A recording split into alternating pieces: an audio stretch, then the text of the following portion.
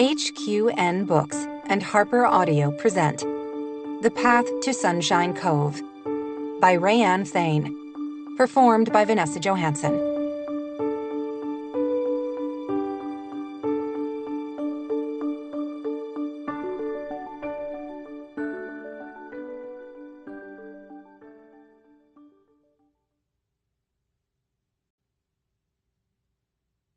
One. Jess. If not for all the emotional baggage cluttering up her airstream, this wouldn't be a bad place to park for a few days.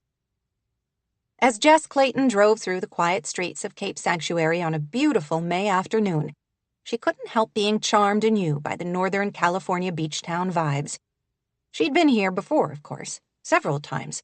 Her sister lived just down that street there, in a large 2-story cottage with gables, a bay window, and a lush flower garden. Rachel loved it here. Every time Jess came to town, she was reminded why. What was not to love? Cape Sanctuary was a town defined by whimsical houses, overflowing gardens, wind chimes, and Japanese fishing balls. And of course, the gorgeous coastline, marked by redwoods, rock formations, cliffs. She drove past Juniper Way, her sister's street, but didn't turn down, not yet. She would see Rachel, Cody, and the kids soon after she was settled. They were the whole reason she was here after all. She didn't see her nieces and nephew enough, only on the rare holidays and birthdays that she could arrange a visit. When a prospective client reached out from the same town as Rachel and her family, Jess saw it as a golden opportunity to spend more time with the kids. And her sister, of course. She sighed as she made her way to her destination, Sunshine Cove, still a mile away, according to her navigation system. Rachel was the reason for all that baggage she was towing along. Jess loved her younger sister dearly, but their relationship was like a messy tangle of electric wires, some of them live and still sparking. She would be in Cape Sanctuary for 2 weeks on this job. Maybe she would finally have the chance to sort things out with Rachel and achieve some kind of peace. The road rose, climbing through a stand of redwoods and coastal pine, with houses tucked in here and there before the view to the ocean opened up again. In 500 feet, your destination is on the right, 2135 Seaview Road. She couldn't argue with Siri on this one. That was a spectacular view. The Pacific glistened in the afternoon sunlight, with only a few feathery clouds above the horizon line. She turned at the orca-shaped mailbox Eleanor Whitaker had told her to seek. Through more coastal pine, she could see the house. She recognized it from the pictures her client had sent. One level made of stone and cedar. The house looked as if it had grown out of the landscape fully formed. She knew the house was more than 5,000 square feet, built at the turn of the century by a wealthy ranching and logging family in the area. It featured 7 bedrooms and 8 bathrooms, all of which she would come to know well over the next 2 weeks. From the picture Eleanor had sent, Jess knew Whitaker House was beautiful, elegant, comfortable, warm. The kind of place where Jess had once dreamed of living, free of shouting, chaos, pain. She could see, tucked into the trees overlooking the ocean, a smaller house on the property that was almost a miniature of the big house, with the same cedar and stone exterior as well as windows that gleamed in the afternoon sun. A big dark blue pickup truck was parked there, but she couldn't see anyone around. Jess pulled her own rig over to the side of the driveway in case anyone needed to come in and out, then scouted around for a place she could unhitch.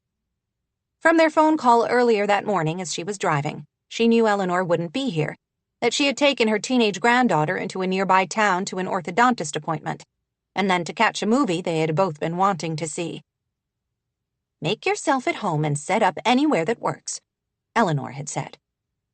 As she cased the property, she instantly found the spot 100 yards from the house that would give her a perfect view of the water, almost as if it had been created exactly for her 24-foot 1993 Airstream, affectionately nicknamed Vera by Jess's business partner.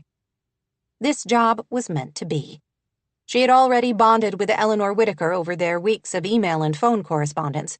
This view sealed the deal. When she was done working each day, she could go to sleep to the restful sound of the ocean. She climbed back in her pickup and backed the trailer with the ease of long practice. Some people struggled with trailering, but Jess didn't. The 7 years she had spent as a driver in the military still served her well. When the Airstream was in a good spot, she hopped out and was reaching in the back of the pickup for the chocks when an angry male voice drifted across the manicured lawn to her. "Hey, this is private property. You can't park that here." She instinctively wrapped her hand around the chalk. Angry male voices always brought out the warrior princess in her. She could blame both her childhood and those years in the army when she had to go toe-to-toe with people twice her weight and a foot taller. The chalk was heavy and could do real damage in the right hands. Hers. "I have permission to be here," she said, her voice cool but polite. He frowned. "Permission? That's impossible." "I assure you it's not. This is my mother's property. She would have told me if she had given somebody permission to camp here." This must be Nathaniel Whitaker, Eleanor's son. Her client had mentioned that he lived in another house on the property and would probably be in and out as Jess went about her work. Hadn't Eleanor told him Jess was coming? She relaxed her grip on the chalk but didn't release it. "You must be Nathaniel. Eleanor has told me about you." Her words didn't have an impact on his expression. If anything, his glower intensified, his frown now edged with confusion that she knew his name. Despite his sour expression, she couldn't help noticing he was an extraordinarily good-looking man. Eleanor hadn't mentioned that her son had dark hair, stormy blue eyes, a square jawline, or that his green t-shirt with a logo over the right breast pocket that read Whitaker Construction clung to his muscles. Jess found it extremely inconvenient that Nathaniel Whitaker happened to hit every single one of her personal yum buttons. "Who are you?" he demanded. "And how do you know my mother?" This was tricky. Eleanor was her client.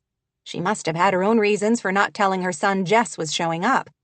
Jess felt compelled to honor those reasons.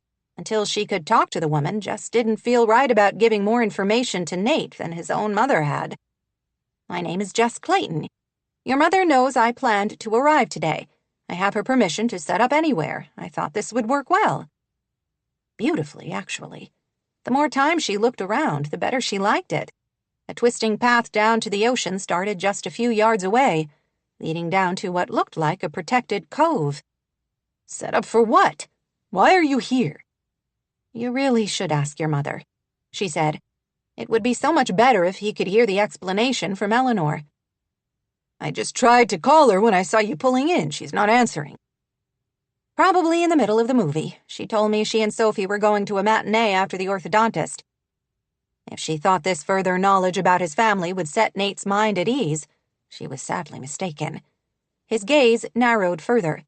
"How the hell do you know my daughter had an orthodontist appointment?" "Your mom happened to mention it." "Funny, the things my mother told you. I talk to her several times a day, every day, and she hasn't said a word to me about a strange woman setting up a trailer in the side yard. Tell me again what you're doing here?" She wanted to be finishing her trailer setup so she could unhitch and go into town for groceries. She would rather not be engaged in a confrontation with a strange man, no matter how hot, who didn't need to know every detail of his mother's life. Why hadn't Eleanor told him already? It's not as if the woman could keep their efforts a secret for long. Still, it was not up to Jess to spill the dirt. "I'm afraid that's between me and your mother. You really need to get the answer to that question from her."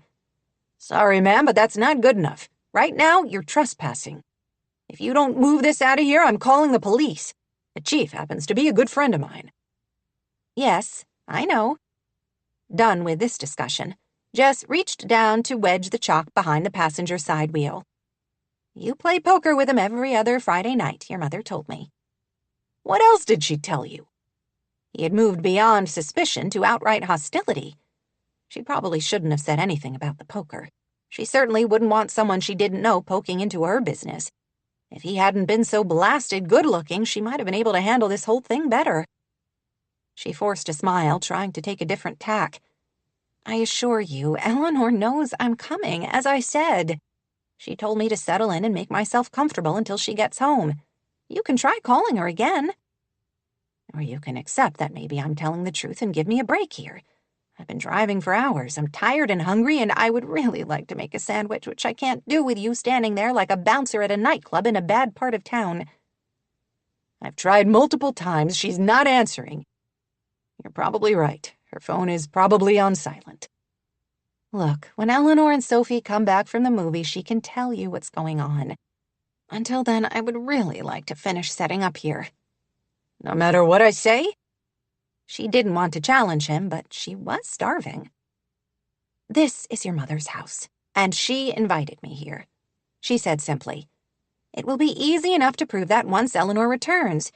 If I'm lying for some unknown reason and just happened to make an extraordinarily lucky guess about your mom and a daughter named Sophie who had an orthodontist appointment today, you and the entire Cape Sanctuary police force can boot me out. He didn't look at all appeased, his features still suspicious. She couldn't really blame him. He was only trying to protect those he loved. She would probably do the same in his shoes. Would you like a sandwich? She said, trying another tack. I make a mean PB&J. For the first time, she saw a glimmer of surprise on his expression, as if he couldn't quite believe she had the audacity to ask. No, I wouldn't like a sandwich. Suit yourself. I've had a long day already, and I'm ready for some food. And I need to see how Vera survived the drive. As she might have expected, his frown deepened. Who is Vera? She patted the skin on the Airstream. It was, a pleasure to meet you, Nathaniel. Nate, he muttered. Nobody but my mother calls me Nathaniel. Nate, then. She nodded, and without waiting for him to argue, she slipped into the trailer and closed the door firmly behind her. The curtains were still closed from the drive, and she didn't want to open them yet to the afternoon sunlight, not when Nate Whitaker might still be lurking outside. Instead, she sank onto the sofa that doubled as her office, dining room, and guest space, astonished and dismayed to find her hands were shaking. What was that about? She had a familiar itchiness between her shoulder blades, and could feel a little crash as her adrenaline subsided. Nate Whitaker wasn't a threat to her. Yes, he might be angry right now, but he wouldn't hurt her. She already felt like his mother was an old and dear friend. Eleanor surely couldn't have a son who was prone to random violence. Instinct told her he wouldn't physically hurt her, yet Jess still had the strangest feeling that Nate posed some kind of danger to her. Oh, well, she likely wouldn't have much to do with the man. She was here to help Eleanor, not to fraternize with a woman's gorgeous offspring. She only had to make sure she didn't lose sight of her twin objectives here in Cape Sanctuary, spending time with her sister's family and helping her client. And she would be fine. 2. Nate. Nate glowered at the closed door of the trailer. Who the hell was this woman, and what was her business with his mother? More important, why hadn't Eleanor told him she was expecting company? He didn't doubt Jess Clayton when she said Eleanor was expecting her. How could he? As she had pointed out, she knew details about Eleanor's schedule she could only have received from his mother herself. That didn't mean the woman wasn't some kind of scam artist. His mother was a vulnerable widow, still dealing with the loss of her husband from cancer 6 months earlier. Someone with nefarious motives might consider her ripe for the plucking. He would only find out by getting in touch with his mother. Nate had intended to return to his job site, the new town library and city hall, but maybe he would change plans and work from home for the afternoon so he could keep an eye on his mother's guest. A half hour later, he was set up in his office, which happened to have a clear view of the Airstream, when Eleanor finally called him back. I'm sorry, darling. I turned off my phone when the movie started. That's what they tell you to do, isn't it? Turn off your devices so you don't disturb others in the theater. His mother's innocent tone didn't fool Nate for an instant. Right. Is something wrong? It appears I've missed 4 phone calls from you. We told you we would be at the matinee this afternoon after the orthodontist, didn't we? He had known, he had just forgotten, until Jess Clayton reminded him. You told me. Then I assume something terrible must have happened if you needed to reach me so urgently. Not terrible, only somewhat concerning. You have a visitor. A strange woman set up a trailer on the property, on the flat piece of land next to the beach path. She made good time. Oh, that should offer a lovely view of the ocean for Jess. I was thinking that might be the very place. I couldn't have picked a better spot for her myself. I'm so glad. Nate tried not to grind his teeth. That wasn't the point, was it? Obviously you were expecting her. Yes, and I'm embarrassed I'm such a poor hostess that I couldn't be there when she arrived. Jess originally hadn't planned to reach Cape Sanctuary until this evening. After she told me she'd changed her plans and was leaving earlier, I had to explain about the orthodontist and the movie I had already promised Sophie. Thank you for helping Jess settle in, son. He waited for his mother to offer some other explanation, but she didn't elaborate. Eleanor had been acting strangely of late. Really, since his father died 6 months earlier after a long and painful battle with colon cancer. Will she be visiting for long? As long as it takes, Eleanor said cryptically, which tells me exactly nothing about who she is and what she's doing here. She laughed, though it sounded forced, and perhaps even a bit guilty. I should have told you she was coming, I'm sorry. I suppose I wasn't sure how you would feel about it. And to be honest, I couldn't figure out how to tell you. Try. Eleanor sighed. Do you remember when I told you my childhood friend Lucinda in Seattle hired a lovely woman to help her clean out her house before she put it on the market and moved into that retirement village in Florida? Yes, he said slowly, looking out the window at the silvery airstream glinting in the sunlight as he tried to process the connections.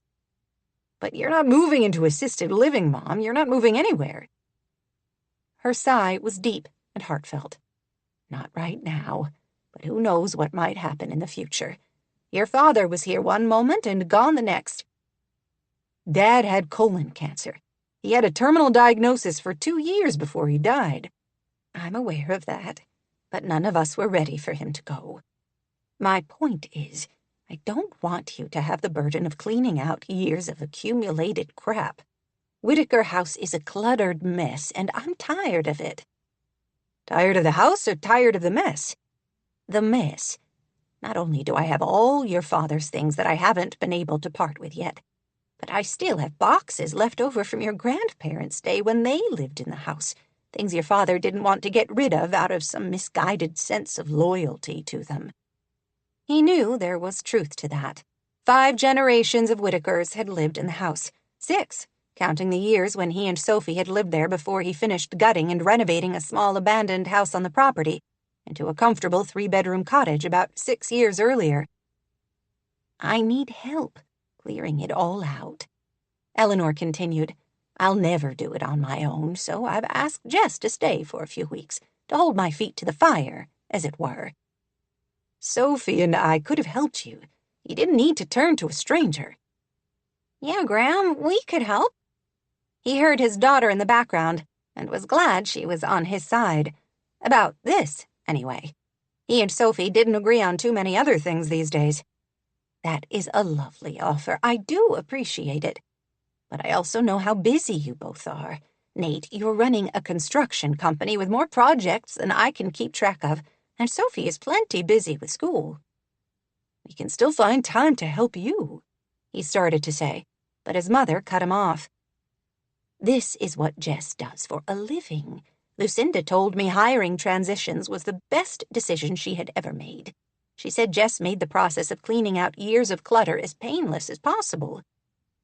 Eleanor paused, then added quietly, I think I've been through enough pain. Don't you? Her words stripped away all his objections. He had worried for her physical and emotional health since his father died. She was only now beginning to smile again over the past month or so, to find some enjoyment out of life. If she was excited about cleaning out Whitaker House, how could he argue? Who knows? Eleanor went on with a small laugh. It might turn out that I'm not able to part with a single dishcloth, and Jess might find she wasted her time coming all this way up here. Jess Clayton. He grimaced, remembering his surliness when she arrived. I wish you had given me some warning that you were expecting company. I wasn't very welcoming to her when she pulled in and started parking her trailer. I know, I should have told you. I'm sorry I put it off. I suppose I've been afraid to tell you. I know how much you miss your father, too. I wasn't sure how you would feel about me clearing out all his old things when he's only been gone 6 months. He did miss his father, though their relationship had always been somewhat complicated.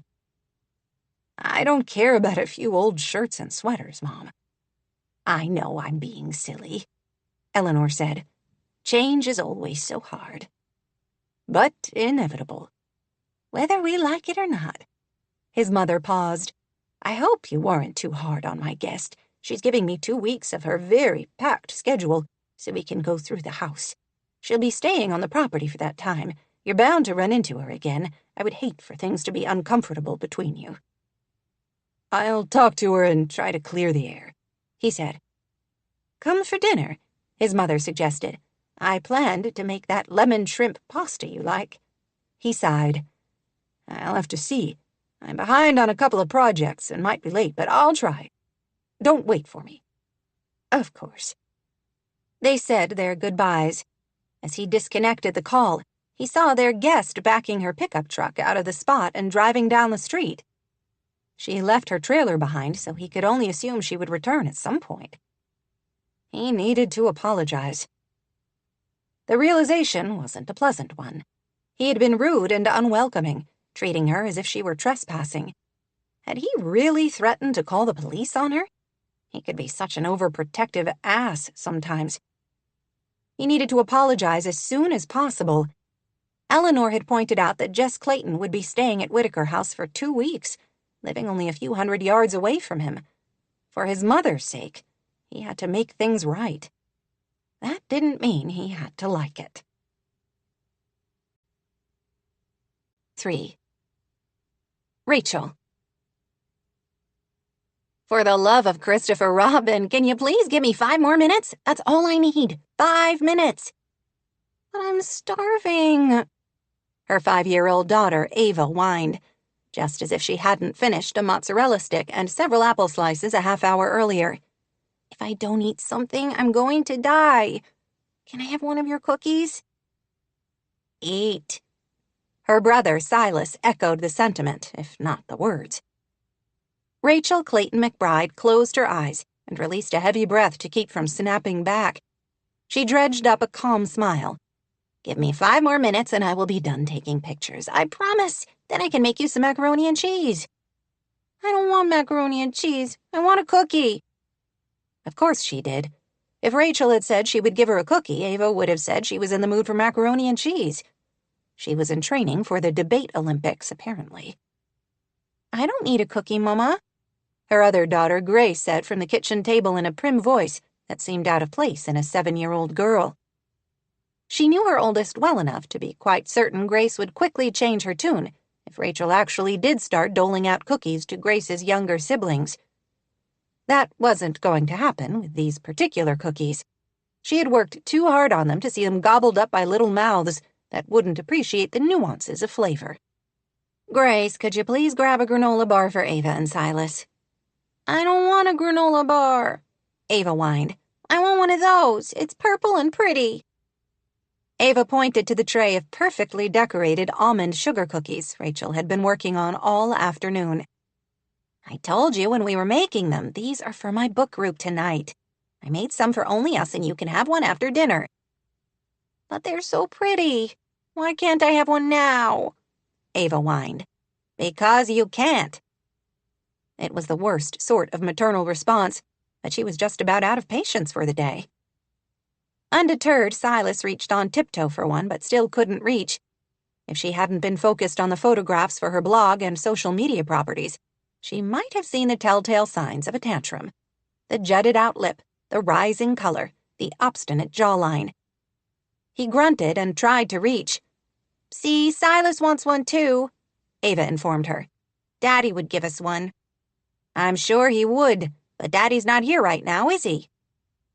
All right, she was heading straight into full-on bitch mode. It wasn't Ava's fault that her father seemed to be spending more and more time working these days. She wanted to think it was simply an uptick in the construction business that had him leaving before sunrise and coming home after dark most days. As the owner of a successful roofing company, her husband had plenty of obligations outside the home, which meant most of the work inside the home fell on Rachel's shoulders. She hoped work was the reason Cody was gone so much anyway, and that he wasn't trying to avoid the hard realities of home life, especially their son's early diagnosis of autism 2 months earlier. When Cody was home, he seemed distracted, as if he couldn't wait to be somewhere else, anywhere else. She shoved down the low, constant thrum of anxiety to focus on her children. "A granola bar or nothing," she told Ava. "Those are your choices until dinner. Silas, you can't do that." "No, play with your car on the floor." As she might have expected, her son ignored her. She might as well have been talking to one of those flower-shaped cookies. He continued driving his car along the edge of the island. At least he hadn't had a meltdown over not getting a cookie. Rachel decided to focus on the positive as she took a few more shots of 2 cookies on a piece of antique china she had picked up at a thrift store. This would make a beautiful post about spring baking when she shared the recipe on her blog, she thought. Her phone rang with Cody's distinctive ringtone, a jazz song they had danced to on an amazing trip to Sonoma for their anniversary some years back. She was quite certain she had conceived Silas on that trip.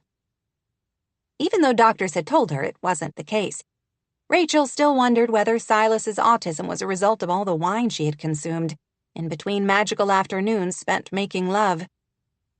"Hi," she said breathlessly. Oh, how she missed sex. It had been weeks, for one reason or another. "Hey, babe, I'm going to be late again. I'm sorry. I'm down 2 guys and the job has taken longer than we thought. It's supposed to rain overnight and we can't leave the Tanners with a hole in their roof."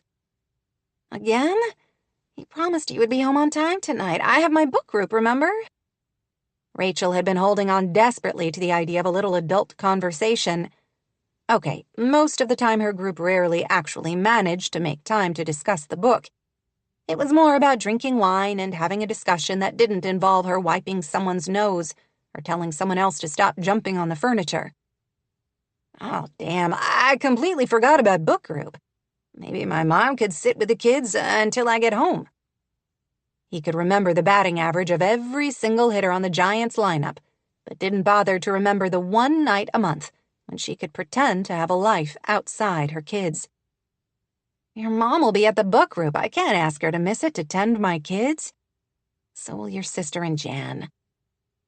Those were about the only people she dared entrust with all 3 of her children, especially considering Silas's behavior issues.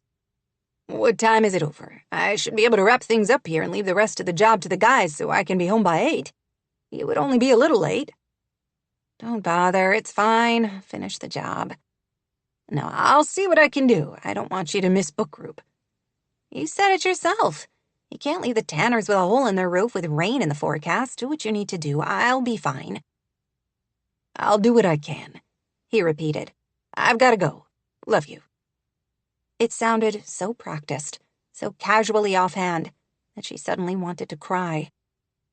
"Bye," she said, tapping her wireless earbud to end the call. She stared into space, aching inside for everything that had gotten in the way of the vast love they used to share. She was distracted from her grim thoughts by a clatter and matching squeals from the girls. When she whirled around, she found Silas and Ava standing over her tray of beautiful sugar cookies, now a jumble of broken glass, crumbs, and frosting all over the floor. An entire day of work. She had been working on them all day and had finally perfected the lavender-infused icing. "Look what you've done!" she exclaimed. The stress of the day chasing kids seemed to pour over her like water, gushing over the cliffs to the ocean. "I'm sorry, Mommy," Ava said, tears dripping. "We didn't mean to ruin your cookies. I was trying to look at one when you were on the phone. Only look! And Silas grabbed it and the whole tray fell down." "They were so pretty." Grace wandered over to look at the disaster with a mournful look. "Now they're trash. Should I clean them up and throw them away?" Grace was being helpful, she knew, but Rachel still couldn't like the way her daughter was always so eager to throw away anything that wasn't perfect. whether it was a coloring page where she went outside the line or a toy with a broken piece. Silas sat down and picked up a cookie piece from the floor. Before Rachel could stop him, he popped it into his mouth. "Silas, stop. Don't eat that. There's glass." He looked at her, barely acknowledging she was there, and picked up another broken cookie to eat. She wasn't even sure he would notice if he ate glass. His reactions to things were sometimes so far out of the realm of what most people would consider normal. He could hold his hand under hot water without making a sound, but have a complete meltdown if she left a tag on his shirt that bothered him. "No," she said again, and swooped around the kitchen island to pick him up and physically move him out of harm's way. As she might have expected, Silas didn't like that. He wriggled to get down, grunting his displeasure at her. "You'll hurt yourself on glass," she said. He started banging his head back against her, something new and fun he had recently discovered. "Stop," she ordered. How did he manage to wriggle his body and buck his head like that at the same time? Sometimes keeping him from danger was like wrestling an angry baby alligator. She had finally managed to restrain him and calm him a little when the doorbell rang, starting him up again. "I'll get it." Ever helpful, Grace sailed to the front door before Rachel could remind her that they didn't always have to answer the door every time it rang. Great, just what she needed. Someone to witness what a disaster she was making of her life. Silas continued to fight so that he could be free to eat sugar-coated broken glass, while Ava sat on the floor sobbing quietly. Though Rachel couldn't tell whether she was crying because of what she and her younger brother had done, or because of the cookies she could no longer eat. She almost forgot the doorbell had rung until she heard a whoop of excitement out of Grace. A moment later, the last person she expected to see that day walked into the kitchen. Jess, her older sister. Jess, who lived a rambling life and was usually on the other side of the country. Jess, who hadn't given her one single whiff of warning that she might be coming to Cape Sanctuary. Her sister surveyed the chaos of broken cookies and upset children with the impassive expression she always seemed to wear whenever she was around Rachel and her family. "Looks like I've come at a bad time." "Aunt Jess!" Ava exclaimed. Her tears miraculously dried as she launched herself at her aunt, who hugged her with a little laugh. Rachel couldn't seem to stop staring. Jess was as stunning as ever, her sun-streaked hair shorter than Rachel remembered. She wore hardly any makeup but was still beautiful. Lean, fit, with a flat belly that had obviously never had anything to do with giving birth to 3 children. Her sister lived almost the length of the state away, and rarely even came for a scheduled visit, let alone an unexpected one. "Jess, what are you doing here? Why didn't you call and let me know you were coming?" "Surprise!" Her older sister smiled, though it seemed forced. "I picked up a job in this area so that I can spend time with you and the kids." "A job?" She knew Jess helped people, usually senior citizens, clear out their houses before moving. Rachel considered it a strange occupation, but her sisters seemed to thrive on it. "Yes, I'll be here for a few weeks cleaning out a place over near Sunshine Cove." Rachel knew a handful of people who lived in that area of Seaview Road, but didn't have time to figure out who might have enlisted her sister's help. She was too busy trying to figure out what her sister was really doing there. And also trying to face the fact that her relationship with Jess was yet one more area of Rachel's life where she was failing. Their bond had been broken for a long time, and at this point, she didn't know how to repair it. "That's great," she said now. "So great." Did her voice sound as hollow to her sister as it did to Rachel? Could Jess tell her presence was a shock on par with a UFO landing in the backyard? "I haven't spent nearly enough time with the kids. A few phone calls and visits here and there during the holidays. I'm looking forward to spending more time with them." "Wow, they'll love that." Rachel tried to infuse her voice with warmth and delight, but it took every iota of her limited acting skills. How could she pretend to be overflowing with joy when her insides felt as hollow as her words? She was tired, frustrated, afraid for her marriage, worried about her son's future, and upset about her book club cookies. She didn't know if she had time to deal with all the guilt and pain inextricably tangled with her sister. I wish you had told me you were coming. I could have planned dinner for you or something. I was just about to make some macaroni and cheese for the girls. I can cook extra if you would like." "Not necessary," Jess said with that same blasted smile that Rachel couldn't read. "Thank you, but I just went grocery shopping and have plenty of food back at my trailer. I can help you clean up that mess, though. Looks like we had a cookie accident." "Eat," Silas demanded, his voice more urgent. "You can't eat those," Rachel said again. "They have glass on them. Yucky, owie." "Eat," Silas said, more loudly and forcefully. He had temporarily stopped wriggling in light of their surprise visitor, but continued his efforts now to be free. "You deal with him. I'll clean this up. Point me to your broom and dustpan," Jess said. Rachel didn't want to accept her help, which she knew was stupid. Her sister was only being kind. There was just so much painful history between them, so many unresolved issues that hung in the air like their father's cigar smoke. The truth was, she did need help. Silas was gearing up for a full-on meltdown if she didn't head it off first. "In the closet off the mudroom." With her chin, Rachel pointed vaguely in the direction she meant. "I can show you," Grace said, ever helpful. Jess followed her. Rachel gave in and found the tin containing all the less-than-perfect cookies she had saved for the kids and Cody. She pulled one out for Silas and 2 more for Grace and Ava, then pulled another for her sister. While Jess cleaned up the mess, Rachel held her son at the table while he enjoyed his cookie, as Grace and Ava regaled her sister with a play-by-play of what had transpired a few minutes earlier. "These look like delicious cookies," was Jess's only comment. Were they for some kind of special event? "I was supposed to have book club tonight, but I guess it's fine that they're ruined. Cody has to work late, so I can't go anyway." She tried for that same cheerful tone that she was far from feeling. As she might have suspected, Jess wasn't fooled.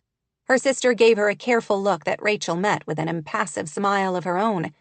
She refused to let her sister see the cracks in the foundation of her marriage.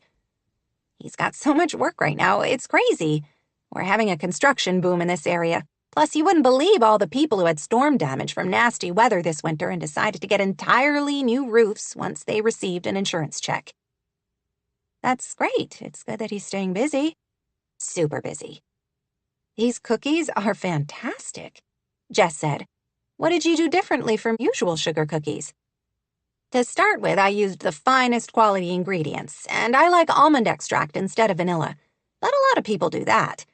The real secret is in the icing. I add powdered culinary lavender to give it an extra pop. Some people add that to the dough, but I like the flavor it brings to the icing instead." "I never would have thought of adding lavender to cookies. I didn't know you could even do that, but it's really delicious." Jess looked at the cookies, then back at Rachel. "You know, I could probably stay with the kids until Cody gets home so that you don't have to miss your book group."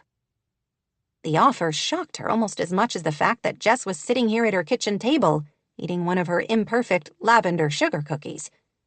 She was instantly tempted.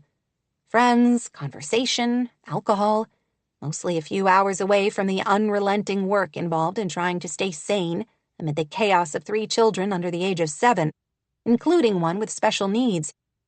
Before she could agree, Silas wriggled off her lap and zeroed straight for his car, flapping his hands as he had started to do. She couldn't leave Jess with Silas, not now when his behavior was so out of control. She shrugged.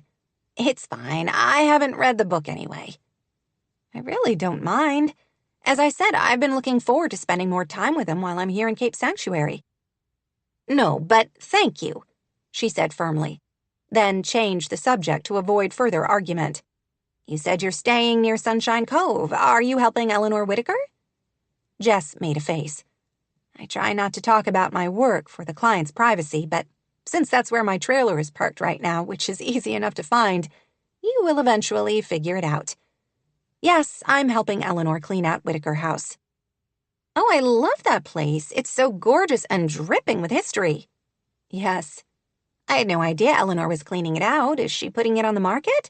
I have many contacts online who would jump at the chance to buy that house. Right on the water with those views and that gorgeous craftsman architecture."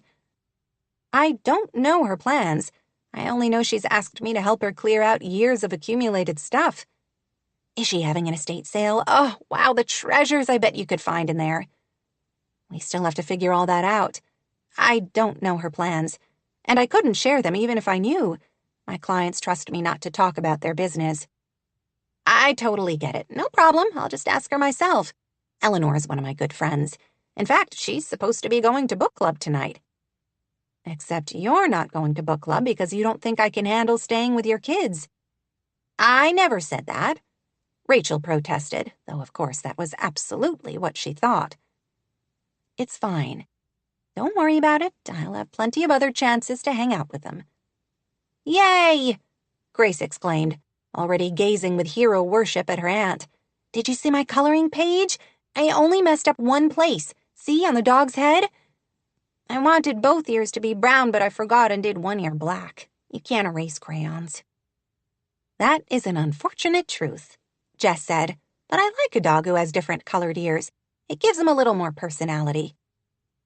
Grace glowed under the praise, making Rachel painfully aware that she didn't give her child enough of it. Are you sure you won't stay for dinner? She asked. It's no trouble. That's very kind of you, especially when I showed up out of the blue, but I should probably head back. Unless Eleanor decides to take off for book group. We're supposed to be meeting when she returns to town so we can figure out a few things before we start working tomorrow. Rachel was ashamed of the relief she felt that she wouldn't have to continue making awkward conversation with a sister who had become a virtual stranger over the years. I wouldn't want you to keep her waiting then. Eleanor is pretty special. Do you have to go? Ava whined, tugging on Jess's hand. I haven't even showed you my new stuffed dog. I'll be around for a few weeks. I'm sure I'll get the chance to see it soon. When will you come back? Ava asked. I don't know for sure, but soon. Tomorrow? Grace pressed. Maybe not tomorrow since I'll be working that day.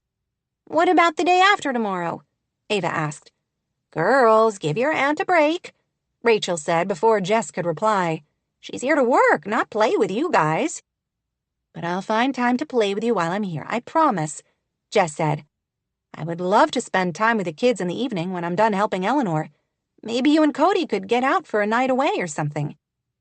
That would be great, Rachel said. The only trick would be persuading her husband to leave work for 5 minutes, a task at which she did not expect she could succeed. That also left the issue of Silas, who didn't do well with other people. Still, it was nice of Jess to offer. Rachel walked her sister to the door where they exchanged an awkward sort of hug that made her heart hurt. Once upon a time, Jess had been her best friend. They had been inseparable, united by their shared experiences, living with a harsh father in the military who moved his family every 2 or 3 years had drawn them closer together than typical sisters. Making outside friends had been a challenge in that environment. That was only one of the reasons they had come to depend entirely on each other. Everything had changed the year Rachel turned 13, that horrible summer when the world fell apart. She didn't want to think about that time.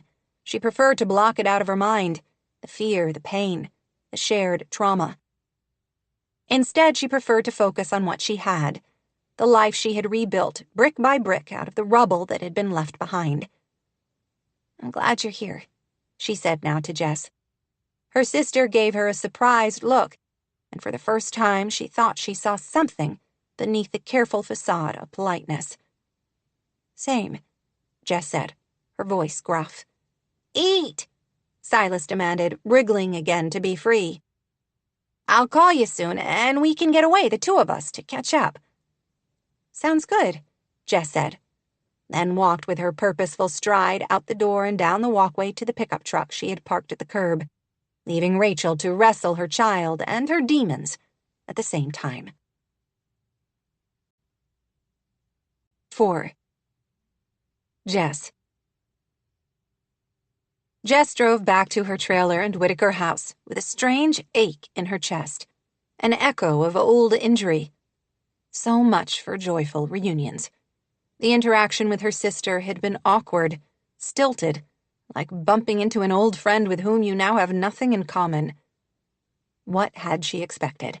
That Rachel would drop everything and throw a party for her? Admittedly, her timing hadn't been the greatest. Rachel had been in the middle of what looked like a chaotic situation, with Ava howling, Silas throwing a fit, and glass and cookies all over the floor. Still, she might have hoped her sister could at least pretend she was happy to see Jess. Rachel likely would have been more welcoming to a bat flying into the house. Bats at least ate mosquitoes. That ache in her chest seemed to throb in rhythm to her truck's tires spinning on the asphalt as she made her way up the hill. What had she expected? Her relationship with her sister was as broken as that plate she had cleaned up. Was it irreparable? She didn't know. The chasm between them seemed so wide, as impossible to breach as the Grand Canyon. The sight of her trailer gleaming in the early evening sunlight lifted her heart. It wasn't big, only 24 feet long, but the classic curved lines and aluminum skin always made her happy, especially because she knew how far Vera had come. She had barely turned off her pickup and opened the door when a figure walked down toward her from the terrace of Whitaker House. Her nerves bumped. Was it Nate again, ready for another confrontation? No. She relaxed when she recognized an older woman, tall and graceful, with steel gray hair cut in a classic page boy. She was followed closely by a small dog with curly hair and spaniel features. This must be her new employer. The woman, anyway, not the dog. The dog must be Charlie, Eleanor's cavapoo. "Oh, Jess, you're here at last," Eleanor exclaimed. The other woman reached out and folded her into a huge embrace. Jess stiffened, momentarily uncomfortable with the hug, before the sheer genuineness of the gesture disarmed her. Here was the welcome no one else but her nieces had given her in Cape Sanctuary, warm and enthusiastic and kind. The constriction around her heart after the visit with her sisters seemed to ease slightly. "Yes, here I am." "I can't tell you how happy I am to have you here at long last. I feel like the luckiest of women that you were able to find time for me in your schedule. I've heard you can be booked out a year in advance." Jess and her partner, Yvette, both had bookings that far out, and had started turning down clients.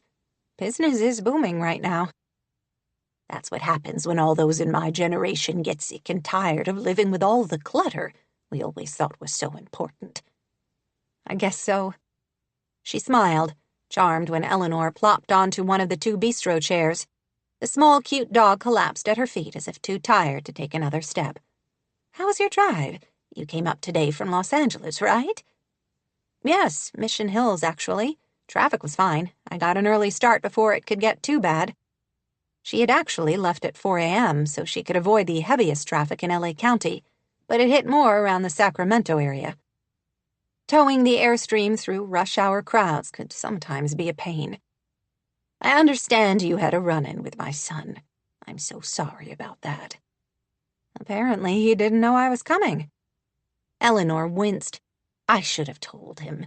I meant to. It's just that, well, he loved his father very much, though their relationship was complicated. I suppose I was afraid he would think I was trying to box away all of our memories of Jack." That did nothing to change her impression of Nate Whitaker as a tough, albeit gorgeous, man. He had to be oblivious not to see his mother was clearly conflicted at taking this necessary but painful step. "I'm sure everything will be fine. I've explained to him what's going on. He shouldn't give you a hard time now." "Good, I'm glad to hear that." "That's why I'm here, actually. Other than to meet you in person, which I'm so happy to do. I'm making lemon shrimp pasta, and I'm here to ask if you might be interested in joining us for dinner. I thought it might be a good chance for you to meet my son under better circumstances, as well as his daughter, Sophie." For a moment, she was tempted. She liked Eleanor already from their weeks of correspondence, and wanted their working relationship to be a smooth, comfortable one. The social lubrication of food, and likely wine, would ease the conversation, and might help her feel less awkward around Nate Whitaker when she saw him next. "What about your book group?" she asked. "I stopped to see my sister Rachel, and she told me you are supposed to be meeting tonight." "We are, but to be honest, I haven't read the book. One of our, snootier members picked it, and I couldn't finish the stupid thing. I found it pedantic, moralistic, and boring as beige wallpaper, much like the person who picked it, if I can be catty for a moment. Jess had to smile. I don't know anybody in town except you and Rachel, so you can be as catty as you want. Eleanor's laugh was low and infectious. Rather than discuss a book I couldn't finish that I can only recommend for drying flowers from your garden, I would rather have the chance to get to know you better.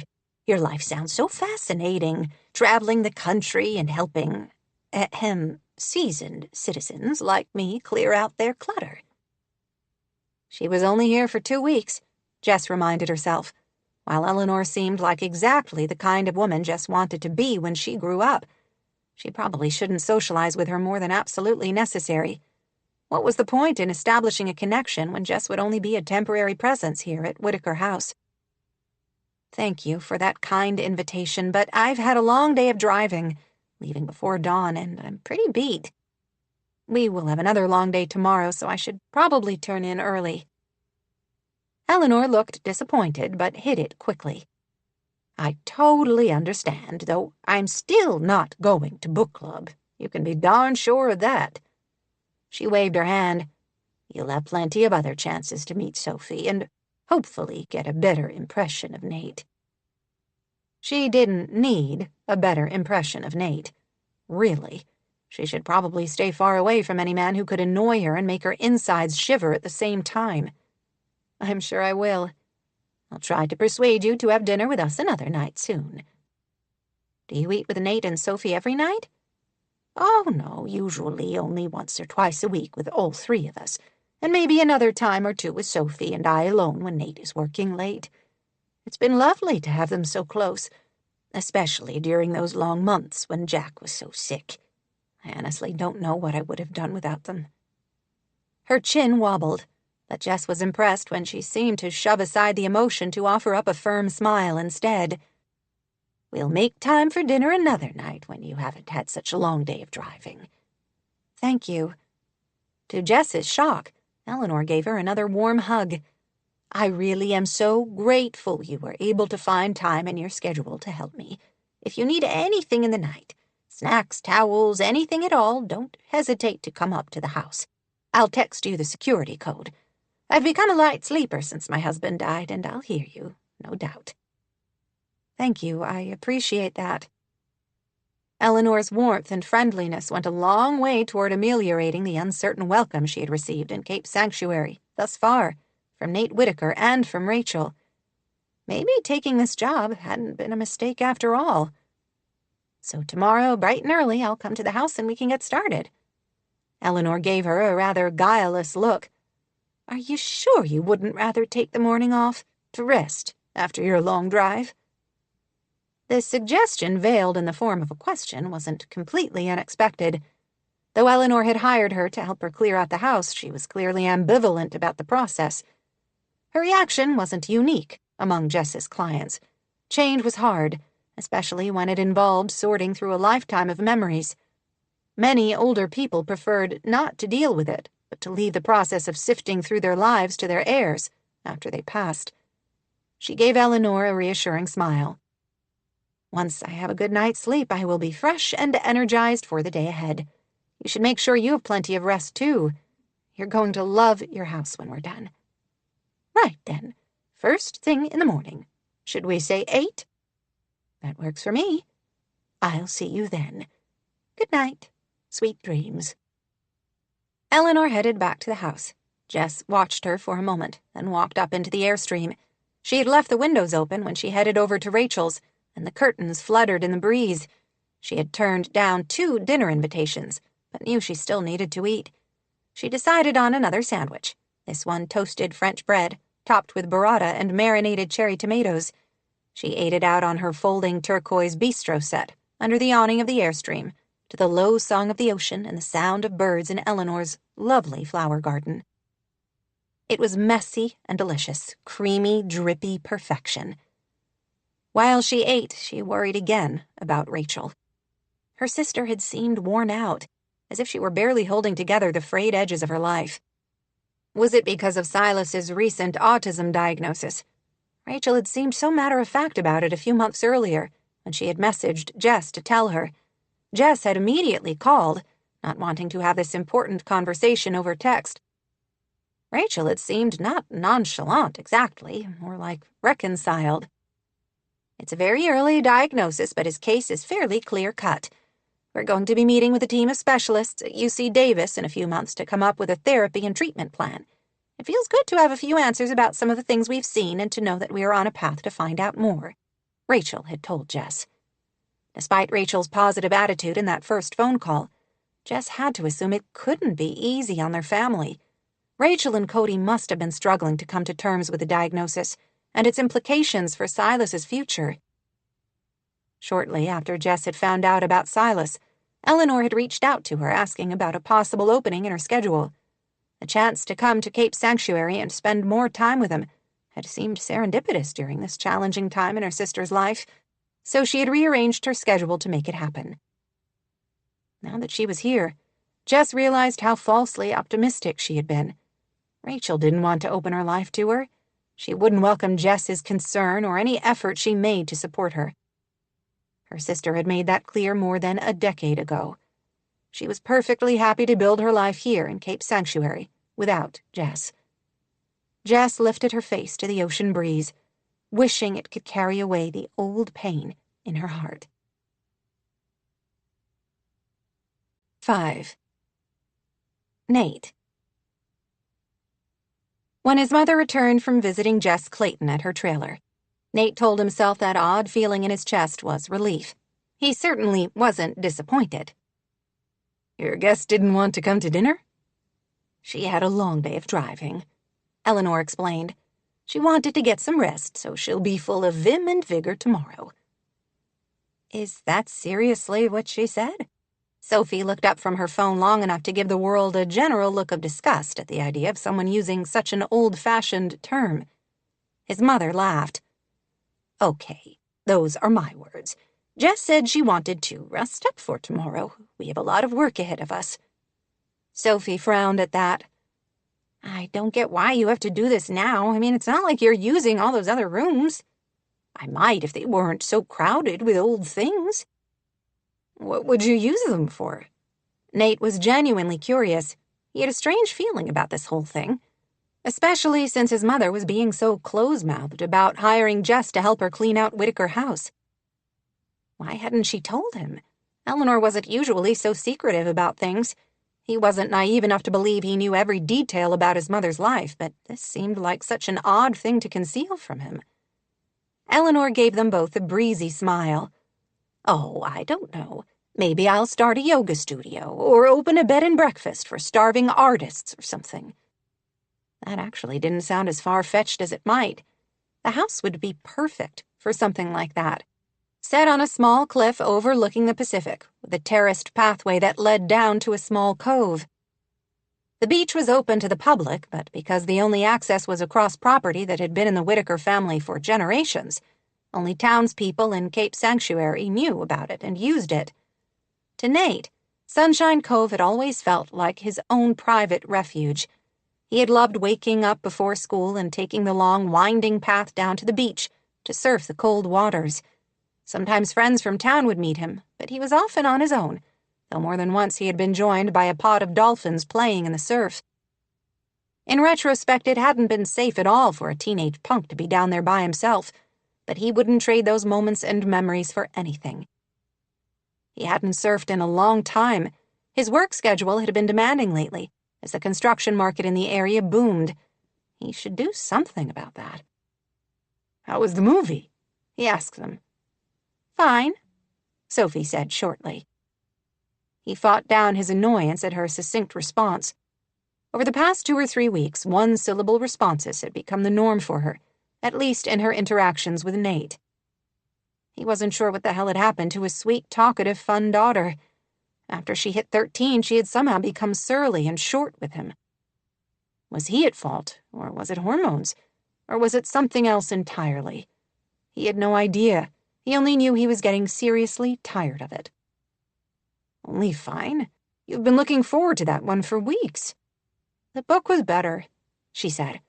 "Books are usually better than movies," Eleanor said. I remember how disappointed I was when I watched Dr. Zhivago after reading the book. I also don't like that all the people who never bothered to read the books are standing all over the movie. So lame.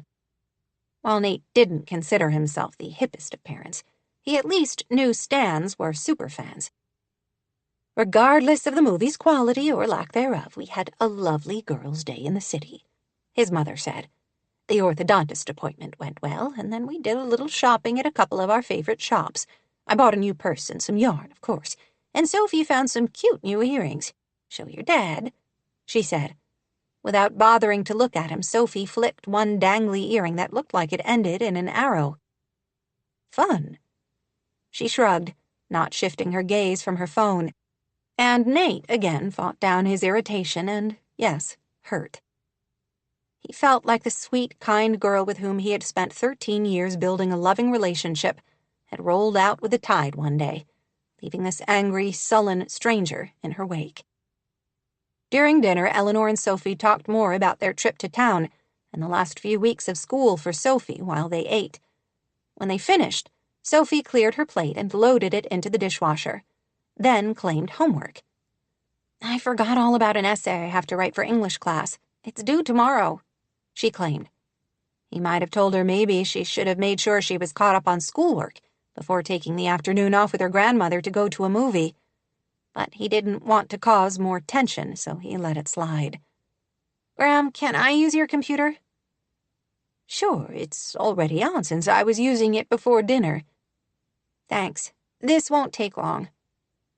Sophie raced into the other room. So, he said to his mother after she left, tell me about Jess Clayton. Eleanor busied herself with transferring the leftover vegetables into a glass container. What do you want to know? Who is she? What put those shadows in her eyes? Is she involved with anyone? He couldn't ask any of those questions, so he focused on the dozen other things he wanted to know. How did you hear about her? And how do you know you can trust her not to rob you blind? Eleanor's mouth tightened with annoyance. You might not believe this, but sometimes I know what I'm doing. I did my research. She comes highly recommended, and not just by Lucinda. I called other clients who all had nothing but good things to say about her and her partner. That was something, at least. That's good to know. It's not a question of me not believing that you know what you're doing. I just worry about you. It's kind of in my job description. I don't want to see you get scammed by an opportunist out to take advantage of your kind nature and willingness to believe the best in people. Eleanor's expression softened. Jess isn't like that. She doesn't take any kind of commission on anything I might sell down the line. Her fee is standard and more than reasonable for the services she provides. Oh, and she's Rachel McBride's sister. He stared. Seriously? The Rachel McBride we know? Yes, Cody's wife, mom to those darling kids. The Rachel McBride who lives in town and has all those social media followers. That was certainly unexpected information. Rachel was tall, willowy, with a warm, friendly smile and long dark hair. She tended to wear flowered dresses and lived in a house with a literal picket fence. He had only had one brief encounter with Jess, but she had struck him as sharp-edged, independent, tough. Jess had short, choppy, honey-colored hair, lean, sculpted features, and a vague air of restlessness. On reflection, he thought he could picture a resemblance in the eye color, that green that reminded him of the ocean on a stormy afternoon. Rachel had moved to town around high school age, he thought he remembered. She had lived with Kurt and Jan Miller. He only knew that because the Millers' older daughter had dated one of his friends. I didn't know Rachel had a sister. I wouldn't have known about the connection myself, though I think Rachel had mentioned transitions in passing to me. But my friend who recommended Jess mentioned Cape Sanctuary to her and just told her about her sister here. Rachel was married to one of the subs who often did work for Nate at his construction company. He had always found Cody a good guy, honest and hardworking. He had even socialized with the McBrides on occasion. That made him feel slightly better about the whole thing. If nothing else, he would probably be able to track her down if she absconded with any of his family's valuables. You've already gone through your father's bookshelves and taken the books you wanted. Do you want to go through his office one more time to see if there's anything else you would like to keep before we start purging things tomorrow?" No. He wanted his father back. He didn't want to try holding on to the memory of Jack Whittaker through inanimate objects. "I'll take a look," he said. He hadn't spent much time in his father's study in the 6 months since his death. The scent of dusty old books and leather furniture hit him like a 2x4 to the gut. He stood helpless for a moment, lost in his grief for the man who had wanted so much for Nate to follow in his academic footsteps. He was picking out a book on tying flies and another collection of short stories by an author they had both admired, when Sophie came in. "It smells like Grandpa in here," she said. "Yeah." She inhaled, closing her eyes as if to absorb it into her skin. When she opened her eyes, he thought he saw glimpses of his sweet daughter before she looked away. "I'm done with my assignment. My friend Maria texted while I was working and asked if I could go to a slumber party at her house." "When?" "Friday. Her mom will be there, so you don't have to worry about that." Which gave him only about a million other things to worry about when it came to his child. "Who's going to be at this slumber party?" "Just some kids from school." "Which kids?" "I don't know all of them. She goes to the Catholic school and some of her friends from there will be going." He raised an eyebrow. "Boys?" "I don't know. She hasn't told me everyone who's coming. Do you need every single name on the list?" By her defiance, he suspected there was far more to the story than she was letting on. "Yes, or at least the number of Maria's moms so I can ask her." "That is so stupid. You don't trust me. I feel like I'm living with the NSA or something. Why do you have to know every detail of my life? I'll be 14 years old in only 5 months. "Right, so that's 4 years and 5 months longer during which I'm still responsible for keeping you safe and out of juvenile detention." "I might as well be in jail. Even prisoners get time off once in a while for good behavior." "Maybe you could show some good behavior once in a while. Then we can talk." He opted not to inflame the situation more by saying that. "I'm sorry you feel that way. I'm only concerned for my daughter's physical and emotional safety." The look she gave him would have soured the milk of a whole pasture full of cows. "I'm going home. My head hurts." "Fine. Put your phone on the charger when you get home. I'll be there in a minute." She glared at him and stomped out. He followed and saw that she at least lifted her cranky mood long enough to hug her grandmother. "Night, Gram. I had a really fun day today." "So did I, darling." After Sophie left with her black lab Cinder in tow, Nate turned to his mother. "You think I'm too hard on her, don't you?" She shrugged. "I think you've never been a 13-year-old girl." "Thank the Lord." She laughed. "She's a good girl, Nate. But if you push her too hard to be who you want her to be, she's going to instinctively run in the other direction." "What happened to my sweet little girl who a few weeks ago thought I was the coolest person in the world?"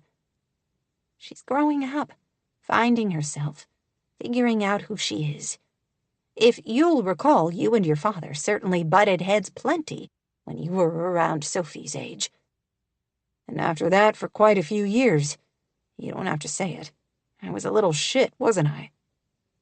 Eleanor smiled. "I wouldn't go that far. You wanted your own way, and didn't want to listen to us or follow any of our house rules. But we made it through, and by the time you left for the army, you and your father had a good relationship. He was so proud of you." "I'm sorry I put you through that." "We all survived, and you'll survive Sophie's teenage years, too." "I hope so." He hugged his mother, too, feeling the thinness that hadn't been there before his father was diagnosed with cancer. Caring for him in his last days, and then grieving him the past 6 months, seemed to have aged her beyond her years. She had turned 70 a few months earlier, and had never felt so fragile to him. "Don't overdo tomorrow," he advised her. "I know you've been feeling under the weather lately." Her mouth thinned briefly before tilting into a reassuring smile. "I'll be fine. Don't worry about me." "I told you that's part of my job description." Let me know if you need my help with anything once you start sorting through what you're keeping and getting rid of. I can help with the big items." "Thank you, my dear. Don't worry about things here. I'm sure between Jess and I we will have everything under control." "No doubt," he said. After he said good night to his mother, he walked the short distance to his and Sophie's house. The lights were off in the little Airstream, and he tried not to picture Jess Clayton stretched out inside, hair tousled, sleepy. His conversation with his mother hadn't shed much light on Eleanor's reasons for taking on this project right now. Whatever her motives, he would support her. If she trusted Jess, he didn't have any reason not to. Eleanor had been withdrawn and sad for months since his father died. Perhaps clearing and organizing her house would invigorate her and help her shake off the grief. If that happened, he would owe Jess Clayton far more than merely an apology. 6. Jess. The next morning, Jess drank her coffee while she watched the sunrise send ribbons of pink and amber across the water. California was most known for its sunsets, of course, the sun's nightly slide into the Pacific. But she was particularly fond of the sunrises. They might not hold the same drama as the sunsets, but she loved the way the morning light played on the water. She tidied up her trailer, which took all of about 3 minutes, then grabbed her supplies and headed up to Whitaker House. Eleanor answered the door only a few seconds after she rang the bell. Her features wore the peculiar mix of excitement and trepidation Jess was accustomed to seeing in her clients. "Good morning. Can I get you some breakfast?" "I've already eaten, thanks. I'm all ready to go." "Are you sure? I made blueberry muffins this morning." That did sound, and smell, delicious. Still, Jess shook her head. "No, thank you. Maybe we could save them for a midday snack." "Right. Should we take a look around the house so we can see where we want to start?" "Yes, that would probably be best. What do you want to see first?" "We can start here and then work our way through the house."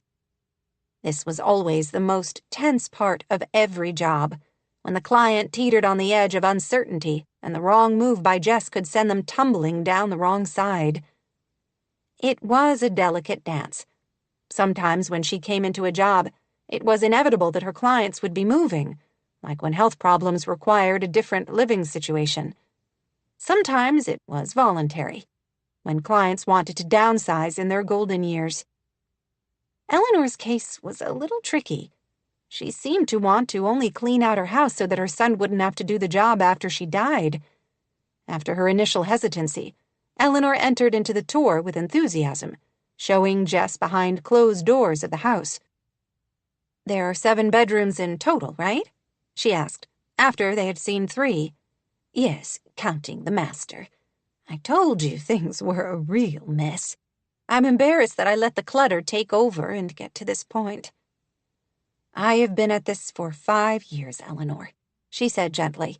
"Please believe me when I tell you Whitaker House is nothing compared to most of the jobs I've done." Eleanor seemed heartened by that information. Jack didn't like to throw things away. He wasn't a hoarder by any means. I don't want you to think that. But while his family had this lovely house, his parents were cash poor when he was growing up. Jack liked to reuse and recycle where he could. After he died, well, I honestly didn't know where to start, so it was easier not to do anything. I totally understand. It's not at all an unusual reaction upon the loss of a loved one. It's been 6 months, though. I thought things might become somewhat easier as the months pass. Instead, the loss seems fresher every day. The pain in her voice made Jess's throat tighten. She remembered going through that after her parents died. For the first few years, the pain seemed to get worse instead of better. The regret and guilt haunted her sleep and turned her angry and hard. Finally, right around the time she had enlisted, the ache inside her began to fade. She couldn't point to any single event that had turned things around. But one day she had woken up feeling as if a cloud had lifted, as if the sun seemed to be shining a little more brightly, and the world seemed a little more beautiful. She still had moments of raw grief sometimes. Did Rachel? They didn't talk about their parents. It was like a huge, painful topic neither of them wanted to broach. "I'm sorry," she murmured, laying a comforting hand on the other woman's arm. "Thank you." Eleanor patted her hand, then seemed to push away the sadness. "Are you comfortable helping me go through your husband's things?" she asked, when Eleanor led the way to an office space facing the water, the desk crowded with loose papers and the bookshelves overflowing. "I don't know." "I can do it on my own if you want." Eleanor didn't seem to like that suggestion either, so Jess offered one more. "If you would like, we can save this room until later and start working through some of the empty bedrooms first." "Let's do that," Eleanor said with alacrity. "That way I can have Nate go through one more time to make sure he takes any of his father's effects he might still want. He was here last night, but only went through quickly. I would like to give him another chance." They would have to get around to this man cave eventually, but Jess could wait. "All right, why don't you show me the other bedrooms and we can pick one to start?" "Perfect," Eleanor said. Whitaker House was truly lovely. Built into the hillside, it featured large, airy rooms and stunning woodwork. Most rooms opened up to views of either the ocean or the surrounding forest of redwoods and coastal pine. Eleanor had described the house as cluttered and dark, but Jess didn't see that. She saw a structure that had provided a home for multiple generations, where each had left a mark. She would have loved to wander through every room, admiring both the view and the contents, but knew their time was limited. "How long has this house been in your husband's family?" "Since it was built. Jack's great-grandfather came from banking money back east and wanted to make his mark in California. He was a haphazard rancher at best, from what I understand. By the time Jack and I married, much of the surrounding land had been sold off over the years, leaving just these 2 acres, the main house and a few run-down guest houses." "I didn't notice any run-down guest houses." "We tore one down years ago because it couldn't be saved, and Nathaniel fixed up the other one after he came back home with Sophie. Basically, he completely rebuilt it, saving only the bones. We had plenty of room for them here, of course, and he lived here when she was little. When she started school, he felt like it was important that the 2 of them have their own place. It's a darling house, no more than 1,000 square feet, but he's done a great job with it." Where was Sophie's mother? She wanted to ask, but didn't want to be nosy. She was here to help clean out Whitaker House, not pry into the business of the inhabitants, no matter how intriguing she might find them. "It's nice that you know all this history about your husband's family." "Oh, we can trace back generations. My late mother-in-law was obsessed with Whitaker genealogy. On my own side, I can't keep track past the great-grandparents." Jess couldn't trace her family even that far.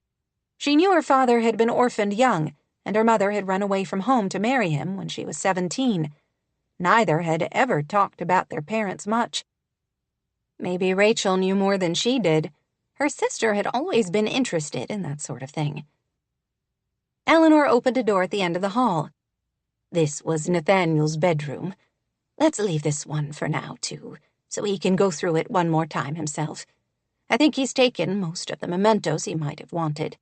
His surfboards, favorite books, that sort of thing.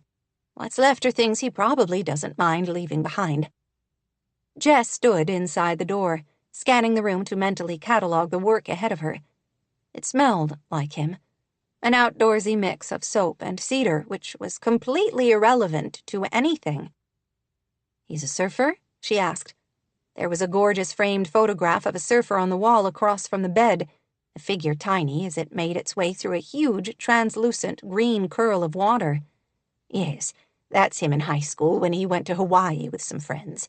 He never competed, only for fun, but he was good enough to be on the professional circuit, if you ask me.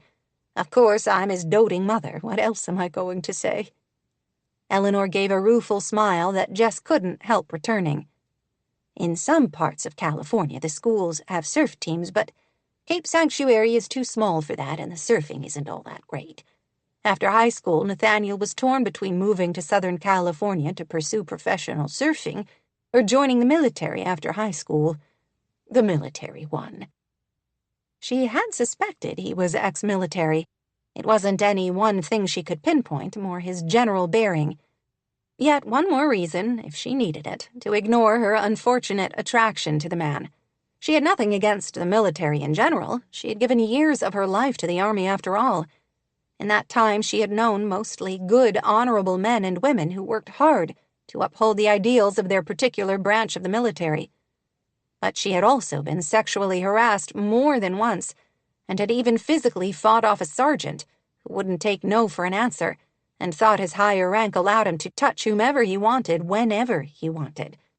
She had defended herself with a well-placed knee, and an even better-placed warning that the asshole needed to keep his hands to himself around her, and any other female recruits, or she would personally make sure he received a dishonorable discharge.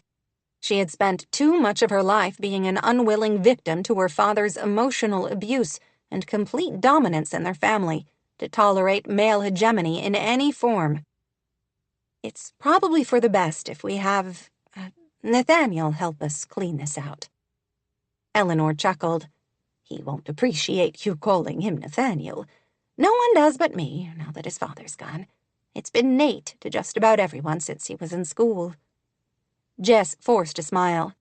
I'm the same way when people want to call me Jessica. It's my name, but Jessica ought to be wearing frilly dresses and have her hair perfectly curled. That's never been me.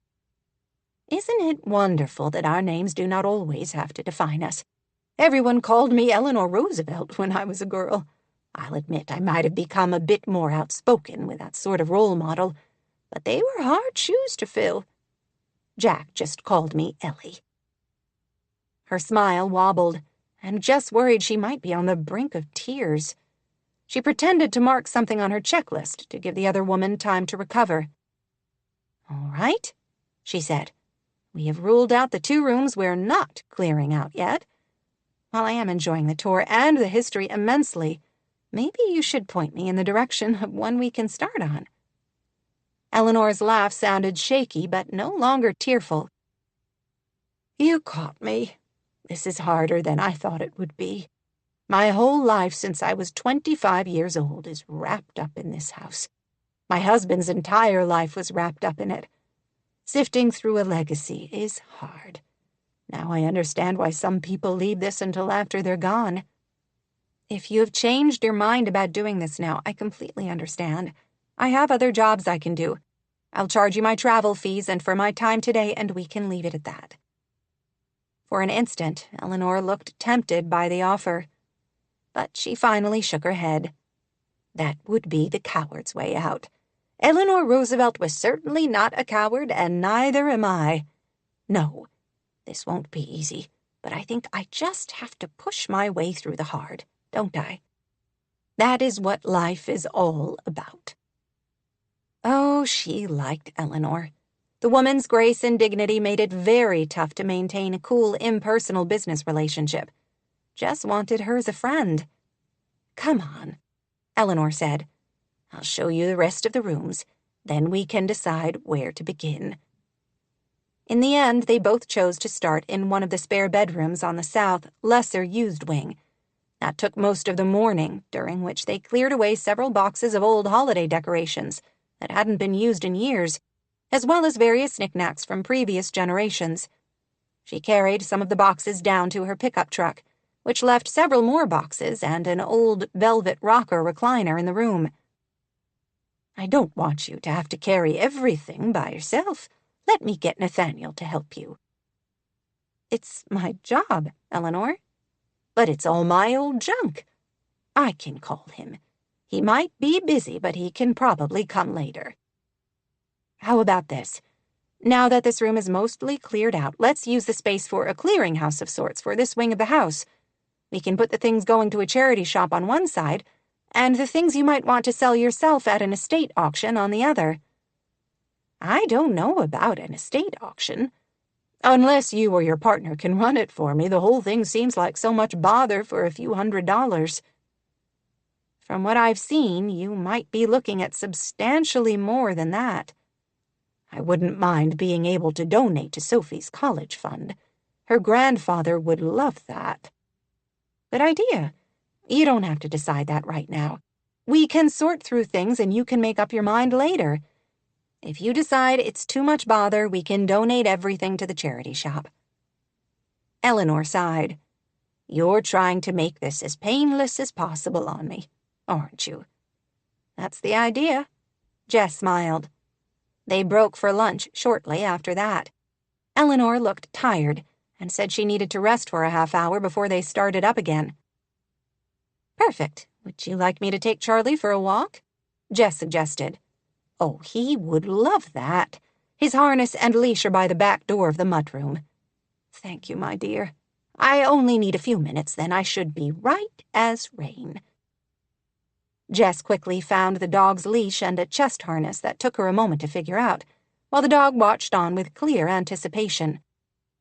Finally, they were ready, and she headed with a little hybrid dog on a trail that wended through the trees, along the rocky cliffs overlooking the Pacific. The air was sweet with the scent of redwoods and pines, with a salty underlayer from the ocean. She would never get anything done if she lived here, Jess thought. The scenery was just so beautiful. She wanted to sink onto a fallen log and just watch the waves. Should we go back? She asked Charlie after a few moments. He gave her a quizzical look but trotted ahead of her back toward the house. This was one of the downfalls of her itinerant life. She had always wanted a pet but didn't think it was fair to leave one in a tiny trailer all day while she worked. Clients who had pets were her favorites because she could shower all her pent-up cuddles on them. When she returned to the house, she found Eleanor back in the kitchen looking much more energized. How was your walk? Beautiful. I can't get enough of your views here. Aren't I lucky? Eleanor said with a smile. Jess had to agree. The next room they worked in after lunch turned out to contain a treasure trove, a big walk-in closet that was filled with clothing of every possible style and color. It was like something out of a vintage boutique. For years, I've been throwing everything I don't know what to do with in this closet, Eleanor confessed. These have some value. Vintage clothing in this kind of condition is always hot, and I'm sure we could find a vintage clothing store maybe in one of the bigger communities that might take some on consignment. Eleanor snorted and stuck on a particularly ugly yellow hat.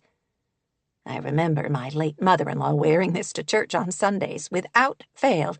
She was quite a dragon, trust me.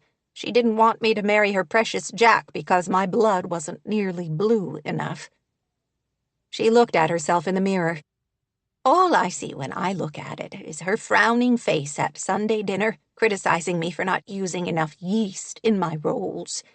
I can't believe anyone would want this ratty old thing. You may be surprised. It looks like something you might find on a Paris runway right now. I'm not an expert on fashion, so I'll leave that determination to my partner. Yvette had a fantastic eye for design and fashion, and they typically consulted together frequently.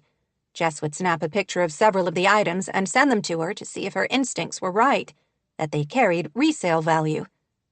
They spent a few more hours going through the clothing, with Jess taking pictures here and there of things that caught her eye. She could tell Eleanor was tired, though the older woman refused to rest when Jess suggested it. We're almost done with this room. It will be so nice to say we have 2 rooms done. It would, but I need to stretch, and I think Charlie needs to go out.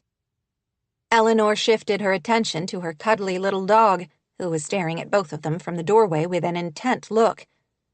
You're probably right. I'll take him out. Thank you. I believe I could do with a snack. And I just realized Sophie should be coming home on the school bus soon. She usually hangs out here in the afternoons until Nathaniel comes home from work. How wonderful of Eleanor to be there for her granddaughter, Jess thought, as she opened the door for the dog into the fenced area of the gardens. Charlie finished his business, then ran back inside quickly. When they both returned to the kitchen, she found Eleanor setting out a snack of fruits, vegetables, and cheeses. This looks good. I didn't eat much lunch and realized I was hungry. Help yourself. She grabbed some grapes and a few cubes of what looked like a good Havarti and set them on one of the plates Eleanor pulled from the cupboard. "We've been so busy this morning that I really haven't had time to ask you about yourself." Jess tensed. She really didn't like talking about her past. "Not much to tell," she said. "I joined the Army out of high school, and then a friend and I started transitions when we both got out. I know that much. I'm more interested in what you did before that. Where did you grow up?" She swallowed a grape, then gave some of the glib narrative she had developed over the years. It was the truth, anyway. "Our father was in the military, so we moved around a lot. You probably lived in some interesting places, didn't you?" Years later, they all tended to run together in her memory. "We spent some time in Hawaii, Germany, England, all over the place." "Would you say you consider any one of those home?" Eleanor pressed. "Tough question. I don't know. I liked Monterey quite a bit." "Who doesn't?" Eleanor said with a laugh. "Cape Sanctuary reminds me of that area, the same dramatic coastline and scenery." Eleanor nodded. "I've always thought so. The landscape here is a bit like the Monterey and Carmel area, but without the crowds, the best of both worlds. Of course, we don't have the same number of quality restaurants and art galleries, but we do all right here." Better than all right. Jess knew her sister loved it here. Rachel had stayed through high school, hadn't she? Even when Jess had tried to convince her to move to Southern California with her. "Did you grow up in this area?" Jess asked. She was genuinely curious, but was aware she also used the question as a diversionary tactic, to keep Eleanor from probing too deeply into Jess's own history. "No, I was raised in Europe and Asia mostly. Like you, I don't have any one place I could call home. My parents were both in the Foreign Service." "That sounds exotic. I imagine you have fascinating stories." "I was in boarding school, for the most part. It was rather lonely, if you want the truth. I went to Stanford for university and ended up meeting Jack my senior year. He was the assistant professor for an English class I was taking.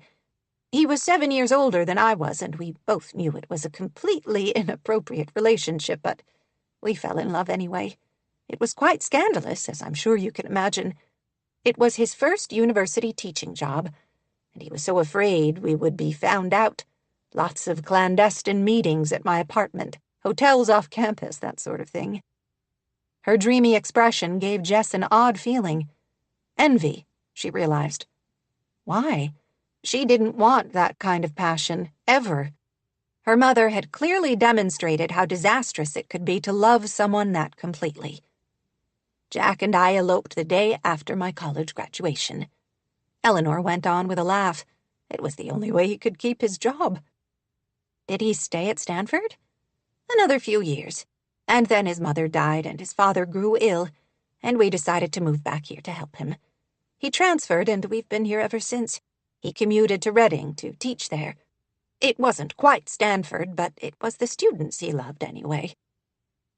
Was Eleanor aware her whole expression softened whenever she talked about her husband? Jess found it charming. Before she could answer, she heard the front door open, and a young voice call out, "Graham, are you home?" "In the kitchen, my dear." An instant later, a young teenage girl came in, maybe 13 or 14. She had light brown hair and bright blue eyes. Jess knew instantly this must be Nate's daughter, Sophie. The girl stopped short in the doorway. "Oh, I didn't know you had company."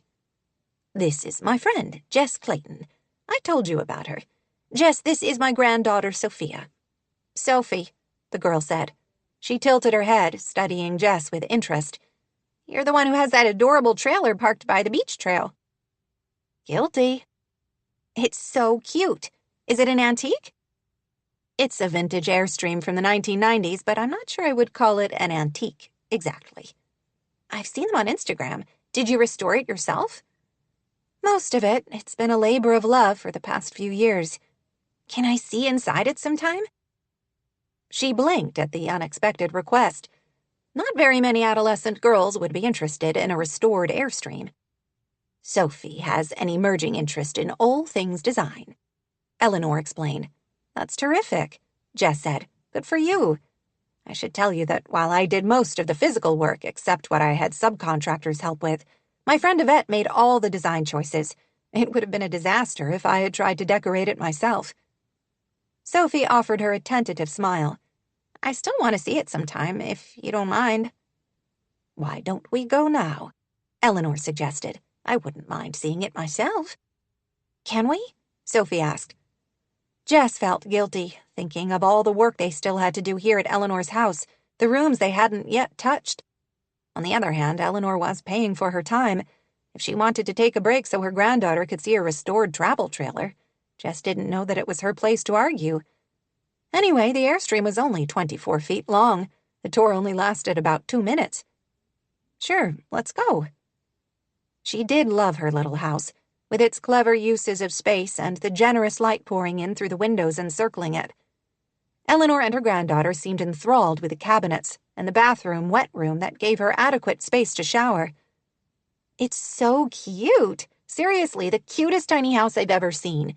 You really live here all the time? Sophie asked. Technically, I keep an apartment outside LA, but I usually only sleep there a few weeks out of the year. The rest of the time, this is home. That's so awesome. Maybe I'll buy one when I graduate from high school and travel around the U.S. and Canada. After college, you mean? Eleanor asked pointedly. Sophie shrugged. Or before, who knows? Your dad won't be very happy with that idea, Eleanor said with a laugh. By then I'll be 18, and he won't get any say in what I do, the girl retorted. The defiance in her voice reminded Jess so painfully of her own stilted relationship with her father at this age. Jess's father had earned her antagonism. And Sophie's? She didn't know the man well enough to make a guess about that. Are you really Rachel McBride's sister? Sophie asked as they were heading back to the house. You don't seem very much alike. Yes, she had been hearing that for most of her life. Rachel had been sweet and kind, traits Jess could never claim. Yes, since the day she was born. I'm 2 years older. I follow her on Insta. Someday, I want to have as many followers as she does. She blinked at this information. It still took her by surprise to be reminded that Rachel had become a social media influencer, mixing images of her kids and her home with charming pictures of the landscape around Cape Sanctuary. Jess didn't spend a lot of time on social media, but she had found that following her sister was the best way to keep up with her nieces and nephew. Rachel is quite a celebrity around here, Eleanor added. Not just around here, Sophie said. My friend JC lives in Florida, and her mom follows Rachel. She was excited that I live in the same town as her. I'm glad she found her niche, Jess said. She should feature your Airstream, seriously, it's so cute.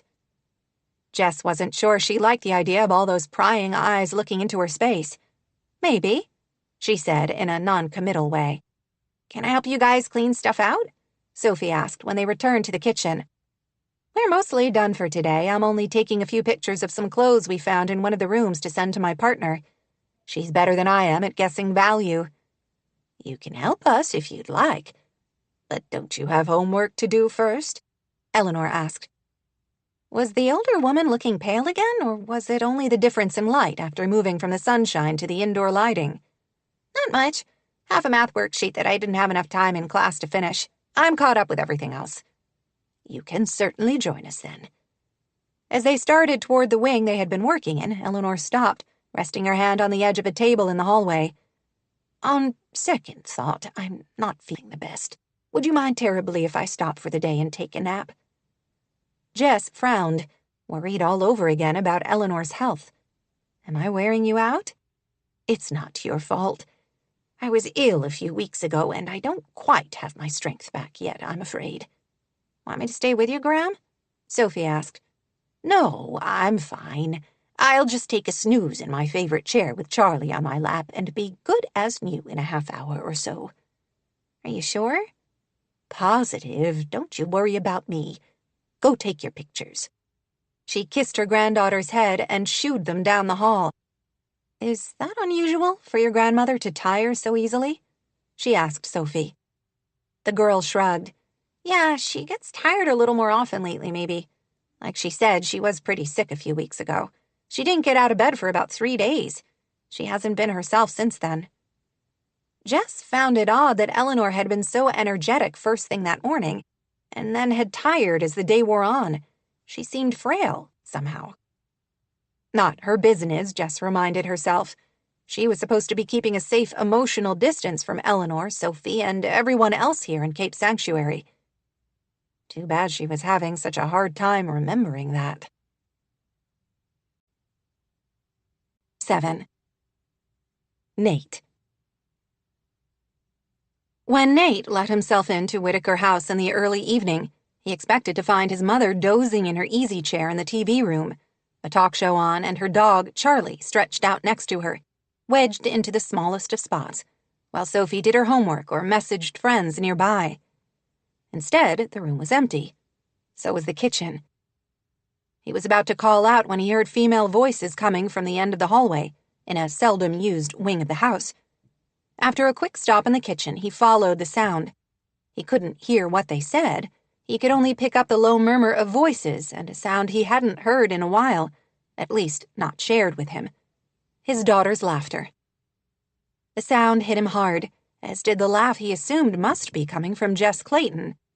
It was low and genuine and infinitely appealing. What had she said to make Sophie laugh? His daughter didn't even know Jess. Why would she be so open and happy with a strange woman, while treating her own father like some kind of pariah? He was half tempted to go back the way he had come and leave them to their fun, but then he heard his mother's laughter join in, and couldn't resist seeing what had amused them all so much. The door to the room was open, and he peeked in to find a startling sight. Jess sat on the bed while his mother was in a rocking chair in the room. Both of them were focused on Sophie, who was dressed in a fancy blue dress he didn't recognize. "Well, how do I look?" she asked. "Smashing, darling," his mother answered. "Like you stepped right off the cover of a 1920s copy of Vogue." "It looks like it was made for you," Jess Clayton added with a smile that made him catch his breath. She looked bright and vibrant and beautiful. Sophie giggled. "I should have one of those long cigarette holders to complete the look." Eleanor laughed. "You won't find that here amid these things. Your great-great-grandmother might have been a flapper once upon a time, but she hated smoking with a passion. I only met her a few times before she died, but I knew she thought it was a nasty habit fit for only floozies." "Ouch," Jess said. "I know. I had to hide my own cigarettes when I first met her, after Jack brought me here to meet his parents." That was news to Nate. He couldn't resist chiming in. "I never knew you used to smoke." All three females in the room looked at him with varying expressions. His mother looked startled but pleased. Jess immediately took on a guarded expression, and Sophie simply looked away, as if she couldn't bear the sight of him. "It was a long time ago." His mother shrugged. "I only picked it up in college because all my friends were smoking. I quit shortly after I married your father." What else didn't he know about his mother? "Sorry to interrupt the fashion show. Looks like fun." "Oh, it has been. We've found so many old treasures. Haven't we, girls? Things I had forgotten I still had. It's been quite a day." "I'm glad you are feeling better enough to join us after all," Jess said. Eleanor quickly changed the subject, making him wonder if she had been under the weather. "We made good progress today. 2 rooms down, anyway." "That's great. At this rate, it won't take us long at all to work our way through the house." "May I keep this dress, Gram?" Sophie asked. "It's yours if you want it. You can keep anything else you find, too." "Keep in mind that our house isn't as big as this one," Nate pointed out. "I know that." How did she manage to convey so much disgust with just a few words? She seemed to have perfected that tone over the past month. He sighed inwardly and forced a smile. "I happened to be driving past the Mandarin on my way home and decided Chinese takeout sounded good. Anybody interested?" "Oh, me," Eleanor said. "Did you get orange chicken?" Sophie asked. "Yes, I know that's your favorite. And kung pao and teriyaki chicken as well as beef with broccoli, plus rice and their delicious chow mein." "That sounds so good," Eleanor said. "How did you know I was in the mood for Chinese?" "Lucky guess." He gave Jess a smile, hoping she could take this as the olive branch he intended after his rudeness the day before. I picked up enough to feed everybody here and about a dozen more people. You're welcome to some if you like Chinese. She looked surprised at the invitation, and he realized guiltily that he still hadn't officially apologized for his boorish behavior. You have to join us, Sophie said. I want to hear more about the hoarder house you cleaned out. Yes, my dear, please join us. Eleanor added her voice to Sophie's entreaty. I don't want to intrude on your family dinner. You're not intruding at all, Nate assured her. Anyway, you have to eat. Nothing wrong with a free meal, is there? I suppose not, she finally said. I just need to change out of this dress, Sophie said. I don't want to spill food on it. I might wear it to school tomorrow. We're supposed to dress up from our favorite decade, and this would be perfect. I can't believe I didn't think to ask you before if you had anything I could wear, Graham. Glad you found it before we give everything to Goodwill. Or send it to the consignment shop, Jess added. It's a lovely evening, Eleanor said. Why don't we take the food out to the terrace so we can hear the ocean? Good idea. I'll grab some plates and utensils. I'll do that while you and Jess carry out all this food. Sophie, join us as soon as you change out of that dress. Okay. Wow, you did buy a lot, Jess said, looking at several bags, each holding containers of food. I can never decide what sounds best. Anyway, it makes good leftovers for a day or two. True. She looked at Eleanor. Can I carry out some glasses and beverages for people? Oh, good idea.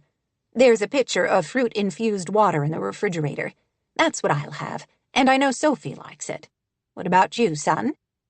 I'm not picky.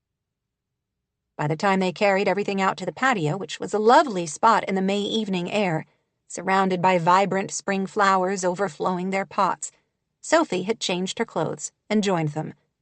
He usually loved eating al fresco with his family. This was a place that generally left him with a great sense of peace, especially after a long day of wrestling with subcontractors and struggling with suppliers. It was hard to feel peace with Jess Clayton around, especially given the awkwardness of their last meeting.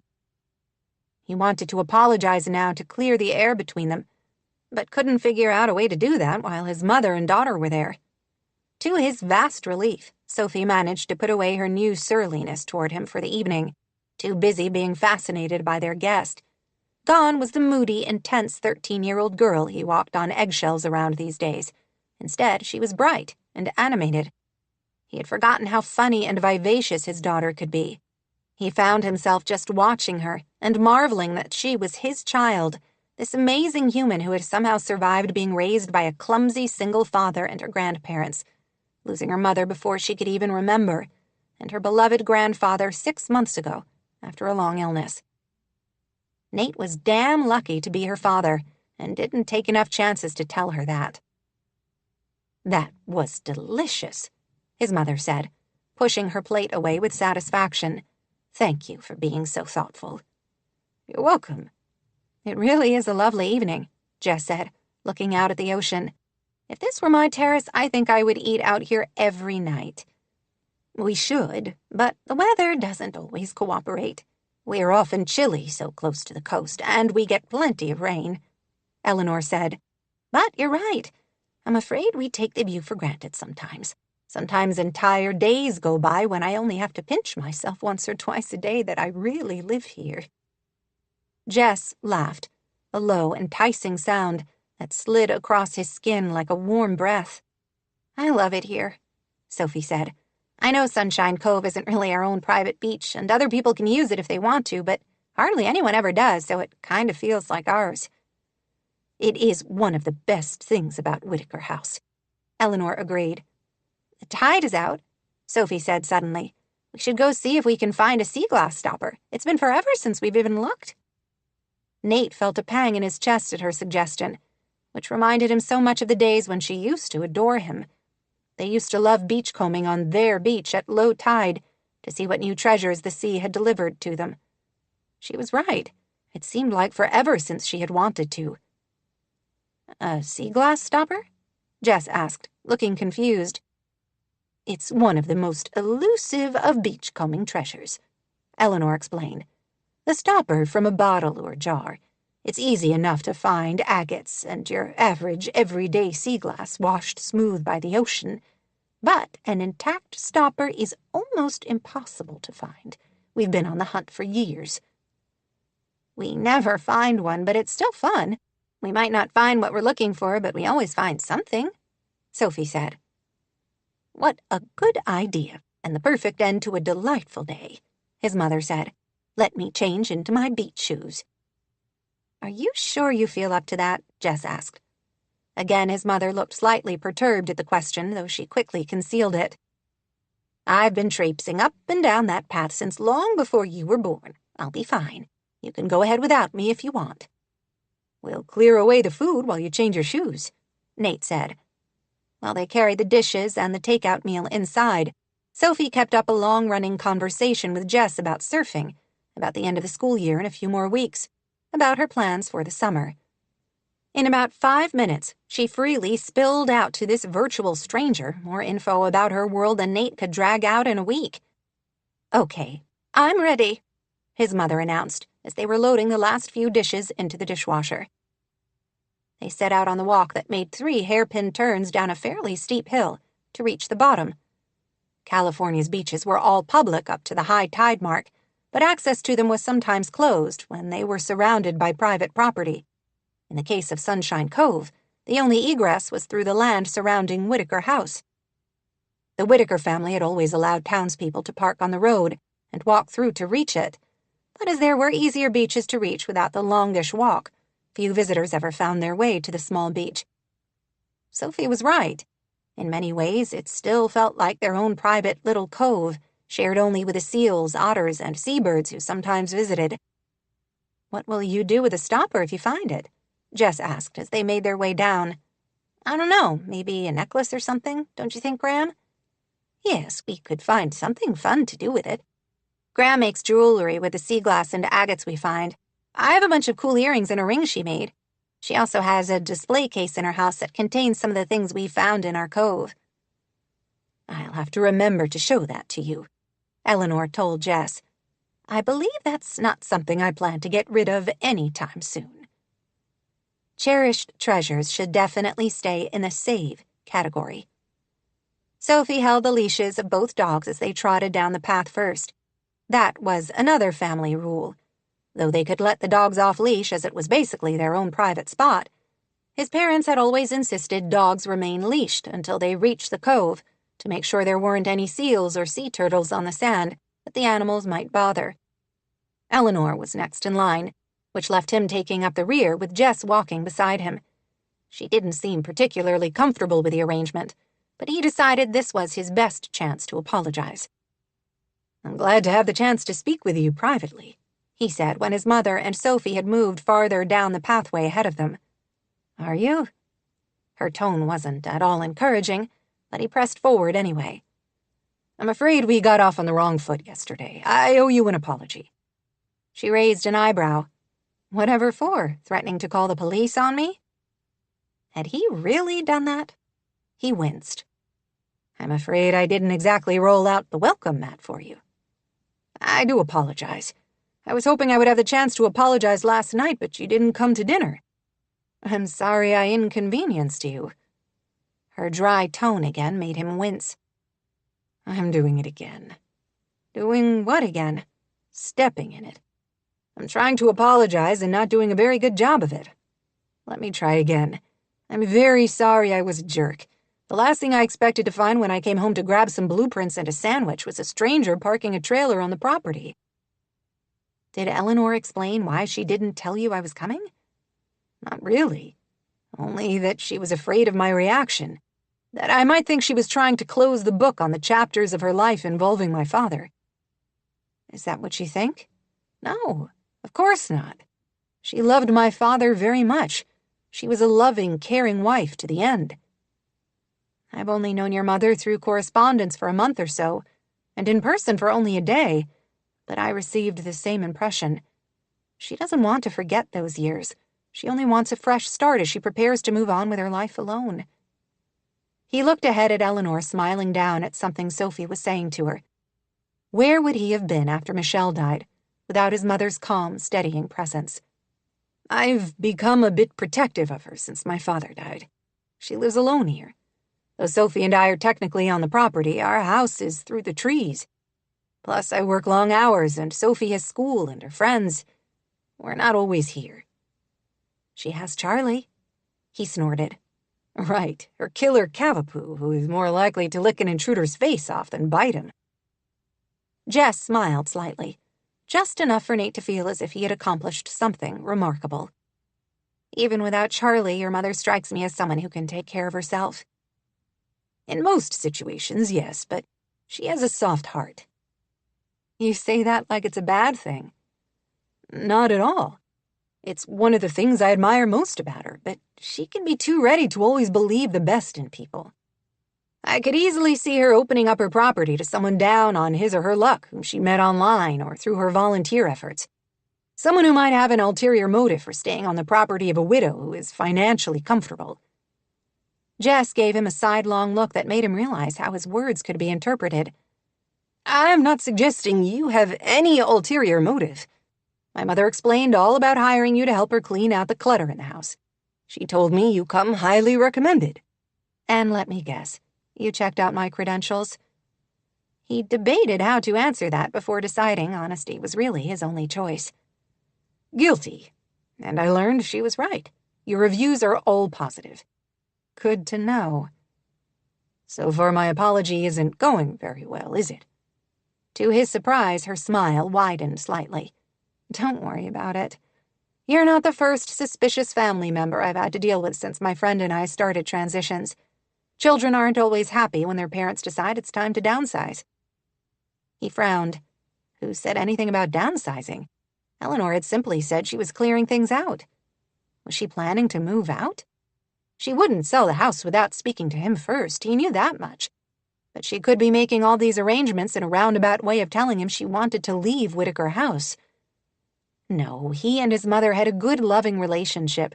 She wouldn't keep a secret like that from him. Or at least, he didn't think so. He decided to change the subject away from his own disquiet. "Helping people declutter seems an odd career choice for a former staff sergeant." She frowned. "Is that something you found in your research?" "Indirectly. When I was looking at your company's Facebook page, I ended up on your partner Yvette's profile and saw an old picture of her in uniform with another soldier who was unmistakably you. I wasn't cyberstalking, I promise." He really was making this worse. To his relief, she didn't seem upset.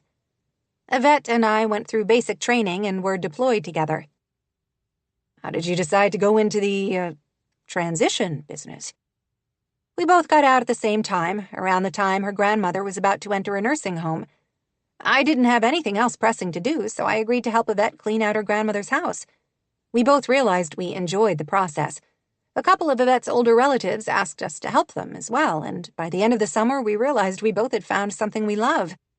I'm good at sifting through a house, parsing out what might hold value financially or emotionally, and what can go in the bin or to Goodwill. Yvette is fantastic at marketing and design, and has made connections in the resale market, so our customers get the best prices for their excess items." "You do this full-time?" "More than full-time, if you want the truth. We really need to think about taking on someone else to help us. We seem to have an endless waiting list of people who don't know where to start." "What do you like about it?" She looked surprised by the question, as if she had never stopped to think about it. "This may sound silly or even grandiose, but I feel like I'm making a difference, one job at a time. People have a hard time with change. If I can facilitate that a little and give them one less thing to stress about, it's worth it." They had reached the sand by now. "Can I let the dogs off the leash?" Sophie asked. He scanned the area to make sure they wouldn't disturb any fragile sea life. Charlie and Cinder were both well-mannered dogs and would back off on command, but he didn't like to take any chances. When he couldn't see anything but a couple of seagulls pecking through a string of sea kelp washed up on the shore, he gestured to Sophie. "Go ahead." The moment she unclipped them, both dogs raced around the sand like they were kids out at recess. Eleanor headed straight for the bench he and his father had built a few years earlier, just above the high tide line. "You're not going to beachcomb with us?" Sophie asked her. You go ahead. I'm perfectly content here watching the sunset and the dogs. You have fun." His mother sat down, gazing out to sea with her head slightly bowed. She was thinking about his father. He didn't need to see her expression to know. Since his father's death, he had felt closer to Jack Whittaker here by the ocean than anywhere else. Grief was a horrible thing, sometimes a living, breathing beast, constantly prowling through a person's heart. It was lovely to let the worries of the day go. His day had been a busy one, with multiple meetings on the various projects Whittaker Construction had a hand in right now. Jess seemed to share his feeling as she walked beside him, looking out to sea more than she was perusing the sand for treasure. "This is a truly lovely way to end a busy day. If this were my cove, I would be here every night. In fact, I think I would pitch a tent right there between those trees." He had done that when he was a kid, plenty of nights when he was tired of butting heads with his father. In retrospect, Nate felt stupid and childish at his own obstinance, especially now that his father was gone. Jack Whittaker had not been overly controlling. He only had high expectations for Nate, as most parents did for their children. Whether it was grades, sports, his after-school job working for their neighbor's construction company, Nate had never felt as if his efforts were enough for his father. They had fought most about college. His father, a tenured professor, researcher, scholar, had insisted Nate's future would be grim if he didn't graduate. Nate probably would have done fine at university. There were times he regretted he didn't have a business degree, which would still come in handy these days. His grades had only been average. From what he now knew was a combination of attention deficit disorder and undiagnosed slight dyslexia. At the time, he had simply felt stupid and so very ready to be done with his educational journey. While he had weighed professional surfing, the military had seemed a more sensible choice. Nate wanted to think he and his father had managed to attain some level of peace after he and Sophie moved back. Jack had never been anything but supportive as Nate faced the challenges of single parenthood. His construction company, begun with only his meager savings and plenty of hard work, had taken off exponentially. His father must have seen what a better fit that had been for Nate than an academic track would have been. By the time the damned cancer came for Jack, the two of them had healed those old wounds from his angry adolescence. "I found something," Sophie suddenly exclaimed from ahead of them. She scooped something up and brushed sand away while the dogs raced around them, sensing the excitement. "Oh, what is it, darling?" Eleanor called. She rose from the bench for a closer look. "Did you find a stopper?" "Better.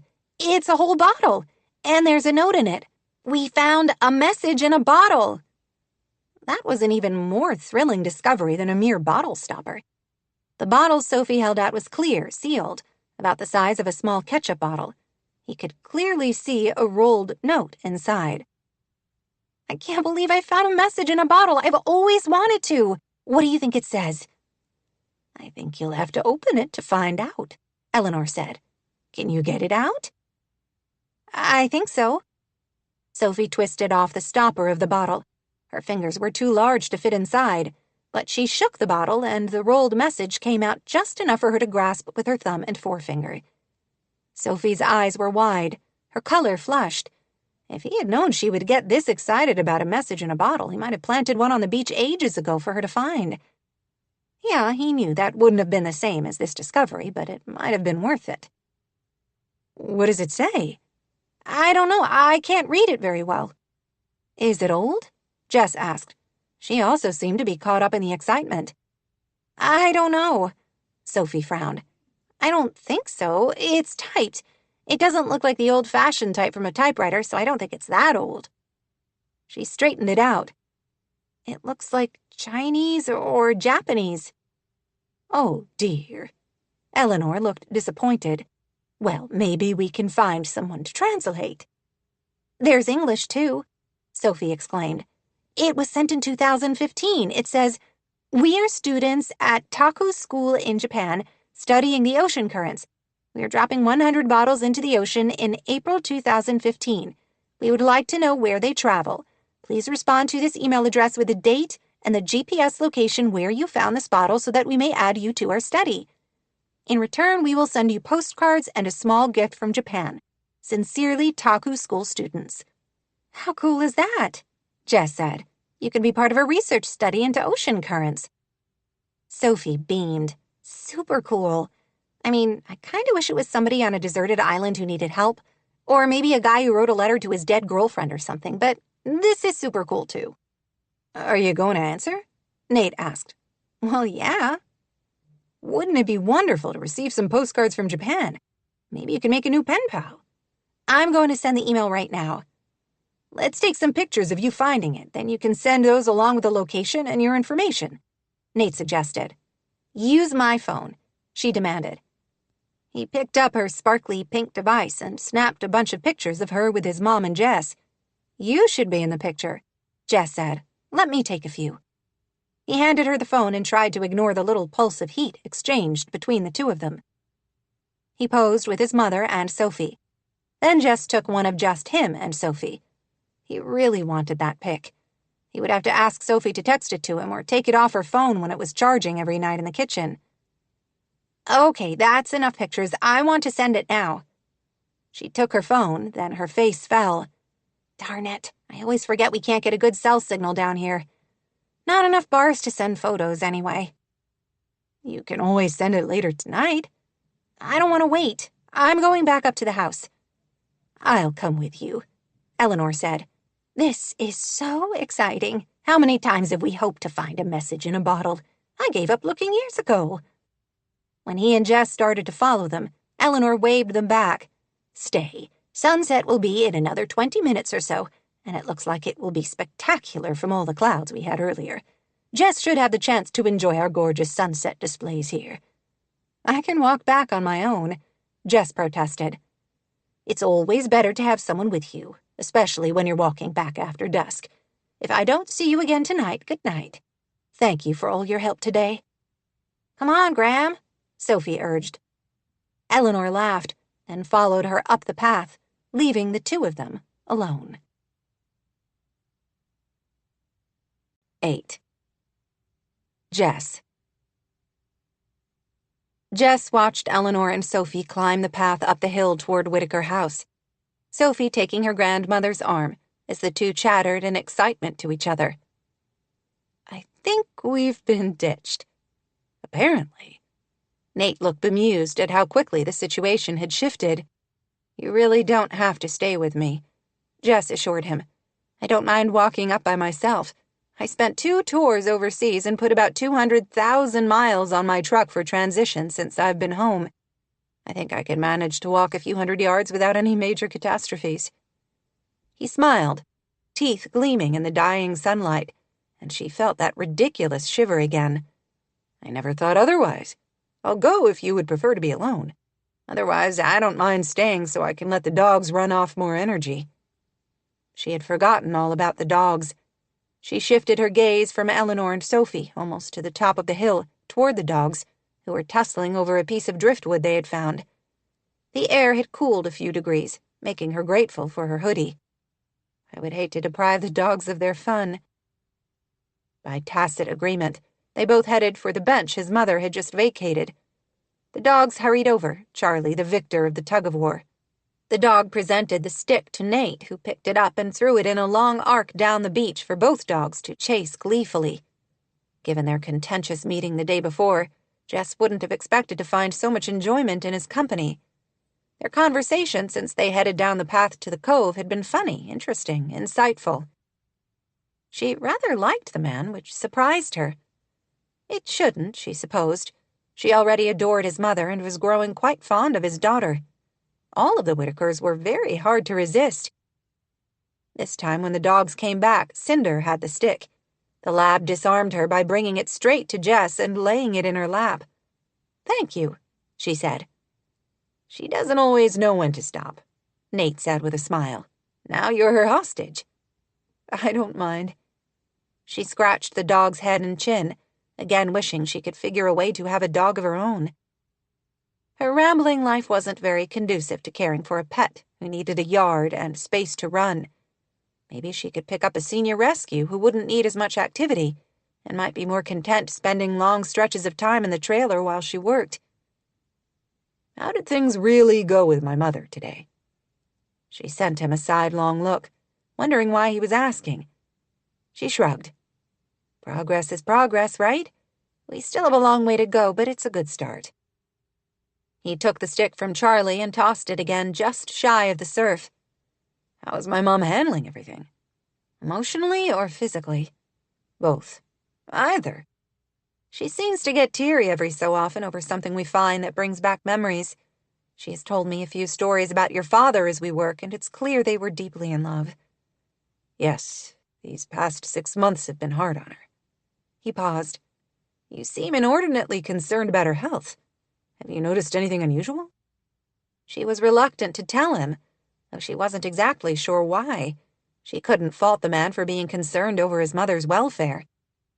She had to stop to rest a few times. She said she was tired, but when she returned to help me, she seemed fine. Is there something I should know about her health? I'm wondering the same thing. She doesn't tell me much. I think she doesn't want to worry me, probably because Dad's cancer was tough on all of us. She doesn't realize that I end up worrying more because my imagination goes in all directions. I can understand that. You'll tell me if you see anything you think I should worry about, right? Sure. The dogs seemed to have lost track of the piece of driftwood they had been using to play catch. They started sniffing at something in the sand on the far side of the cove, and Cinder let out a concerned bark. I'd better go see what they found. It's probably a crab. Nate rose and headed toward the dogs. The sun slipped down another notch, and the colors seemed to intensify, oranges and ochre and purple. Her phone suddenly buzzed with a text. Apparently her cell carrier had slightly better service here at the Cove than Sophie's. She thought about ignoring it, then suddenly remembered she had meant to reach out to her sister that day, and had completely forgotten. Guilt pinched at her like the crab the dogs were bothering. So much for her intentions to spend more time with her sister and her nieces and nephew. The message was indeed from Rachel. Sorry, the day got away from me. I meant to text earlier. Want to catch dinner tomorrow? Cody can watch The Tribe. Did she? Her relationship with her sister was so layered with complication that the idea of a few hours of conversation, just the two of them, left her suddenly tense. At least when the kids were along, they provided a buffer of sorts. No, she was a big girl. She could handle a few hours alone with her sister. I can make that work. What time? I can pick you up. I'll pick you up, Rachel replied. How about 7? Sounds good, she answered. See you then. She sent her answer, and wishing things could be different between them, she gave a heavy sigh as she shoved the phone back into the pocket of her hoodie. Nate, returning to the bench, caught the tail end of it. That sounds serious. Everything okay? My sister wants to meet for dinner tomorrow. We were working out details. He raised an eyebrow, probably because her sigh had sounded anything but pleased at the prospect. My mother told me your sister is Rachel McBride. I'll admit I was surprised. You're very different, aren't you? That echo of old pain resurged, regret that their lives had diverged so widely. We have led quite different lives since our parents died. You took the military route while she seems pretty happy being a mom and social media influencer. Yes. They had always been different. Rachel, quieter, happy to have a good book and somewhere comfortable to read it, while Jess always wanted to go on a hike, go swimming, ride her bike around the neighborhood, something active and away from home. Despite that, they had been best friends, only 2 years apart. Rachel had known the deepest thoughts inside her. Shared trauma should have brought them even closer together. Instead, it had ended up driving a wedge they couldn't seem to bridge. I don't know how to ask this delicately, so maybe I should just shut up. Ask what? She knew. His next question wasn't at all unexpected. I've known Rachel peripherally for years. I'm fairly certain she lived with Kurt and Jan Miller in high school. Their older daughter, Shannon, is a friend. That's right. Why weren't you together? That was a long and difficult answer that she wasn't prepared to share with Nate Whitaker right now, no matter how much she liked him. We were both in the foster care system from the time we were teenagers, when our parents died. She ended up with the Millers, and I didn't. Her life would have been so different if she had made other choices. Due to those choices, Jess had ended up spending 2 years in a miserable, cheerless group home in Sacramento, while Rachel had found a home here in Cape Sanctuary with a warm and loving Miller family. "How did your parents die?" Nate asked. She tensed. This was the question she always hated, and the one she was certainly not prepared to tell Nate. Violently. The word came out hard, blunt, ugly. "Sorry, that was rude and intrusive," he said after an awkward pause. "Not rude, you're only curious. I just don't like to talk about it." "Understood. I'm sorry I asked." She wanted to tell him, an impulse that shocked her. She didn't, of course. She barely knew the man. Instead, they sat in companionable silence as the sun slid farther and farther down until it was swallowed by the vast sea. She appreciated his silence. Too few people were comfortable with it, feeling compelled to fill every empty space with chatter. Nate didn't seem to mind it, which she found both surprising and refreshing. The sunset was one of the most spectacular of her life, the sky a wild, colorful display reflected on the undulating waves. As gorgeous as it was, she was surprised at how quickly it was over. "Wow," she said, as the sun slipped below the horizon line in one last brilliant show. "That was unforgettable. I'm so glad we didn't go up with Sophie and Eleanor." He smiled down at her, skin crinkling at the corners of his eyes. He was tanned, fit, gorgeous. And off-limits, she reminded herself. He was the son of her client, and she was very careful not to mix business with personal. It never ended well. Since she was working all the time and rarely had the chance to meet anyone outside of those circles, that meant her social life was basically non-existent, unfortunately. She wasn't going to change that with Nate Whitaker. What would be the point when she was moving on in a few weeks? When he was the first to look away, whistling for the dogs, she told herself she was glad. Cinder and Charlie bounded over with enthusiasm, the little furry cavapoo in the lead. "Thank you for staying with me." "My pleasure. I don't take nearly enough opportunities to simply sit and think and enjoy the beautiful surroundings where I live. But it will be full dark in a few minutes, and that path to the house can be treacherous if you can't see where you're going. I stupidly didn't bring a flashlight, so we should probably go back." She didn't want to leave this idyll, but could only imagine how the rocks might trip a person up in the night. They headed across the sand toward the path with the dogs in the lead, then Jess and Nate in the rear. "Your shoelace is untied," he said after a moment. "You probably want to take care of that so you don't trip on the way up." "Thanks." His words were prophecy of what came next. Before she could stop to tie her lace, she stumbled on the root of a tree that grew across the path unevenly. The epitome of grace and panache, as usual, she staggered slightly and would have face-planted onto the trail if Nate hadn't reached out both hands to catch her and pull her against him. She could feel the heat of him scorching her from her neck to the curve of her back. "Oh," she exclaimed. She looked over her shoulder, and their gazes met, his suddenly hot, intense. Her breath caught, the moment suspended between them. She thought she could feel each beat of her heart. His gaze flickered to her mouth, then quickly away. Did he want to kiss her?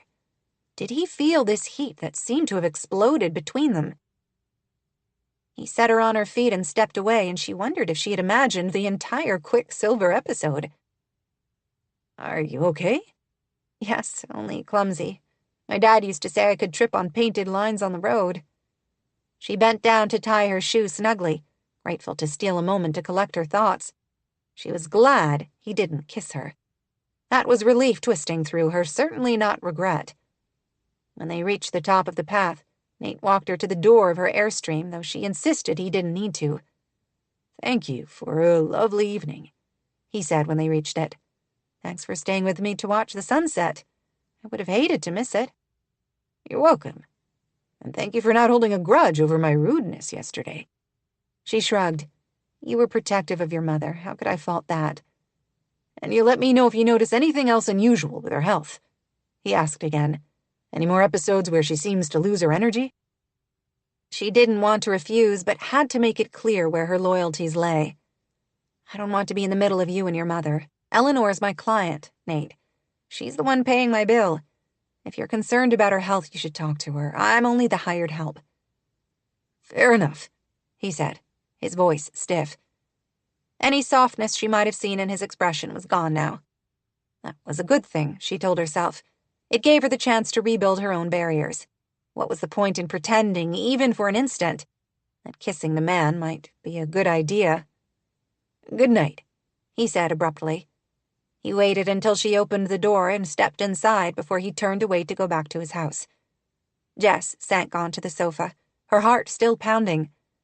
What was wrong with her? All he had been doing was trying to keep her from tumbling down the path. She had been about half a second away from turning in his arms and kissing him. Apparently, Sunshine Cove was a dangerous place, giving people harmful ideas and unwanted desires. They ought to post a sign. Okay, so she was attracted to Nate Whitaker in a way she hadn't been to anyone in ages. Big deal. She could be attracted to the man without doing anything about it.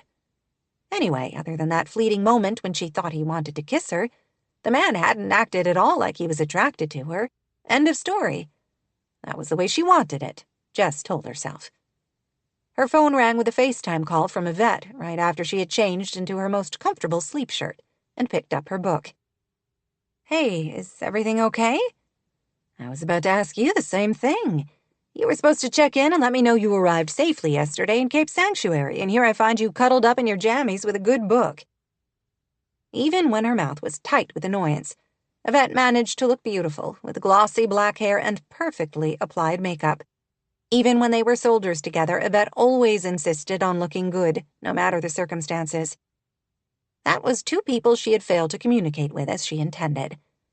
"I totally forgot to text you. I'm the worst. I'm sorry. I have no good excuse, other than the craziness of travel and talking to Rachel and starting the job today." "How is Rachel? How's the house? How's Eleanor? I have all the questions." Rachel seems stressed. Her kids are a handful. Whitaker House is every bit as beautiful as the pictures, and Eleanor is as delightful as she seemed in her correspondence. "You get all the best clients, while I'm dealing with people who haven't cleaned out their refrigerator since 1970. As soon as I get a chance, I'm going to send you some pictures we took this afternoon of some vintage clothing. I think it could have value, but as usual, I need your take on it." "Sure thing. How's your job?" "One word, hoarder. How is it that you get the beautiful estate on the California coast and I get to deal with a hoarder in the middle of a Texas heat wave?" "I'm so sorry. Want to trade?" "I'm good. I'm just messing with you. Not about the hoarder. That's 100% genuine, but I wouldn't trade with you. You're right where God wants you to be." Jess wasn't as certain as Yvette that there was some grand celestial design for her life. She certainly hadn't seen evidence of that yet. "You said Rachel seemed stressed," Yvette asked. "How were those cute kids?" Her friend seemed to know more about Jess's sister than she did. Though the two women had never met in person, they had an odd phone friendship. Also, Yvette followed Rachel on social media with an interest that bordered on obsession. "I've only seen them all briefly for a few minutes yesterday, but they seemed fine." It wasn't strictly true. Rachel had seemed on the verge of a breakdown, but Jess didn't feel right about sharing that with Yvette. They talked mostly about business from that point on and the schedule of jobs each had coming up. "I'd better go," Yvette finally said after they had covered all the necessary topics. "I'm 2 hours later than you here, and you know I need my beauty sleep." "I hope your hoarder appreciates having someone who looks like she stepped off a magazine cover cleaning out her stacks of newspapers and dusty old tissue boxes." "She better," Yvette said with a laugh. "Love you, baby. You be good to yourself now." "Same goes," Jess said as she ended the call, feeling much better about life than she had when she returned from the beach with Nate. No, she might not have a man in her life right now, and her relationship with her sister, her only remaining family, was strained at best. But she had a job she loved, a business partner she loved even more, and gorgeous sunsets to bring her joy. That was enough for now. 9. Rachel. Dinner is in the oven. I made taco casserole. It should be done in about 20 minutes. When the timer goes off, take it out, add the chopped onions, tomatoes, and corn chips, and extra cheese, and throw it back in for about a minute. Got that? Cody made a face. I don't know, maybe we should go through it again. You've only told me 3 times and written it down on that big yellow note card next to the oven. She couldn't help it if she tended to over-prepare. Cody didn't always pay attention when she told him things. The last time he had stayed with the kids while she attended a church women's meeting, he had gotten so busy building a fort out of blankets for them in the living room that he forgot to feed them dinner. The girls both need to wash their hair tonight. I need them for a product shoot tomorrow, and I want to curl it in the morning. Plus, Ava got peanut butter in hers earlier when we were baking dog trees for Freckles. Cody, holding Silas on his lap, nodded. Rach, I've got this. We'll be fine. Go and have a good time with your sister. She wanted to roll her eyes at that. She wasn't going to have a good time with Jess. Cody knew how messy their relationship could be. She had cried about it to him often enough. Her heart was an open book when it came to her sister. She was like Freckles, following Jess around with her tongue hanging out, just waiting for a little affection. She felt like she was always the one who reached out, who invited Jess for the holidays, who FaceTimed whenever the kids had a milestone. Jess kept so much of herself closed off. She hadn't always been that way. They had been so close once, sharing clothes and toys and secrets. Her sister had become a polite stranger over the years since they had lived together. Rachel sometimes wondered why she even bothered pushing for them to stay connected. What would they talk about during dinner? Their difficult history seemed to be off limits, and Jess never seemed to want to talk about her own personal life. Rachel didn't even know if she was seeing anybody. She would probably end up babbling on for 2 hours about the kids and Cody while Jess sat across from her, trying not to yawn. Was it too late to cancel? Don't forget Silas's antibiotic for his ear infection before bed and the drops after his bath. And you know he insists he has to have you read him the story about the purple dinosaur. Cody smiled, but she could sense his annoyance. You wrote everything down. We'll be fine. I can call you if we have any problems. And it's not like you'll be in another time zone. You're only 10 minutes away. Where are you eating? The fishwife. Always a good choice. Don't worry about us, he said again. Go have a good time. She wanted to cancel the whole thing. She couldn't feel good about leaving him with the kids, especially with the horrendous day she had just survived. Silas had been on a non-stop tantrum. Nothing was right for him. The tags on his clothing bothered him until she cut them off. He ripped the pages out of a library book she had foolishly left within his reach. He didn't like the way she made his eggs, so he threw them on the floor, to Freckles' delight. The day had started out hard and had only grown worse. Now he seemed to be done with his difficult mood, content to sit on Cody's lap and play with his favorite fidget toy. She couldn't help but resent the way Cody could just waltz in and calm things down, even though Rachel was the one dealing with Silas through most of the day. She was exhausted, mentally and physically. She wanted to find a secluded beach somewhere, sink down in the sand, and cry for the next year. The only problem with that? Once she started, she probably would not be able to stop. The grief and worry she felt for her son's future always simmered beneath the surface, but today it seemed to have boiled over several times. The last thing she felt like doing right now was putting on a good show of determined cheerfulness for Jess, her sister, who was as hard to reach in her own way as Silas. Rachel had invited her, though, and she couldn't back down. Might as well get this over with, right? She put the spa channel on her car stereo as she drove to Whitaker House. The house was in such a striking location. Wouldn't it be something if Eleanor put it on the market? Not that she and Cody could afford it. They were doing okay. Not bad, actually, for 2 kids who had married right out of high school. The roofing company Cody ran with his brothers was always busy, and she was starting to bring in decent ad revenue from her blog, YouTube videos, and social media. She was deeply grateful their years of struggle and grind were beginning to pay off. They did fine, but probably not the kind of fine that could afford a house like this, right on the water. Someday, maybe. When she pulled up to the house, she found Jess's Airstream gleaming in the fading sun, cute as ever, parked near the path that led down to Sunshine Cove. Her sister opened the door to the trailer the moment Rachel pulled up. Her clothes were casual and quite nondescript, merely jeans and a tailored white shirt. She didn't wear any jewelry, but somehow Jess, lean and fit with their dad's honey-colored hair and their mother's green eyes, managed to look quietly gorgeous. She rarely even wore much makeup, only lip color and mascara.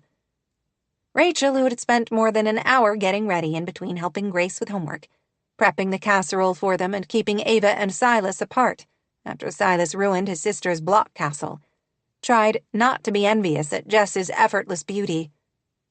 "Sorry I'm late. Things were crazy at home." "No problem. I've been enjoying the night." "How's Vera treating you?" Jess made a face at the name her friend Yvette had given the Airstream. "Fine, as comfortable as ever." "Have you made any other changes since you were here last? I know Yvette was talking about adding a few finishing touches." "She made new cushions for the banquette." "Oh, can I see?" Jess hesitated, as if she didn't want to share even this small piece of herself with Rachel. But after a moment, she opened the door and gestured inside. Rachel stepped inside and was charmed all over again at the warm, comfortable interior of the trailer. "This is so fabulous. I should take some IG pictures. I could even do a YouTube video to show off your hard work. Yvette has done such an amazing job in here." She did, though it was a team effort. We had some talented craftspeople work on the cabinets and the custom upholstery. Everyone did a stellar job. So can I feature it while you're here in town? I won't use your name or any identifying details. I can protect your precious privacy. Jess didn't look thrilled at the idea, but Rachel appreciated that at least she didn't completely dismiss it. "Sure, if we can find a time that works for both of us. You can come over during any day while I'm helping Eleanor, then I'll be out of the way." "That might work. I'll let you know how my schedule is this week." She wanted to stay here in this cozy little haven, close the curtains to block out the world and all its pain, and curl up on that bed. A rainstorm would be even better. "Should we go?" Jess asked. Oh, right, she couldn't stay here as much as she might want to. They had to get through dinner. "We probably should. We have a reservation in 15 minutes. "Where are we going?"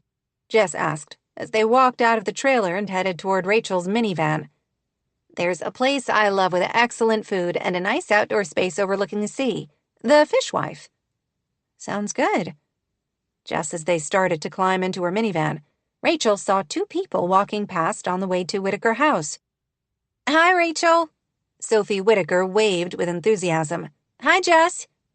"Hello, Sophie the Fabulous," Rachel said with a bright smile for the girl who babysat for her sometimes.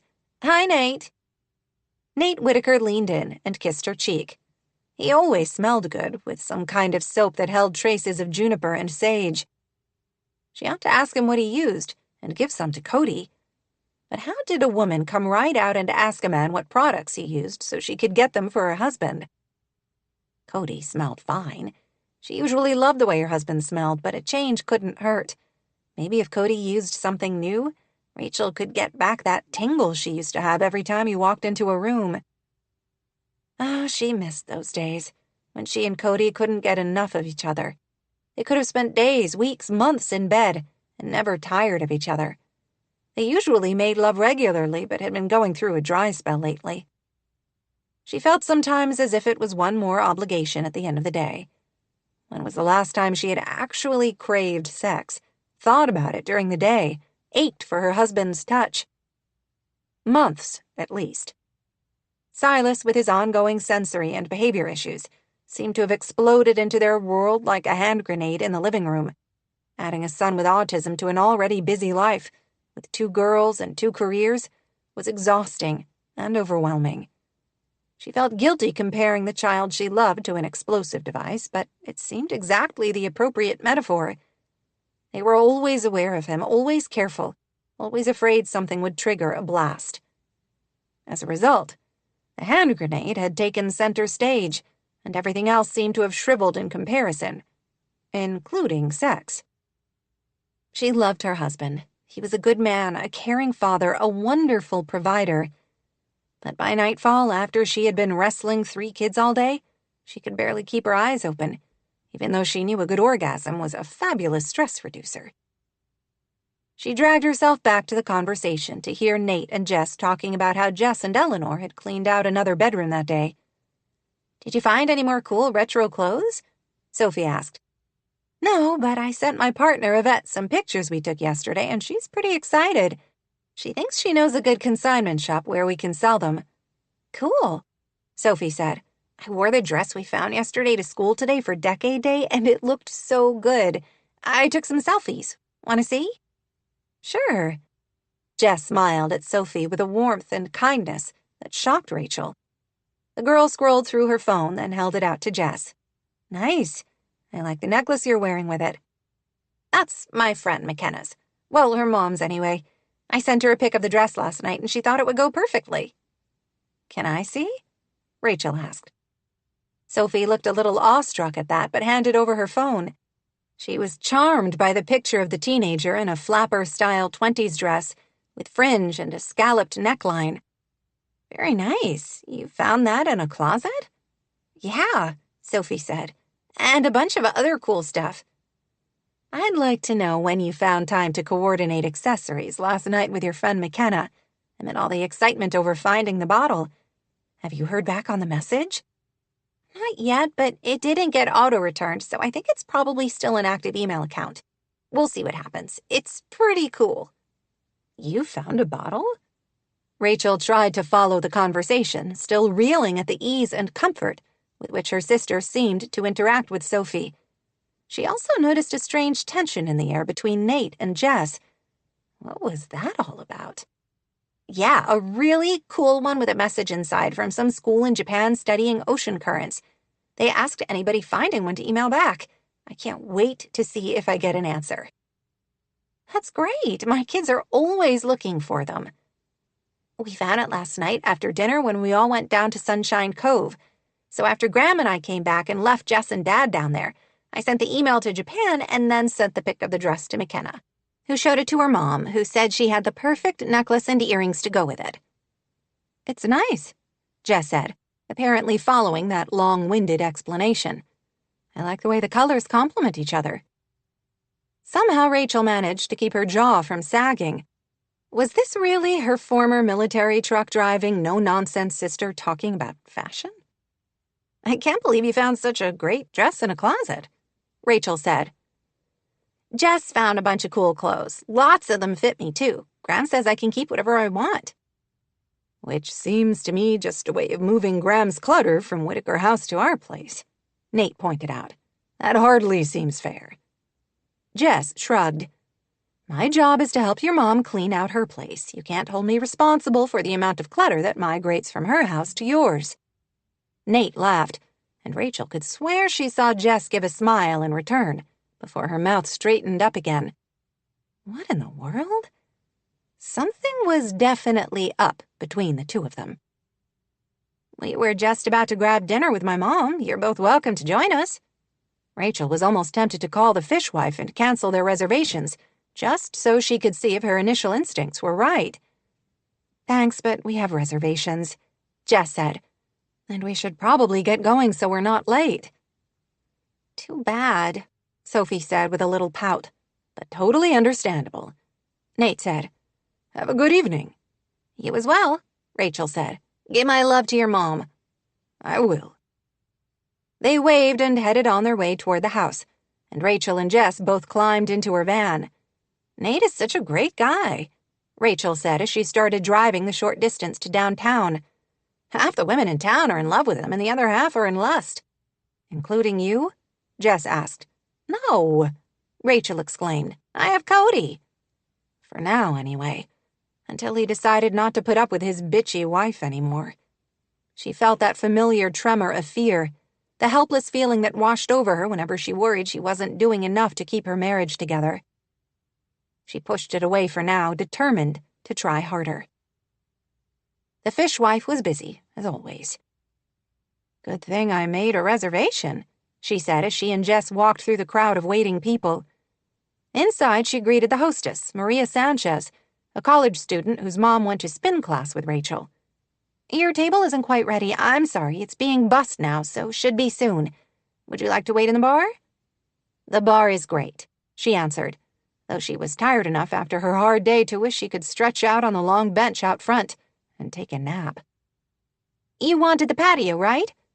"Sure, the weather is nice, that's good." "It shouldn't be long now," the hostess said. "Thank you," she said. She and Jess both ordered the same drink, a classic mint mojito, which surprised her. That had been their mother's drink, she remembered. Veronica Clayton hadn't been a big drinker, but when she did imbibe, she favored mojitos. She ached for her mother suddenly, for warm cookies after school, and the smell of her vanilla musk perfume, and a soft hand on her forehead when she didn't feel good. "So, how are you anyway?" Jess said, taking a sip of her drink. "Fine." Rachel forced a smile. She didn't want to be here suddenly. She wanted to flee the restaurant, climb in her car, and drive down the coast. Away. Just away. Away from her failures and her fears, and all the things she couldn't fix. "Is everything okay?" Jess gave her a careful look. "No, not really. My life is falling apart, but thanks for asking." She couldn't say that, of course. She forced a smile, though she felt as if her face would crack with the effort. "Great, just great. Couldn't be better." 10. Jess. She knew damn well her sister was lying. Rachel wasn't great. For one thing, Jess could see the shadows under her eyes that concealer couldn't hide. For another, though her words were benign, the despair that trickled into her voice wasn't. "What's going on?" she asked softly. She couldn't help remembering the little sister who always turned to Jess when she had a bad dream, or when their father would go on a rampage. They were best friends, united in all things to protect each other from the chaos of their home, until that terrible June night when everything changed. Rachel took a healthy sip of her mojito. "Nothing, I'm perfectly fine. Couldn't be better." "You're lying." She tilted her head, trying to see beneath her sister's facade. "Is it Silas?" Rachel let out a short laugh. "Why would you think anything might be wrong? I'm only dealing with 3 kids under the age of 7, one of whom happens to be on the spectrum." This time, Rachel took an even healthier sip of her drink. "I don't know how you're doing it," Jess said. "What choice do I have?" Jess blinked at the hard tone, one she hadn't ever heard from her sister. Rachel immediately backtracked. "Sorry, that didn't come out the way I meant. I love my life. Cody, the girls, Silas. I'm so lucky to have them all. I can't imagine my world without them. I don't want to imagine my world without them. Today was a hard day, and you're on the tail end of my bad mood. Sorry." Before Jess could respond and tell her sister what a wonderful mother she was, and how she admired the way Rachel handled her challenges with grace and courage, the hostess returned. "Your table is ready. I apologize for the wait." "No problem," her sister chirped with another one of those fake smiles. She grabbed her purse in one hand and her drink in the other and followed the woman. Jess didn't have any choice but to do the same, though she wished the hostess had waited 5 more moments so she could have told her sister how much she admired her. It was a beautiful view, she had to admit. The Pacific stretched out in both directions. She could look down and see rock formations up and down the coast. She could even see Whitaker House, with its small protected cove. The night was pleasant, but cool, making Jess grateful for the sweater she had brought along, and also for patio heaters that sent out a comforting warmth. "Simone will be your server, and Donnie will be helping her out," the hostess informed them with a polite smile as she set 2 menus in front of them. "Is there anything else I can do for you?" "No, we're fine, thanks," Rachel said. Her features were so pleasant and controlled that Jess had to wonder if she had imagined that hint of despair. "I can't wait to order. I'm starving," Rachel said as soon as the woman glided away. "They have the most amazing scallops here. The sauce is seriously to die for." Her sister then started chattering about some of the things going on in her life, talking about the PTA, her women's group, her garden, where the peas were already coming on. Rachel hardly let Jess squeeze a word into the conversation and barely slowed down to let them both order when Simone came over. Jess's day had been long and busy, and she had hardly stopped long enough for lunch. She ended up ordering the scallops and a house salad. For all the hype she had given, Rachel ended up ordering something completely different. A blackened salmon and strawberry salad, she said, was her second favorite thing on the menu. After the server had taken their menus and walked away to put their orders into the system, Rachel sipped from her water glass, then folded her hands together. "So, how are things going for you? You're helping Eleanor Whitaker clean out her house. That must be amazing. I've always wanted to have a day to spend just wandering through that place." "It is beautiful." "I still want to know if she's going to put the house up for sale. I always thought Nate would inherit it, that it had been in the Whitaker family too long to let it pass to someone else. But what do I know?" "I don't know her plans," Jess said in complete honesty. "Right now we're just focusing on cleaning out the house and getting rid of some of her husband's things." Jack was such a great guy. I remember in high school he visited as a guest lecturer to my English class. I think he was friends with Stella Davenport, my teacher. He could really make Steinbeck come alive. His death was so tragic. I mean, cancer isn't uncommon, but colon cancer is so brutal and painful, so sad. "Yes." "How did Eleanor hear about you?" "She had a friend who used our services. And apparently you mentioned transitions to her once, so that was another mark in my favor. Thanks for that." One of the servers delivered a wooden bowl of sourdough bread to their table. Rachel instantly picked up a chunk and broke off a piece of crust to eat first. She had always done that, Jess remembered.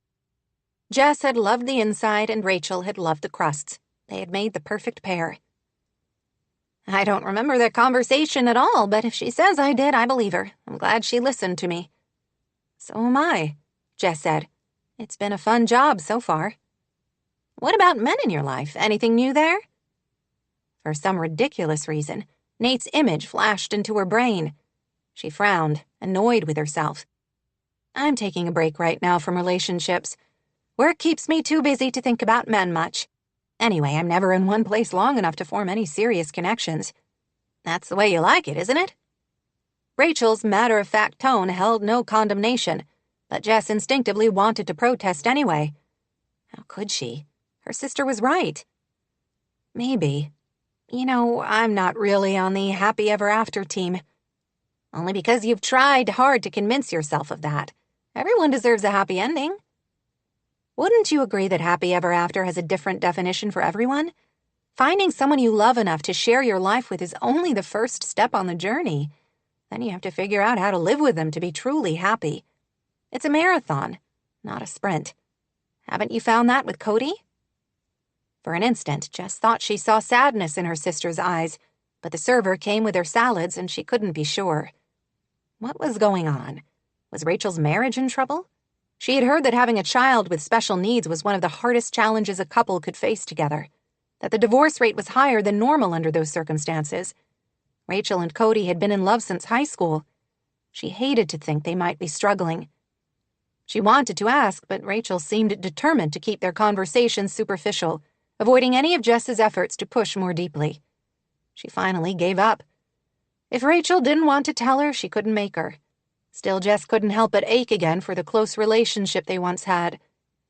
They opted to share dessert, a lemon cake so thick and luscious that Rachel had to pull out her phone and take pictures.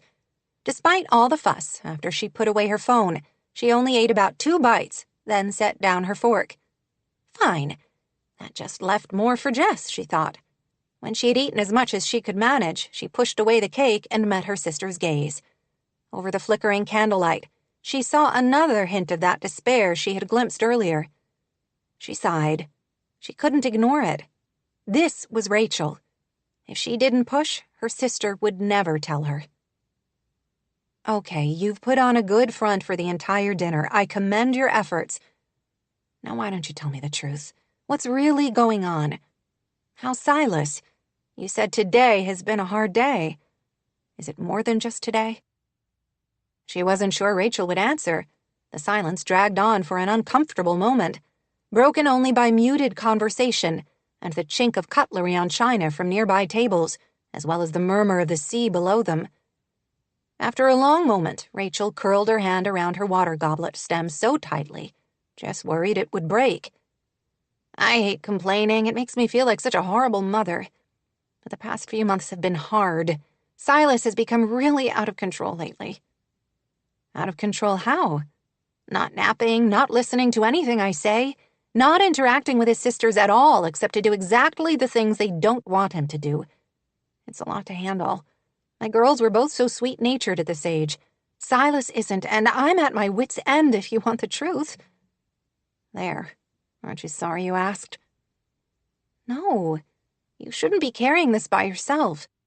Have you talked to his pediatrician about it? Some of it might be his age. Not really. This is all pretty new. Within the past few months, anyway. Maybe you should call her. Rachel sighed. We're meeting with a team of specialists at an autism clinic next week in Sacramento. I hope I'll be up to the drive. Sometimes he can howl and bang his head on the seat the entire car ride, and other times he loves it. It's always a roll of the dice.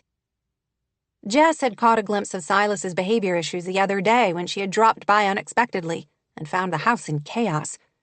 Was that the reason Rachel seemed so brittle? If she wasn't sleeping well and then had to wrestle with a challenging 2-year-old all day, Jess couldn't blame her for being exhausted. Cody's going with you to help out, isn't he? We both thought it would be better if he stayed with the girls to take Ava to preschool, and then his mom's, and get Grace off to school, than be there when Grace gets home. Rachel needed help. She couldn't drive all the way to Sacramento on her own with a difficult toddler. I'll take care of the girls. I'm sure I can work out the schedule with Eleanor. I can probably even take Ava with me for the day. I can't ask that of you. You didn't ask. I offered, and I mean it.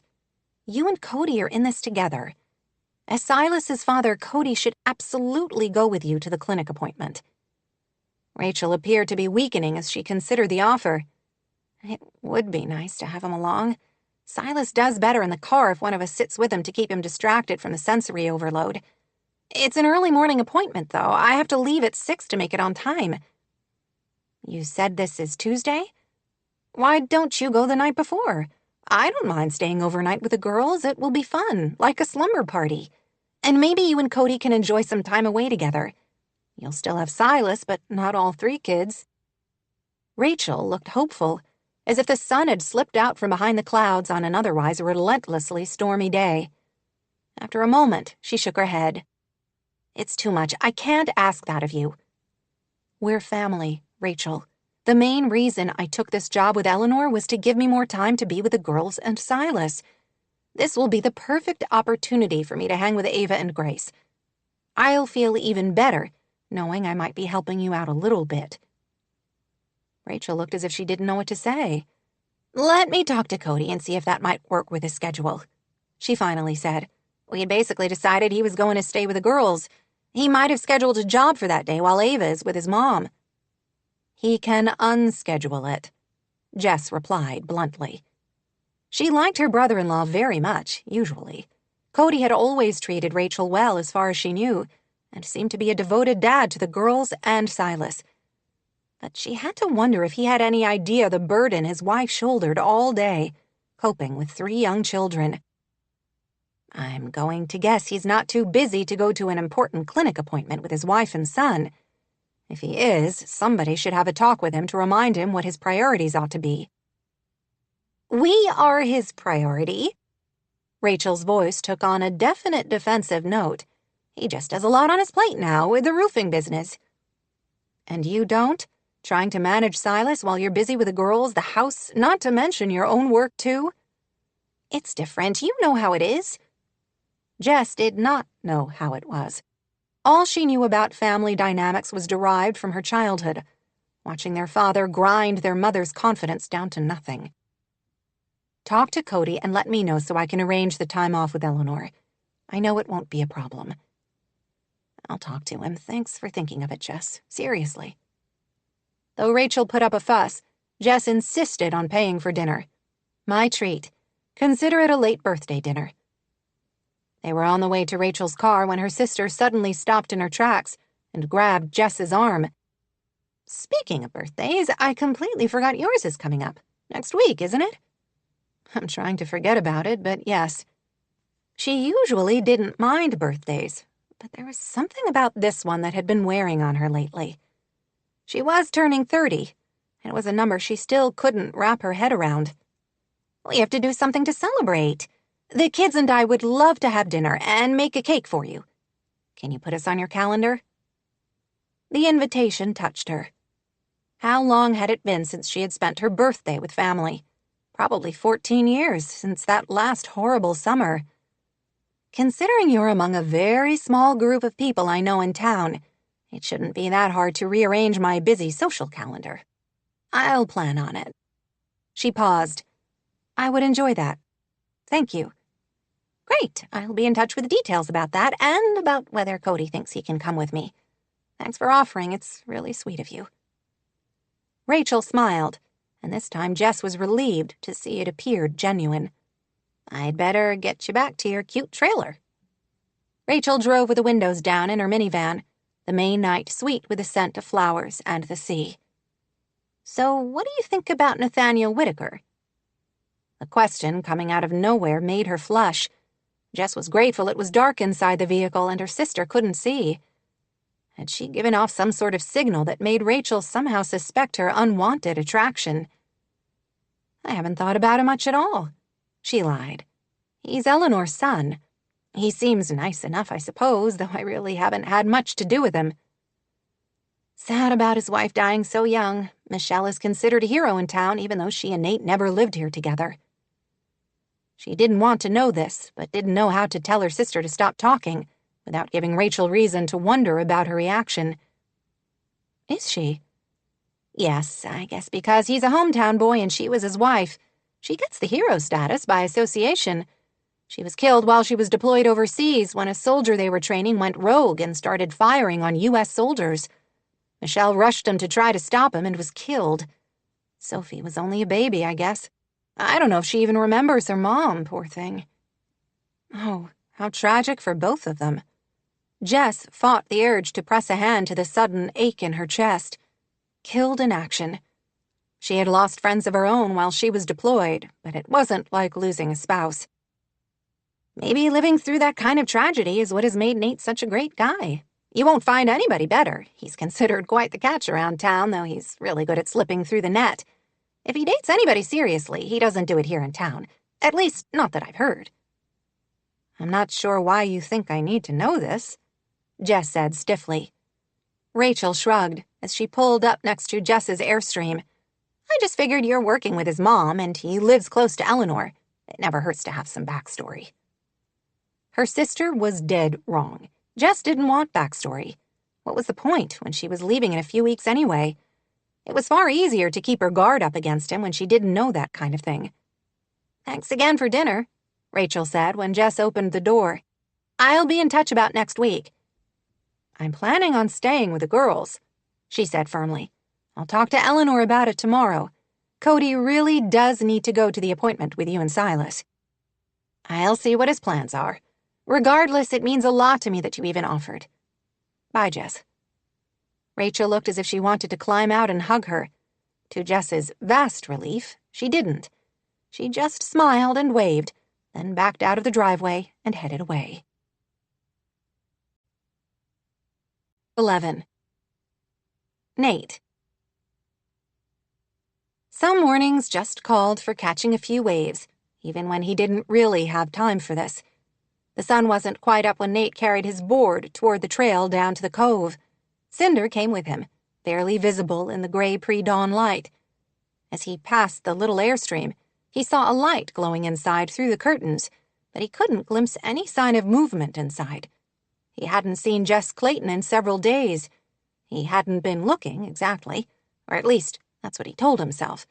Still, he was sorry their paths hadn't crossed. The past several days had been crazy.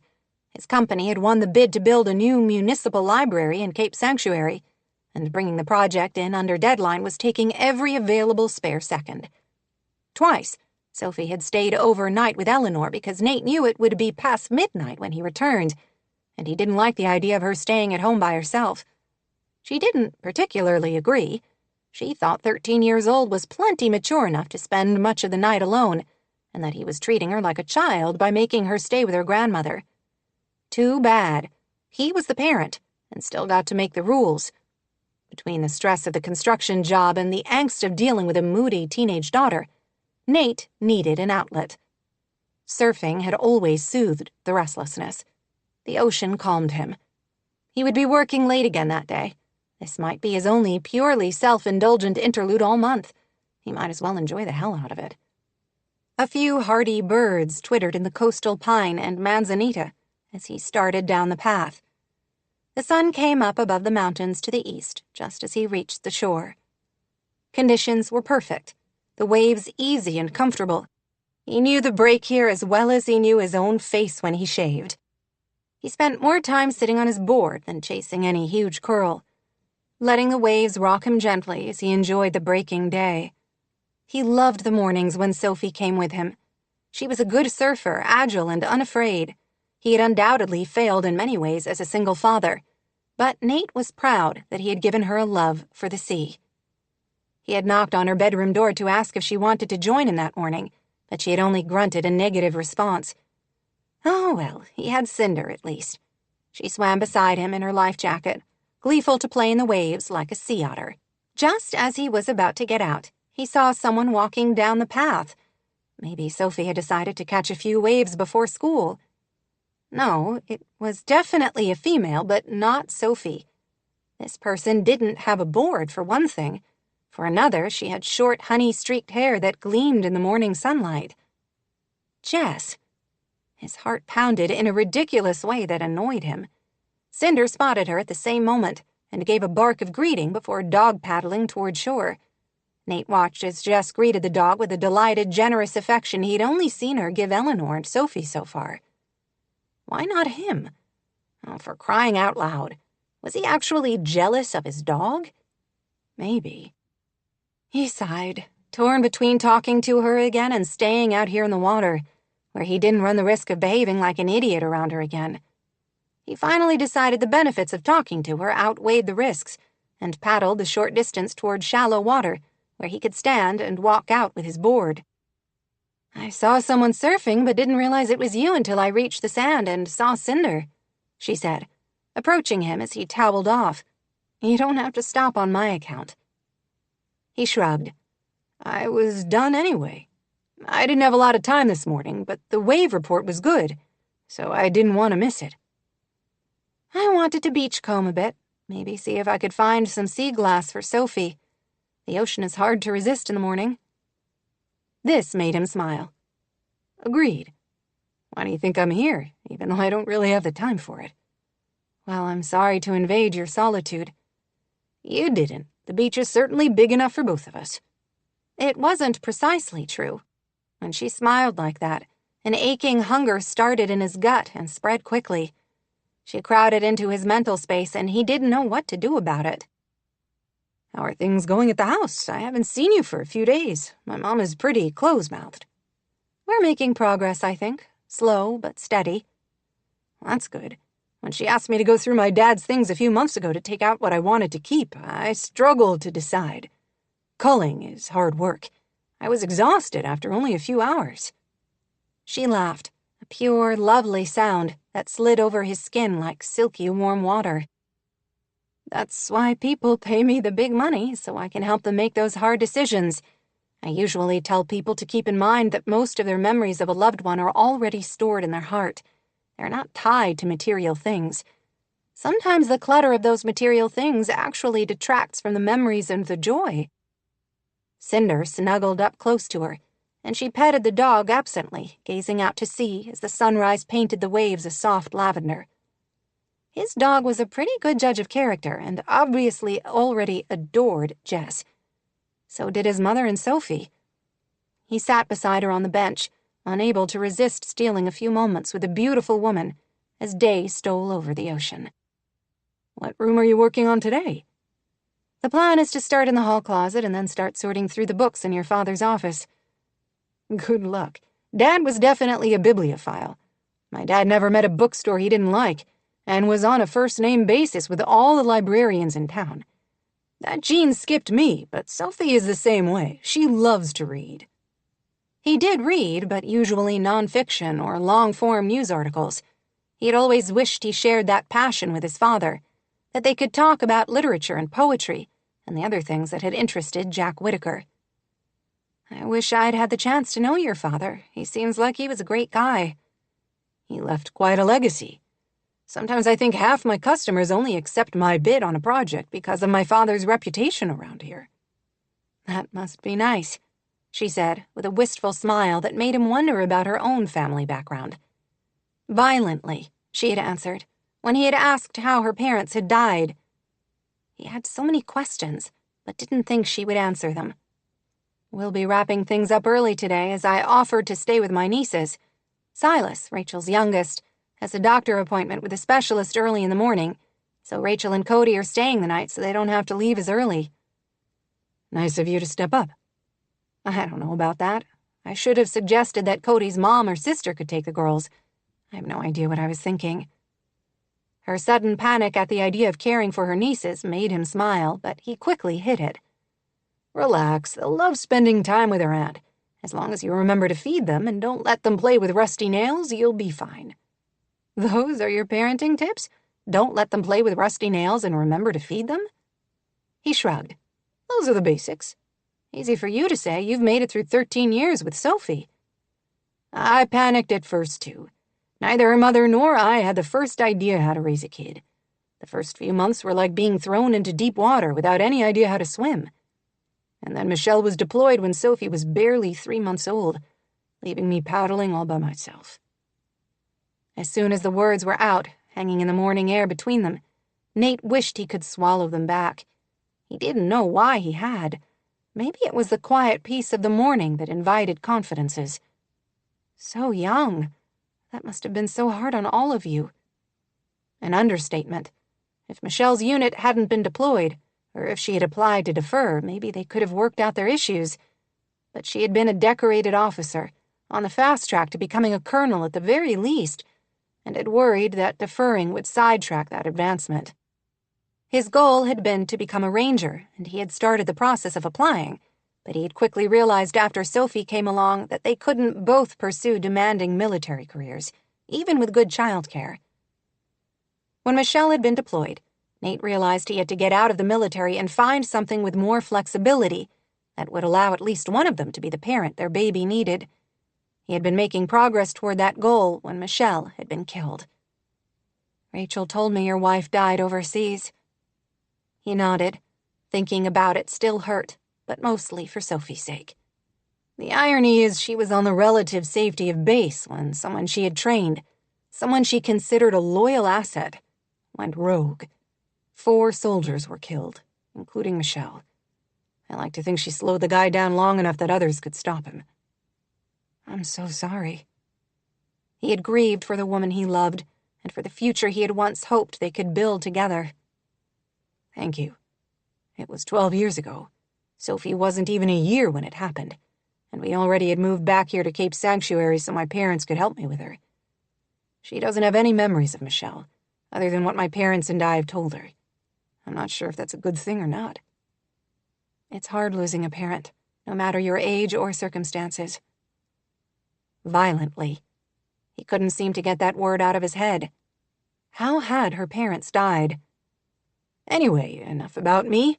We were talking about you watching your nieces. You'll be fine. It's only one night and they're both old enough to tell you how their mom does things."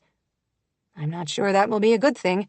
I'm not anything like the amazing Rachel McBride." "Just be yourself, Auntie Jess. I'm sure you'll all have a great time."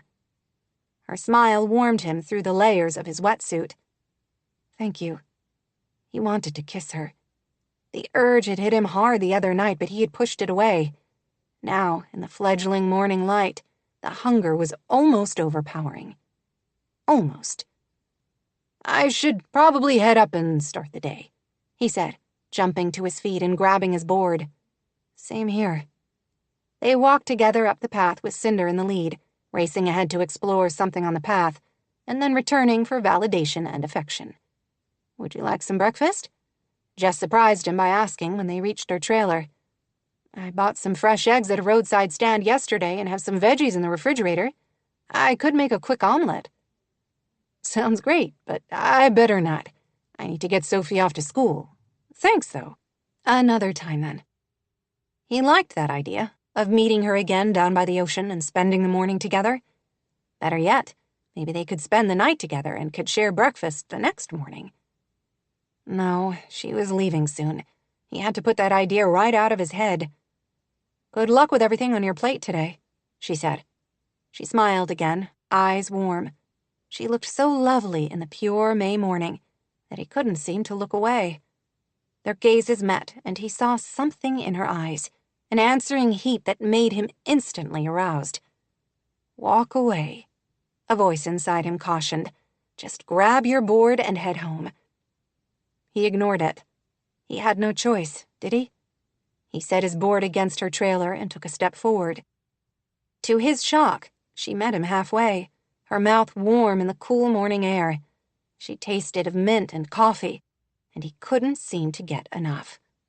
On some level, he was cognizant enough to know his wetsuit would be cold, uncomfortable, so he purposely only touched her with his mouth.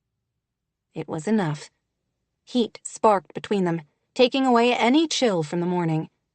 He had always thought surfing a few waves as the sun climbed the mountains was the best way to start the day. He was now prepared to reevaluate that. Kissing Jess Clayton, her mouth soft and willing beneath his, beat paddling in cold water any day of the week. 12. Jess. She had never wanted a single thing in her life more than she wanted in that second to drag Nate Whitaker into her Airstream, strip off his glossy black wetsuit, and spend an entire week exploring all those luscious muscles. What was wrong with her? This wasn't the kind of thing she did, kissing a man she barely knew. The morning beside the sea had been magical, just the two of them alone with the waves and the sky. Even before she had known the early morning surfer had been Nate, she had loved watching him choose his break and then ride it to shore with effortless ease. And then they had sat together on Eleanor's bench, as they had that night the previous week, and talked with the same kind of comfortable affinity. What was it about the cove that created this sense of intimacy?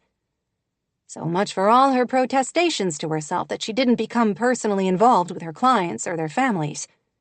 She couldn't get much more involved than tangling tongues with Eleanor's entirely too appealing son. As his mouth explored hers, touching only there, hunger seemed to build between them. What would be the harm in dragging him inside? She knew the answer to her own question. She didn't do quick and casual flings, and that's all she could have with Nate, no matter how delicious she might find him. She had to stop this. It couldn't go anywhere. She was trying to find the strength of will when Cinder suddenly barked nearby. Nate lifted his head, and she saw a dazed sort of arousal there, which she found immensely gratifying, even though she knew she shouldn't. "What is it?" "Squirrel, I think." She let out a shaky laugh. "Just as well."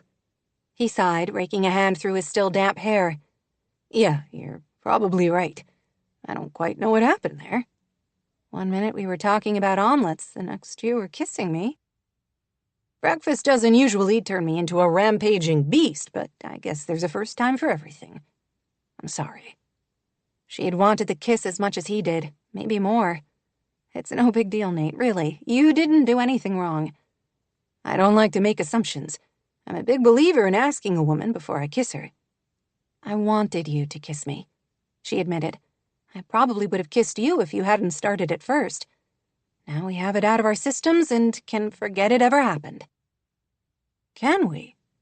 He raised an eyebrow, hair tousled and morning stubble on his jawline, and it was all she could do not to go for another round. "I'm not sure it'll be that easy." "Well, we can try, anyway." He smiled suddenly, his eyes warm and still aroused.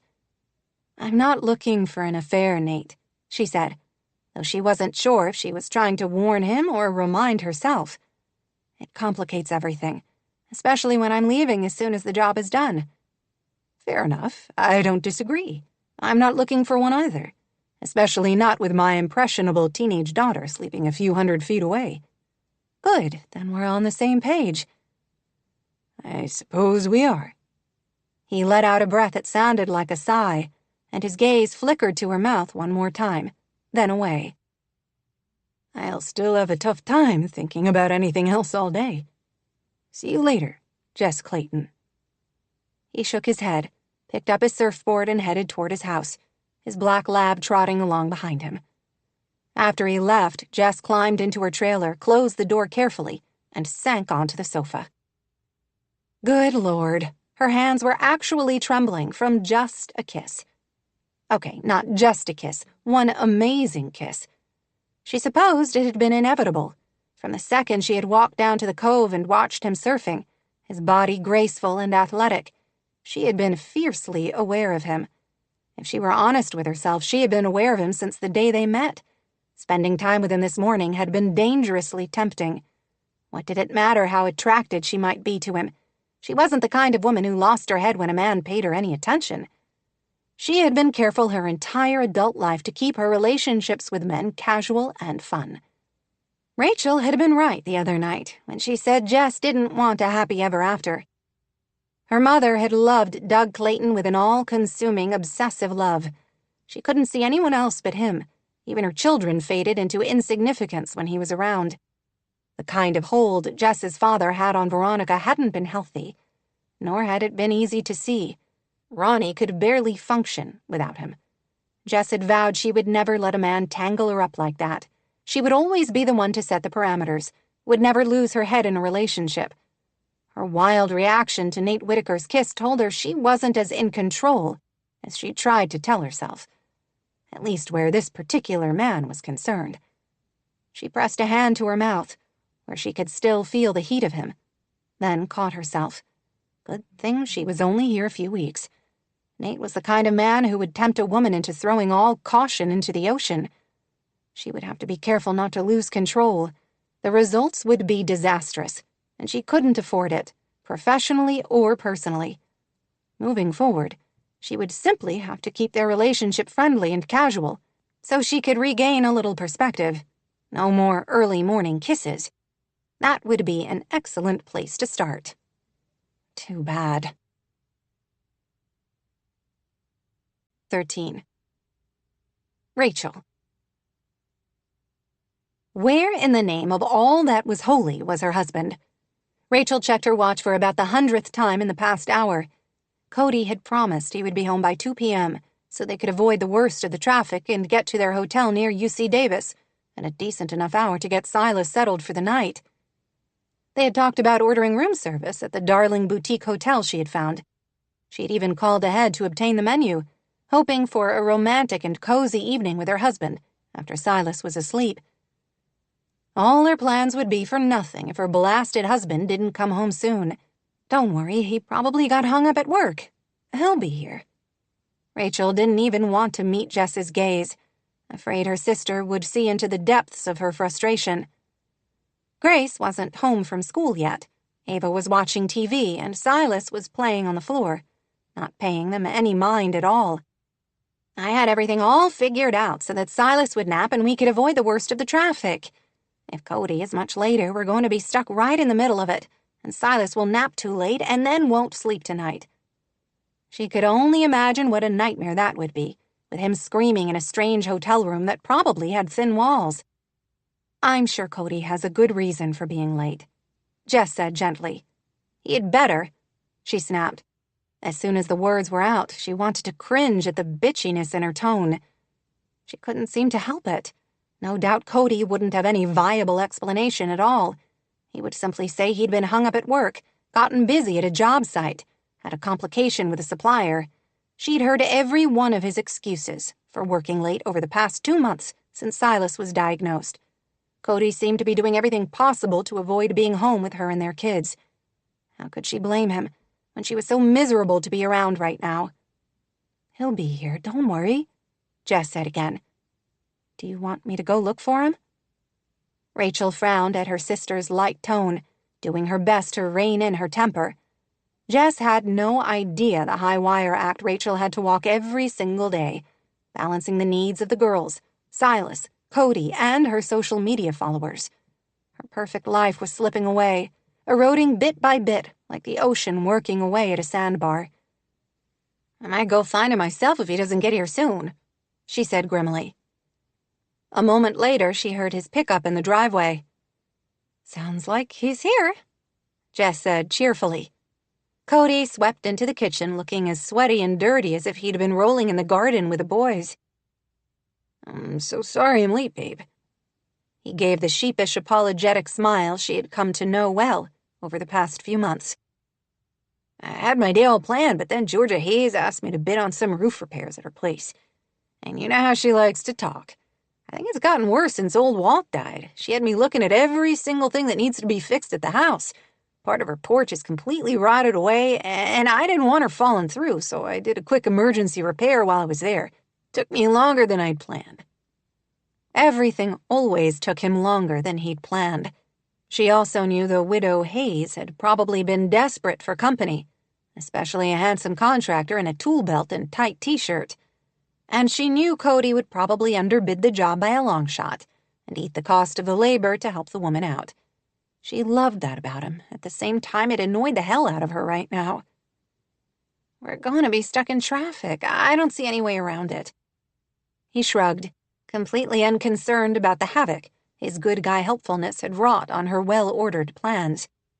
"We'll still make it. If the traffic gets too bad, we can make a stop somewhere along the way for Cy to run out some energy. Maybe we can grab dinner somewhere at McDee's and have a picnic." That was such a far cry from the quiet, romantic room service meal at the hotel that she wanted to cry, suddenly. "That sounds nice," Jess said. "I want to have a picnic and play at the park," Ava complained, wandering in from the TV room. "Why does Cy get all the fun?" "I promise you wouldn't think it was fun if you were the one who had to be poked and prodded by the doctors," Rachel told her daughter. "But Silas gets to go stay in a hotel with you. Maybe they even have a pool." "You get to have fun with your Auntie Jess," Jess said. "Maybe we can pack our own picnic and go to a park nearby." "Can we stay up past her bedtime?" Ava asked hopefully. Rachel gave her sister a pointed look. "Nope," Jess said. "Sorry, kiddo. We'll have a great time while, of course, following all your mom's rules." Ava looked resigned, but Rachel could tell she was already trying to figure out how to work around those rules as she headed back to watch her show. "I am sorry I'm late." Cody headed in the direction of their bedroom. "Give me 5 minutes to shower the work stink off and throw a few things into a bag, then I'll be ready to go." "I've already packed for you. I've left clothes on the bed for you to wear on the drive as well." "Great, then I should be ready in no time." He smiled, but she could see the hint of annoyance in his eyes. If he didn't like it when she micromanaged his life, maybe he shouldn't cut things so close. When he left, Jess gave her a careful look. "I know you're going for a clinic appointment, but I hope you guys can try to enjoy yourselves." So far, they weren't getting off to the greatest start. "Are you sure you're up to this tonight? It's not too late for me to ask Cody's mom or one of his sisters, or Kurt and Jan love having them too." If she hadn't been paying attention, she might have missed the way Jess's features tightened slightly at the mention of Rachel's foster parents, who had stayed close to her all these years. "We're going to have a great time. There's a 3-ring binder on the counter that has all the info you should need about their bedtime routine and house rules. I also left several possible healthy meals in the fridge you can choose to give them for dinner." "Great, that should make things easy." "Grace will be home in about an hour. She has school tomorrow, and Ava has preschool in the morning. The addresses and drop-off instructions are listed in the binder." Efficient as always, Rach. Rachel knew that was another way of calling her a control freak. Okay, maybe she was. How else was she supposed to manage the chaos without everything completely falling apart? Jess could mock all she liked. She was a single, carefree woman who didn't have to worry about one child's peanut allergy or another one's aversion to any food touching another food on her plate. Jess didn't know the first thing about having to cope with a child who could have a meltdown at the slightest provocation, usually at the most public, inopportune moment. "I only want to make things as easy as possible for you." Her voice sounded stiff, even to her. "I know, and I appreciate that. You know I have no experience at this kind of thing. I have to admit I was panicking earlier, afraid I couldn't handle it. Nate managed to talk me down." Nate again. Was something going on between them? She wanted to ask, but swallowed the question. She had enough to worry about right now without trying to micromanage her sister's love life, too. "You'll be fine. The girls already love you. They have really been looking forward to having you stay." "There you go. We'll all survive, right?" "Sure," she answered with a tight smile as Silas came into the kitchen. "Eat," he said. At 4 months shy of 3 years old, he could say 6 words now. Eat, mama, dada, drink, yes, and no. Both of the girls had been early talkers. Ava, for one, hadn't stopped talking since she first put sentences together at about 18 months. Speech was one area Silas needed help. She knew that was a big source of his frustration, when he couldn't communicate what he needed. One of many areas. She sighed and handed him a cheese stick, which he promptly devoured in about 10 seconds, before returning to his toys just as Cody came back to the kitchen. Rachel managed to avoid looking at her watch, just barely. "That was fast," Jess said. "I wouldn't want to mess up the schedule any more than I already have," Cody said with a smile that stopped at his mouth. When was the last time she had seen a genuine smile on his face, at least one aimed at her? She so desperately missed her husband. Right now, he seemed farther away than ever. Any hope that they could spend at least a little time reconnecting on this trip seemed to shrink with every passing second. She was ruining everything. "Are you sure you'll be okay?" she asked her sister one last time. "We are going to be totally okay. Go, focus on what you need to do and don't worry about us for a minute." That was impossible. Sometimes Rachel felt as if her soul was shaped out of anxiety and inadequacy, stitched together with guilt. "I can take the suitcases out to the van," Cody offered. "I already did that earlier. Everything is ready." His jaw tightened. Rachel gave an inward wince. Cody did love to help out. She should have left something for him to do. "Grace's carpool will bring her home in about 20 minutes. I would like to stay to say goodbye, but we really do need to go."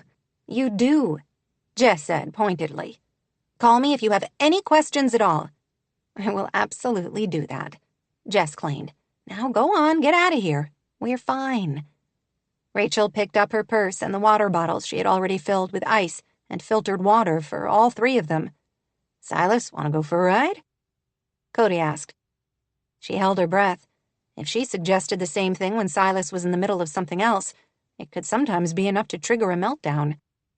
Not when Cody suggested it. Everything seemed like an adventure coming from him. Silas nodded and walked to his father with his arms up. Cody lifted him up easily. "I want to go with you," Ava said again, her FOMO even more pronounced than usual. "Not this time, honey, but I promise you and I and Gracie will do something fun when we get back, just the 3 of us," Cody promised. "Come here and give me a hug." Ava flew to her father and hugged his waist. He scooped her up in his other arm and squeezed both Ava and Silas. Ava giggled, and even Silas gave the lopsided smile that was as close as he got to showing true joy. Cody kissed Ava on the top of her head, spun her around a couple of times, then set her back down. Yes, he worked hard. But when he was here, Cody focused completely on the kids. He was a great father. She knew plenty of women in town who would love to have a husband like Cody, who worked hard and adored his family.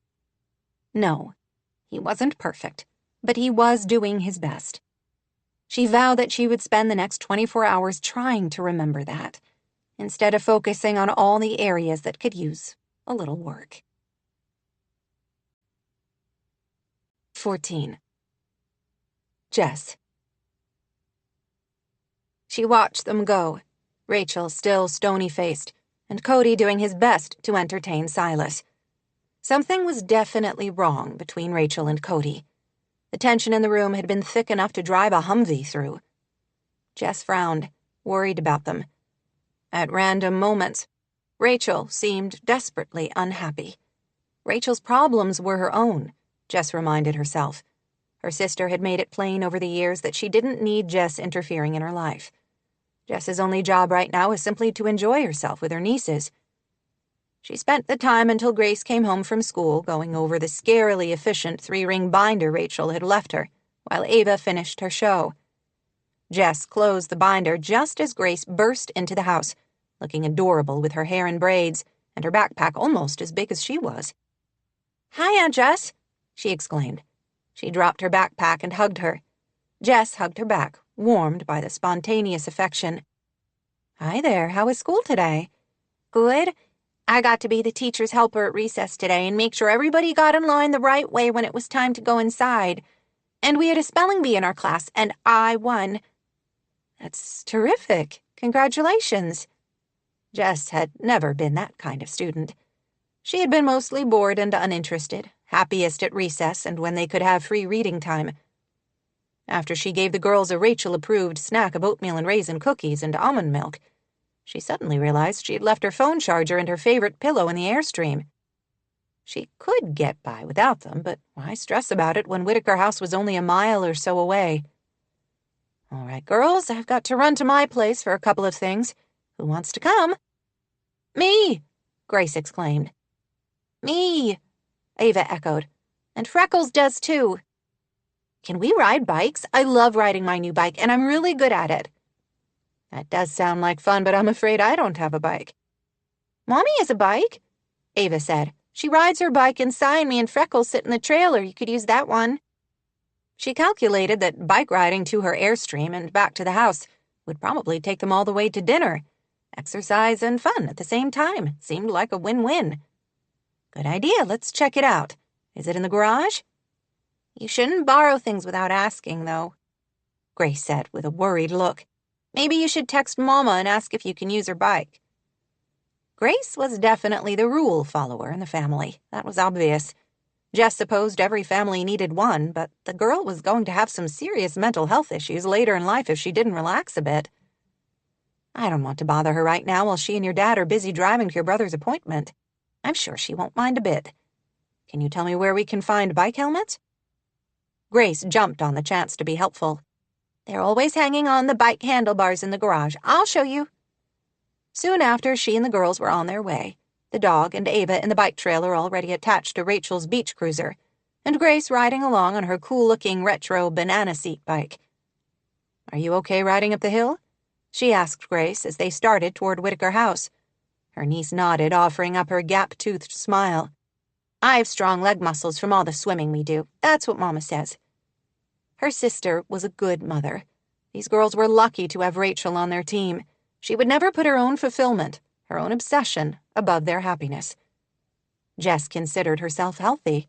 She ran, she lifted weights, she jumped rope, not to mention that her job was usually physical, moving boxes, carrying out furniture, hauling bags of trash to the garbage. When she was in the military, staying fit had been a necessity, and she had carried many of those healthy habits with her after she left the service. Still, pedaling a bicycle she wasn't accustomed to, up a hill pulling a trailer containing a little mixed-breed rescue dog, and a particularly adorable preschooler was harder than she might have expected. By the time she reached Eleanor's house, she was sweaty, and her leg muscles ached. Grace didn't seem at all fazed by the exertion. In fact, she kept up a running commentary about her school, about her friends, about the trip she wanted to take to Disneyland someday. Her conversation was punctuated by Ava's occasional contributions, usually centered around when she saw a dog or a cat or a pretty bird at a house they passed. Jess should have brought water along, but at least she had cold water in the Airstream. "The ride down will be easier," Grace said cheerfully as they turned into the Whitaker House driveway. "We won't even have to pedal." Just as she pulled up to the Airstream, she spied a figure in a black wetsuit walking toward the path down to the cove with a long, curved surfboard. For a wild instant, she thought it might be Nate, and her heart rate accelerated. All day, she hadn't been able to stop thinking about that incredible kiss. As soon as she got a true glimpse of the surfer, she realized her mistake. It wasn't Nate. It was his daughter. "Hey, that's my friend Sophie," Grace exclaimed. "Hi, Sophie." The girl paused at the top of the trail, her surfboard under one arm and her cell phone in her other hand. "Hey there, what are you guys up to today?" "This is our Aunt Jess. She's our mom's sister. She's staying over with us tonight," Ava announced. "Cool." Something was wrong. Jess could see Sophie looked distracted, and her eyes were edged with red as if she had either been crying or trying to keep herself from crying. Had she been fighting with her dad again? And what was she doing heading down to the cove by herself? "What about you?" she asked, trying for a gentle tone. "Are you waiting for someone?" Sophie looked at her surfboard, down the path, and then back at Jess. "Oh yeah, I was telling this kid at school, Tyler, about the waves we have here. He's a 9th grader. He just moved here a few months ago and hadn't heard about the cove, and said he might come over after school to check it out. I guess he changed his mind, or something came up or something." She spoke in a casual tone that didn't fool Jess for an instant. Sophie was interested in the boy. Did Eleanor or Nate know she had prearranged a surfing rendezvous with someone from school, and that he hadn't showed?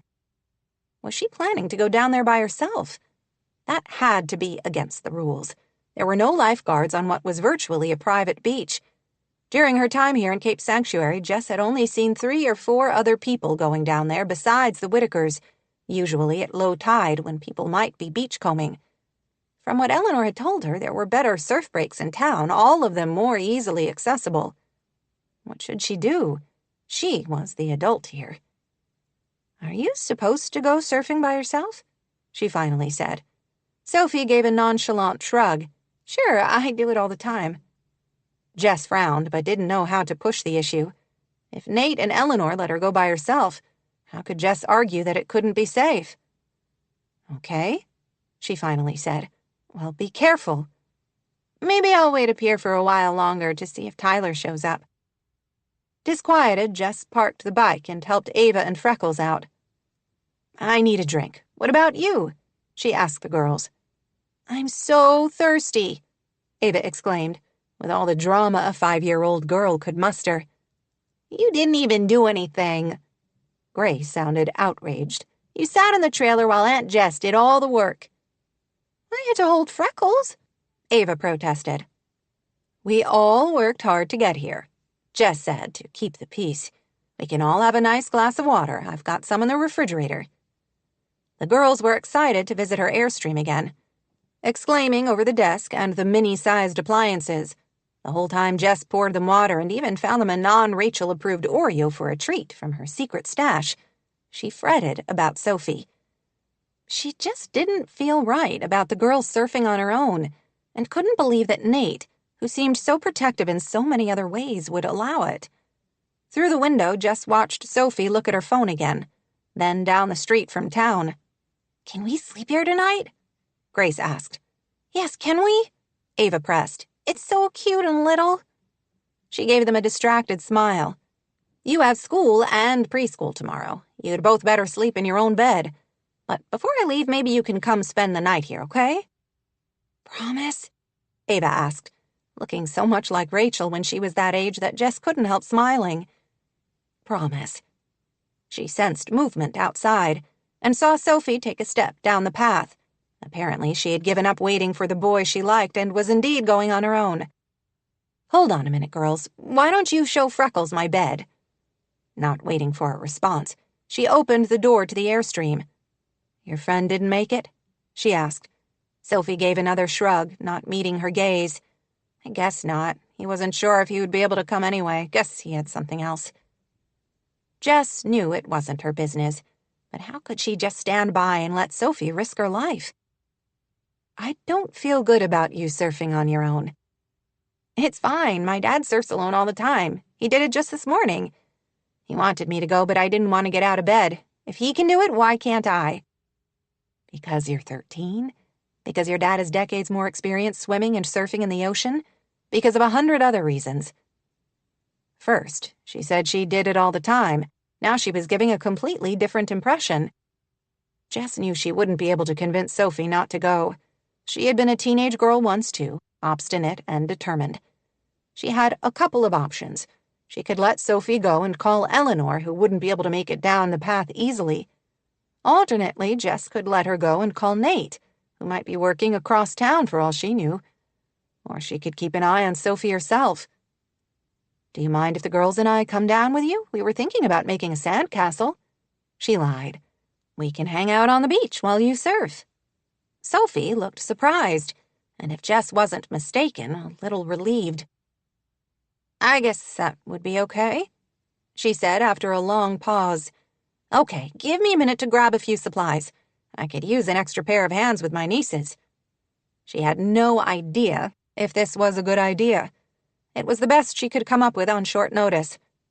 Girls, how would you feel about going down to the beach and building a sandcastle? I'm really good at sandcastles, Grace informed her. I know just how to shape the towers so they stay together. Ava's always fall apart. They do not, her sister protested. I'm sure you're both great. You're just the girls to help me out. She quickly grabbed a few empty plastic containers for shaping sand and put them in a bucket, then added water bottles, a blanket, and her supersize umbrella. I can take the umbrella, Sophie offered, reaching for it with a hand not holding her surfboard. Her phone was now in a dry bag around her neck, Jess noticed. Are you going to help us build a sandcastle? Grace asked. Maybe, or I might go surfing if my friend comes later. The trip down the path was slightly more difficult than it had been this morning. This time she was holding Freckles' leash in one hand and Ava's hand with the other. Grace insisted on carrying the bucket of sand supplies down, which helped. By the time they reached the cove, Sophie seemed to have forgotten all about the boy who had stood her up. Did I tell you I got an email back from the school in Japan? Finally. They were on a school break. That's terrific. Yeah. No package yet with postcards or a gift, like they said in the letter, though. I'm sure it takes time to get mail from Japan, especially if they've been on a school break. What school in Japan? Grace asked. Sophie told both girls about finding the message in the bottle and the budding scientists in Japan who were studying ocean currents. By the time they reached the sand, both girls looked excited. Can we look for a bottle with a message? Sure, but I've been looking like forever and only found one in all that time. You can look for other things, though, if you want. Sophie seemed to have forgotten all about surfing as she walked up and down the beach with the girls, pointing out agates and driftwood and the occasional sea-polished rock. They didn't find much this time and quickly turned their attention to building a sandcastle. We should build the best sandcastle ever, Grace said. Then we can take a picture and my mom can put it on her Instagram. Let's just do our best and see what we come up with, Jess said. She left it to Grace and Sophie to strategize where to build the castle and how big they should go. Soon, they were all happily using the bucket to scoop seawater to mix with the sand for packing and creating. Jess couldn't remember the last time she had done something like this, maybe when she was Grace's age. The castle came together quickly. In short order, it had a structure and form, with turrets and even a moat. So, Jess said to Sophie casually, while her nieces had hurried to the shore to get more water in one of the containers. Tell me about this boy who didn't end up coming over to surf, Tyler. Is that what you said his name was? Sophie flashed her a quick look, then returned her attention to the sand she was packing. It's no big deal. He said he might come. I guess he was busy or something. I'm sorry. It's no big deal. It's not like he was my boyfriend or anything. The girl's jaw tightened, which made Jess suspect she would have liked to have the kid for a boyfriend. Well, I'm glad things turned out this way. You're really good at this. I've built a lot of sand sculptures. My grandpa and I used to come down to Sunshine Cove all the time. We didn't make just sandcastles.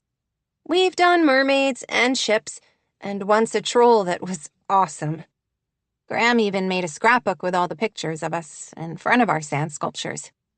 I can show you sometime. She hadn't heard Sophie talk about Jack Whittaker before.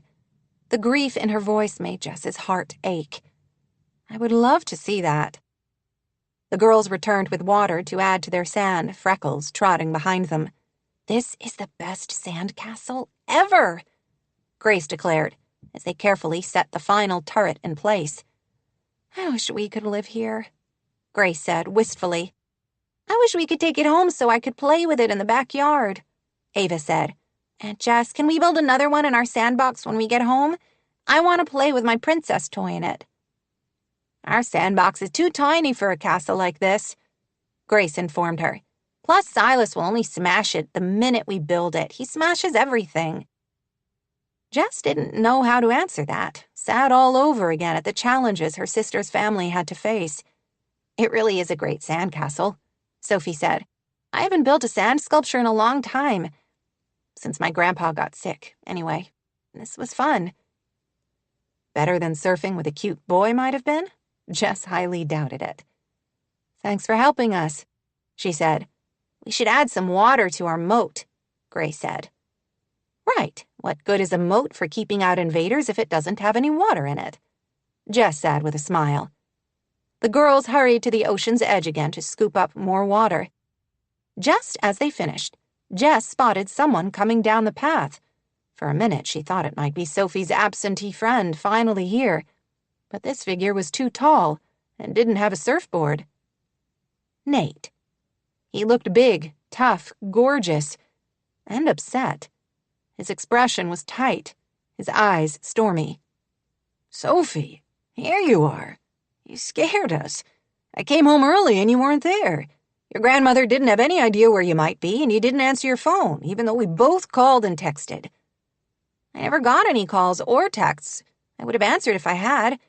I probably didn't have cell service down here, she muttered, unrepentant. It's a good thing I thought to look in the garage and saw your board missing. Now, I can't believe you would come down here by yourself. You know the rules. She looked annoyed at being called out. I didn't even go into the water. We made a sandcastle instead.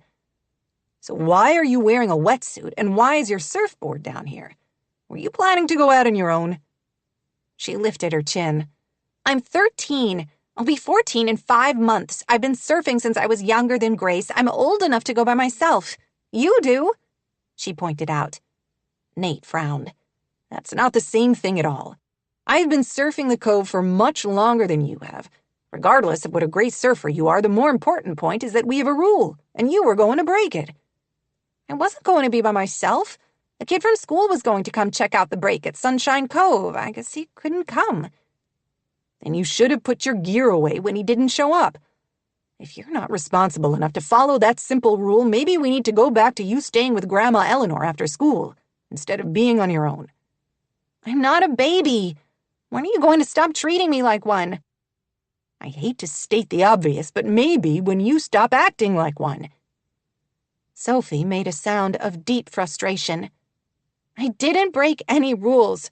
Maybe I thought about it, but I changed my mind when Jess asked me to build a sandcastle with her and the girls, okay? I'm so tired of you treating me like I'm some dumb baby all the time. I hate you.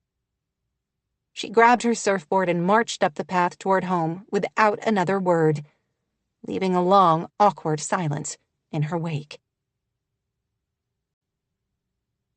15. Nate. There it was, the H word. How many times had he flung it at his own father when he was frustrated at some rule or other? Raising a teenager was hard. He wasn't sure if he had the stamina to make it through another 5 years of Sophie flaunting the rules and then snapping at him when he called her on it.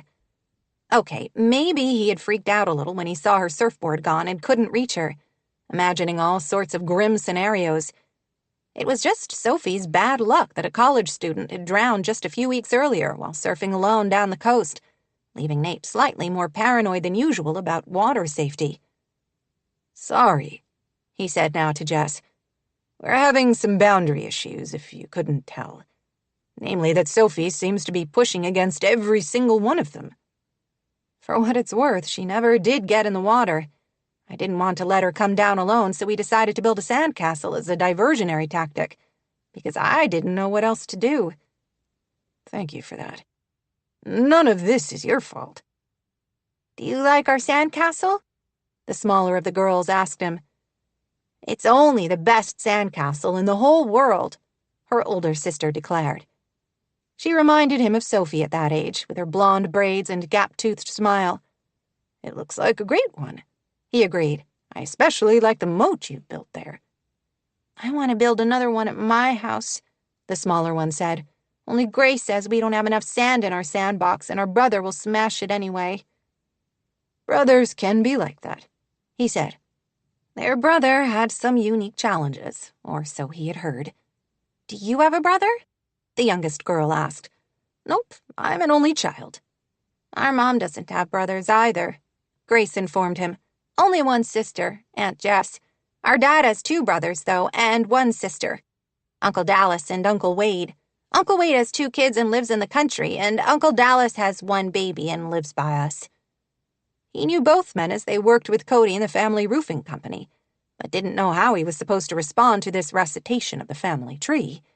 To his relief, Jess stepped in. "Let's take a picture of the sandcastle so we can send it to your mom.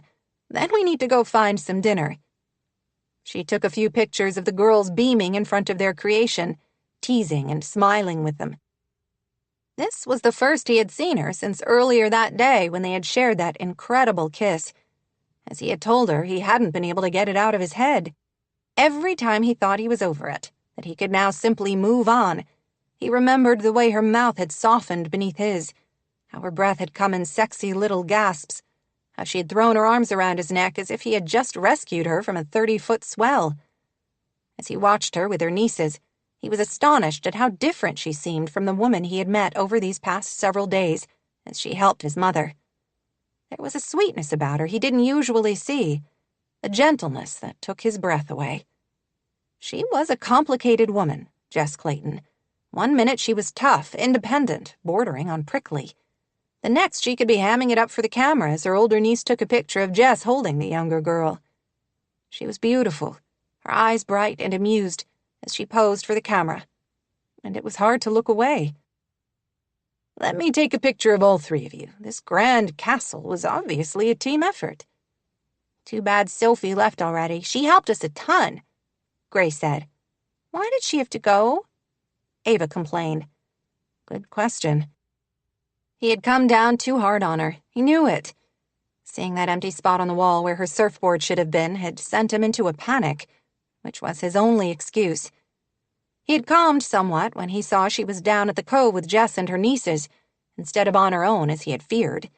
Still, he found it concerning that she would even consider breaking the major family rule that she wasn't supposed to get into the ocean by herself. Every time he wanted to have a real conversation with his child, she chose to escape rather than talk to him. Maybe he hadn't picked the best venue here with an audience. He had been upset and worried about her, which might have made him respond more harshly than normal. That didn't mean she had to stomp off every time he annoyed her. He had to figure out a way to reach her, but not right now. He took Jess's phone from her. "Turn this way so I can get the sun on your faces."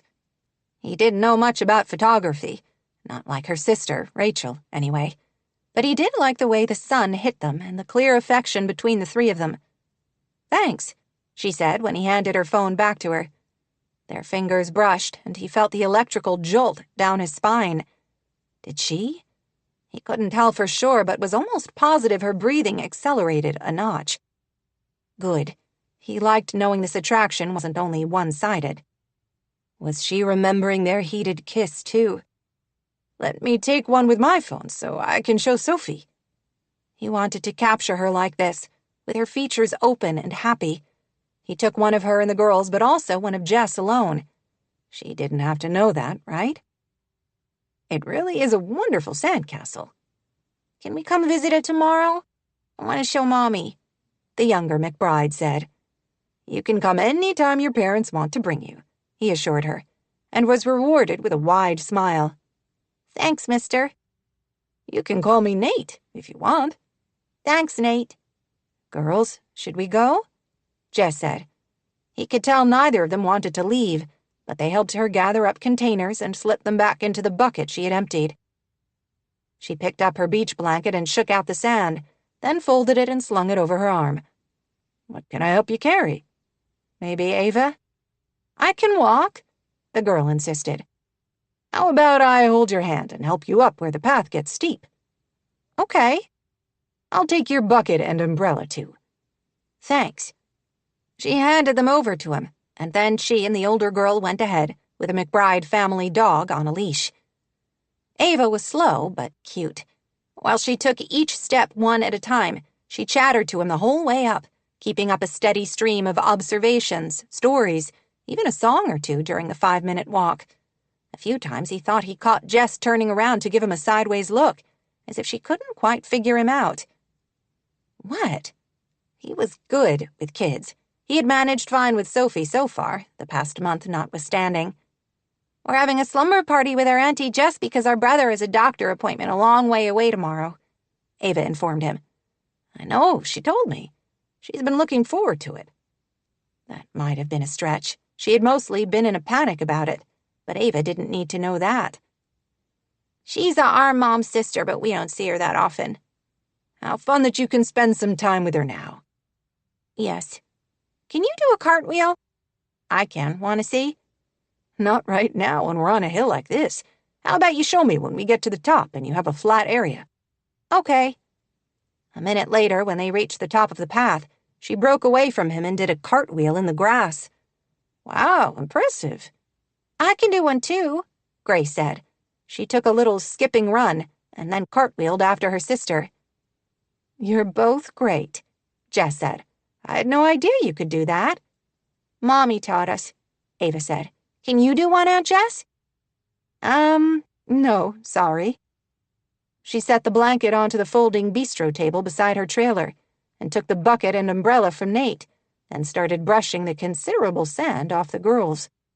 Ava whispered something to Jess, who suddenly looked panic-stricken, and handed the dog's leash to Grace. She has to use the bathroom. Watch Freckles, okay? Ava danced around as if on the brink of an accident, and Jess lifted her up into the trailer and shut the door behind her. Do you want to see my new bike? Grace asked eagerly. Only now did he notice the girl's bike and the adult bike and trailer tucked behind her Airstream. So that's why he hadn't seen her truck when he hurried over looking for Sophie, and why he hadn't realized she was at the cove with his daughter until he was about halfway down the path. That is a great-looking bike, he told the girl, admiring the retro banana seat and the tassels in the handlebars. Aunt Jess rode her mom's bike. She didn't ask before she borrowed it either. I'm sure your mom wouldn't mind. That's what Aunt Jess said. Something seemed off on the bigger bike. He was giving it a closer look when Jess and Ava walked out of the Airstream looking much more relaxed now. The girl had apparently made it to the bathroom on time. Bad news, he said apologetically. Your bike tire is flat. Looks like you ran over a nail. She looked at it with dismay. Oh no, Rachel will kill me. You should have asked her, Grace muttered, earning a dark look from her aunt. Not to worry, it's easily fixed. Sure, if you have the right tools and a new inner tube, which I don't. She looked at the girls and the dog and the bikes and winced. Looks like we'll have to walk back to my sister's place, get my truck and run to the bike store. He suspected Ava would never make it, walking all the way to the McBrides. The bike trailer was similar to one he'd had for Sophie that converted to a jogger stroller with the right accessories, but he suspected Jess didn't have those with her. How about this? We can load up the bikes into the back of my truck, run to the bike shop for a tube, and have them fix it while we grab a pizza for dinner. It's the least I can do to thank you for watching over Sophie. She looked shocked at the suggestion. That's not necessary, really. Maybe not, but I would enjoy it. If you already have dinner plans, that's fine. I'll drive you home and pick up a tube on the way back, fix your bike, and get it to you tomorrow. I would rather have pizza, Grace said. Pizza! Ava exclaimed. Even their dogs seemed to agree, jumping around and giving happy little yips. He might have been picking up on the girl's excitement, though. Jess looked uncertain, though he could see her beginning to weaken. What about Sophie? I'll go talk to her and tell her the plan. She wasn't very happy with you when she left. I'm not sure she'll be in the mood to hang out with us. Has it been longer than 15 minutes? He asked ruefully. With the way her moods go lately, she's probably done being mad at me about the surfing thing, and has moved on to something else completely. She would still be mad at him, of course. That was a given. But maybe she would unbend long enough to enjoy more time with Jess and her nieces. I have to go talk to her anyway. If she doesn't want to help us with the bike, I can always bring her back some pizza if it comes to that. How about this? If she wants to go along, we'll have pizza. If not, I'll just ask you to take us and the bikes back to Rachel and Cody's place, where I can look around for an inner tube or a patch kit. I'll see what I can do. I'll meet you back here in 10. Long enough for us to wash up. Thanks, she said, ushering the girls toward her Airstream steps as Nate headed for his place. He found Sophie in the family room playing her favorite video game. She looked up when he entered, but seemed too distracted by the game to glare at him. That was progress, at least. Hey there, he said with a smile. I'm sorry I treated you like a baby. I was worried about you. I know you can take care of yourself in most situations, but you know how unpredictable the ocean can be. You made the right choice in the end not to surf by yourself. I should have focused on that instead. I'm sorry." She looked startled at the apology, which made Nate think maybe he didn't do enough of them. "I should have texted Graham to let her know where I was. I do know the rules. I thought my friend would be with me." He wanted to talk to her about this boy she had invited over after school, but decided to pick his battles for now. "Jess has a flat tire on her bike. We're going to run downtown to the bike shop, and we're talking about getting a pizza. Want to come? You can get a personal size with your own toppings if you want." Sophie had a long history of being picky when it came to her pizza toppings, which she had learned how to work around.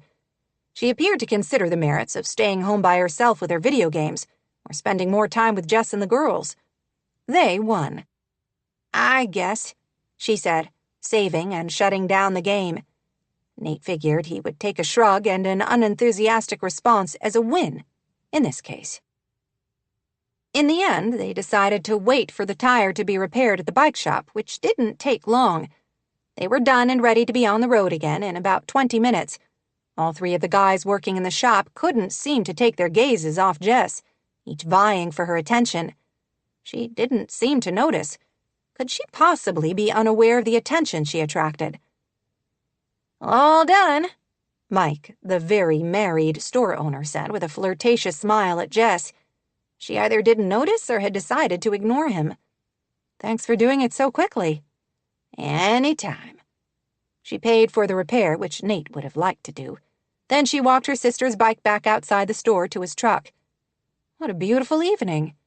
She lifted her face to the sky, and he fought the urge to kiss her again right there in the middle of downtown Cape Sanctuary. "It really is." He looked around. "What's your pleasure? We can go to the pizza place, or we could grab one to go and eat it at the park." "Good idea. Anything that will help me wear out the girls so they'll sleep well tonight gets a thumbs up for me."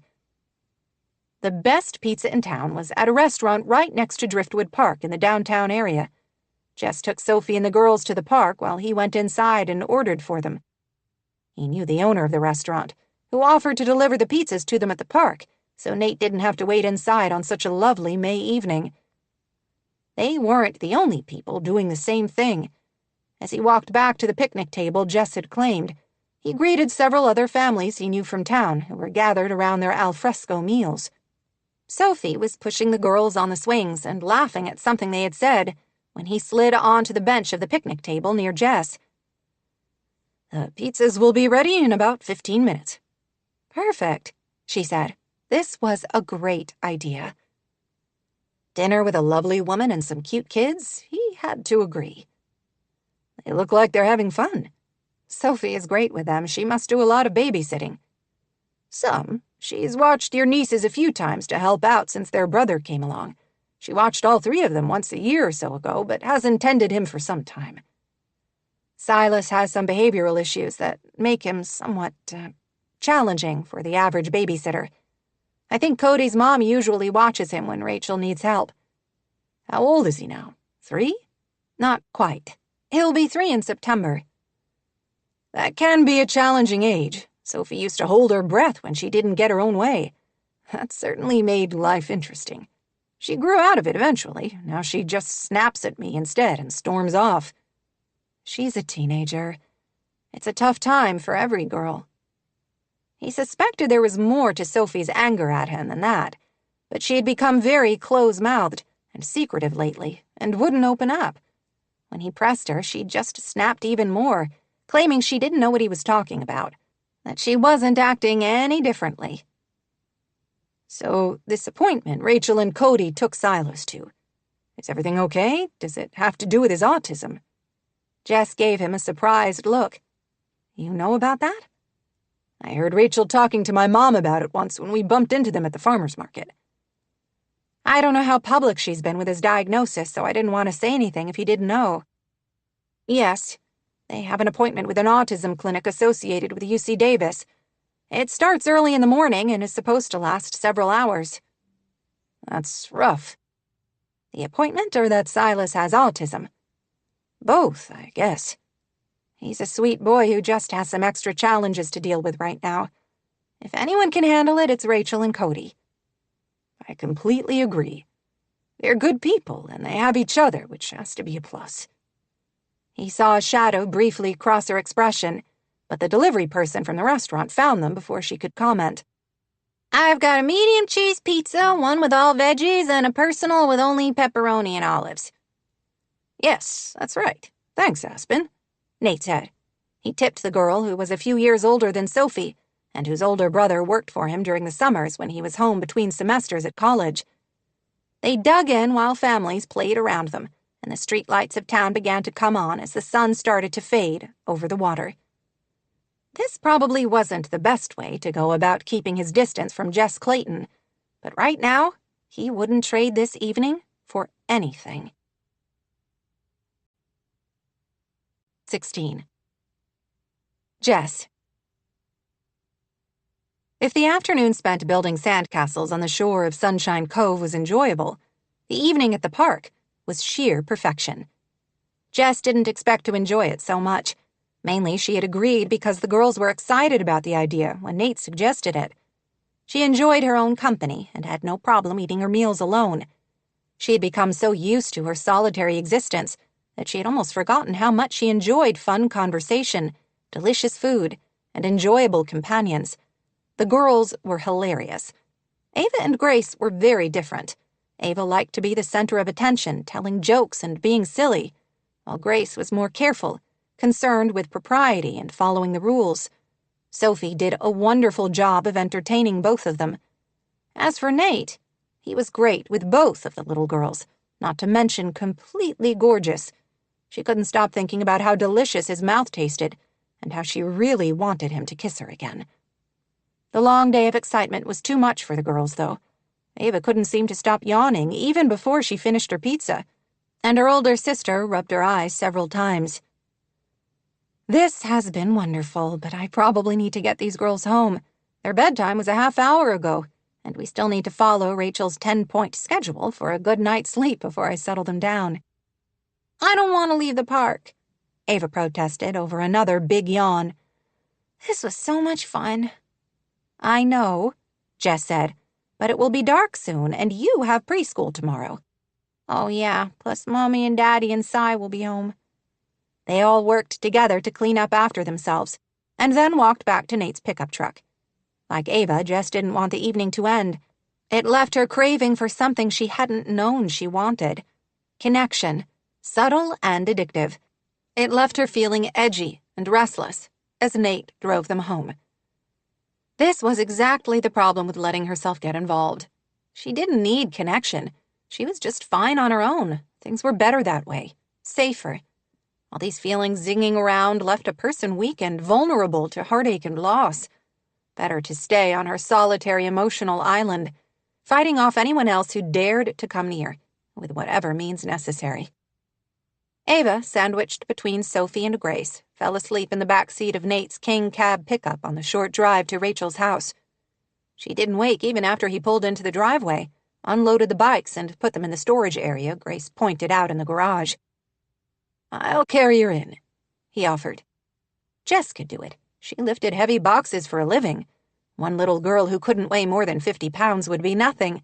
It seemed foolish to argue with him, though. Something about the sight of the little sleeping girl nestled in his arms made Jess's knees feel wobbly. Good grief, this was ridiculous. She opened the door with a code Rachel had given her and led the way inside. "Where am I going with her?" "Our bedroom is down the hall next to the bathroom," Grace informed him. "Second door on the right," Jess said. "I'll show you." She led the way down the hall to the girls' cute bedroom, decorated like an Instagram fantasy, with reading nooks and bookshelves, and a glorious dollhouse she had yet to see the girls actually use. "She needs a bath," Grace said. "We always have a bath before we go to bed." "Well, this time I'm going to let her go to sleep and have a quick bath in the morning." Rachel wouldn't be happy about it, but Jess was going with her instincts on this one. Waking up Ava and making her take a bath when she was exhausted seemed cruel. Nate lowered her to the bed. Ava snuggled into her pillow, reaching to pull her comforter over her. Letting her get by without a bath was one thing, Allowing her to sleep in the clothes she'd been wearing to play at the park and the beach was something else entirely. "I'll help her into PJs in a minute," she said softly. "Thank you for your help." "My pleasure." She walked him back to the door while Grace grabbed her pajamas and headed for the bathroom next to their room. "I'll be in to help you in a minute." "I don't need help. I'm not a baby like Ava or Silas," Grace informed her haughtily. "Leave the door unlocked anyway," Jess said. She didn't know what Rachel's rules were about that sort of thing, but she wasn't taking any chances of leaving a child unattended around water. Grace sighed and shut the bathroom door firmly. Soon after, Jess heard water running. At least she didn't slam it, like Sophie would have done. His daughter had opted to wait in the truck. "Thank you for everything tonight. The bike tire, the ride, the pizza. It turned out to be a good evening after all." "I enjoyed it," he said, his voice gruff. She walked him to the door, her mind suddenly filled with images from that morning when he had kissed her. "You did great, see? Nothing to be nervous about." "I'm still over my head. But so far we haven't had any broken bones or ER visits or other catastrophes. The night is still young, though." He smiled. "Don't worry. If you do anything else wrong, I suspect Grace will be the first one to tell you."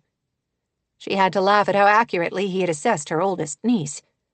I guess every family needs one who likes to follow the rules. "I certainly wasn't that person, and something tells me you weren't either." How had he guessed that? "Not in the slightest," she answered. "Yet we both joined the military, which is all about following the rules." She was struck by the notion that they had far more in common than she might have thought. Maybe that was why she was so fiercely drawn to him. Not that it mattered. He wasn't for her, she reminded herself. "Thanks again. You saved the day." "I loved every minute of it," Nate said in a low voice. She caught her breath when he leaned forward. Was he going to kiss her again? He did, but this time he only brushed his mouth to the side of hers with a gentleness that completely disarmed her. "Good night. Try not to burn the house down." She laughed a little raggedly. "I won't. I think we're safe for now, thanks for the vote of confidence." He smiled, waved, and headed out the door, leaving her to watch after him and ache with longing for only a minute before she turned back to her nieces. 17. Rachel. As Rachel closed the door into the adjoining bedroom of their hotel suite, she wanted to collapse into a heap on the bed, pull the covers over her head, and stay there for the next 24 hours. The drive had been every bit the nightmare she had feared.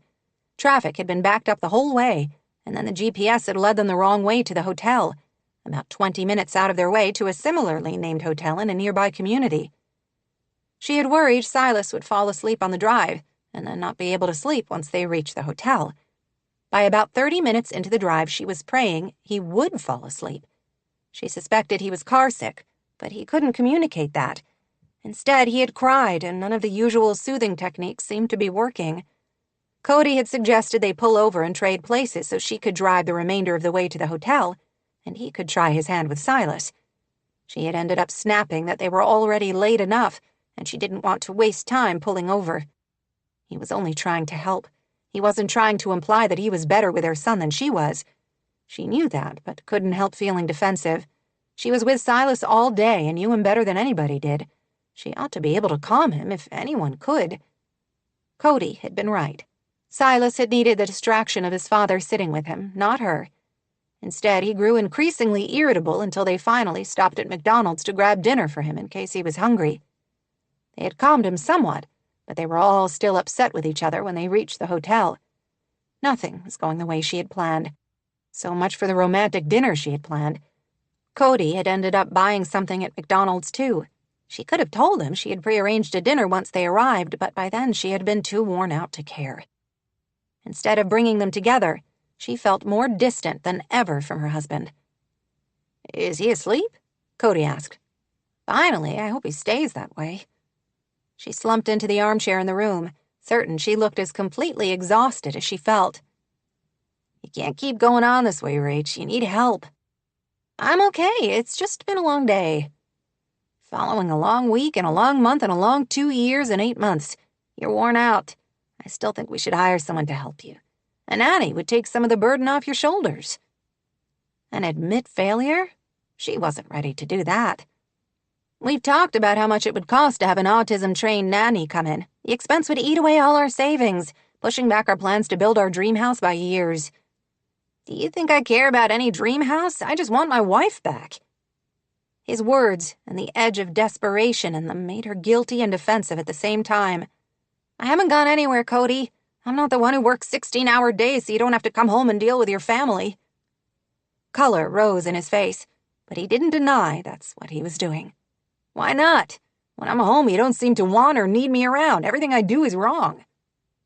She couldn't help that she'd figured out the best way to do things after years of running their house. Every time she gently tried to explain why her way was better, he got mad and stormed off. She was pushing him away. Why couldn't she just shut up and let him load the dishwasher wrong and add the wrong detergent to the white clothes? Where the hell would her perfection get her when she didn't have a husband?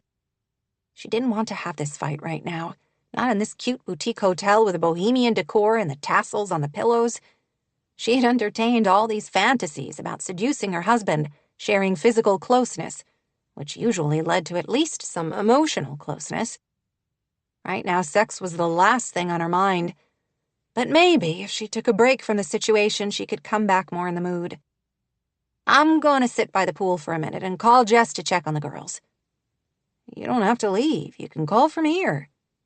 I've been sitting in the car for 3 hours. I need some air, she said. He studied her.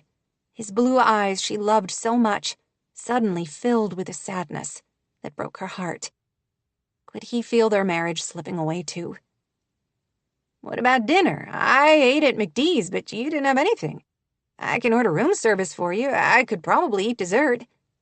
I'm not hungry, she said. I'll take one of the protein shakes I packed down to the pool and drink that. By the time she made it to the outdoor pool surrounded by palm trees and lush landscaping, she felt even more horrible for her pissy mood. What was wrong with her? She wasn't usually so negative. Ever since Silas's diagnosis, her temper was on a hair trigger. She had taken everything out on Cody, who didn't deserve her constant bad mood. She should drink her shake, call her sister, and then go back and have incredible makeup sex with her husband. Jess didn't answer until after the 4th ring. Hi, she said, sounding breathless. Sorry, I guess I left my phone down in the kitchen while I was reading a story to Grace. I barely heard it. She suddenly yearned to be home with her girls, with hugs and stories, and the soft sweetness of bedtime. Is everything okay there? Great. The kitchen fire was small, and the firefighters were able to put it out quickly with almost no damage to the house. Jess. Sometimes her sister's sense of humor escaped her. I'm sorry, I'm teasing. We had a great afternoon and evening. We took a bike ride this afternoon, built an epic sandcastle, which I took pictures of, and ended up having pizza at the park with Nate Whitaker and Sophie. Ava is already asleep, and Grace will probably be there by the time we end this phone call. Nate, again. Things there seemed more and more interesting. Thank you again for staying with him. It's been no problem at all. Jess spoke with a sincerity Rachel didn't usually hear from her sister, who tended to keep all her emotions tightly wrapped. They're great girls, Rachel, funny and kind and smart. I can tell you're a good mom. The quiet words of approval, so desperately needed, sent Rachel over the edge. Her throat tightened and tears burned her eyes. She couldn't begin to tell Jess how much that meant to her.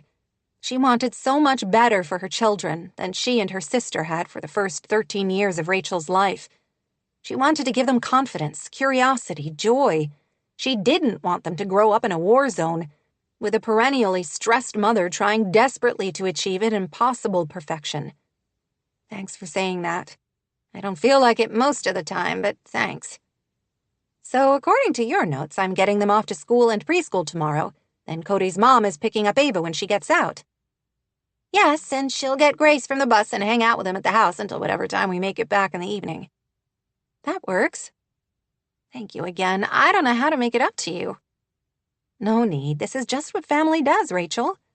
I'm still throwing you a big birthday party. I haven't forgotten. It's not every day my big sister turns the big 3-0. We have to celebrate. We really don't, Jess began, but Rachel didn't let her finish. Yes, We haven't been together to celebrate your birthday in years. How long has it been? Probably before—" Her voice trailed off, and silence fell between them like a cold, relentless rain. Right. Rachel didn't want to think about that before. She had spent her entire adult life trying not to think about it. I'll arrange everything. I should invite Eleanor and Nate and Sophie. It will be terrific. Leave everything to me. Jess sighed, clearly not excited about the party. Too bad. Rachel was doing it anyway. She needed something good to focus on right now, something to take her mind off the chaos and mess of her life. After they ended the call, she sat for a moment there, beside the quiet pool, sipping her protein shake and watching a couple of kids play in the far end. The fresh air soothed her, as it always did. She spent a lot of time working out in her garden or taking walks with Silas in his stroller for that very reason. She needed the peace and calm of nature to center her. When she felt calm and relaxed, she returned to the hotel, prepared to apologize to Cody and see how much of their night away she could salvage. She found all the lights out. Cody was stretched out on the bed, sound asleep, already snoring. He had changed into the basketball shorts and t-shirt he liked to sleep in, and had arranged the pillows the way he did at home.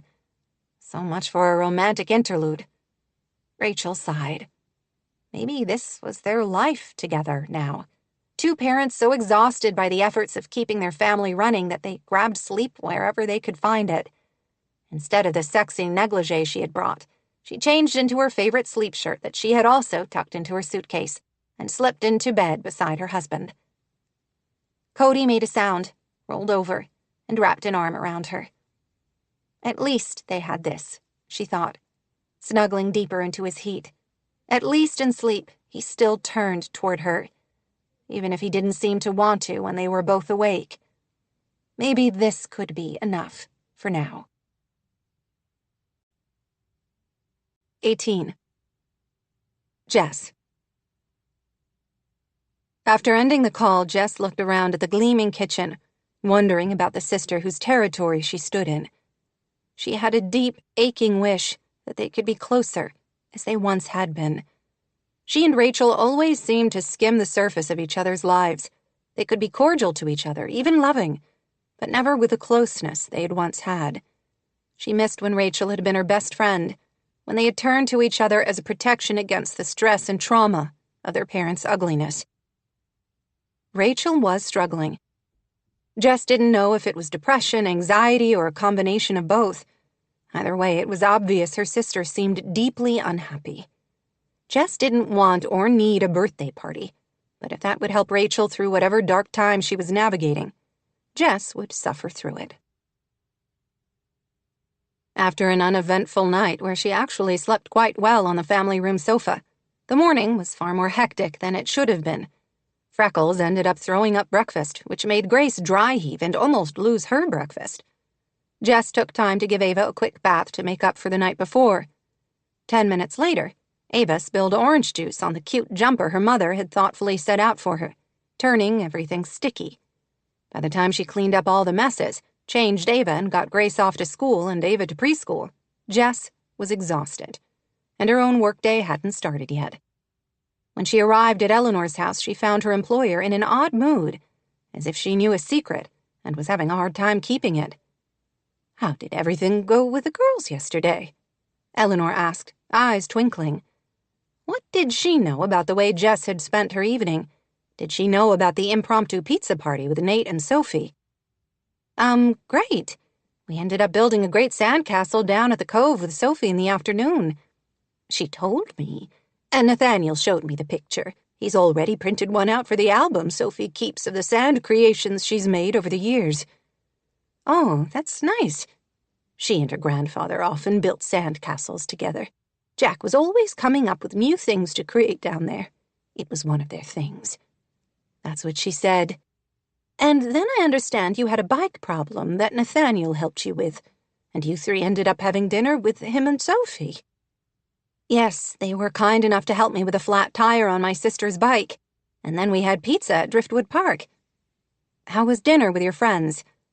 Eleanor had told her the day before an old friend and her husband were in town, and they had plans to meet up. Oh, lovely. It's always good to spend time with friends you haven't seen for a while. It's like picking up a book you love that you haven't read in a long time. I'm glad you had a good evening as well. Sophie seemed to have enjoyed herself. What about Nate? Had he said anything? Jess frowned at herself. Good heavens, she wasn't in junior high school. She didn't need to ask his mother of all people if he had mentioned her. I'm glad my son offered to help you with your bike and the girls. He's a good man. I might be a little biased, of course, but I don't think so. Jess was beginning to agree. In fact, she was finding him very hard to resist. Maybe she needed to try harder. Which room would you like to start on today? They had finished the family room den area, Jack Whittaker's office, and several of the bedrooms. She would probably be able to wrap things up by Monday if they worked hard at it. Usually at this stage in a job, she couldn't wait to finish and was already excited about helping someone else. This time she was trying hard not to drag her feet. I don't know. I can't seem to make up my mind about anything these days.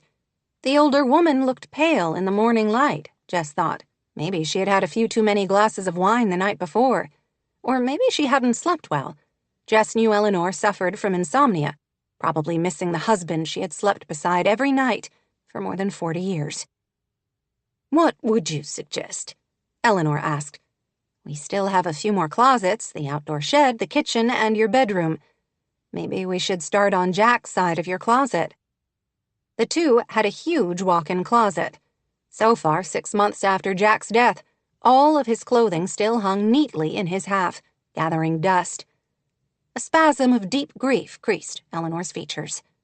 Not yet. I know I need to, but not yet.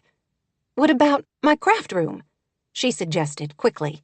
I have projects in there from years ago, and more material and yarn than I can ever use. Jess didn't have the heart to push the matter. If Eleanor wasn't ready to clear out her husband's clothing, this last tangible link to the man she loved, Jess wouldn't force her. Yes, that might mean she had to leave part of her job here at Whittaker House undone. So be it. Like the ocean, grief had its own timetable, its own rhythm and flow. The craft room it is. I was thinking maybe we could donate some of the supplies you don't want to the county women's shelter. Oh, what an excellent idea. Crafting and sewing can be so cathartic. It turned into truly a delightful morning. Energized by the idea of helping out the shelter, Eleanor was witty and full of stories. After a few hours, she started to flag, but pulled over her craft chair and continued helping Jess sort through the bins and boxes in the room, while telling her about the amazing trip she and Jack had taken through Europe the year before his cancer diagnosis. He really said that to the shopkeeper in Paris? She was so rude to him, accusing him of shoplifting just because her perfume bottles weren't in perfect order. My husband was the most honest man you could ever meet. I wish you had been able to meet him. He would have simply adored you, just as the rest of us do. She smiled, touched at Eleanor's open affection. The woman really was a dear. She would miss her so much when she left. It wasn't as if she might never see her again. Unlike most of her clients, Eleanor lived in a town where Jess had family ties. When she came back to visit Cody and Rachel, she could always stop here at Whittaker House and visit Eleanor. It wouldn't be the same as these long days they had enjoyed together since she came to town. Jess would be like Eleanor's old friend from out of town, meeting up with her for dinner or lunch when she made it to town for one of the holidays or one of the children's birthdays. She tried not to let that realization sadden her. They worked hard most of the morning and made a good start in the craft room. Jess was just about to suggest they take a break when she heard the kitchen door open.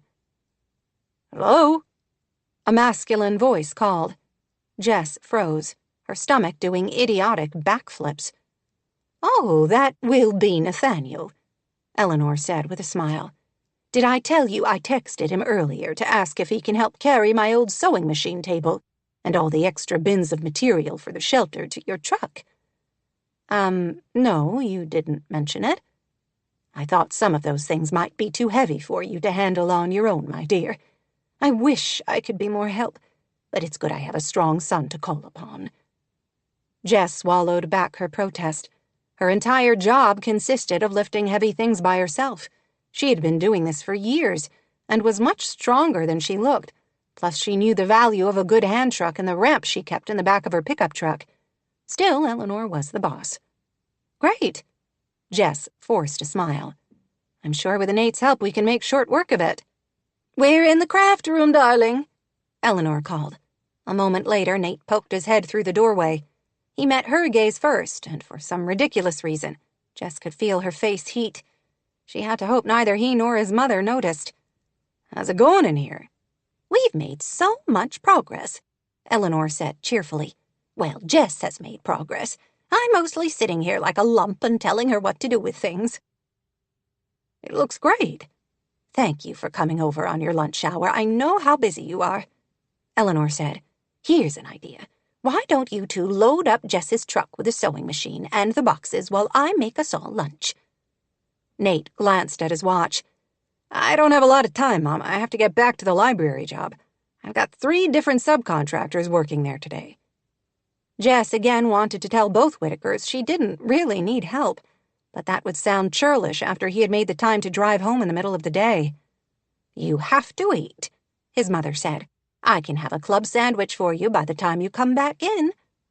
He looked resigned. All right, thanks. Where is the stuff we're taking? The sewing machine and everything stacked to the right of the hallway is going to the women's shelter in Reading.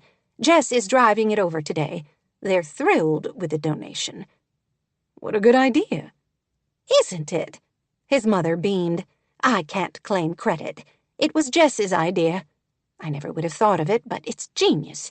If there are things they don't want, they can sell it in their charity shop.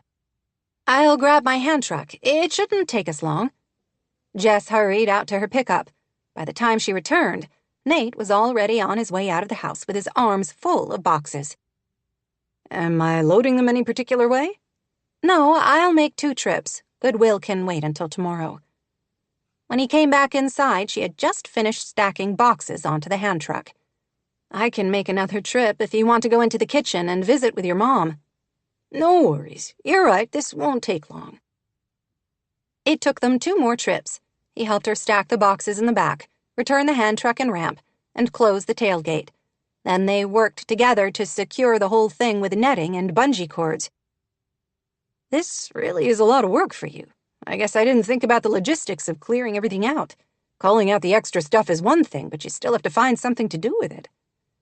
Keep, donate, sell, or bin. Those are the 4 options. I like this part of the job, actually. It's tangible progress.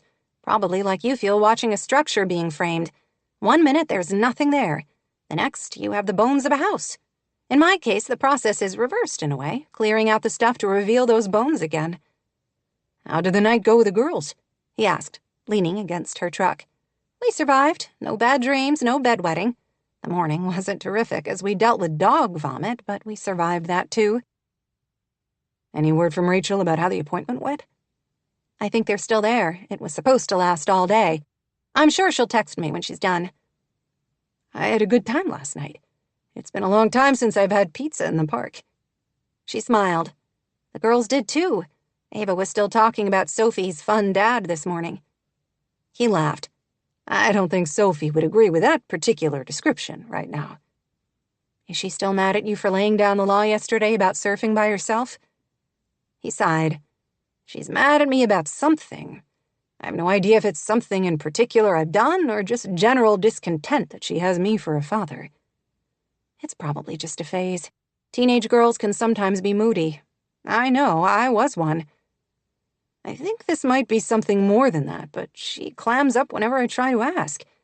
If she won't tell me what's wrong, though, I can't fix it. That must be tough. Jess gave him a sympathetic look. Nate was the kind of man who had to fix things, find the answer, solve the puzzle. That was in his nature. She understood him because she was the same, yet one more thing they had in common. Raising a daughter is not for the faint of heart, he said. She had to smile at his heartfelt tone. I'm sure when she's ready, she'll tell you what's wrong. He didn't answer, and she lifted her gaze, not sure why. He was looking down at her with an intent expression that made her toes curl. She had always thought that was a stupid turn of phrase in books, but now she totally understood what people meant by it. He was gazing at her mouth, she realized, and she suddenly knew he was remembering their kiss the day before. "I think we need a do-over," he said. "Excuse me?" "Yesterday wasn't a real kiss." She blinked. Funny, it felt quite real to me. "It was mouths only. Does that really count?" Oh, it counted all right. She'd never had a kiss that counted more. "I wasn't aware we were keeping score." "You said that kiss yesterday morning should work this attraction out of our systems. I don't know about you, but that certainly didn't happen on my part. I think we need a do-over. One where I don't have to worry about my damp wetsuit making you cold." "Oh," she exclaimed. "Is that why you didn't touch me?" "Yes, and believe me, it wasn't easy. Especially when I wanted to press you up against the wall of your trailer." "Oh." It was as if he had sucked all the oxygen out of the entire area. She was suddenly aware of nothing but him. He took a step forward and she swallowed hard. "I don't think a mouths-only kiss was enough to get this out of our systems. I think we should try again when we can use hands."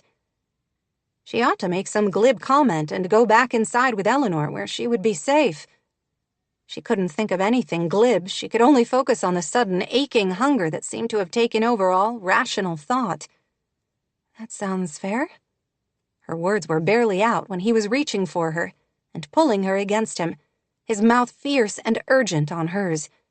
She kissed him back, all thought of caution completely escaping her brain. He was right. She hadn't worked anything out of her system.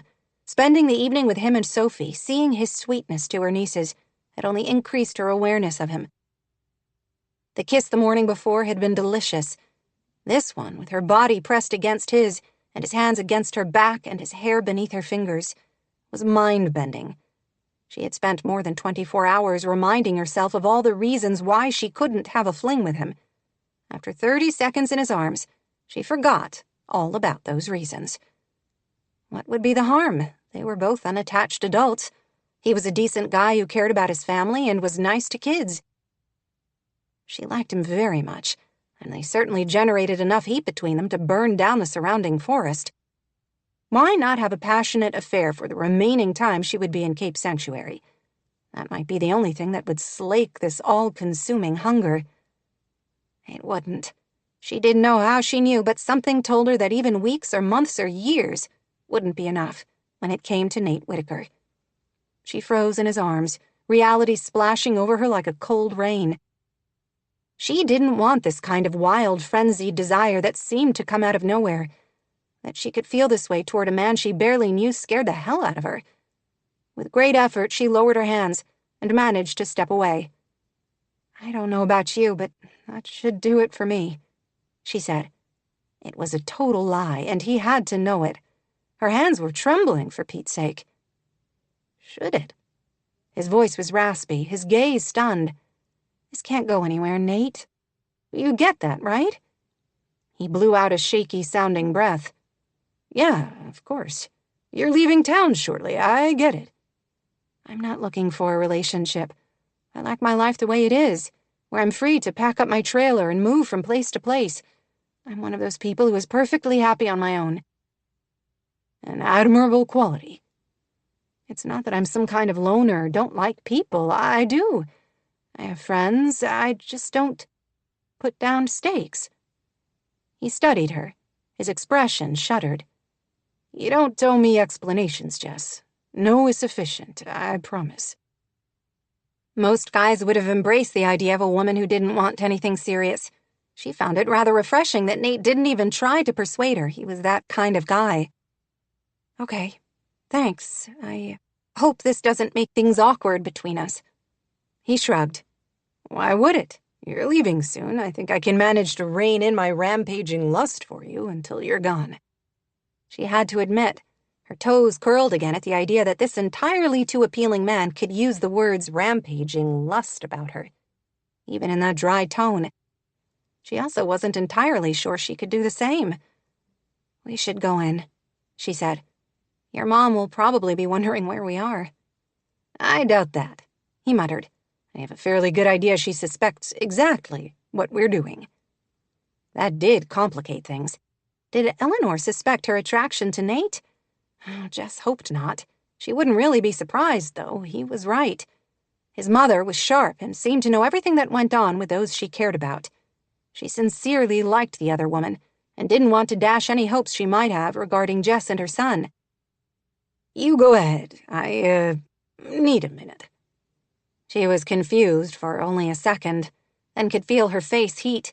He was obviously still aroused from their kiss, as she was. But it was much harder for a guy to conceal that, especially when he was walking into his mother's kitchen. "Okay, I'll see you inside." She hurried away, fighting with everything she had not to rush right back into his arms. 19. Nate. Nate watched Jess walk into the house with her brisk, ground-covering gait he found so compelling. Face it, he found everything about her compelling. He took a deep breath of air scented with coastal pine and sand and salt water, willing his arousal to subside. He felt like a damn teenage boy, so turned on by a kiss that he couldn't seem to think about anything else but chasing after Jess, pressing her against the nearest surface and kissing her again until she changed her mind. He wouldn't, of course, but he wanted to. He still wasn't sure how he had found the strength of will to let her walk away. He couldn't remember a woman ever having this effect on him. What was it that drew him to her so fiercely? He couldn't quite put a finger on it, but thought it might have something to do with a complex mix of vulnerability and bravado he sensed in her. That hint that she'd experienced deep pain, but was doing her best not to let it define her. It didn't matter. She was right. He might be wildly attracted to her, but nothing could come of it. He hadn't lived like a monk since Michelle died. He dated here and there, not often, and nothing serious. At first, he had been too busy surviving with a young daughter and trying to build his construction business to even have time to date. About 5 years earlier, he had gone through a time when he had started thinking about remarrying. He'd had 2 semi-serious relationships. One woman had ended up not getting along with Sophie. Her fault, totally, not Sophie's, who had adored her. And the other, for some weird reason, had resented his close relationship with his parents. After those disasters, Nate had decided he would wait until Sophie was 18 before he considered another serious relationship. Jess was the kind of woman who tempted a man to forget all his best intentions. Her tough exterior fascinated him, especially as he suspected it was only a crackly veneer around a softness she didn't want people to see. No matter. She had made her position clear. She didn't want a fling, and she wasn't looking for a long-term relationship. That didn't leave a guy much room to work with. Too bad for him. After a few more minutes, he decided he was presentable enough to go inside. He walked into his mother's kitchen to find Jess at the island eating a sandwich, and his mother telling her about a cruise she and Jack had taken to the Norwegian fjords soon after his father was diagnosed. Jess met his gaze, her color high, but quickly looked away.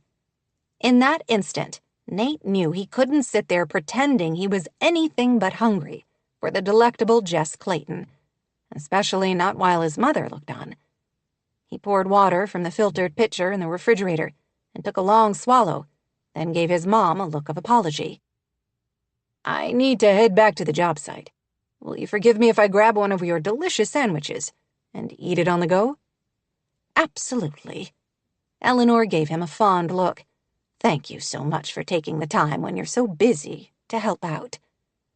"Glad to do it," he said, still avoiding Jess's gaze. He didn't mind helping out, but he should have resisted temptation and done without the kiss. The taste of Jess would linger on his mouth all afternoon. Hell, maybe for the rest of his life. "Thank you for the sandwich. I meant to ask, do you mind if I send Sophie over after school to hang out here?" "Not at all, not at all. We would love to have her, right, Jess?" "Sure, we can always put her to work somewhere," she said with a slightly diabolical smile that somehow still made him want to kiss her senseless. Yeah, he needed to get out of there before he did something stupid in front of his mother. "Maybe she would like to go to Reading with you to help you drop things off at the shelter," Eleanor suggested. "Would that be okay with you, Nathaniel?" It took him a minute to pick up the loose thread of the conversation and remember what she was talking about. "Sure, that's fine with me, if Sophie is up for it. We'll ask her, and if she decides to go, I'll let you know," Eleanor said. "Let me wrap up your sandwich." He couldn't spend another minute here. "No need, I'll take it on a paper plate. Thanks, Mom." He kissed Eleanor's cheek, noting again that she had lost entirely too much weight since his father died. Not trusting himself for even a casual cheek brush with Jess, he simply waved to her, picked up his plate, and hurried out of the house. 20. Rachel. "I don't know what I was expecting from an all-day clinic, but that wasn't as bad as I feared it would be." Rachel stared at her husband as he drove with his usual efficiency through Sacramento traffic. Seriously? Had she and Cody been in the same exam rooms with specialist after specialist coming through to poke and prod and interrogate their child? Silas had borne it much better than she had. All in all, he had been a trooper. He'd had only one meltdown, and they had managed to contain it after only about 10 minutes. He was sleeping now, looking so cherubic and adorable in his car seat. It was hard to imagine he could be so difficult sometimes. "I'm so glad we don't have to bring him back for a year." "I really didn't mind it. They sure loaded us up with information. I feel like we've been hit with a fire hose of knowledge all at once. Everything you wanted to know about autism, but we're afraid to ask." He smiled a little and reached for her hand. "You were terrific all day, so smart and organized. I could tell all the professionals were impressed at the therapies you're doing at home with him." Rachel didn't feel like it would ever be enough. For every tiny bit of progress they made toward communication and socialization, she felt as if Silas took 3 or 4 steps back. Still, she was grateful Cody would say so. "Thanks," she said. "I know it was rough on you, but you were a champ. Next year, maybe I could get up to speed better and take him to the clinic myself if you really hated it." She couldn't say she hated it. The experts obviously knew what they were doing. She was excited about trying some of the behavior modification techniques they had suggested. The day had been long and arduous, though. She still wasn't sure how they made it through as well as they did. Yes, she did. It would have been impossible to keep Silas patient and relatively happy all day without Cody's help. He had been wonderful with her son, patient, loving, calm, all the areas where she felt she failed. So why was it so hard for her to tell him so? She had to try. They were in this together. That truth had been reinforced throughout the day. Raising a child with autism or other challenges was so much easier when parents could work as a team. She gathered the words and finally blurted them out. "Thank you for taking time off work to be here. I know it wasn't easy for you, and I just want you to know I'm grateful." A look of surprise flashed across his strong features briefly. Then he reached over and took her hand. The physical contact, so badly needed, made her shiver. "You don't have to carry everything by yourself. I wish I could convince you of that." She knew he was right. Somehow it was a lesson she seemed to need over and over again. She had spent her childhood in a terrible situation, with a cruel father and a mentally ill mother. She wanted to create a perfect life for her own children, though she knew that was not only impossible, but not healthy for them. Children needed to learn resiliency, which they could only do by facing and overcoming hard things, or watching their parents do the same. "I'm so sorry I fell asleep last night," he said gruffly. "I was looking forward to spending a little time with you." She flushed, knowing he wasn't talking about ordering room service and chatting all night. "You work long, hard days and had to drive in that crazy traffic. It's understandable. Anyway, we don't need a hotel room to, spend time together." True. The lanes ahead were changing from 3 lanes to 2 for construction, so he had to pull his hand away and focus on driving. When they were past the merge, he spoke again. "How did Jess say things went with the girls?" Rachel had called her sister while Cody and Silas had gone to the restroom at the clinic. "She said they had a good night. Freckles threw up this morning, but seemed fine when she and the girls left the house. Jess checked on her during the day, and so did your mom and Ava, and I guess she seemed normal. I'm glad Jess was in town so she could hang out with Grace and Ava. How much longer will she be around?" I think she's leaving next week. It's her birthday Thursday, the big 3-0. I thought we should have a party for her. Good idea, but she doesn't really know anyone in town except us. She knows Eleanor and her family. She knows Kurt and Jan, of course, and your mom and dad. That's true. Except your foster parents are still on their church mission. As for my parents, she's met them maybe 3 or 4 times, besides our wedding. I wouldn't say they're close, would you? Fine, I won't invite your family. I just thought it might be more fun to have a big family dinner. More fun for who? If the party's really for Jess, you know she doesn't exactly love big crowds. She hated when he was so reasonable. He was right. Jess wasn't an introvert, but she didn't love making small talk with people she didn't know well. Funny that they could turn out so differently. Rachel loved social situations that forced her to talk to strangers. It would be fine with just us and the Whitakers. I think Jess would enjoy that. But I'm sure whatever you decide to do will be terrific. Cody said diplomatically. You've never thrown a bad party yet. It's true, my parties are pretty epic. He smiled, and she wished he could hold her hand again.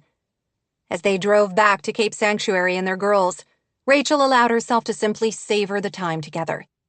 Their life might not be as perfect as she had once dreamed. Silas and his challenges seemed insurmountably hard sometimes, but she had 3 wonderful children, a caring, hard-working husband, and a fulfilling career she enjoyed. She resolved to focus on those things instead of all the things she couldn't control. 21. Jess. Thanks again for coming along with me, Jess said to Sophie as they headed away from Whitaker House. It's nice to have company. She could handle the delivery of craft supplies to the women's shelter by herself, but she genuinely liked Sophie and figured it would be good for the girl to help her. No problem. I can't believe Graham said she would come with us and then backed out at the last minute. He must really be wearing her out. I don't remember her ever taking so many naps before. Jess frowned, worried all over again at her friend's health. Eleanor seemed to be fine one second, then pale and exhausted the next.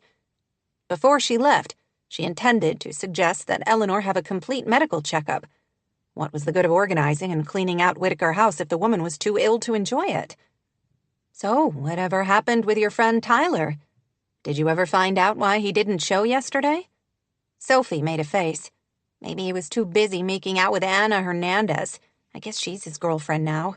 They were all over each other in the halls. PDAs are so lame. Jess cleared her throat. Grateful Sophie hadn't been around to see her own heated kiss with Nate earlier that day. I mean, we all get that you like each other, right? Sophie went on. You don't have to throw it in everyone's face all the time. So lame. True enough. Jess paused, giving her a careful look. I'm sorry. Sophie shrugged. I'm not. He probably would have been a bad surfer anyway. Hey, do you care if we listen to music? At least she didn't seem particularly heartbroken, mostly annoyed that she had wasted her time on someone who didn't deserve her. Good. Jess hoped she kept that attitude in all of her relationships moving forward. This girl on the brink of womanhood. No, go ahead. Sophie played around with the stereo until she found a song she apparently liked. She started singing along, bobbing her head and shifting in her seat. Jess tried to remember what music she had liked when she was 13 and couldn't. Probably something emo. They had been living in Texas, she remembered. Her dad had been at Fort Hood. School had been hard. Home had been harder. She had wanted a dog desperately to ease some of the loneliness, but of course her father wouldn't allow it. She pushed away the memories she didn't want. How was the rest of school today? She waited until the song was over to pose the obligatory question adults always seemed to ask. Sophie shrugged. This time of year is such a waste. I wish we were having summer vacation right now instead of in 2 more weeks. We've already done testing. We're basically just wasting time until the end of the year. What are you going to do this summer? I don't know, probably hang out with my friends, surf some, go to the pool in town. And I'm on a softball team, so I'll be busy with that. I wish I wasn't too young to get a job somewhere. You do a lot of babysitting, right? When I can. I wish I could do it more regularly. Rachel ought to hire her to nanny for her during the summer. It would help on many levels, and she knew Sophie would love it. She already had a case of hero worship over Rachel's social media influencer status. As soon as the idea took root, Jess thought it was brilliant and resolved to suggest it to her sister while she was in town. Not that Rachel seemed to want to listen to much that Jess had to say. "Is there something you could do to help your grandmother?" she offered as a backup idea. Sophie shrugged. "I mow the lawn and she pays me for that. It can take half a day, even on a riding lawnmower. Sometimes I help her with cleaning the house in between the weeks her cleaners come." "Sounds like you'll be plenty busy." Sophie chattered about some of the other things she wanted to do over the summer, until they reached the shelter.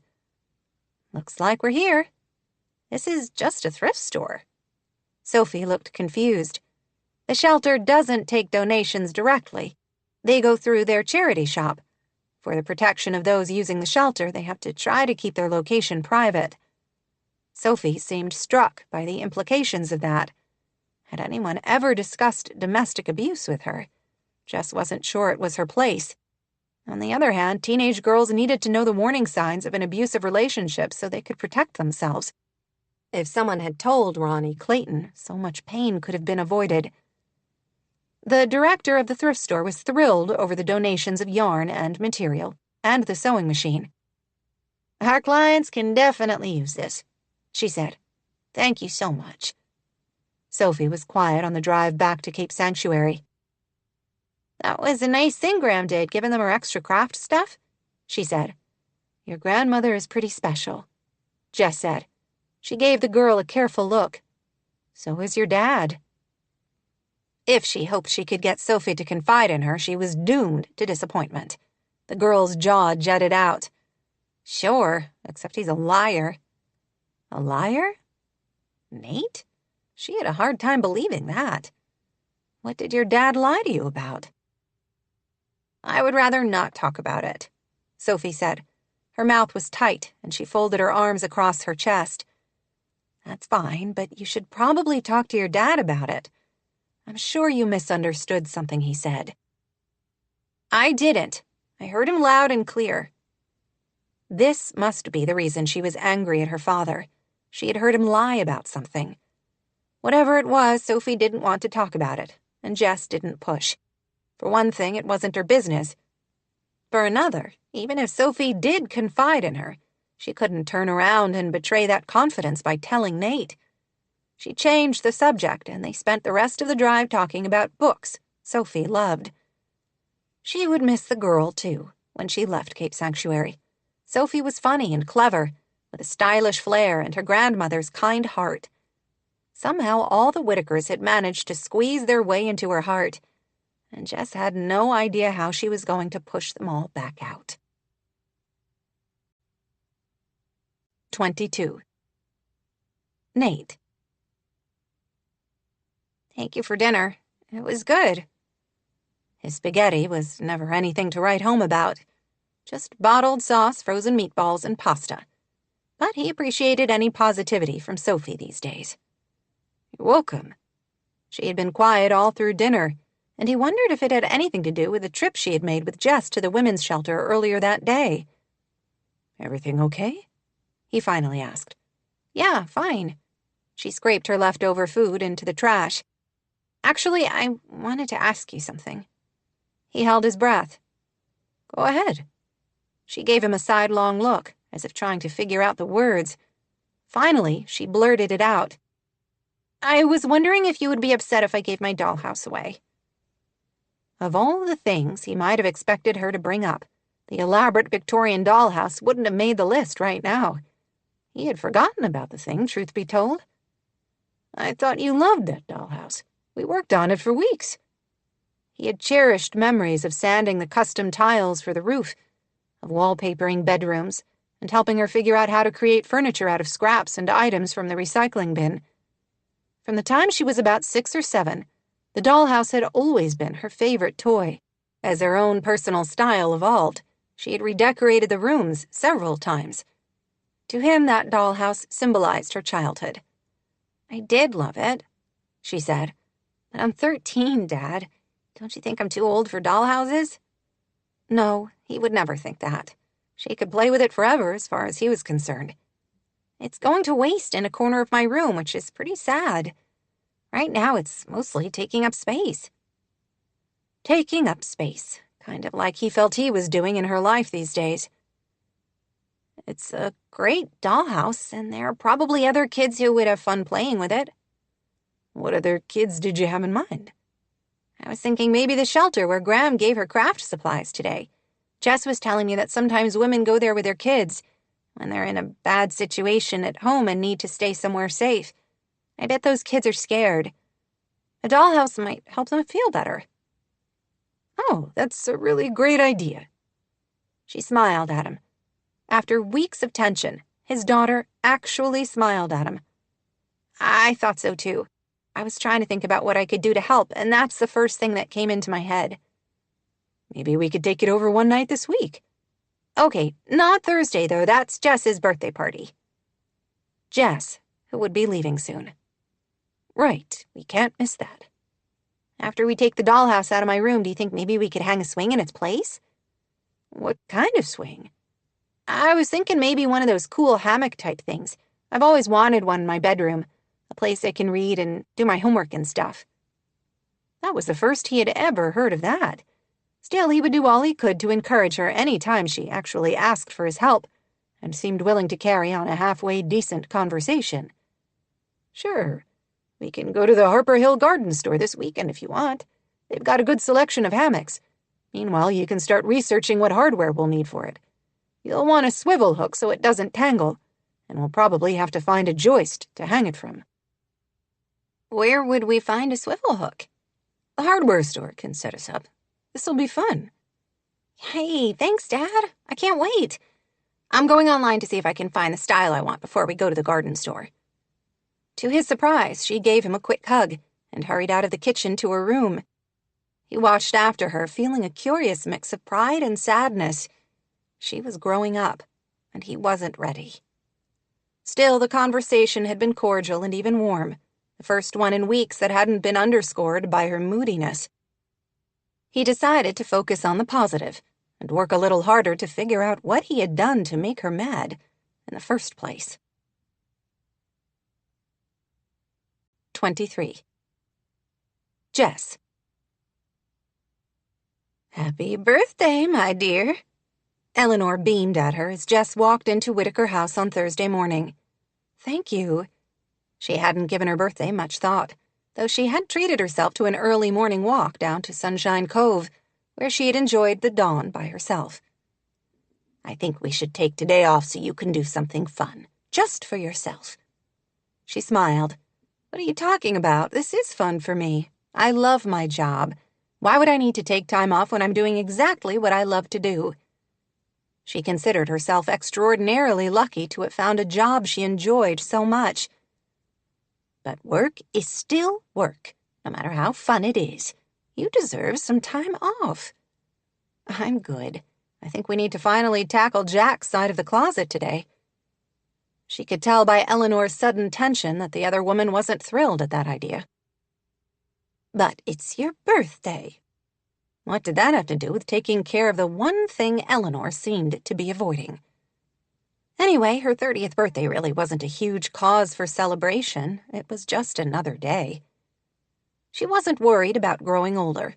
She saw each year as a time of growth, an opportunity for reassessment and readjustments. Birthdays were fine, but she was a grown woman. She didn't need party hats and piñatas. Why don't we start with the kitchen today instead? Eleanor suggested. I was looking at it this morning when I had breakfast, and thinking we could clear out all those old plastic containers I've saved through the years and never use. Plus, I have so many old cookbooks that are gathering dust now, since Sophie helped me digitize my favorites when she was home from school last summer. Jess knew exactly what the other woman was doing. While it made her smile to picture Sophie poring through old cookbooks while helping her grandmother organize her kitchen, she knew they couldn't continue avoiding the central job she had been hired to tackle. We have to start clearing out his clothes at some point, Eleanor, she said gently. I know, and we will. Just not yet. Let's work on the kitchen today, and we still have to do the bathrooms, right? And we haven't even started the garage. Her time here at Whitaker House would be wrapping up soon, as they had already worked their way through most of the house. She truly would be sorry to leave. Jess had never enjoyed a job as much as this one. All right, the kitchen it is. Once we clear out the kitchen, I need to mess it up again, just a little, while I make my favorite pasta salad for the party.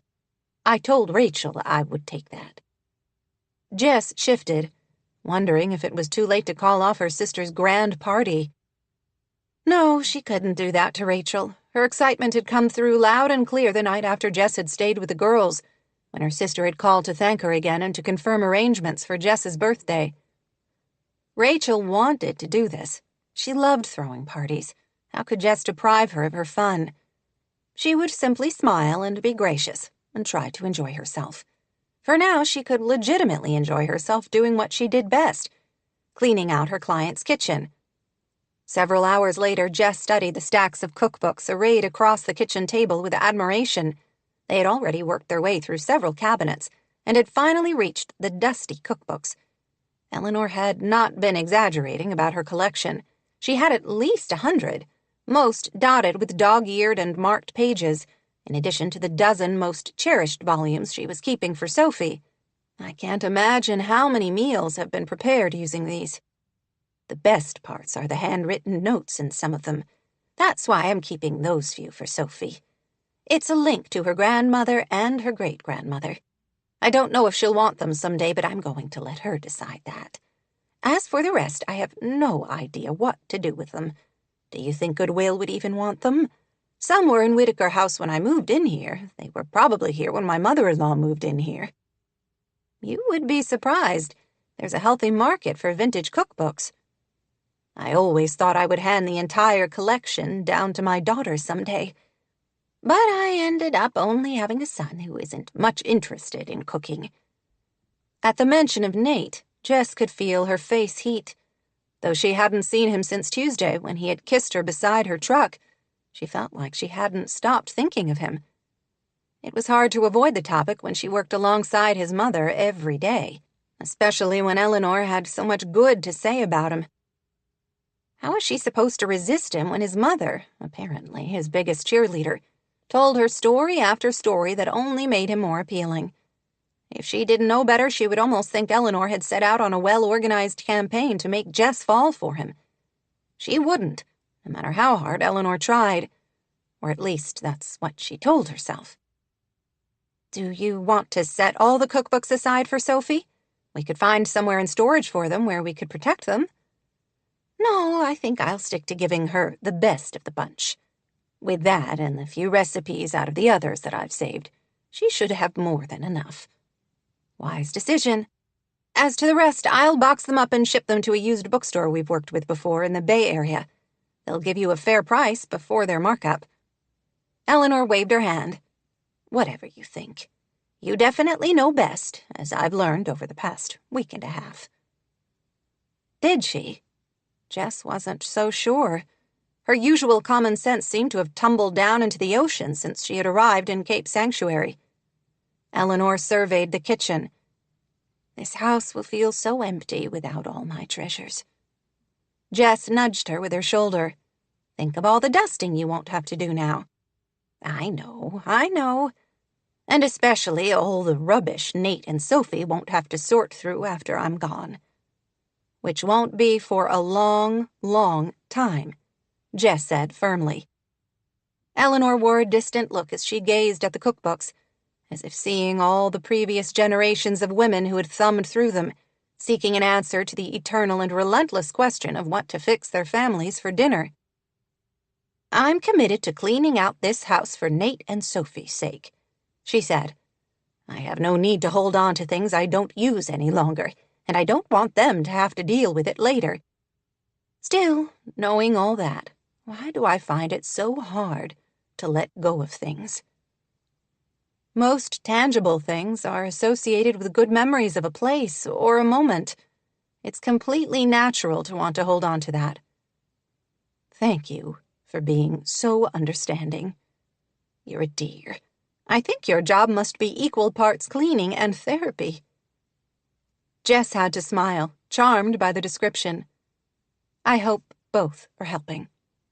"More than you will ever know. I've felt better these past 10 days than I have since Jack died. Thank you for putting up with me." "It's been my pleasure," she said, and meant every word. Eleanor looked around her kitchen, which looked fresh and new, almost as if they had applied a coat of paint. "This looks like a new room. I honestly don't know how you managed it." "We managed it. You're the one making the final decisions. You're helping me every step of the way. What would I have done without you, my dear?" "I should run this next load to Goodwill. They must cringe when they see you coming. Here comes that nice girl with all of Eleanor Whittaker's junk again." "I doubt that. Just because you don't want it anymore doesn't mean your things don't have value. Someone else might have been looking for that mismatched china you've decided you don't need." "I hope so. I always hated that china. But thank you again for working so hard on your birthday. Do something special to treat yourself this afternoon. You have more than earned it." "How about sleep with your son?" The totally inappropriate thought made her blush. She could only be grateful Eleanor, as sharp as she was, couldn't read her mind. "I'll see you this evening, at your sister's house." She was not sleeping with Nate, she told herself sternly, even if it was her birthday and Eleanor told her she deserved a treat. "I'll see you there." She kissed the older woman on the cheek, thinking how dear she was. Of all the clients Jess had worked with over the past 5 years, Eleanor had quickly become her favorite. She was sharp, kind, funny, generous. She had embraced Jess from their first interaction, treating her with warmth and welcome. Jess would miss her when she left Cape Sanctuary. And Nate, and Sophie. All of them had impacted her life. This job would leave its mark. She frowned as she carried the box of mismatched china to her truck. That wasn't the plan. She was supposed to be the impersonal hired help who swept into town, took care of business, and then hooked up her Airstream and moved on to the next job. She didn't need or want to make connections. Connections only led to heartbreak. That lesson had been imprinted on her psyche after years as a military brat, moving bases and schools just as she started to form 1 or 2 solid friendships. It had always seemed more intuitive for Rachel, somehow. She always loved easily gathering friends around her like Eleanor collected cookbooks. Jess struggled to say goodbye each and every time, until she decided when she was about 12 or 13 that she was done trying. She had Rachel. She didn't need other friends. And then Rachel had betrayed her too. The ugly thought poked up like a noxious weed. She didn't like thinking about that time, how lost and alone she had been after Rachel chose to remain here in Cape Sanctuary with her new foster family, instead of coming to live with her once Jess turned 18 and aged out of the system. Intellectually, she knew her sister had made the right choice. Rachel had bloomed like never before when she finally found a home with Kurt and Jan Miller. She had been thriving in school, had friends, played the flute in the marching band. She even had a boyfriend, Cody, whom she would later marry. The Millers had been wonderful to Jess's sister, giving her a safe, supportive home to finish high school. They loved Rachel, and she loved them. Even after she married Cody, Rachel had stayed part of their family. Jess knew Rachel's children considered them their grandparents and wrote to them weekly on their church mission working at a South American orphanage. She couldn't blame her sister for making the mature choice to stay in a stable home here in Cape Sanctuary, instead of leaving it all behind to live in a crappy studio apartment in a bad neighborhood in Sacramento. Any sane person would do the same. It still hurt. When they had been separated after that first miserable foster care experience, Rachel had sobbed and sobbed. Worse than the night their parents had died. Jess had vowed she would figure out a way for them to be together again as soon as possible. She had worked 2 jobs in fast food after school and on weekends, scrimping and saving for first and last month's rent on an apartment. All along, through emails and phone calls and texts, she and Rachel had talked about moving in together, just as they had always planned. Things hadn't worked out that way. Jess had stayed in the group home a few weeks after turning 18, until her June high school graduation, Then she had packed up her few belongings and moved to her new apartment. She had paid a kid at school $100 to borrow his broken-down car so she could drive here to Cape Sanctuary and get Rachel and her things. They had a plan, one they had talked about for more than a year. They would be together, finally, the two Clayton sisters against the world. They had the small inheritance from their parents' life insurance policies. And Jess planned to work however she had to so she could support them while Rachel finished high school. She planned to take online classes at the local community college. Then they would both use their military benefits inherited from their father to go to college together. It had been the only thing keeping her going that long, lonely last year of high school by herself at the group home. Instead, the day she had shown up here in Cape Sanctuary, Rachel had finally confessed that her bags weren't packed because she wasn't coming with her. Rachel had looked awful, Jess remembered. Shadows under her eyes, her hair a tangled mess. She told Jess she hadn't slept in 2 nights, trying to figure out how to tell her that Rachel felt like she should stay in Cape Sanctuary. She wanted to be with Jess, but this was the best place for her right now, she had tearfully said. Things were finally good for her. She was happy. That day, that horrible day, was permanently engraved in her memory. She'd felt as if the entire world had crashed in on her. Her beloved sister, the one constant Jess had left, had chosen another life, another family. She had been completely gutted. The worst part had been trying to pretend to Rachel that she wasn't. If Rachel had any idea how wrecked Jess had felt, she would have marched inside and packed her bags, even knowing it was the wrong choice for herself. Jess couldn't do that to her. For her sister's sake, she had to pretend she supported Rachel's decision, that she understood completely and wanted this happy, rosy world for her. Jess had smiled until her cheeks hurt, all while inside she feared she would crumble apart. Shattered. Rachel still probably had no idea how completely lost Jess had been.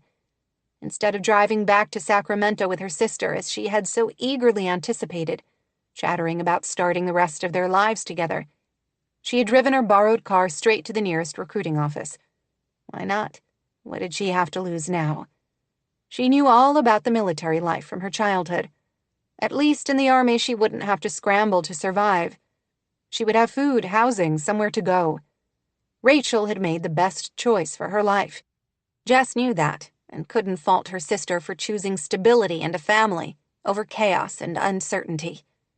In return, Rachel certainly couldn't fault Jess now for protecting herself from the devastation of broken dreams.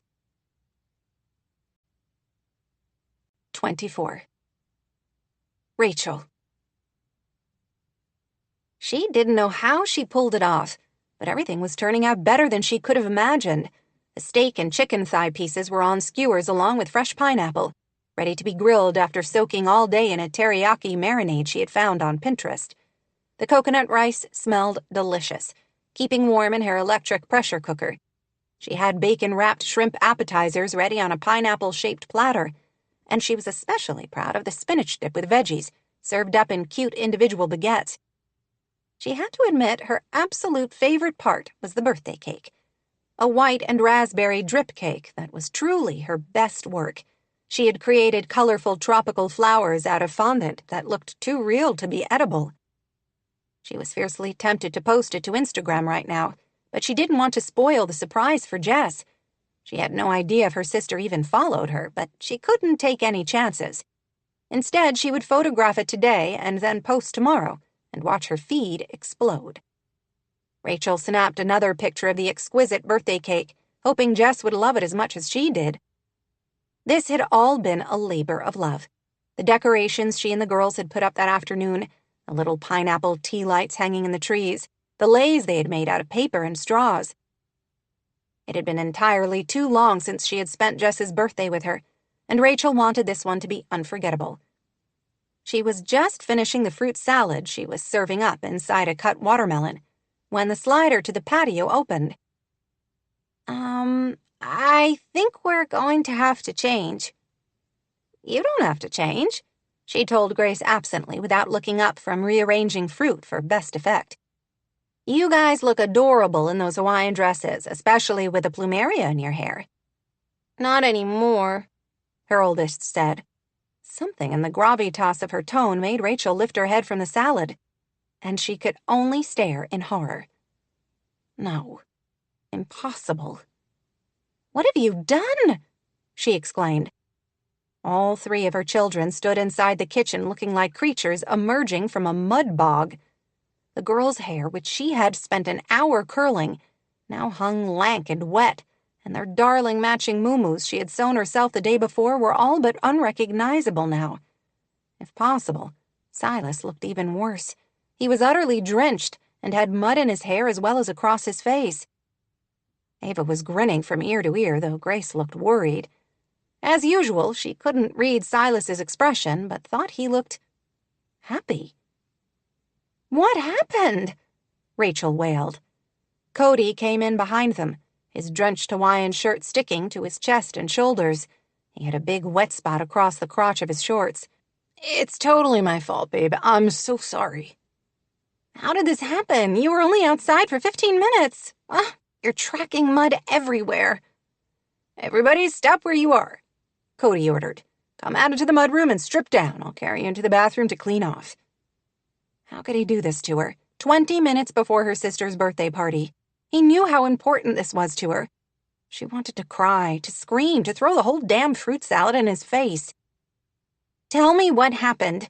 You were supposed to just set up the table for the food and get the cooler for the drinks. I told you exactly what needed to be done. Nowhere in those instructions did I tell you to make a total disaster of the night." His mouth tightened. "I'm sorry, we were trying to help. A couple of the lawn chairs were dirty from the last rainstorm, so we thought we would rinse them off with a hose. I went to turn it on, but Silas grabbed the end with a power nozzle when I wasn't paying attention and ended up spraying everyone. The girls started shrieking and ran through the garden, and he thought it was hilarious and chased after them with a hose. You should have seen him smiling.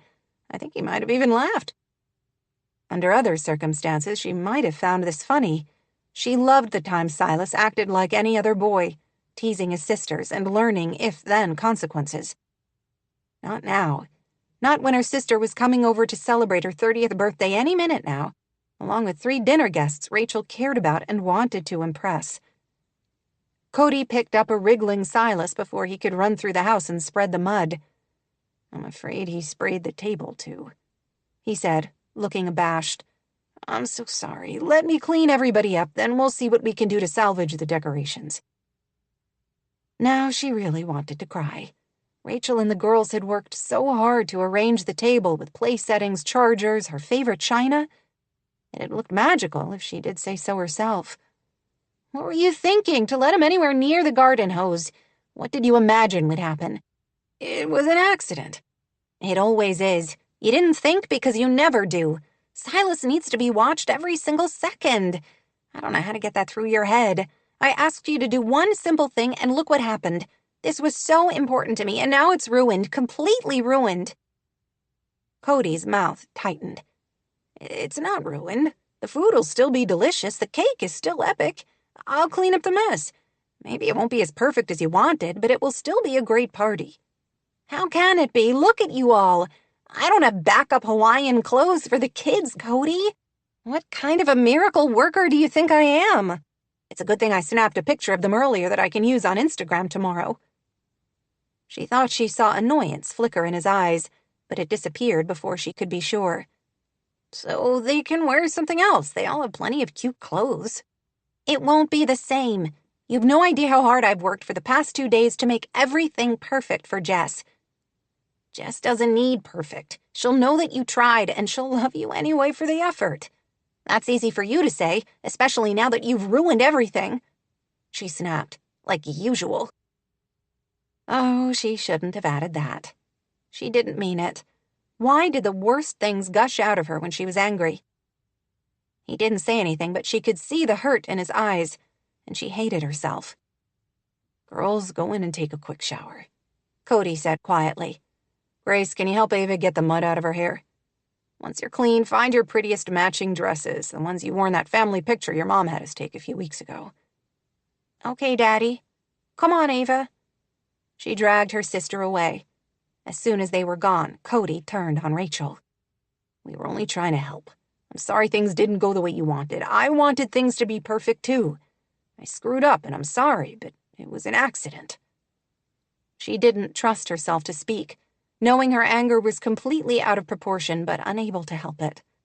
"Life doesn't always go the way we want it," Cody went on, his voice low and intense.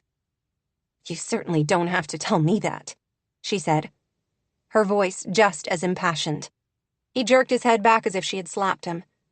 As he stood there holding their mud-spattered, beautiful little boy, who faced so many challenges in his life, and who had found a moment of joy in playing with a water hose, Rachel despised herself all over again.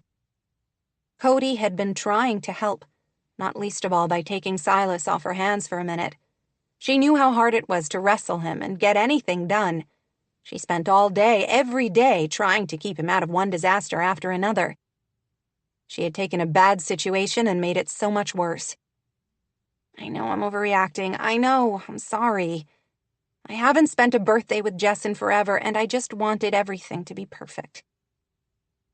There was that stupid word again. This time, her voice broke on it, and to her dismay, Rachel felt hot tears begin to slide down. Cody looked helpless. She knew he wanted to hug her, but he was covered in mud and holding their son, also covered in mud, who was now cuddled up to him in a rare show of affection. "We can choose to focus on what others might consider imperfection, or we can choose to focus on the joy. Our decision, Rachel." She hated when he was right, which was most of the time. She wiped at her eyes, hoping her mascara wasn't running. "Go clean up, the two of you. I'll see what I can do to salvage things outside." "I'll be out to help as soon as I can." "Don't worry about it. I can do it." He sighed and headed for the stairs just as the doorbell rang. "I can get it," she said, walking to the entry. "We're already here." He opened the door and suddenly there was Jess. She took one look at the mud-splattered Cody and Silas before her gaze shifted to Rachel's eyes, which she knew were probably red-rimmed. "Obviously, this is a bad time." "Not a bad time," Cody assured her. "Just a messy situation. We had an accident with a water hose. Hi, Jess. Happy birthday. I would kiss you, but Rachel would kill me if I got you muddy on your big day." "I wouldn't mind. Hi, Silas." He ignored her, busy playing with a button on Cody's golf shirt collar. Jess's smile never faltered. "We need to run and change. As soon as I take care of that, I'll come and clean up the table out there. I think we can salvage most of the decorations." Rachel highly doubted it, but didn't want to argue with him in front of Jess. "Go change. I'll check it out." "What can I do to help?" Jess asked after Cody left. "Nothing. It's your birthday party. You can sit down and relax while I go see what I need to fix out there." "Or I can come out and help you," Jess said with her usual stubbornness. Rachel sighed. "Okay, but I'm afraid it's going to be ugly." "Sounds like it's been a rough afternoon," Jess said as they made their way back to the patio off the kitchen. "Cody was supposed to be home an hour ago to help me, but got tied up on a job site as usual. Silas has been on a rampage all day. Cody took the kids outside to do a few things while I finished up in here, and apparently Silas discovered how fun it can be to spray his sisters and father with a garden hose." "Who wouldn't enjoy that?" Jess teased. "Me. Apparently I'm the party pooper because all I can think about are the ruined decorations. Like Cody said, it's probably not as bad as that. Let's go see." When they walked to the patio, Rachel wanted to cry. The big tissue flowers she had made so carefully were soaked, their colors running onto the soaked tablecloth. The place settings were wet. The live palm tree she had bought at the garden center still looked good, at least. "We can fix this." "Not by the time Eleanor and her family get here," Rachel wailed. "First of all, they won't care. Trust me. Second of all, I can help. It's your birthday. Your only job is to enjoy yourself. I wanted it to be perfect for you." "I appreciate that. And the perfect birthday for me would be one where you let me help you fix this." How did Jess always manage to turn things around so she ended up with her own way? "Fine. Help me clear these dishes off and take them inside. We can't do anything about the flowers, but I'll figure something out. Meanwhile, I don't want to serve food on dishes that have been sprayed with a garden hose, so we'll have to use the everyday dishes. Fortunately, they're white, and we'll go with anything." Sounds like a plan. Operation Party Repair. Let's do this. She and Jess hurriedly cleared off the cutlery, glasses, and plates and carried them into the sink. Then Rachel went to her linen closet. She could only be grateful she kept it organized enough that she could quickly find a pale green tablecloth of the right size. Working quickly, she and Jess reset the table. She ended up taking a few of the extra leis that she and the girls had made and artfully arranging them along with some shells from a basket she kept in the living room. "Beautiful," Jess declared. It wasn't close to as gorgeous as the original table had been, but it would do in a pinch. At least the night was lovely, warmer than usual, with a soft, sea-scented breeze. And she had to admit it was nice to work with Jess, united in a common cause. When they returned to the kitchen, slightly breathless from the frenzied repair job, Cody was coming down with all of the kids in tow. Rachel mourned the girls' hairdos, which were now damp ponytails, but had to approve of the flowered dresses they wore. "Will this work?" Cody asked. She wanted to say something about how the little matching muumuus would have been better. She swallowed the urge and nodded instead. "It's good." "What do we need to do?" "Start the kebabs," she told him. "We've cleaned up out there. The Whitakers should be here any minute." "I'll go check the coals and then come back for the meat." "I'll bring it out." She saw that Jess was currently entertaining all three of the kids, having them give her a tour of the elaborate, though still unfinished, playhouse Cody had been working on. When Rachel carried the platters of meat out to the grill, Cody grabbed her for a quick hug. He smelled so good right after he showered. She had bought a new soap on Etsy, scented with cedarwood and sage and citrus. It made her want to just stand and inhale his neck. "You fixed it out here. It looks great." Not as good as it was, but it would do. Jess helped. "I am sorry, babe." After a minute, she stepped away. "It wasn't your fault. Silas is quick. He didn't understand what he did wrong. I know it was a disaster, but I really do wish you could have seen him laughing as he sprayed everything in sight. He was just like any other kid, up to mischief. But he's not like any other kid, right? You have to watch him every single second. He could have pulled the hot barbecue grill over on him. I only had my back turned for a second. I might not be the world's greatest dad, but I know how to keep an eye on my kids." The defeat in his voice made her want to hug him and tell him he was a wonderful father. But the doorbell rang, announcing the Whitakers, and the moment was gone. 25. Nate. From the instant he walked into the McBride's lovely backyard overflowing with flowers, Nate sensed a subtle tension in the air. He couldn't quite figure out the source and wondered if he was imagining it. Everyone was cheerful enough, welcoming him and his family. The cute little McBride girls ran up and hugged Sophie, who seemed to lap up their attention. To his surprise, the youngest girl, Ava, then hugged him too. "Hi, Mr. Nate," she said. Apparently they had bonded during the evening he spent with them and their aunt. "Hi there, Ava." "Guess what? Freckles is going to have puppies." "That's fun." "Yeah, and I hope we can keep every single one of them." "We can't," Rachel said, which was obviously a position she had taken before and would probably have to reinforce over and over until after the puppies had a new home. "Hey, want to see our playhouse?" Grace asked Sophie. "We got a new table in there. Our dad made it." "Sure, let's see it. Come with us, Silas." She reached for the boy's hand, and he let her take him toward the playhouse with his sisters. Sophie had always loved kids. She was so good with them. A complete natural. She must have inherited that skill from his mother. As soon as the children were gone, Eleanor immediately turned to Rachel. "Where would you like my salad? Over on the long table?" "Yes, that works, thank you." "How can I help?" "Everything is ready. We just have to get things on the grill, which shouldn't take long," Rachel said with a smile that seemed not quite genuine. "I can help with that," Nate said, heading in Cody's direction. "Sure, I would appreciate the company," the other man said. The two of them talked about the various construction sites they were working on while the three women brought out salads and appetizers.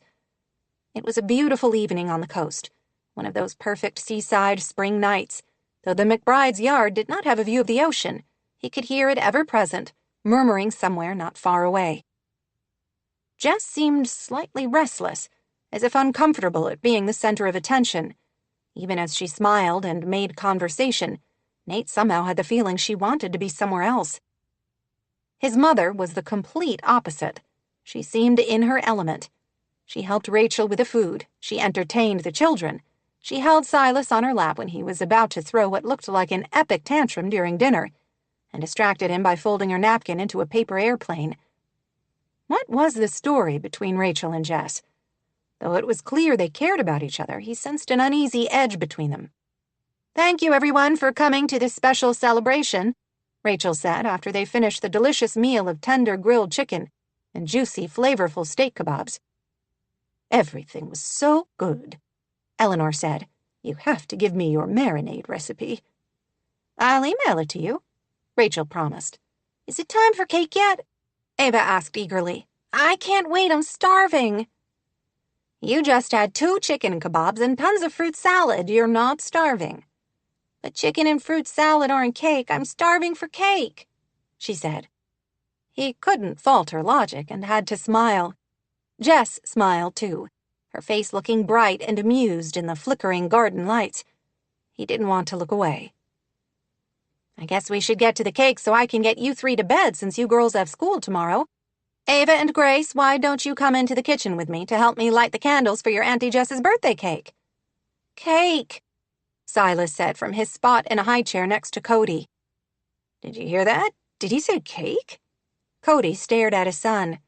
"It sounded like cake to me," Jess said, beaming over at the toddler with a soft light in her eyes.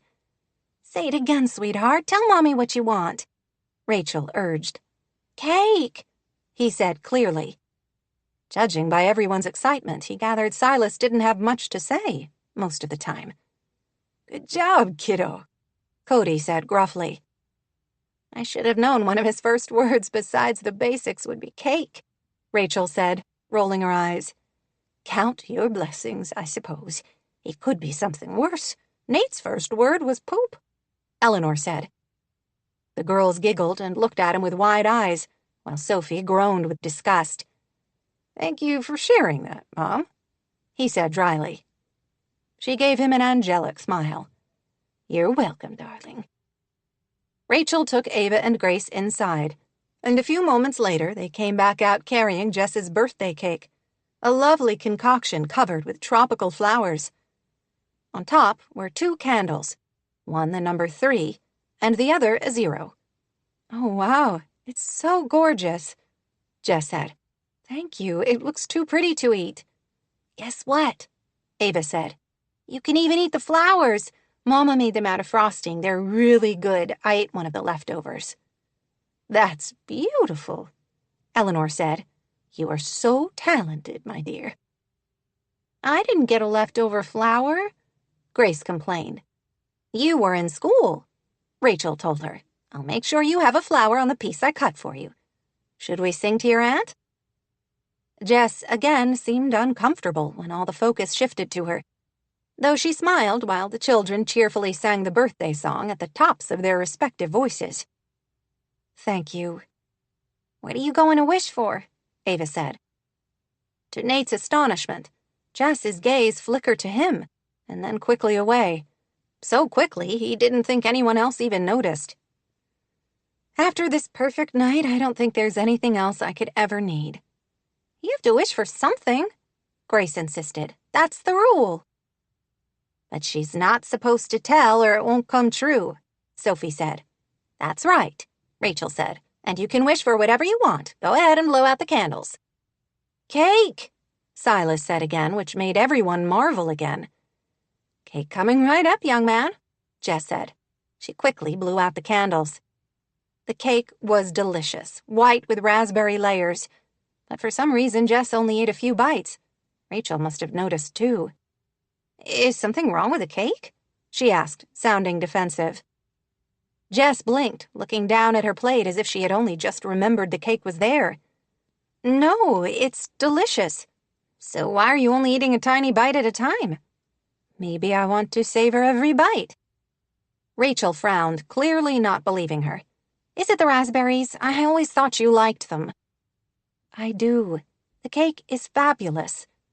She took another bite, bigger this time, and made a big show of eating it, then scooping up another bite. "I should have called you first to find out what kind of cake you wanted," Rachel said. She blinked rapidly as if trying not to cry. "Rach, it's a fantastic cake," Cody said. "One of your absolute best." "Everything has been perfect," Jess said. "I could not have asked for more, honestly. I'll remember turning 30 for a long, long time." "I'm glad we could share it with you," Cody said gruffly. Again, Nate had the sense that all wasn't perfect between Rachel and Jess, or between Cody and Rachel for that matter. He wanted to fix it for her. Whatever was wrong, he wanted to sweep in and make it all better. He remembered that moment when he was almost certain she had looked at him. What are you going to wish for? The low ache of hunger that seemed to have taken up permanent residence inside him since she came to town seemed to sharpen. Unfortunately, Nate knew even the best-tasting cake in the world wouldn't assuage it. Only one thing would do that, and Jess had made it clear they would never be together. 26. Jess. Why did she feel as if she always had to walk on eggshells around her sister? Maybe because Rachel right now seemed as fragile as an entire bushel of eggs. Her sister was obviously still upset about the mess Silas had made with a garden hose. Though Rachel tried to be bubbly and happy with the Whitakers, Jess still knew her sister well enough to see it was an act. Beneath that crackly facade, Rachel was on the edge of tears. Her sister seemed desperately unhappy, and she didn't know how to fix it. After the cake, Rachel insisted everyone leave the dishes for now so Jess could open presents. She didn't want gifts, but loved them all anyway. Cody had made a beautiful wooden frame lined with magnets to go on her refrigerator, and the girls had each drawn pictures of themselves that she could hang in it. "I love it. Thank you so much." She hugged her nieces and nephew. The girls hugged her back while Silas mostly tolerated it. "You're welcome. Hopefully it will help you remember you have a family while you're on the road," Rachel said. "Thanks," Jess said cheerfully. "We kind of had a similar idea," Eleanor said. Jess unwrapped their gift and was astonished to find a small watercolor she had admired at Whitaker House. It had been painted by a friend of Jack Whitaker's years ago and was an overview of Cape Sanctuary with Sunshine Cove in the distance. "I can't accept this. It's an original." "Nate and I both want you to have it. Don't we, darling?" Her son nodded. "Absolutely. We want you to have something to remember us by after you leave. I thought it was small enough you could hang it inside your trailer, so you have a little piece of Cape Sanctuary with you wherever you go." She was immeasurably touched by everything. "Thank you. I'll treasure all of these gifts." The Whitakers stayed for a while longer as Sophie and the children were enjoying an impromptu soccer game on the grass. After helping to clear the dishes from the patio, they then said their goodbyes with a flurry of hugs. "I'll take care of bedtime, then come down and help you clean up the dishes," Cody said after they were gone. He started corralling the kids up the stairs toward their rooms. "That's a great guy you have there," Jess said. "Sometimes." A glimpse of that unhappiness flashed across Rachel's expression before she turned away and headed into the kitchen. Jess followed her and started filling the sink with soapy water. "It's your birthday. You don't have to help me clean up. I'm perfectly capable of cleaning my own kitchen," Rachel snapped. "I never said you weren't," Jess said carefully. "I don't mind helping. It's the least I can do to pay you back for such a great party." "You don't have to repay me. That's the whole point. There's no scorecard in families, and anyway, you hated the party. You don't have to lie to me now that we're alone." She tensed. "Why would you say that?" "Admit it. You didn't want the party in the first place. I forced you to have it. If you had your way, you'd be holed up in your trailer by yourself." Had it been that obvious? She thought she had done a pretty decent job of hiding it. Jess shoved her hands in the soapy water and scrubbed vigorously at a salad bowl. "I'm sorry, I'm not a big fan of birthday parties.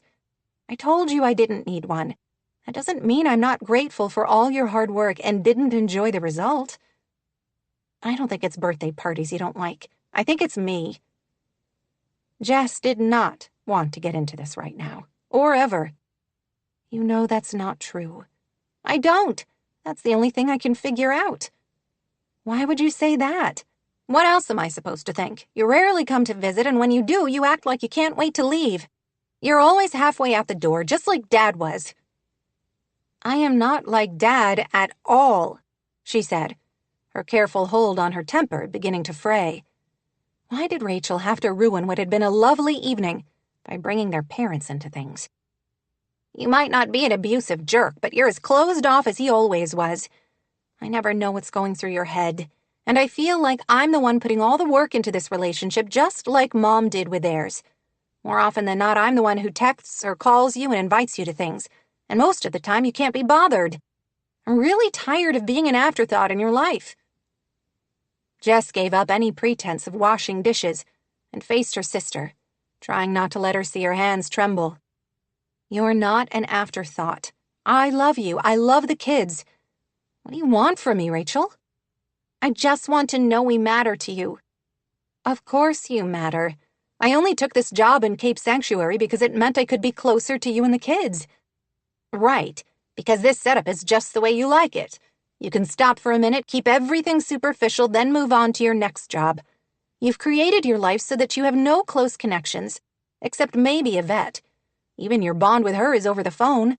That's not normal, Jess. Rachel's words stung, mostly because Jess knew she was right.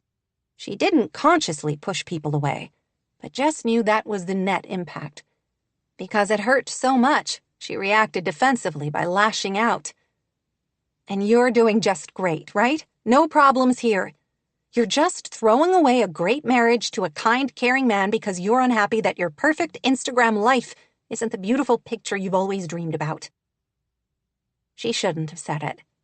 As soon as the words were out, Jess regretted them, especially when Rachel seemed pale and take a step back. Leave my marriage out of this. Rachel's voice quivered with emotion. You don't know what the hell you're talking about. How could you? You've never even had a relationship that lasted more than a week because you're so screwed up about what happened with our parents that you're afraid to let anybody get close to you. A second, deadly but accurate uppercut. Jess was going to be dangling on the ropes in a minute.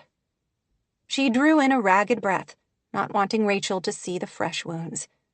She had to get out of there before she said or did something she wouldn't be able to take back. You're right. I was out of line. Thank you for the birthday party. I appreciate all the effort that went into it, even though it wasn't really for me. Was it? Give my love to Cody and the kids. She grabbed the bag containing her birthday gifts, the ones she wasn't sure she would ever be able to look at now, without remembering the pain of this moment, and walked out of her sister's house. 27. Rachel. Her heart was pounding, and she felt hot and cold at the same time. Was she having a heart attack? She checked her heart rate on her smartwatch and saw it was about the same as when she was doing sprints uphill on the treadmill. Not a heart attack, but maybe a broken one. She closed her eyes, trying to breathe slowly to calm herself. She didn't know when she had last been so angry or so hurt. Jess could be so difficult. She always kept part of herself out of reach. She never used to be that way, but their experience in foster care had changed her. They always used to share everything. Hopes, frustrations, fears. She didn't know her sister anymore. Not really. She felt the loss of that tight bond with a physical ache. Still, her sister seemed to see Rachel with painful clarity. You're throwing away a great marriage to a kind, caring man because you're unhappy that your perfect Instagram life isn't the beautiful picture you've always dreamed about. With every passing second, those harsh words seemed to echo around and around her kitchen, getting louder by the second. You're throwing away a great marriage. She thought of her ridiculous, out-of-proportion anger at the garden hose accident, and how terrible she had been to Cody when he really had been trying to help. Jess was absolutely right. She was going to lose her marriage if she didn't figure out how to get her stuff together, if she didn't find a better way to deal with her sadness and worry for Silas than taking everything out on Cody.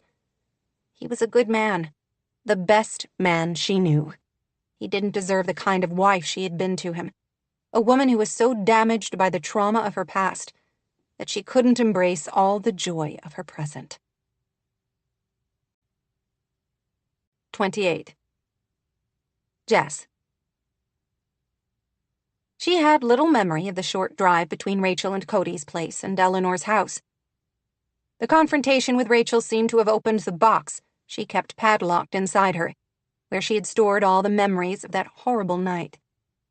Now they seemed to swirl inside and around her, ugly and dark and hateful. Somehow she made it to her trailer parked beside the path to Sunshine Cove, her own private sanctuary that had become more of a home to her than any place she could remember. She sat in her truck. For the first time in longer than she could remember, she didn't want to go inside the Airstream, afraid the thin aluminum walls wouldn't keep out the mass of emotions that wanted to crowd in. She needed to move. A good hard run would do the trick. Or she could make her way down to the beach and try to find calm where she could. Driven to action, any action, she hurried inside and quickly grabbed a flashlight and hoodie and started down the trail toward the beach. The ocean beckoned her. She stumbled a little going down the path, but managed to catch herself and didn't fall. At the water's edge, she immediately went to Eleanor's bench and sank down, already feeling the ocean's calming effect. The tide was going out, she could see with a quick sweep of the flashlight. Stars spilled across the sky, and the moon's reflection danced along the surface of the water, dancing on the waves. Her sister's words seemed to replay over and over in her head. You've never even had a relationship that lasted more than a week because you're so screwed up about what happened with our parents that you're afraid to let anybody get close to you. Rachel was exactly right. Jess sucked at close relationships and inevitably pushed everyone away before they could really know the heart of her. It seemed that in every relationship, romantic or otherwise, she struggled to find her way. She was either afraid of becoming abusive and controlling like her father, or needy and subservient like her mother. Jess had no idea how to find a healthy way through those two dynamics that had surrounded her as a child. As a result, she didn't even try. She was lonely, bitterly lonely. Most of the time she told herself she was happy with her independent, no-strings lifestyle, and maybe most of the time she was. But every once in a while, like tonight on this day she had turned another decade older, she wondered if she could endure a lifetime of this. She didn't know how long she sat there trying to find peace in the low murmur of the sea. Some time later, she caught a glimmer of light out of the corner of her eye, and finally looked away from the waves to find a flashlight coming toward her. So much for her solitude. Was it a late-night beachcomber? Or maybe kids coming down to make out on this isolated beach? She saw a dark shape bounding toward her, dragging a leash, and recognized Cinder, Nate's black lab. In the moonlight, the dog wagged her tail, looking thrilled to find her there as Jess reached out to pet her. "Sorry," Nate called. "She got away from me." "No problem," she answered, wishing she could figure out a way to have a dog so she would feel a little less alone in the world.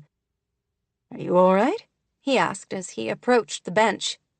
"I saw you drive up and sit in your truck for a while, then rush straight down here." "Are you worried turning 30 has me so distraught I'm going to walk into the ocean, and you'll be stuck having to clean out the rest of your mother's house by yourself?" Nate sat beside her on the bench.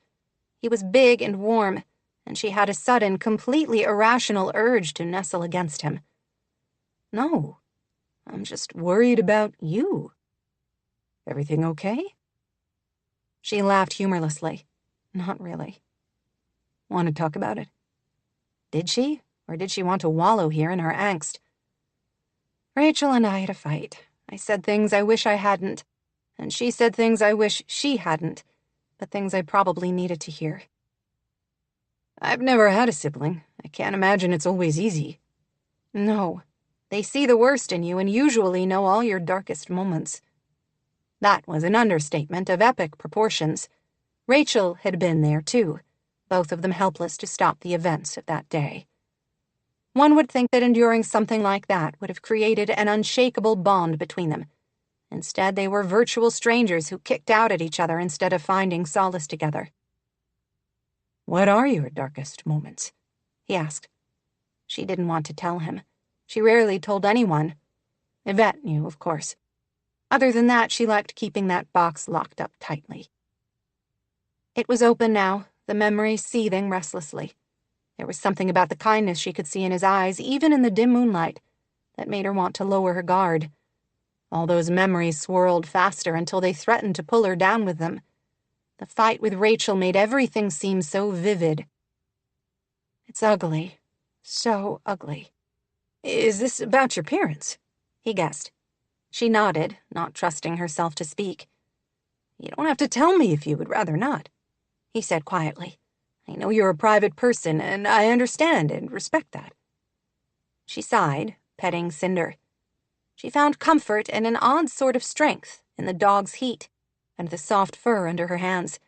She would prefer to forget the whole thing. But the box was open now. Perhaps the telling of it would help her gather all those memories and stuff them back where they belonged. She released a shaky breath, twisting her hands in Cinder's fur. My parents married when my mother was only 17. My father was 26. A wide age difference. Yes, disproportionate in every way. They had a horrible relationship. My father was in the army, and his favorite assignment was drill sergeant. He was the worst kind, cruel, bordering on sadistic, and he ran our house just like his troops. I know the type. I'm sorry. The compassion in his voice told her he understood exactly what she was talking about. Our mom, Ronnie, adored him. She wouldn't listen to a word against him, even when he ground her self-confidence to nothing. She loved him. Did he abuse her? Physically, no. At least not that we ever saw. In every other possible way, yes. He cheated on her, verbally abused her, made her feel like nothing, and basically did the same to me and Rachel. The darkness seemed to surround her, and she was grateful for his presence, solid and reassuring. Not that she couldn't fight off the memories herself, but sometimes it was nice to have someone else there to give her strength. Your mother didn't try to protect you? All she ever saw was our father. Jess had figured out even at a young age that their mother wasn't healthy, either mentally or emotionally. Her complete, unquestioning loyalty to her husband, no matter how he treated her or their children, was wrong on every single level. I don't want you to think it was all horrible. He was deployed for long stretches at a time, which was great. We could all relax for a time. And Rachel and I always had each other. We talked about how we were going to move out as soon as we could, just the two of us, and get a place together. We were going to go to college together. She was going to be a school teacher, and I was going to be a veterinarian. She was silent, remembering nights in whatever base housing they currently called home, when she and Rachel had talked long past midnight about what they would do when they were free of the tension inside their family. Those dreams seemed so far away now. Another lifetime. I told you Doug cheated on Ronnie. He always made sure she knew just to twist the knife. What would she do? Leave him? He knew she wouldn't. He knew just how much she loved him, how far he could push her. And he used her love to control and manipulate. Looking back, I think it was a game to him. He was a sociopath at the least. More likely a psychopath. Her father had taken Ronnie's love and twisted it to his own ends. It had been horrible to watch as an impressionable young girl. Even then she had known it was wrong. Her mother had loved him so much, and Jess would have been surprised if Doug gave his wife and family even a passing thought throughout his day. She was silent for a long time, listening to the wind and the waves, and the dog's soft breathing. She didn't want to tell him the rest. How could she stop now, though? When I was 15 and Rachel 13, he pushed her past the breaking point. He threatened to leave, which of course was nothing new. I can't count the times he had done it before. Something felt different this time, and I think she felt it too. He started packing his bags, telling our mother the whole time about the other woman he was leaving her for. Her name was Susie. She was younger than Ronnie, prettier, smarter, everything my mother had once been, but that he had ground out of her over the years. Once upon a time, her mother had been soft, loving. Jess had flashes of memory of Ronnie reading to them, of her making cookies, of her playing dolls with them. Sometimes it shocked her to remember her mother had been 17 when she had Jess, and would have only been a few years older than Jess was now when she died. This was apparently her breaking point. As he walked out into the living room with his suitcase, Mom followed him, begging him not to go. When he laughed at her, she pulled out his own handgun that he kept stashed by their bed and, without saying a word, shot him 3 times in the heart. He inhaled sharply. Oh, Jess. A lot of that night is a blur. I do remember that Rachel and I both screamed. It went on and on. That seemed to wake Mom out of whatever trance or spell or whatever she had slipped into. She stared at us, then she stared down at our father, who I think was dead before the second gunshot. This was the worst part. The part that had replayed over and over in her head for many years after that night. Sometimes she still woke up from dreaming about it, shaking and nauseous. Ronnie. Our mother looked at us both one more time for maybe 5 seconds, and then without another word, not even an I'm sorry, she lifted the gun to her own head and squeezed the trigger. 29. Nate. She had told him it was ugly. Nate didn't know what he had been braced to hear, but a murder-suicide where her mother had been the murderer probably wouldn't have made the list. He could feel her trembling, barely imperceptible shudders that broke his heart. He wasn't sure she would welcome his touch, but he couldn't sit beside her and let her shake without at least trying to offer comfort. Without asking permission, he eased an arm around her shoulders. After a frozen moment when he held his breath, thinking she would shove him onto the sand, she sagged against him, nestling in like a tiny bird finding safe shelter in a hailstorm. That's what haunts me most, she said after a long pause, speaking as if from some distant place. Ronnie knew damn well we were there. She looked at us.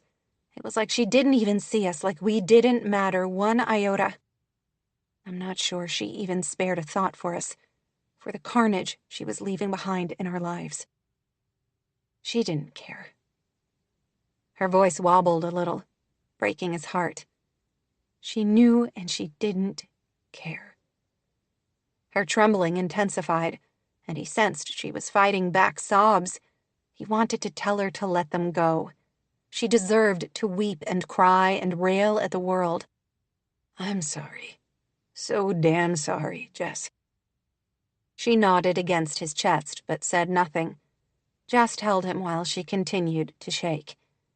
He had to wonder how long it had been since she had let all this out. Had she ever? He held her while the surf crashed into the shore and an owl hooted somewhere above them, and the moon danced on the waves. After a long time, her trembling began to ease. He wanted to think he had provided comfort, given what he had learned about Jess Clayton during her time in Cape Sanctuary. He guessed she had simply won the battle against her emotions. So there you have the whole ugly story, she said, sliding away from him and regaining control. Our parents died in a murder-suicide when Rachel and I were teenagers. Violently. That was how she had told him their parents died. He had never dreamed the truth behind that single word would carry so much pain. How did you and Rachel end up separated? Her heavy sigh was filled with sadness, regret, pain. After our parents died, we were immediately put into an emergency foster home. It wasn't the greatest situation. I acted out. Acted out how? I was in a fight with another girl. She had targeted Rachel for some reason. She was the tough girl in the group home, the top dog, and I think she mistook Rachel's sweet nature for weakness and pounced on it. I wasn't sweet. Or weak. I hope you kicked her ass. Yeah, she said simply. I was unhappy and angry and wanted everyone there to know you didn't mess with either of the Clayton sisters. But she told the staff I attacked her for no reason and they believed her, which meant I had an immediate black mark against me. She was quiet, absently petting Cinder, who was being shockingly well-behaved.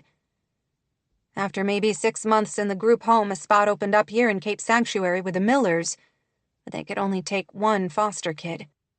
Our social worker thought it would be a good fit for Rachel, and I knew she needed to get out of the group home. So she came here, and I stayed.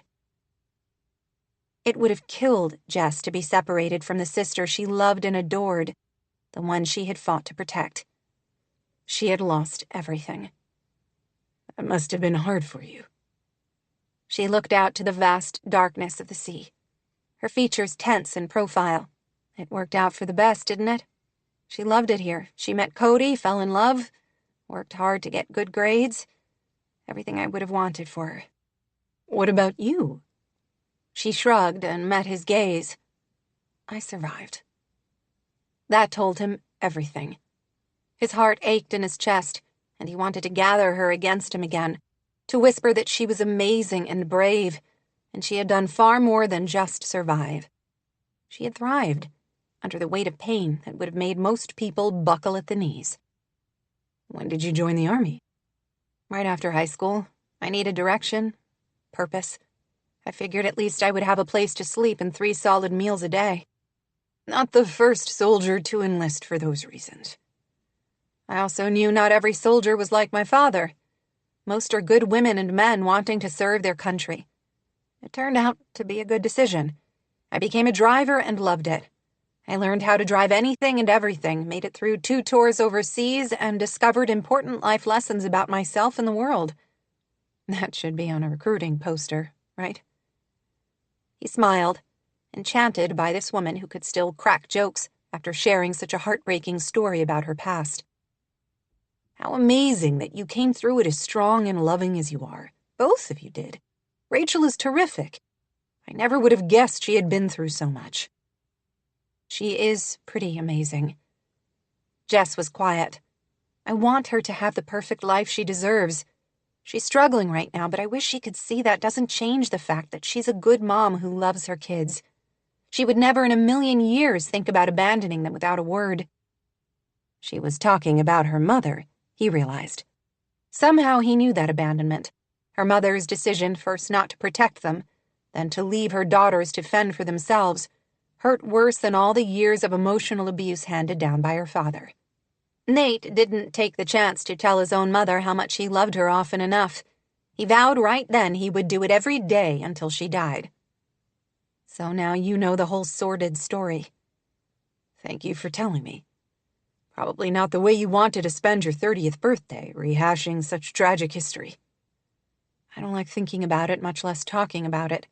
But my fight with Rachel tonight kind of opened the door to all those memories. You were unfortunate enough to be here when I walked through. Not unfortunate, he said gruffly. I'm honored you felt you could trust me enough to tell me. She sent him a sidelong look. I'm still not completely sure why I did. He smiled. My charming personality and overall good guy demeanor. She gave a short laugh. Yes, that must have been it. Also, I happen to adore your mother. She has become one of my favorite people. You might be benefiting, or suffering depending on how you look at things, by association. I'll take it, and she adores you right back. So does Sophie. He had a hard time remembering his suspicions of Jess Clayton when she'd first come to Whitaker House. How had she become so entwined in all of their lives? He was well on his way to falling in love with her. The thought should have terrified him. He wasn't interested in love again, not now anyway, when he was struggling to navigate through Sophie's teenage years. He hadn't been looking for it, but how could he help falling for Jess? She was everything he admired in a person. Tough and kind at the same time, with a deep core of sweetness he didn't think she even recognized in herself. Wasn't it just his luck to fall in love for the first time since Michelle with a woman who would be leaving in a matter of days? He didn't want to say goodbye. I can't believe I'm saying this, but I feel better after telling you. I'm glad. She continued to pet the dog. It just occurred to me that Rachel might not appreciate that you know, she said after a few minutes. She seems to have put everything about our past and our parents behind her here in Cape Sanctuary. I'm not sure who knows and who doesn't. I won't say anything, he promised. Thank you." They sat together for several more moments while that owl hooted again above the murmur of the sea. Clouds were gathering. He could see them beginning to build, and the air had a wet, expectant feel to it that told him rain would be coming soon. She finally shifted to face him. "Do you know what I really wanted for my 30th birthday?" "Let me guess. A bigger Airstream?" She smiled. Vera is perfect as she is. Clouds drifted past the moon, lighting up the scene a little more, and making her eyes sparkle as she studied him. "No," she whispered. "I wanted to kiss you again." Her words instantly stirred up all those feelings he had been trying to tamp down, the wild hunger growling to life again. "Jess." He didn't know what he intended to say, but she shook her head slightly. "I know we shouldn't. One more kiss won't hurt, will it?" Something told him it would. He would hate seeing her walk away in a few days. How could any sane man resist such a soft entreaty? He eased his mouth to hers, and she seemed to sigh a welcome that shivered down his spine. Her mouth tasted like raspberries and vanilla from her cake. Rich, luscious, addictive. He wasn't sure exactly how, but he miraculously managed to shove down the urge to kiss her fiercely, hungrily, with all the wild desire surging through him. Instead, he instinctively knew this night, this kiss, required gentleness. He kissed her slowly, softly, exploring each delicious inch of her mouth. She wrapped her arms around his neck, pressing against him, and he wanted this kiss to last forever. Tenderness for her, this brave, tough, wounded woman, curled through him. He wanted to make love to her, to lay her down onto the sand and spend the night trying to ease her pain however he could. He couldn't do that, as tempting as he found the idea. For one thing, he would be an ass to take advantage of her in such a vulnerable, exposed moment. She had confided in him, something he knew she likely didn't do often. That she had trusted him with this difficult part of her past humbled and amazed him. How could he turn around and betray that trust by pushing her to do things she already had made it clear she didn't want? For another thing, it was starting to rain. He could feel small, misty drops on his head trickling down his neck. Ending the kiss was the last thing he wanted to do, but concern for her well-being beat out his profound desire to stay exactly where they were. He suspected the sky would unleash a downpour on them in another few minutes. Calling on all his self-control, he lifted his head. She blinked, skin immediately dewy with rain. "Oh, it's raining," she murmured. He probably shouldn't find it so intensely, powerfully seductive that she hadn't even noticed. "Yes." He eased a little farther away. "We should go. The path can be slippery enough when it isn't raining, especially the steep parts." She sighed, looking a little lost. "I wish we didn't have to. I wish we could stay right here." "So do I," he said gruffly. "But I would hate for you to catch pneumonia on your birthday." With another sigh, she rose and wiped off sand from the bench. He grabbed Cinder's leash and his flashlight in one hand, and her hand in the other, and they made their way to the path. He really should build some sort of shelter down there, a gazebo or even a shed where they could store the boards, kayaks, and other water equipment. His dad had never wanted anything down there, concerned it would mar the view. "Your grandfather never wanted anything that shows the hand of man down there," Jack used to say. "I feel the same. When I'm in the cove, I like to believe I'm alone with the sea and the sky and nothing else." His father had relented enough to put in the bench for Eleanor. Nate regretted now that he had never followed through with building a structure so they could have had a dry place to wait out the storm. The rain started in earnest when they were about halfway back to her trailer, pouring in sheets that obscured his vision. By the time they reached her Airstream, a silvery, sleek refuge from the rain, they were both drenched. "Do you want to come in and dry off?" she asked, her face a pale blur in the darkness as she stood under her awning. Saying no was just about the hardest thing he had ever done. "I want you more than I've ever wanted anything else in my life. More than I want to breathe. But I don't want either of us to regret it. Though I hate like hell having to say this, I don't think this is the right moment. Not when you're still upset after the fight with your sister." She didn't say anything for several seconds. Finally, she nodded. "You're probably right." She leaned in to kiss him softly. "Thank you for listening." He lifted a hand to gently brush her cheekbone. "You don't need to carry the weight of the world by yourself, Jess.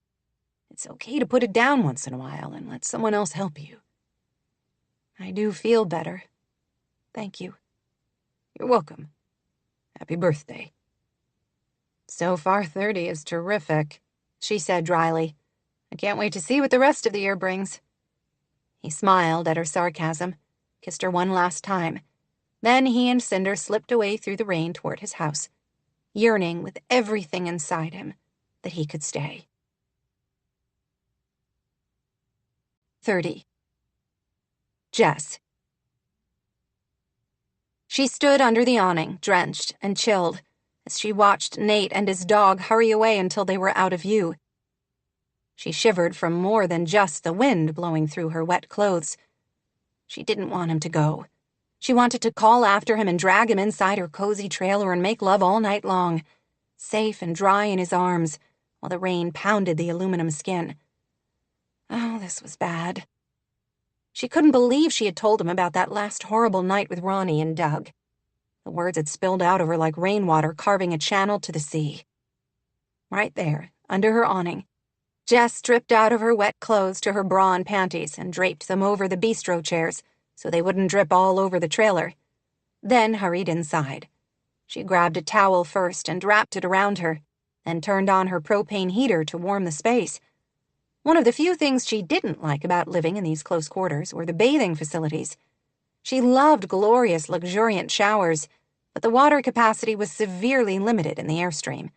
Sometimes on the road, she checked into a hotel room for a night simply so she could indulge and take a long, hot shower where she didn't have to worry about the water running out. Still, she made do as best she could and slipped into her favorite warm sweats and thick socks. Jess knew she ought to climb into bed. The day had been long, and she felt wrung out from the wild emotions of the past few hours. Her mind was racing too much to sleep, jumping between Rachel, Cody, her parents. Nate. She was relieved he hadn't accepted her invitation to come inside. It had been a spontaneous thing, spurred by the hunger that had only been growing stronger since the first time they kissed, and by the security and safety she felt in his arms, down at the cove. He was right. She would have regretted it in the relentlessly harsh light of morning. Jess had friends who could sleep with any person who caught their eye. Sometimes Jess wished she could do the same.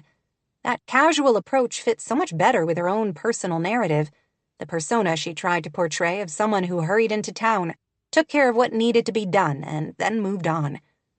How much easier would it be to keep everyone from getting too close if she were the sort of woman who could invite a desirable man into her bed at night, take what she wanted from him, and kick him out in the morning without a second thought. Over the years, she had learned that the price for a few hours of intimacy was simply too steep.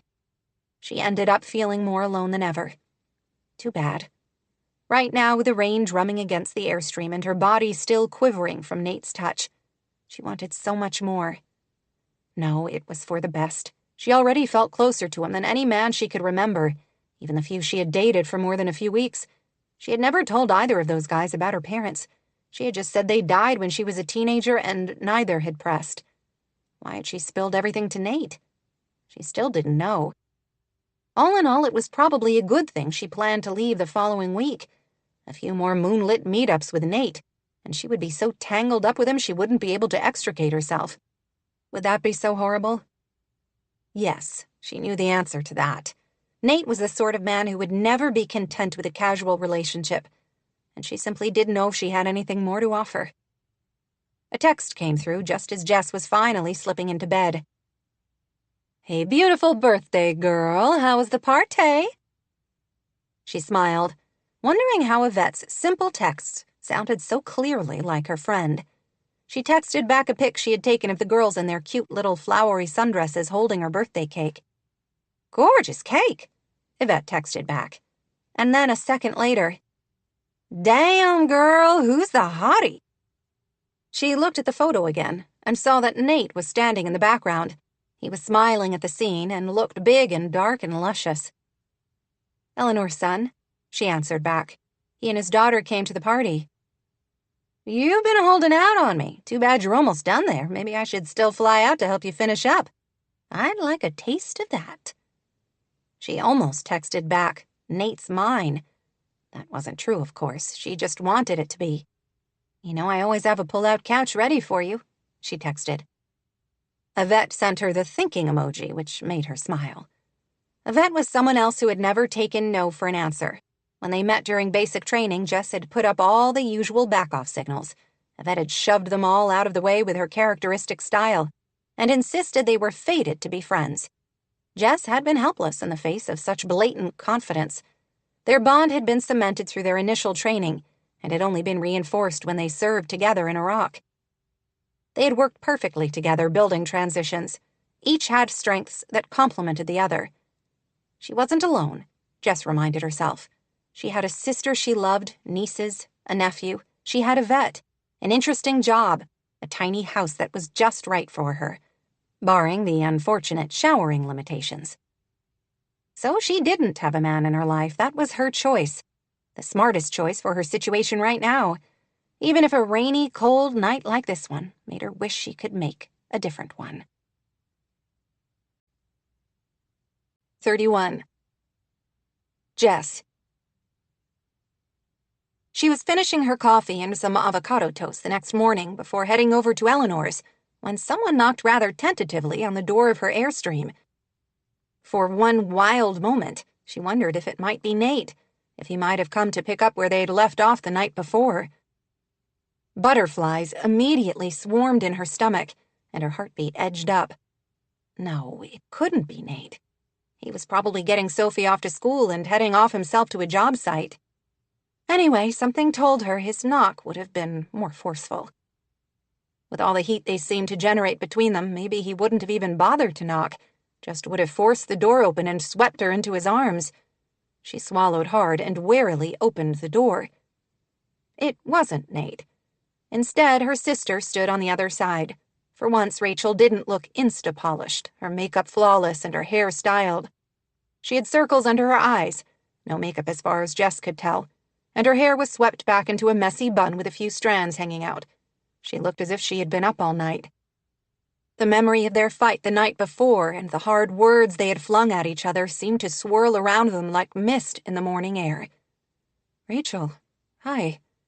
She looked over her sister's head to her empty minivan parked next to Jess's own pickup. "Where are the kids?" "Cody had an issue with a supplier, so had the morning off. He offered to get the girls to school and hang out with Silas while he makes some phone calls at home so that I could come talk to you." Okay. What else did they have to say to each other? Her stomach burned a little, but she told herself it was only because she'd had too much coffee and not enough toast. There wasn't much room inside her trailer for both of them, especially not with these big feelings between them. Since the morning was beautiful, the ocean gleaming in the sunshine after the rain, she gestured to her turquoise bistro set, grateful she had taken her still damp clothing inside to dry in the shower now that she was ready for the day. "Do you want some coffee? I was just eating breakfast. Can I make you some avocado toast?" Rachel shook her head but slid into one of the chairs. "I'm not hungry, and I really don't need more caffeine." "What do you need?" "To talk to you." More than a little wary now, Jess grabbed her own breakfast and sat down across from her sister. She was still feeling vaguely queasy from the emotional turmoil of the night before. She wasn't sure she was up to more today. "I ruined your party," Rachel said, her voice quivering slightly. "I wanted it to be perfect, and then I ruined it." Rachel met her gaze, and Jess saw that her sister looked wretched. "You didn't ruin anything." "I did. And the worst part is I have no idea why. I have all the best intentions, and then all these awful things come gushing out." As Jess feared, her sister started to cry, big tears dripping down her cheeks. Her nose started to run, and she looked around rather wildly, as if Jess would have a box of tissue always at the ready. Not sure what else to do, she handed over the napkin she hadn't used yet and Rachel wiped at her nose and her eyes. "I'm a hot mess," Rachel sniffled. "You were absolutely right. I don't know how to fix it. I keep thinking I'm doing okay, and then something sets me off. And I'm losing my husband." The tears finally became one sob, then another, and another. Jess didn't know what to do. She hated tears in herself and really hated them in her sister. She wanted to run inside the Airstream and close the door tightly behind her. But Rachel was being vulnerable with her. She couldn't just stand by and stare. She rose and hugged her sister, wishing the gesture that had once been so routine between them felt a little more natural and a little less forced. Rachel didn't seem to mind. She rested her head against Jess's chest and held tight to her waist, letting the tears flow. "You're not losing your husband. I shouldn't have said that yesterday. Cody adores you." "How can he? You were right. Everything you said last night." "I'm the last one to offer marital advice, sis. You know that. The only experience I have was being a witness along with you to our parents' train wreck of a marriage. It might not have been the worst marriage ever, but it would surely have a place of honor in the Bad Marriage Hall of Fame." Rachel eased away, wiping at her eyes with a bedraggled napkin. "Yes, if there were such a thing." "Yours doesn't belong anywhere near there. You love Cody, right?" "So much." Rachel gave a watery smile. "Since the moment I met him when I was a scared 14-year-old foster kid. He was so kind to me. We had gym class together, and you know I wasn't athletic at all. He worked with me after school for a week, trying to teach me how to shoot a free throw so I wouldn't humiliate myself by shooting airball after airball in my new school." "You never told me that." Rachel shrugged. "There are a lot of things I didn't tell you. I didn't want you to think I was a weakling. You were my tough, fearless, invulnerable sister." "Huh, that's so not true. You know it's not. You became a soldier, Jess, 2 deployments to the Middle East. You've always been a badass, which is why I didn't want to bother you with my dumb problems. You had bigger things to worry about. But Cody helped out. I'm actually really great at free throws now. You should see me." She brushed a strand of Rachel's hair out of her face. "Cody helped you with that. He can help you deal with Silas too, but you have to let him." She remembered Nate's words to her and decided to repurpose them for her sister. "You can't carry everything by yourself, Rachel. I don't know why you feel like you have to." To her dismay, this seemed to set off the tears again. More dripped down her sister's cheeks, so many that the poor napkin wasn't going to cut it. Jess jumped up and reached into her trailer for the box of tissues she kept in the cabinet next to the door. "I know," Rachel sniffled. "It's just that Mom was helpless about everything. She wouldn't make a decision about changing toilet paper brands without Dad's say-so. I don't want to be like that." "It seems to me that you've gone in the exact opposite direction. You don't want to rely on Cody for anything, even when your life feels completely overwhelming." "It does. It's so hard. There are days I want to get in my car and just drive and drive and drive and never look back. I can never tell Cody that. It would break his heart." She buried her face in her hands. "I love our family. I do. I just wish things could go back to the way they were when Silas was a quiet, easy baby, before he was diagnosed, before I had pages and pages of books to read about how to handle him, before we had day-long doctor appointments, before the future became so uncertain and so damn scary for my child." She sobbed again. "I don't know if I'm strong enough to do this." Her shoulders shook with her sobs, and Jess had never felt more helpless. How could she offer comfort to her sister? She had never had a child at all, let alone one with a serious, potentially life-changing disability. She didn't have any words to make this better. Nothing she said would change Rachel and Cody's reality anyway. She picked her words carefully. "You are an amazing mother, Rachel. Every time I see you with the kids, I'm impressed all over again at how you make it look so effortless." Rachel scoffed. "I wish." "You do. The one night I stayed with the girls was one of the hardest things I ever did. And I didn't have Silas that night, just Grace and Ava, who were basically self-sufficient. Everything the girls told me about their daily routine just reinforced what a good mother you are." She gripped Rachel's hand. "The amazing thing to me about it is that you're completely self-taught. We didn't get any guidance from Ronnie. But the girls told me that every day you make them come home and report about a good deed they have done that day. They showed me the shelves full of books in their room and the reading nook you created and told me you read to them every single night. I've always loved books. I know. And you're teaching your children to love books, too. Even Silas. Yesterday at my party, he sat on Eleanor's lap for a long time while they looked through picture books. That's all coming from you. Rachel sighed. I don't feel like anything I do is enough. That's the first thing you should stop right now. Stop comparing yourself to everyone else. I know social media is your business and that you're great at it, but somehow you have to stop looking at how everyone else defines a good mother. Give yourself a freaking break, Rachel. Her sister gave another watery laugh. Is that an order, Staff Sergeant Clayton? Sure, if that's what it takes. She squeezed her sister's hand again. I also think you need to start taking time for yourself without feeling guilty about it. When was the last time you spent a few hours doing exactly what you wanted? Not for a blog post or an Instagram story, just for your mental health. Rachel looked pensive. I don't know. I honestly can't remember. There you go. Take Silas to your mother-in-law's house while the girls are at school. She raised Cody and his siblings. 4 kids born within 6 years, right? She can handle 1 2-year-old. Silas is harder to handle than your average 2-year-old. He can be so difficult sometimes. And you'll be the only one who can ever care for him unless you let others step in once in a while and try to figure it out. It will be good for him to spend some time with Grandma. And you can go to yoga class or something. Or better yet, put on some sexy lingerie and text Cody that you fixed lunch for him at home.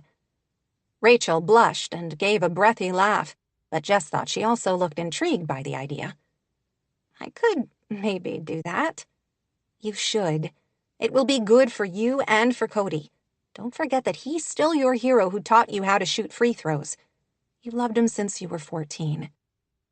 I have. Silly, isn't it? No, it's beautiful. And Rach, if you're the best mom I know, Cody is the best dad. The girls and Silas clearly adore him. You two make a fantastic team. You've just lost sight of that somewhere along the way and think you have to make all the free throws by yourself. What's the good of being an ace shot if you won't let anybody else on the court with you? Rachel laughed and shook her head. I can't believe you're using a basketball analogy. If that's what it takes, Jess said again.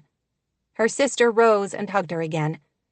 It felt so much like the old days, the Clayton sisters against the world, that Jess's throat thickened, and she almost started crying too. Thank you. I came here to apologize for the way I ruined your party and the terrible things I said. You didn't ruin anything, Jess assured her. It was a wonderful party. I've never seen such a gorgeous birthday cake. I'll never forget all the trouble you went to in order to make it special for me. We should get together again before you go home. What do you think about driving up to the Redwoods? It's not that far. I would like that. I'm probably leaving Monday. Maybe we could go Sunday? Rachel's face fell. I wish you could stay longer. I do too, she said, and was slightly shocked to realize she meant it. Maybe we could meet up somewhere during the summer, Jess suggested on a whim without really thinking it through. In late June, I've got 2 jobs in a row lined up in the San Diego area.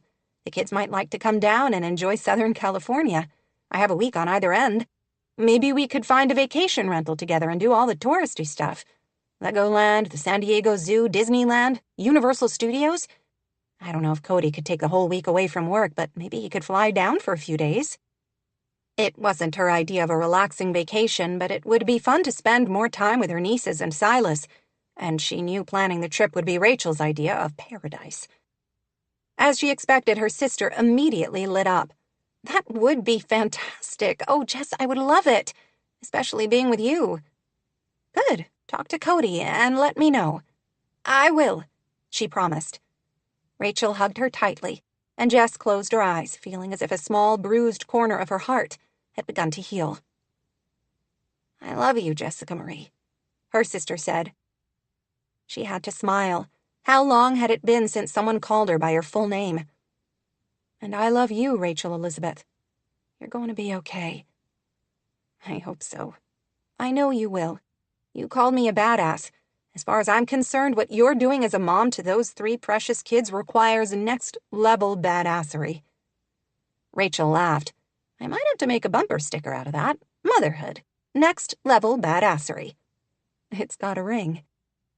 Rachel smiled, waved at her, and climbed into her minivan, looking 100 times better than she had when she showed up. As she watched her drive away, Jess felt as if they had turned a corner in their relationship. She and Rachel had been pulled apart by life and circumstances. She wanted to think maybe this time in Cape Sanctuary had helped them begin the process of finding their way back together. Now, on to her next challenge, persuading Eleanor to let Jess tackle what the other woman had actually hired her to do. 32. Rachel. As Rachel drove away from Whitaker House, the entire day seemed more beautiful somehow. The sun seemed to shine more vividly on the water, and the sky was a pure porcelain blue, with only a few puffy clouds above the mountains to the east. On impulse, Rachel pulled into one of her favorite spots in Cape Sanctuary, a pull-out along the cliffs overlooking the water in downtown. She didn't do this enough. She was always rushing off somewhere, and didn't take time to stop and breathe and think. Maybe it was the good hard cry that, like the rain of the night before, had cleansed the sadness out of her system, leaving room for her to remember the joy. She felt a renewed sense of optimism about so many things. She loved and admired her sister. The strain between them over these past years had felt like another loss. That Jess had suggested a trip together, especially one with a theme park itinerary Rachel knew perfectly well her sister would never choose on her own, meant the world. It would be so much fun to spend that time with her sister. Rachel loved planning trips and couldn't wait to get started on this one, though she planned to factor in plenty of downtime for all of them. Pool time at the hotel, walks along the beach for just her and Jess to talk. She couldn't wait. How would Silas do on a trip like that? She would do everything in her power to make sure he had a good time. Jess, Cody, and the girls would help. All the pressure didn't need to rest on her shoulders alone. She had to remember that lesson moving forward. Yes, Silas still faced an uncertain journey, but Jess had been right. She and Cody made an excellent team. She had to remember they were in this together, fighting to give their son the best possible future. She stepped outside her van, letting the sea air wash through her and the morning sun warm her shoulders. She loved the life she had created here. Why did she allow herself to get so caught up in the day-to-day rush that she forgot? She should make a date with herself monthly to come right here to this spot to recalibrate her soul. After a few more deep breaths, she felt more refreshed than she had in months. She even sang along to the car stereo as she drove through town. When she arrived home, the peace of the morning was broken by hammering, coming from the backyard. She followed the sound around the house and had to stop short. Apparently, Cody had decided to use his limited free time to finish the shutters on the kids' playhouse, a job they had talked about a few days earlier. He was wearing his tool belt, the one she always told him looked sexy. And next to him was Silas, wearing an adorable little matching tool belt she hadn't seen before. Her heart seemed to melt. Cody must have bought it for Silas without telling her, just as he had bought one for each of the girls when they were about this age. "Okay, it's your turn to hammer again," Cody was telling their son. "I've got a nail started for you right there. Here you go." Silas grabbed the child-size hammer with both hands and started whacking at the nail his father had pointed out. He missed more times than he made contact with the nail, leaving divots in the soft pine. But Cody didn't seem to care. He just beamed at the boy, sunlight gleaming off the lighter strands in his hair. "That's the way. Good job, kiddo. Keep going." Silas looked at his father with all the trust in the world and continued hammering with far more enthusiasm than skill. "That was our last one," Cody said. "Look how nice they look. Now we just have to clean up before Mommy gets back." "Mama," Silas said. He had spotted Rachel before his father did and came toward her, hammer still in his hand. "I'll take this," Cody said quickly, grabbing it away. He gave Rachel that sheepish smile that made her insides quiver. She loved this man. The man who had patiently and lovingly taught his toddler son with autism to use a hammer was the same one who had helped a 14-year-old girl learn how to shoot free throws so she wouldn't embarrass herself at a new school. He was the best husband and father she could ever wish to find, and she loved him with all her heart. She picked up Silas and went to Cody. With her free hand, she touched his face, and then kissed her husband with all the fierce tenderness burning through her. "Down," Silas said, using yet another new word. Apparently, he wasn't a fan of his parents' public displays of affection. She lowered him, and he immediately went to a sandbox and started playing with his trucks, which left her free to kiss Cody again, this one more lingering and tender. "What was that for?" Cody somehow managed to look both confused and aroused. "Because you're amazing. Because I'm the luckiest woman in the world. Because I love you more than life itself." His expression blazed with heat and an answering tenderness that slid through her like healing balm. He wrapped her tightly in his arms and kissed her with so much love that Rachel felt tears rise again. These were happy tears, cleansing tears. How had she forgotten how much safety and peace she found in her husband's arms? "Any chance your mom could watch Silas for an hour or so?" He looked a little dazed. "Probably. Why?" "Oh, I'm sure we could find something to do." "I'll check." He stepped away and whipped out his phone so quickly she almost laughed. He texted his mother and she responded almost instantly. She said she would love to watch him. She didn't ask why. "Tell her I need your help with a project that requires both of our undivided attention." He grinned, looking so much like the 16-year-old boy she fell in love with that everything inside her seemed to sigh with happiness. While he and Silas left, Rachel went inside to shower and change into some sexy lingerie she bought a long time ago and hadn't worn yet. This was an important part of their life together, and both of them had neglected each other for too long. Her joy seemed to bubble over. She loved her husband. She loved their children. She loved their home. She loved the life they were building together. Like the children's playhouse that now had hammer-sized indentations on the shutters, it might not be Instagram perfect, but it was as close to it as she could ever need. 33. Jess. "We've cleaned out every other space in the house, Eleanor. I'll be leaving in only a few days so I can move on to my next job." The older woman's mouth drooped. "Oh, don't remind me. I don't want you to go. I have so loved having you here." "I'm sorry. You know I can't stay here indefinitely, though." "I know, you have other obligations. You're a busy woman." This was Friday.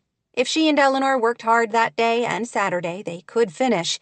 That would give her Sunday to spend with Rachel, Cody, and the kids before she drove south Monday. Technically, her next job wasn't scheduled to start until a week from Monday, but she had planned to spend a few days at her long-neglected apartment, catching up on paperwork and doing some strategic planning with Yvette. They needed to make a decision about adding another person to their team. She and Yvette had more work than the two of them could handle, and she hated turning down clients. That was a worry for another day. Right now, she needed to focus on finishing this job. "Eleanor, today's the day. We've put it off long enough. It's time to start going through Jack's clothing." She tried to use the gentlest tone she could manage, but Eleanor still tensed. "Today? I don't know if I'm up to it today." Jess frowned. "That is your decision, of course. You can leave things like they are, with his things taking up half your closet and an entire chest of drawers. If you want my help, I'm afraid we're running out of time." Eleanor pressed a hand to her heart, as if the gesture could ease the ache there at missing her husband. "I know, it's just so hard to think about boxing up his things for the last time. Not being able to stand in the closet and smell him. It makes everything feel so final." "I understand. We don't have to do it at all. I told you that. If you would rather tackle the job on your own once I'm gone, that's totally fine. It's your choice." Eleanor sighed. "Without you to push me, I would probably leave his clothes in there forever." "If that would make you happy, there's nothing wrong with keeping his things close to you." Eleanor gazed off into space, her lined face etched with vast grief. After a moment, she shook her head. "No, It's only his clothing. It's not him. I won't forget him. I don't need some dusty old sweaters to remind me how much I miss my husband. He's with me constantly, right here." Again, she pressed her heart. "Are you sure?" "Yes, let's do it. Though I confess I'm not sure I can watch." "Then you don't have to," Jess declared. "As you and Nate have already taken out the things you want to keep, the rest is simply sorting through what should go to the charity shop and what they likely won't take. It shouldn't take long at all. Why don't you go to your craft room and work on your knitting and watch the sea? I think another storm might be coming, and I know how much you enjoy watching them." Eleanor looked tempted, then shook her head. "I can't abandon you like that." In some respects, the job would be easier, the decisions more clear-cut if she didn't have Eleanor standing over her shoulder. "I don't mind, but you could also sit in your chair by the window there and knit. You still would have a view and could offer input if I need help, but that way you wouldn't have to be as hands-on." "That would work." Eleanor left the room. When she didn't return immediately, Jess started folding up clothing and sorting items into piles. Some for the charity shop, some for a consignment store Yvette liked to use, and a few for the rag pile. When Eleanor returned after about 15 minutes, she carried her knitting bag and her eyes appeared suspiciously red-rimmed. Oh, poor dear. Eleanor was torn between needing to move forward with her life and wanting to hold tight to the past and the memories and these tangible things that represented Jack Whittaker's life. If she died, who would mourn her like this? Rachel would miss her, certainly, and Yvette would be sad as well, but not with this bone-deep grief. Jess wasn't that important to anyone. A sobering thought the day after her 30th birthday. "Which do you prefer, being closer to the closet so you can see what I'm doing, or sitting out here by the window?" "Closer to you, I think." Jess moved Eleanor's favorite ergonomic recliner and footrest from its usual spot looking out to sea to the other side of her bed. Fortunately, it wasn't heavy. "There you go." "Oh, thank you, my dear. You're so thoughtful." She didn't necessarily agree, but appreciated Eleanor's opinion. They slowly worked their way through Jack's side of the closet.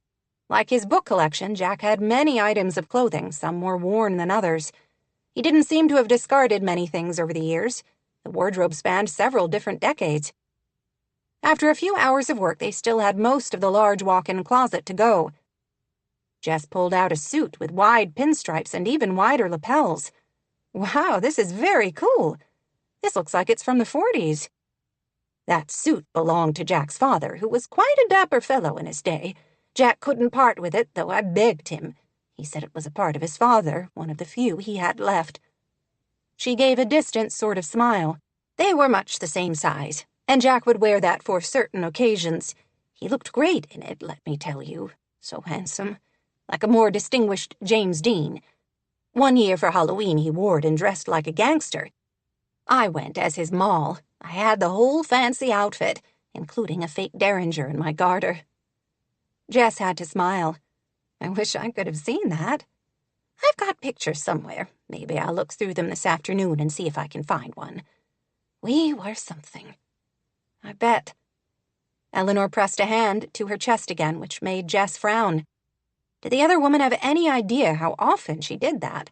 Was it only because of her emotional heartache, or was something physical going on? "I used to love to go out dancing with Jack. There was a place down the coast that had live music, the big band stuff, not rock and roll, though we liked that too.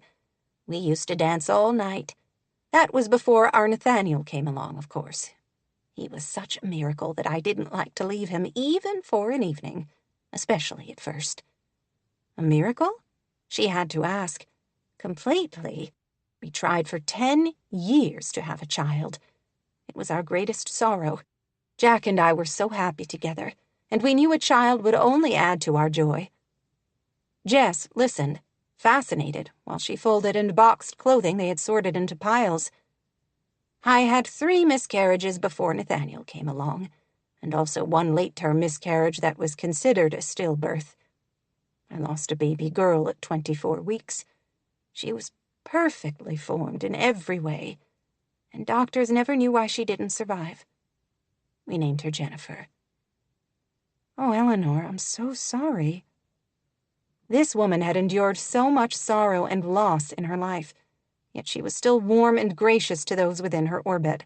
She made Jess feel small and petty in comparison.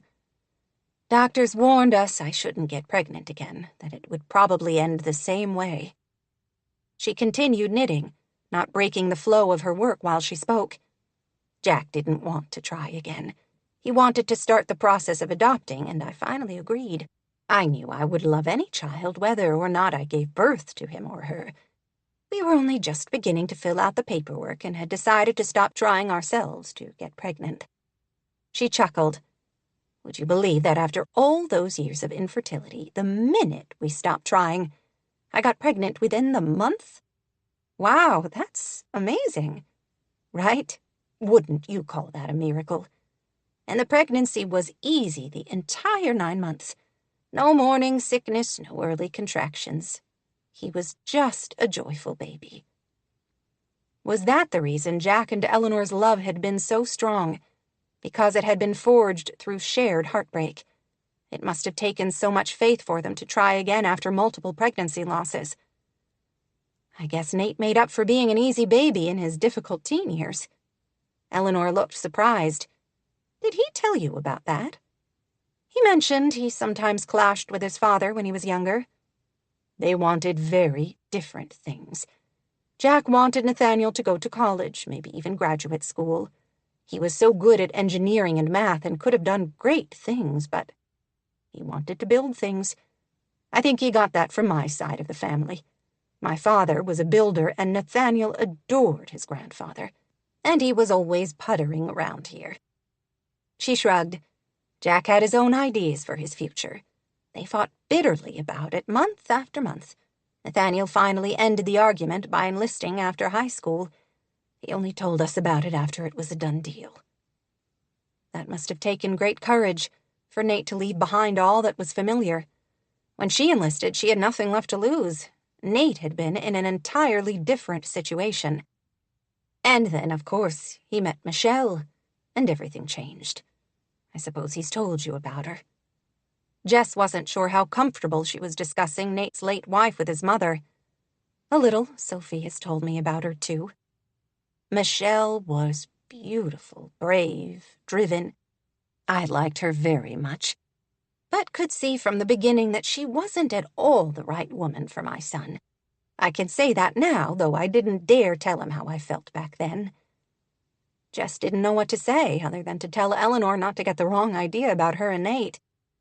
Jess really wasn't the right woman for Nate, not with all her baggage. After Nate came home with Sophie when Michelle was deployed, he and his father made their peace. Jack just adored that girl. It was the sweetest thing. He loved to carry her around and sing to her when she was a baby. When she got old enough to walk, she followed him everywhere. Eleanor took on a distant look and absently rubbed again at her chest. Are you okay? Fine, the older woman said, though her features suddenly looked strained. Was she more pale than she had been even 5 minutes earlier? Are you sure? Eleanor swallowed, mustering a slight smile. Actually, I'm not feeling well. Perhaps I should go lie down. That might be a good idea. She had to tell Nate about these episodes before she left. He needed to know Eleanor was acting unwell. She should have told him earlier. Why don't you rest in the guest room next door so that I don't disturb you while I'm working in here? That might be good. Jess rose from the floor. Let me help you. Eleanor waved a hand. You're in the middle of things. Don't stop on my account. I'm fine.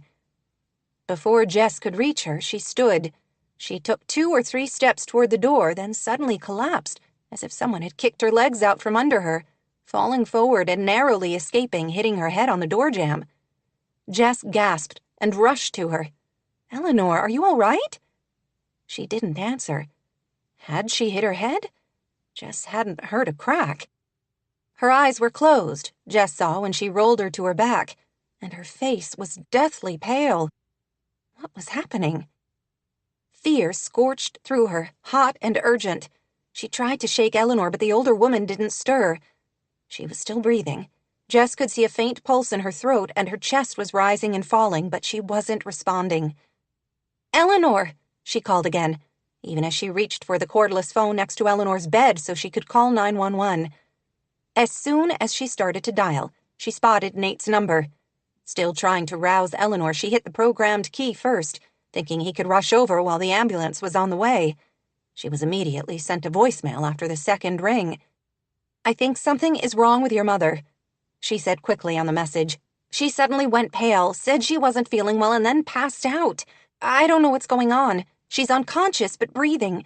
I'm calling an ambulance. I'll try to keep you posted where they're taking her." As she ended the call, she saw Eleanor's eyes begin to flutter. "I don't need an ambulance," she said, voice breathy.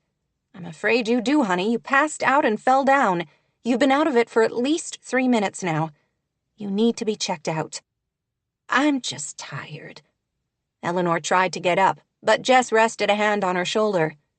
"That's what you've been telling me for days now, but it's more than that, isn't it?" Eleanor was quiet, breathing deeply. Then she met Jess's gaze, raw fear in her eyes. "I think I might be dying." Damn it, she should have called 911 first. She quickly dialed the number and spoke quickly into the phone. "Yes, hello? I'm with a 70-year-old woman, Eleanor Whitaker, who just passed out. She's awake and conscious now, but still pale. She's having chest pain. You are having chest pain, right?" she asked Eleanor, who nodded. "Yes, on the chest pain. Please hurry. We're at Whitaker House just above Sunshine Cove, 2135 Seaview Road." "Confirmed. We have identified your location. Please stay on the line while we dispatch emergency crews to your area. I'll be back with you momentarily." "Please hurry," Jess said. Sophie and Nate couldn't lose Eleanor, too. Not when they were still grieving for Jack Whitaker. Jess vowed to do everything within her power to make sure that didn't happen.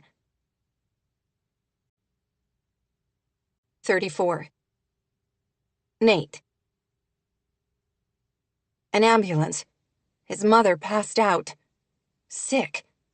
Nate listened to the message from Jess that he had missed after turning off his ringer during a meeting. When had she sent it? Only 10 minutes earlier, he saw quickly. Still, that was 10 minutes when he had been unavailable. Anything could have happened in that time. He rose quickly. "I have to go," he told his team of project leaders in the room. "Apparently my mother is on her way to the hospital." "What can we do?" his second-in-command, Kevin Hall, asked instantly. "Just pray," he wanted to say. "I don't know what's going on yet. I'll keep you posted." He hurried out of the room, trying to call Jess's cell phone. Each time it went to voicemail. He tried a third time as he was sliding behind the wheel of his truck, and she finally picked up. "Hi, sorry, the ambulance just arrived." She sounded breathless and afraid, which ratcheted up his own anxiety. Jess always seemed so contained, so in control. If she was this upset, he knew the situation had to feel serious to her. "What's happened?" "I don't know, to be honest. She passed out and she's got chest pain. They are treating it as a possible cardiac arrest and are taking her directly to the emergency room of the Cape Sanctuary Hospital." "Cardiac arrest? Good Lord." "I'm at a meeting in the next town. It will take me about 20 minutes, but I'll meet you there." He peeled out, heart racing. This couldn't be happening. He couldn't lose his mother, not just months after his father. He still hadn't figured out how to deal with a huge void in his life left by Jack Whitaker's death. Sophie. If something happened to his mother, Sophie would be devastated. She still mourned her grandfather, but he feared that losing Eleanor, who had been more of a mother than a grandmother to her, would crush her. Nate wasn't sure how he made it safely on the coastal road to the regional medical center on the other side of Cape Sanctuary, especially as he likely broke just about every traffic law in the county. When he rushed into the waiting room, he immediately spotted Jess talking at the nurse's station. "Nate!" she exclaimed. "I just arrived. They didn't have room for me on the ambulance, so I followed them. They've taken your mother back to a treatment room. I was just explaining to the nurse that you would be here shortly to answer questions about advance directives and the like." Advance directives? He couldn't think about that now. All he could do for those first frenzied seconds was grab hold of Jess and pull her into his arms. She was his rock, the one secure thing to grab onto amid the seething tumult. She wrapped her arms around him and held on before stepping away. You should go back and see what's going on. They wouldn't let me because I'm not family. She spoke calmly, but he saw how difficult it was for her to be excluded. That's bull, he snapped. You likely saved her life. You were the one who called for help. It's fine. You're here now. What about Sophie? Should I get her from school? I called her friend McKenna's mom and explained what has happened. For now, I'm going to leave her at school until I have more information. It's early dismissal day, so McKenna's mom will pick her up after school and let her hang out at their place until I can give a proper situation report. That's smart. No need to upset her until we know what's happening. He made a split-second decision. You should come back with me. Eleanor loves you. I know she would want you there. He approached the reception area with Jess in tow. Though the woman behind the desk, Cheryl Myers, went to school with him, she stood firm on the hospital policy. Right now, we can only allow one person per patient in a treatment room for security reasons. I'm so sorry, Nate. Wish I could make an exception for you. It's totally fine, Jess said. I don't mind waiting out here. You don't have to hang around if you don't want to. I can text you with an update as soon as I have news. I'll wait, she said firmly. He wanted to hug her again, but knew seeing his mother had to take priority right now. The nurse gave him a room number and buzzed him back. When he arrived at his mother's room, he found several nurses and doctors darting around, and his mother hooked up to a multitude of machines. She looked frail and frightened, and every one of her 70 years, and then some. It shocked him to the core. When she spotted him, he saw relief and also embarrassment. Oh, Nathaniel. Hello. Mom, what's going on? This is all so ridiculous. I'm perfectly fine. Would you tell these people that I don't need to be here? You're exactly where you should be, a kind-looking woman in scrubs who was monitoring a machine said firmly. Right now, your heart rate is all over the place, and we have to figure out why. Hello, I'm Josie, one of the nurses who will be taking care of your mom. What's going on? I heard something about a possible heart attack, Nate said. That was what the paramedics thought, the nurse said. It makes sense because of some of her symptoms, but we aren't quite sure what's happening. I can tell you the electrocardiogram is showing some unusual activity. Right now, the plan is to run more tests so her team can get a more accurate picture of what's happening. The attending physician should be here shortly to talk to you. Nate stood beside his mother's bed, feeling helpless and worried for her. She had closed her eyes as if trying to block out the whole thing, but would open them to answer questions Josie posed to her. After what felt like forever, the ER doc, who turned out to be a friend, came in. She was more than a friend, actually.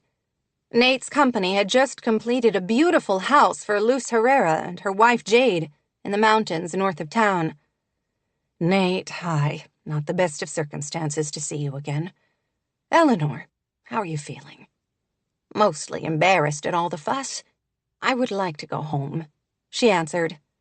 I'm afraid we can't send you home until we figure out why your heart rate is going from hare to turtle speed and back again, she said calmly. And you're having chest pain, I understand. How long has that been going on? Eleanor looked at Nate with an apology in her eyes. About 3 weeks, she murmured. It comes and goes. 3 weeks? 3 weeks and she hadn't bothered to mention it to him? We think the reason you passed out is because you were having what's called bradycardia, extremely low heart rate. Your heart wasn't pumping enough blood to your brain to do its job. What could cause that? Nate asked her.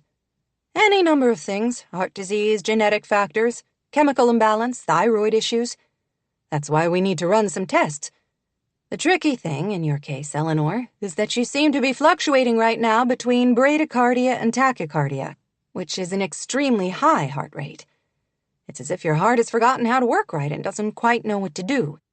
We'll run some initial tests here in the emergency department and then come up with a plan with the cardiology team moving forward.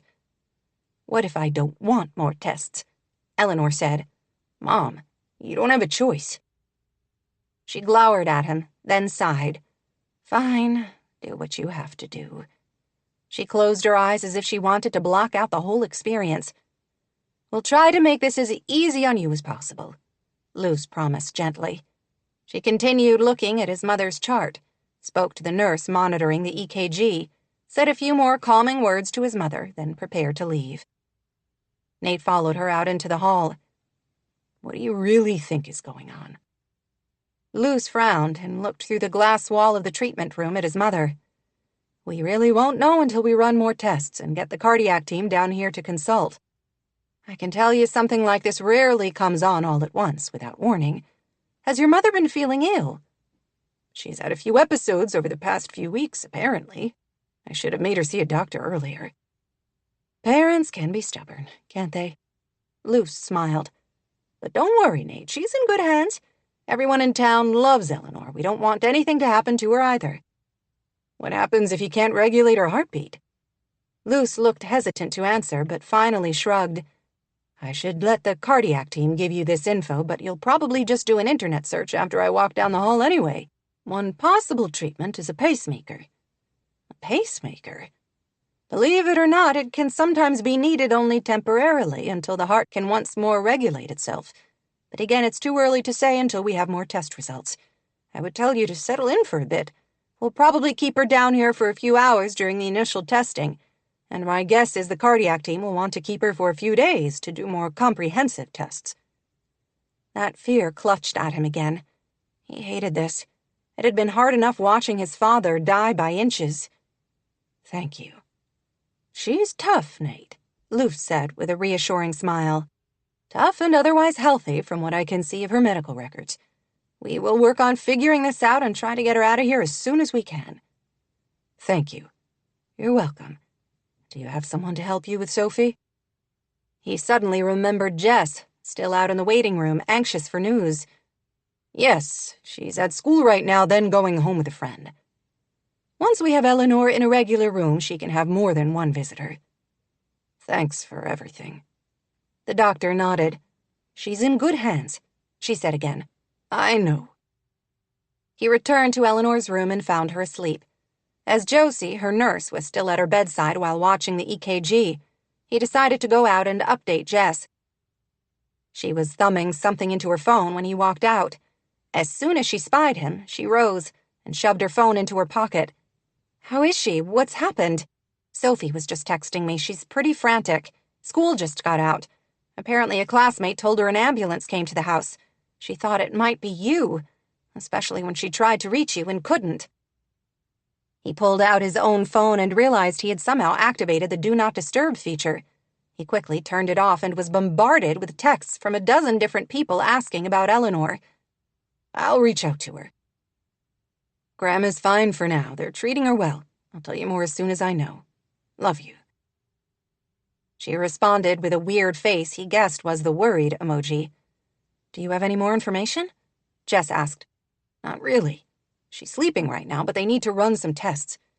She's got an irregular heartbeat, which could result from any number of reasons. Apparently it's been going on for some time, though she never bothered to mention it to me. I knew something was wrong, Jess said guiltily. I should have told you. She had a few incidents in the time I've been working at Whitaker House. Random moments when she would suddenly go pale for no obvious reason and then have to rest.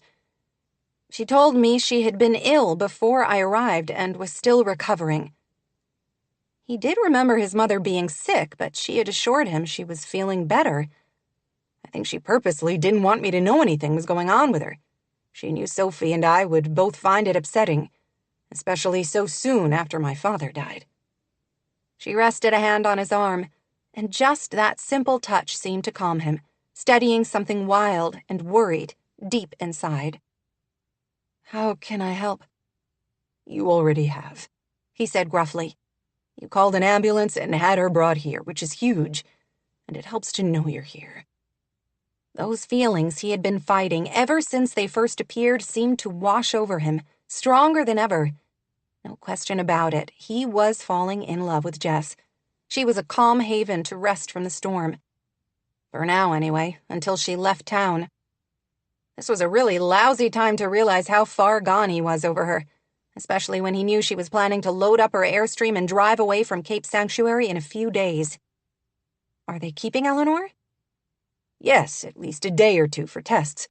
Luce, my friend, who is the ER doc, Said there is a possibility she might need a temporary pacemaker if her heart rate doesn't self-regulate.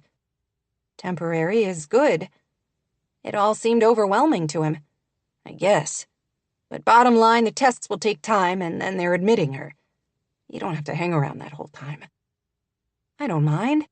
But if you want, I can pick up Sophie from her friend's house after school, and she and I can go back to Whitaker House and grab some of Eleanor's things that might make her more comfortable during her stay.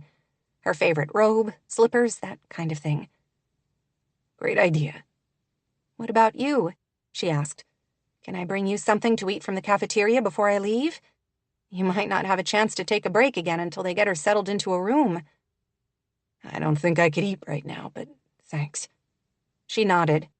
All right. You had better go be with your mom. I'll be back with Sophie in an hour or so. Thank you. Words were inadequate to express his gratitude. Though he knew it wasn't the smartest idea, he grabbed her in another embrace, needing the strength he found there. I don't know what I would have done without you. I hate to think about Mom being alone for hours on the floor. Or worse, Sophie finding her there after school. I'm so glad I was there. Her arms tightened around him. He didn't want to let her go, but knew he needed to return to his mother's treatment room. He lowered his mouth to steal a quick, intense kiss. She pulled away, looking flustered, her eyes bright and her color high. I'll see you later tonight, she said. He nodded and turned away to go back to his mother, wishing with all his heart he could have her by his side, and that he could ask her to stay. 35. Jess. Jess pulled away from the hospital, still reeling from all the unspoken emotions of that last kiss. That look in Nate's eyes, she had never seen that before, from him or anyone else, as if she was his everything, his sea and his stars and his sky. She had wanted to stand right there in the emergency department waiting room and savor the feelings. No, it was impossible. First, she must have imagined that look. Second, even if it was real, even if it was somehow possible Nate might be developing feelings for her, so what? She was leaving in only a few days, 3 at the most. She had another job scheduled soon and more lined up all summer long. Anyway, she didn't do relationships. She was happy with her wandering life, never staying in one place long enough to put down roots or build lasting connections. She had left no space in the world she had created for a long-term relationship. But oh, if only she had. An ache of longing hit her as she drove, so fierce and hot that she had to grip the steering wheel. Nate was everything she could ever want in a man.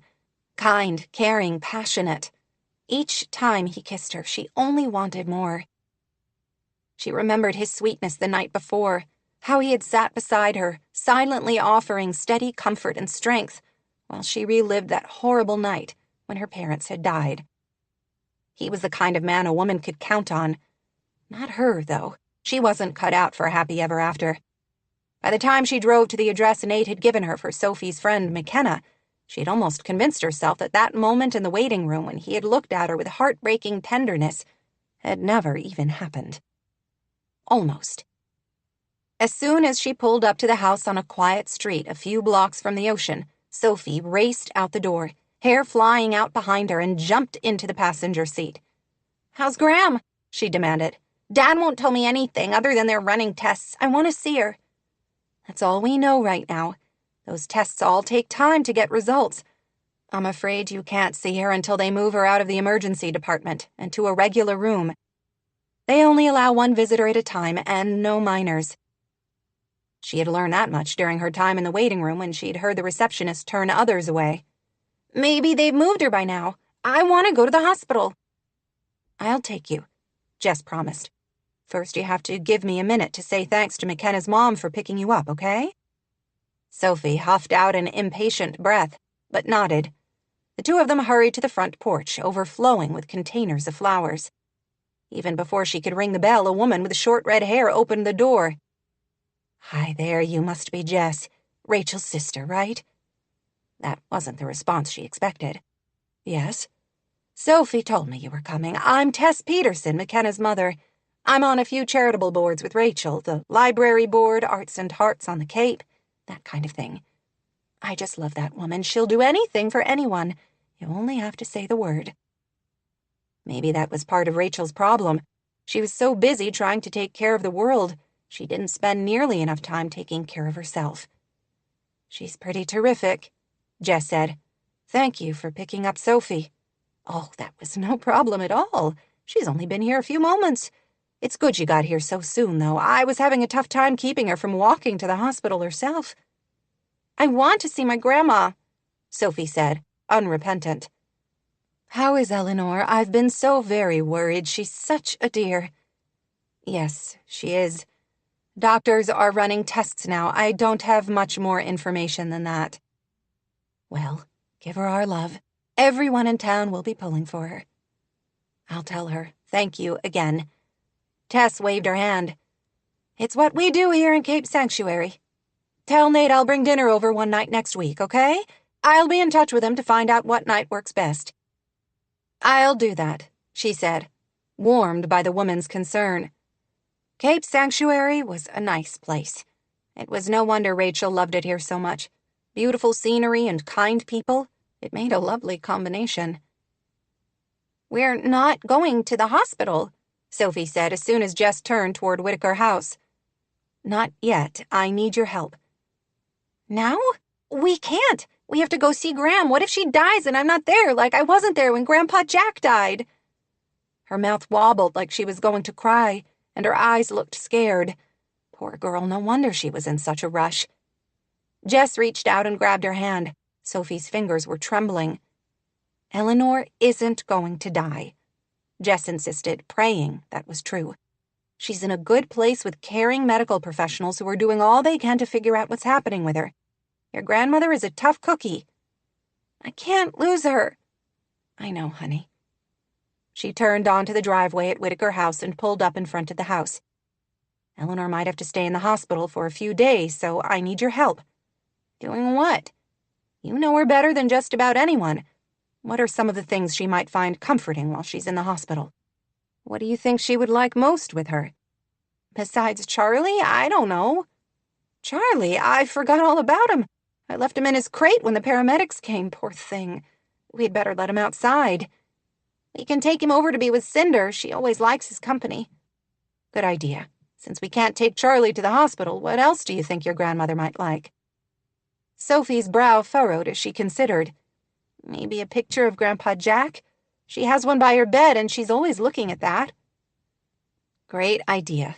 You could also help me find a few of Eleanor's favorite nightgowns, and maybe her robe and slippers. She had always found that people functioned better during a crisis if they had a task to distract them. The theory worked in Sophie's case, too. At the house, they first took an anxious Charlie down the road and back to exercise him, then left him in the fenced backyard at Nate's house with Cinder for company. The dogs had a dog door leading to the kitchen and plenty of food and water. Gram will be okay, Sophie said, hugging the little dog close. She has to be. Back at the house, Jess and Sophie gathered a pretty flowered robe, 2 soft nightgowns from her dresser, and a pair of pale green slippers, as well as Eleanor's reading glasses, a few toiletries, the mystery novel by the side of her bed, and her knitting, just in case. By the time they stowed it in a leather overnight bag they found in the closet, Sophie seemed more calm. As they drove the short distance to the medical center, her anxiety returned. I don't know what I'll do if I lose Gram. She's like my mom. I don't even remember my real mom. Jess tried to give her a reassuring smile.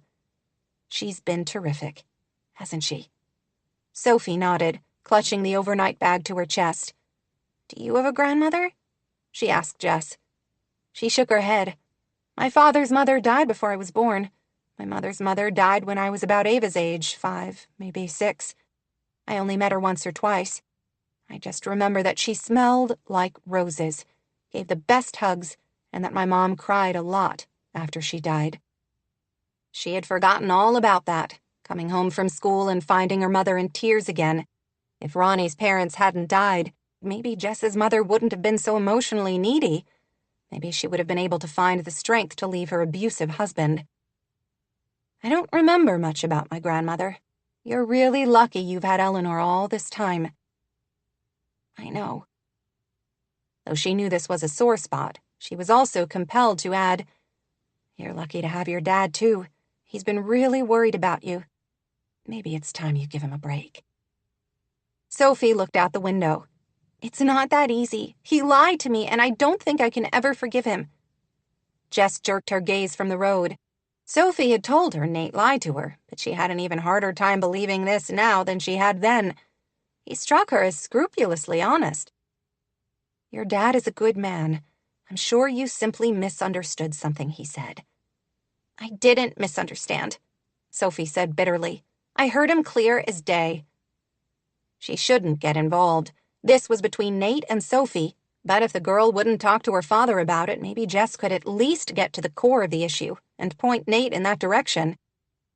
"What did he lie about?" she finally asked.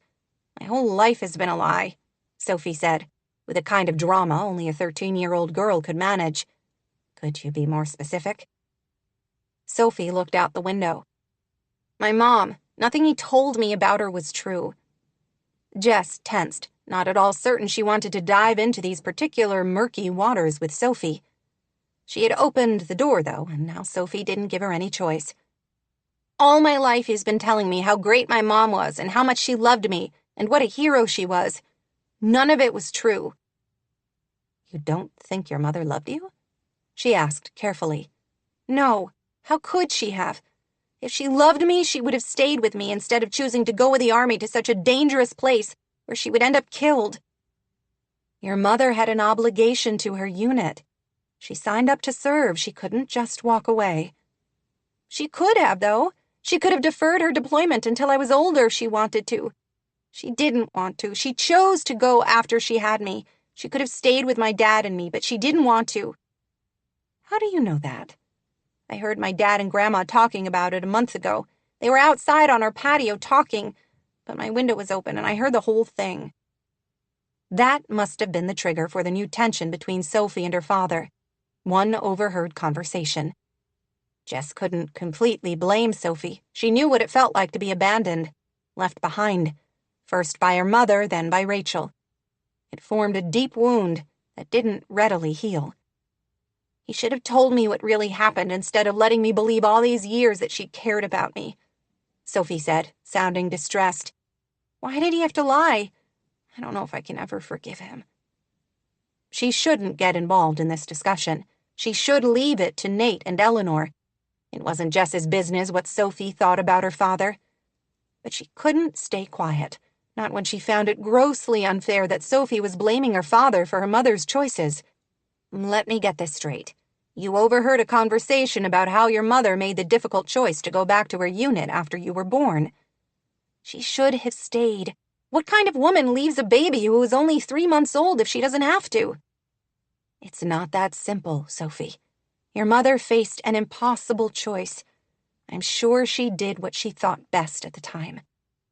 "It wasn't best," Sophie muttered. "Not for me." She couldn't know she would die over there. "She knew it was dangerous. I'm sure she missed you every single day she was there, and she would have tried her best to come home to you safe and sound if she could." Sophie looked doubtful. "That's not really the point, is it? Let's talk about your father, the one you're so mad at right now. It seems like you've forgotten that he's the one who stepped up to take care of you." Sophie frowned, only because he had no choice. He had plenty of choices. He could have left you with his mother. He could have put you in the care of someone else. Instead, he was here day in and day out. He gave up his own military career to come back to Cape Sanctuary and take care of you. And lied to me about my mom the whole time. He always told me she had to go, not that she chose to go. Oh, to have the clear-cut, no-exceptions logic of youth, who saw no room for gray.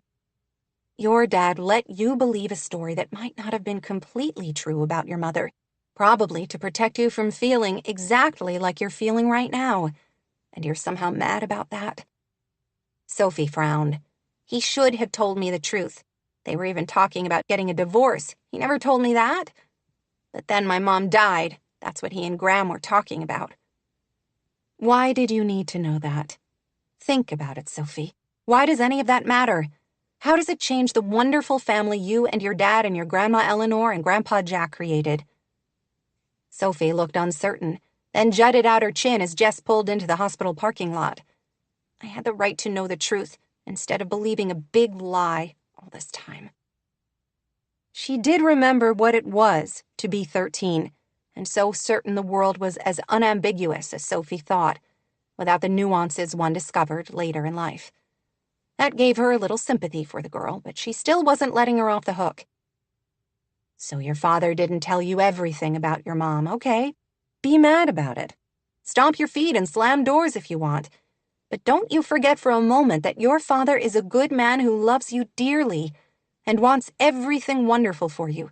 He left his own military career to bring you back here to Cape Sanctuary with his mother, so you could have the kind of nurturing love in your life your own mom wasn't able to provide at the time. Don't take your hurt and disappointment out on him.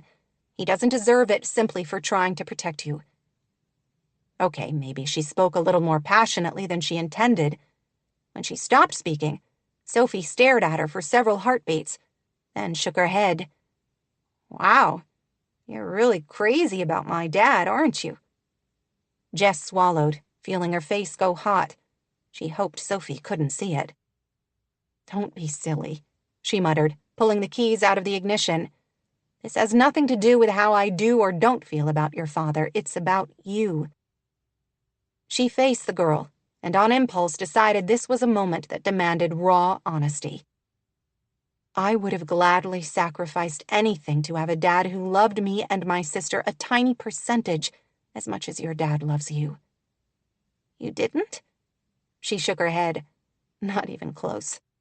And from the outside, I can tell you that I find it very unfair of you to take out the anger and hurt you might be feeling about not having your mom around on the one parent who is here the whole time to take care of you. How would you feel if it were your dad who was here sick in the hospital after the way you've treated him lately? Sophie seemed struck by that as she gripped the handle of Eleanor's overnight bag. I still wish he hadn't lied to me all this time, she mumbled. You should tell him that. But remember when you do that your father loves you with his whole heart. I saw that the first day I came here. That's what matters most, isn't it? Sophie sighed. I guess. Jess hoped her words had made some kind of impact on Sophie. It gave her some comfort to hope that after she was gone, the two of them could find some measure of peace together. They went in the front doors, as Nate had texted earlier that his mother was being moved to a room in the cardiac unit. Oh, Sophie, hi, honey. The woman at the reception desk jumped up and circled the desk to give the girl a hug. Hi, Mrs. Aoki. I'm so sorry to hear your grandmother was admitted.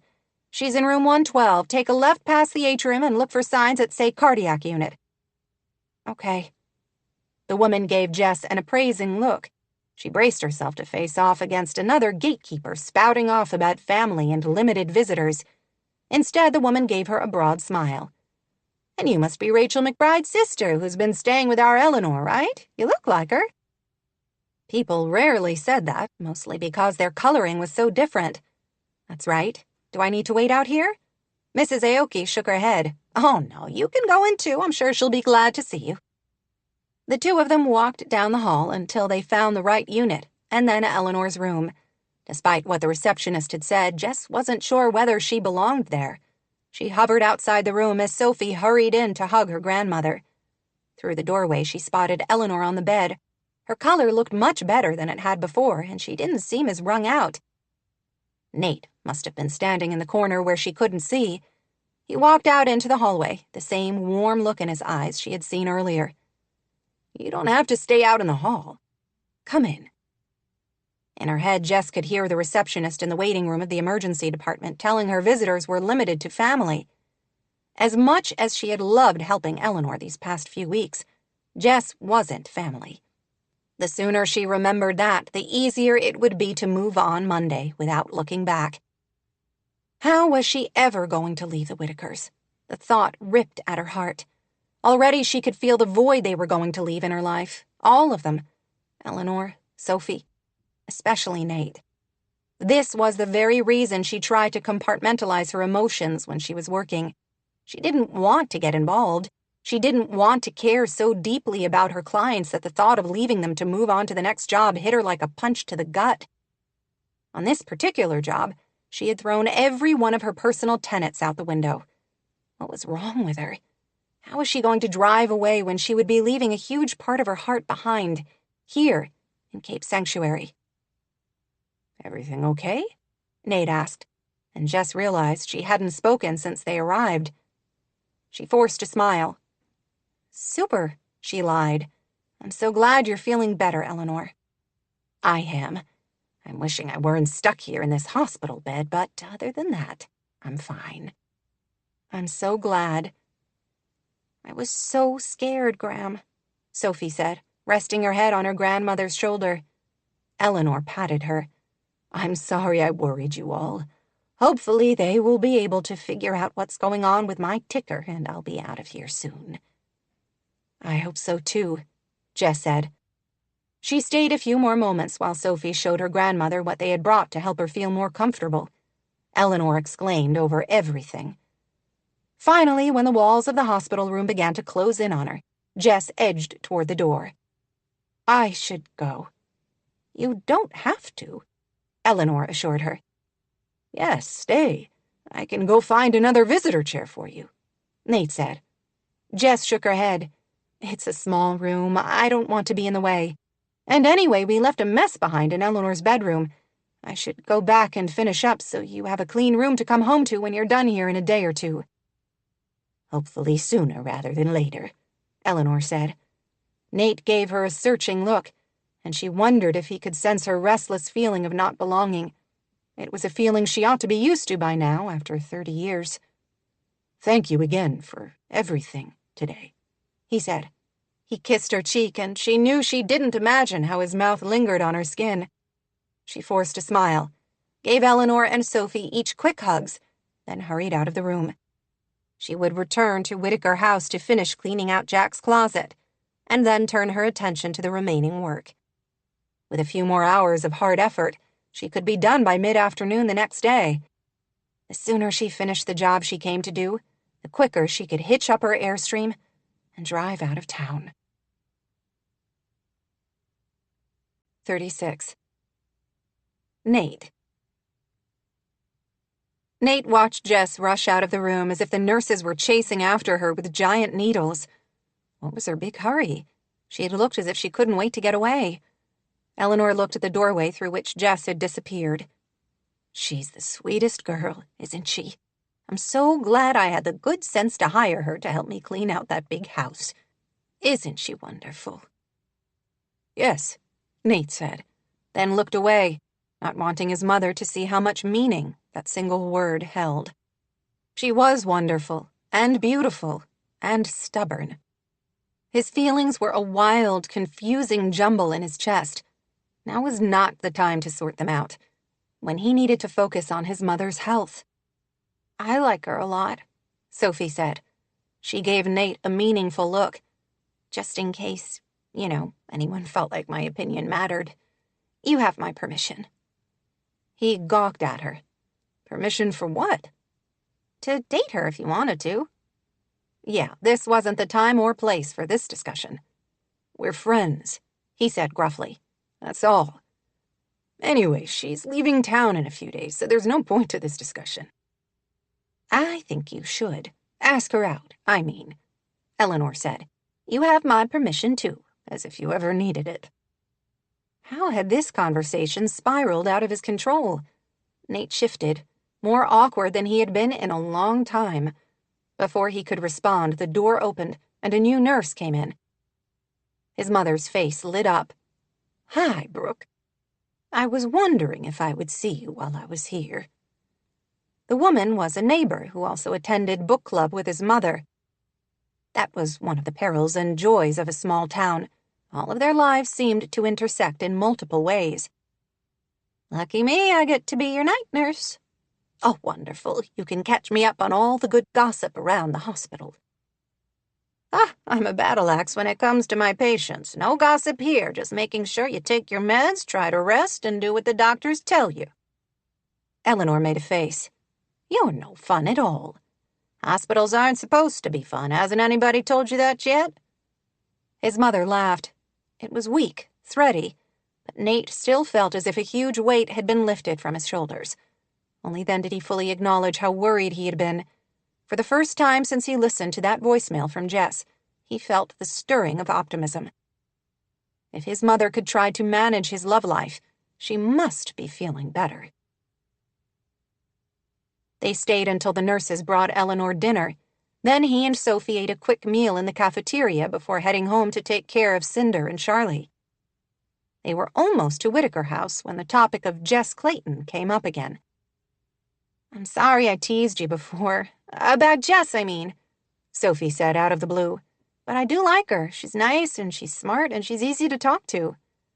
He agreed with all of those things. Added to that, she was compassionate, caring, generous. He really had it bad. He glanced over at Sophie before turning back to focus on the road. "Well, I appreciate the vote of approval. I'm afraid it's not going to happen." "Why not? Don't you like her?" "That's not really the point." He was falling in love with her, but he really didn't want to have that conversation with his daughter right now. Sophie was quiet for a long time. When she spoke again, her voice was hesitant. "Jess basically told me today that I've been acting like a jerk to you. Usually that would make me mad, but it didn't, especially because she's right." Nate held his breath, wondering if he was finally going to get to the bottom of Sophie's seismic mood change a month earlier. "She told me I should apologize to you and tell you why I've been so mad." "I'm listening." He was exhausted from the tumultuous afternoon and evening spent in the hospital, but if he and Sophie had any chance of returning to their previous easy, affectionate relationship, he would sit here all night. "I overheard something I don't think I was supposed to hear a month ago. Something about my mom." Nate tensed. "Something I said?" "Yes, you and Graham. You were talking about me and how much I'd grown up and looked like my mom. And then you talked about when we first came back to Cape Sanctuary, how hard it was knowing my mom would never get the chance to know me and how different my life might have been if she had chosen to defer her deployment. And you told Graham that even if my mom hadn't died, you probably would have ended up divorced because you didn't want me to ever know I wasn't my mom's first priority." She sniffled, and Nate closed his eyes, cursing himself for not making sure Sophie hadn't been within earshot when he and his mother had that indiscreet conversation. He rarely talked about Michelle. That brief part of his past seemed a lifetime ago. She had given him his most precious gift, Sophie. Other than that, he didn't think about her much. He could remember that particular night clearly. It had been the night of what would have been his wedding anniversary, and he had been feeling low, a little lonely as he looked back at the path he had chosen to travel as a single father. "I'm sorry you heard that," he finally said. "Yeah, it was a lot easier when I thought she was some kind of war hero like everyone else does." Damn it, he had never wanted this. The wounded hurt in his daughter's voice broke his heart. "She was, Sophie, she was. Your mom was an amazing woman. She gave her life to protect other people from a terrorist attack. I still call that heroic." "All this time you let me think she was the big love of your life, the reason you hardly ever date anybody else." He had never said that to her, had he? "I did love your mother," he protested. "How could you? You said you were going to divorce her." He sighed, wishing they didn't have to have this conversation right now. He wanted his daughter to always believe in happy endings. It was his fault. If only he had kept his mouth shut, instead of making a few half-forgotten comments to his mother in passing. "Your mom and we weren't a good match. I know this might be hard to understand, but you can love somebody with all your heart and still not be a good fit together." The words resonated in his chest. He was doing it again, falling for someone who was completely wrong for him. His life was here in Cape Sanctuary. He had a business here, his mother, Sophie, while Jess had created an entire business model based on being willing and able to travel as needed. "I loved your mom. If she hadn't died serving her country, I hope we could have tried hard to make it work. We might have figured out a way." "It hurt that you lied to me all this time." "I'm sorry. This was the crux of the matter. She felt betrayed that the worldview he had always created for her was only one perspective of the wider picture. I was trying to protect you. I can see now where you would feel like I kept important information from you. I'm sorry for that. I don't blame you for being upset with me. I wish you had told me this a month ago, though, so we could have avoided all the slamming doors and cranky comments. Jess basically yelled at me and told me to stop being a baby. She didn't use those words, but that's what she was really saying. Was it? She told me it wasn't fair to take out my anger at the parent who stayed and took care of me all this time. Warmth and gratitude seeped through him, along with more of those tender feelings he didn't know what to do with.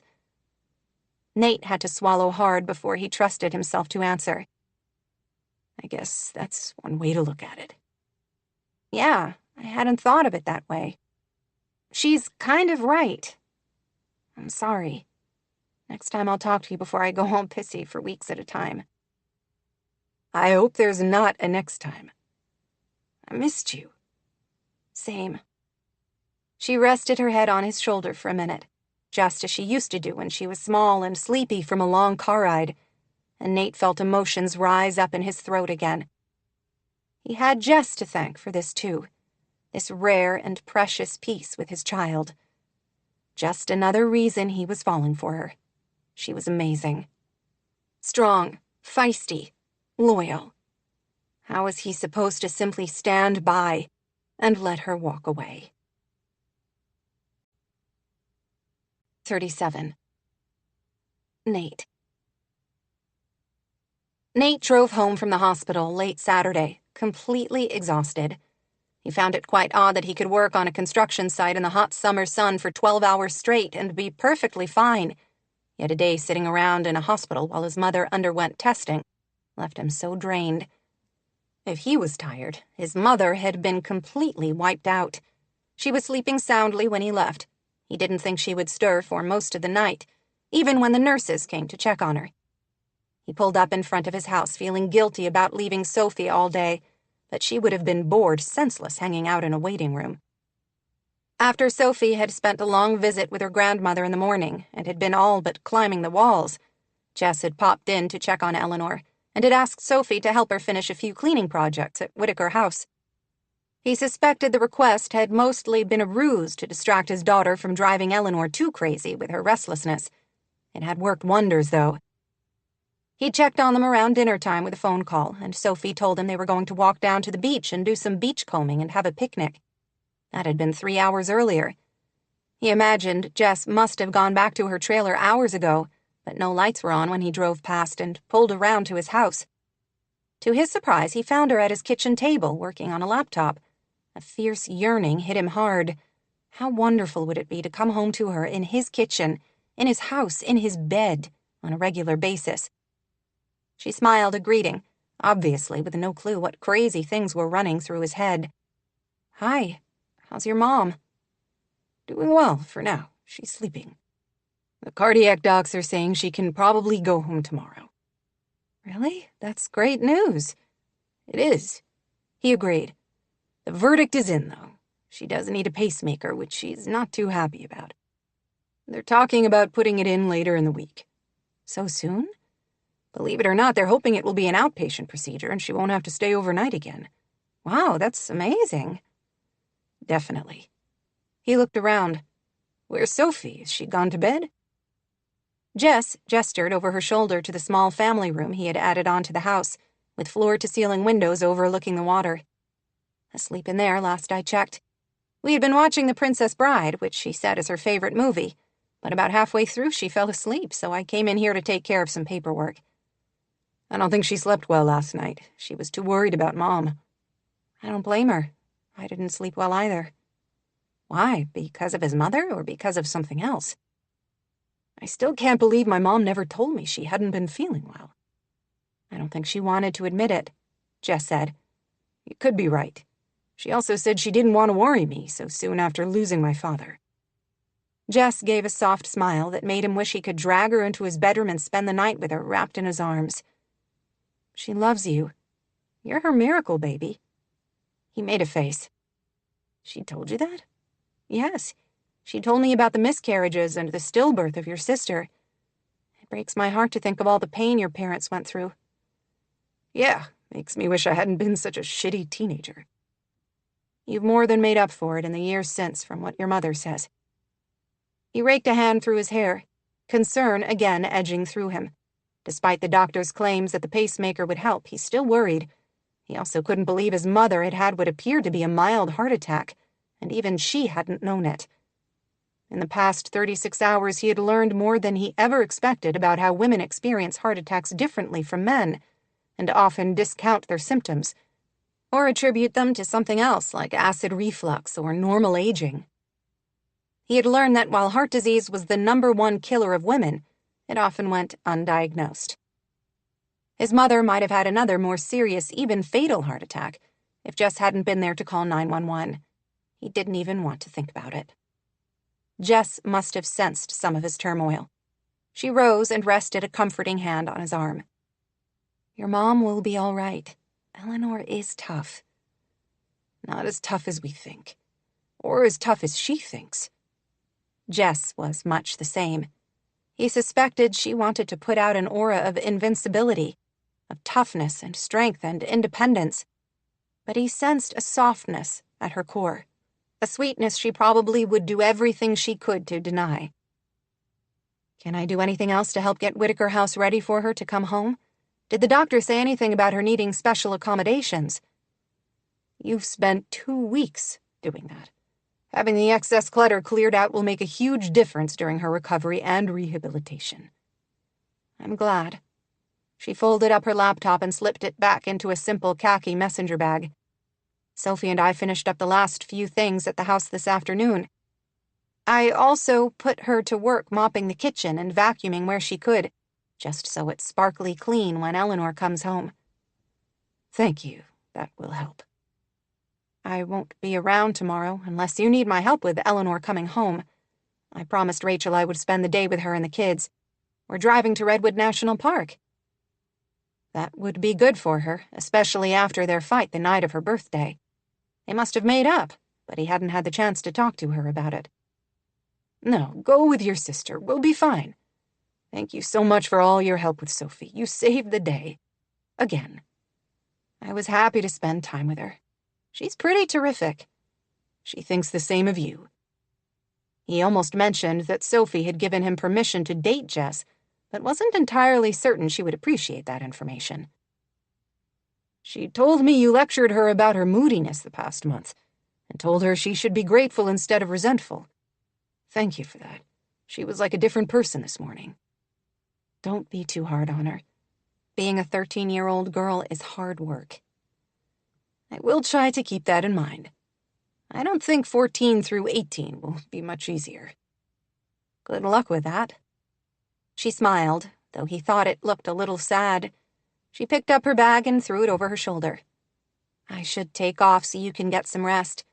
I'm glad your mom is doing better. He wanted so desperately to ask her to stay, but knew he couldn't, not with Sophie in the next room. I'll walk you to your trailer. She made a face. You don't have to do that.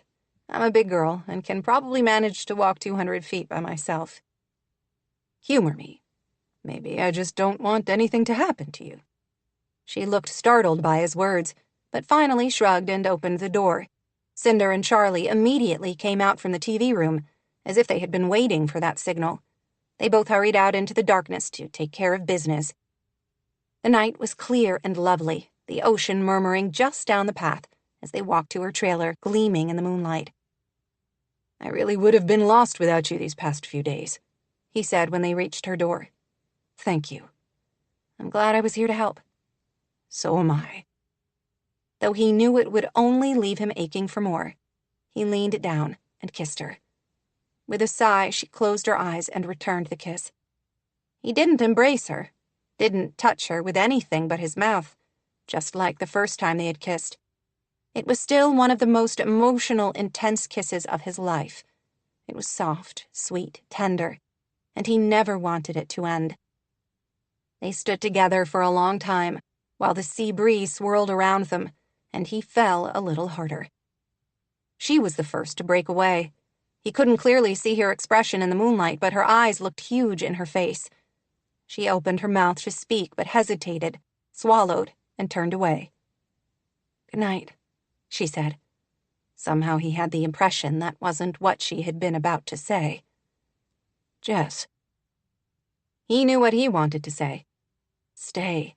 Please stay." But the words seemed to jumble up inside him in a tangle, and he couldn't figure out how to make them work. She took a step up into her trailer to stand in the doorway. "I'm glad your mom is doing better. I'll try to check in with her tomorrow and then again Monday before I leave."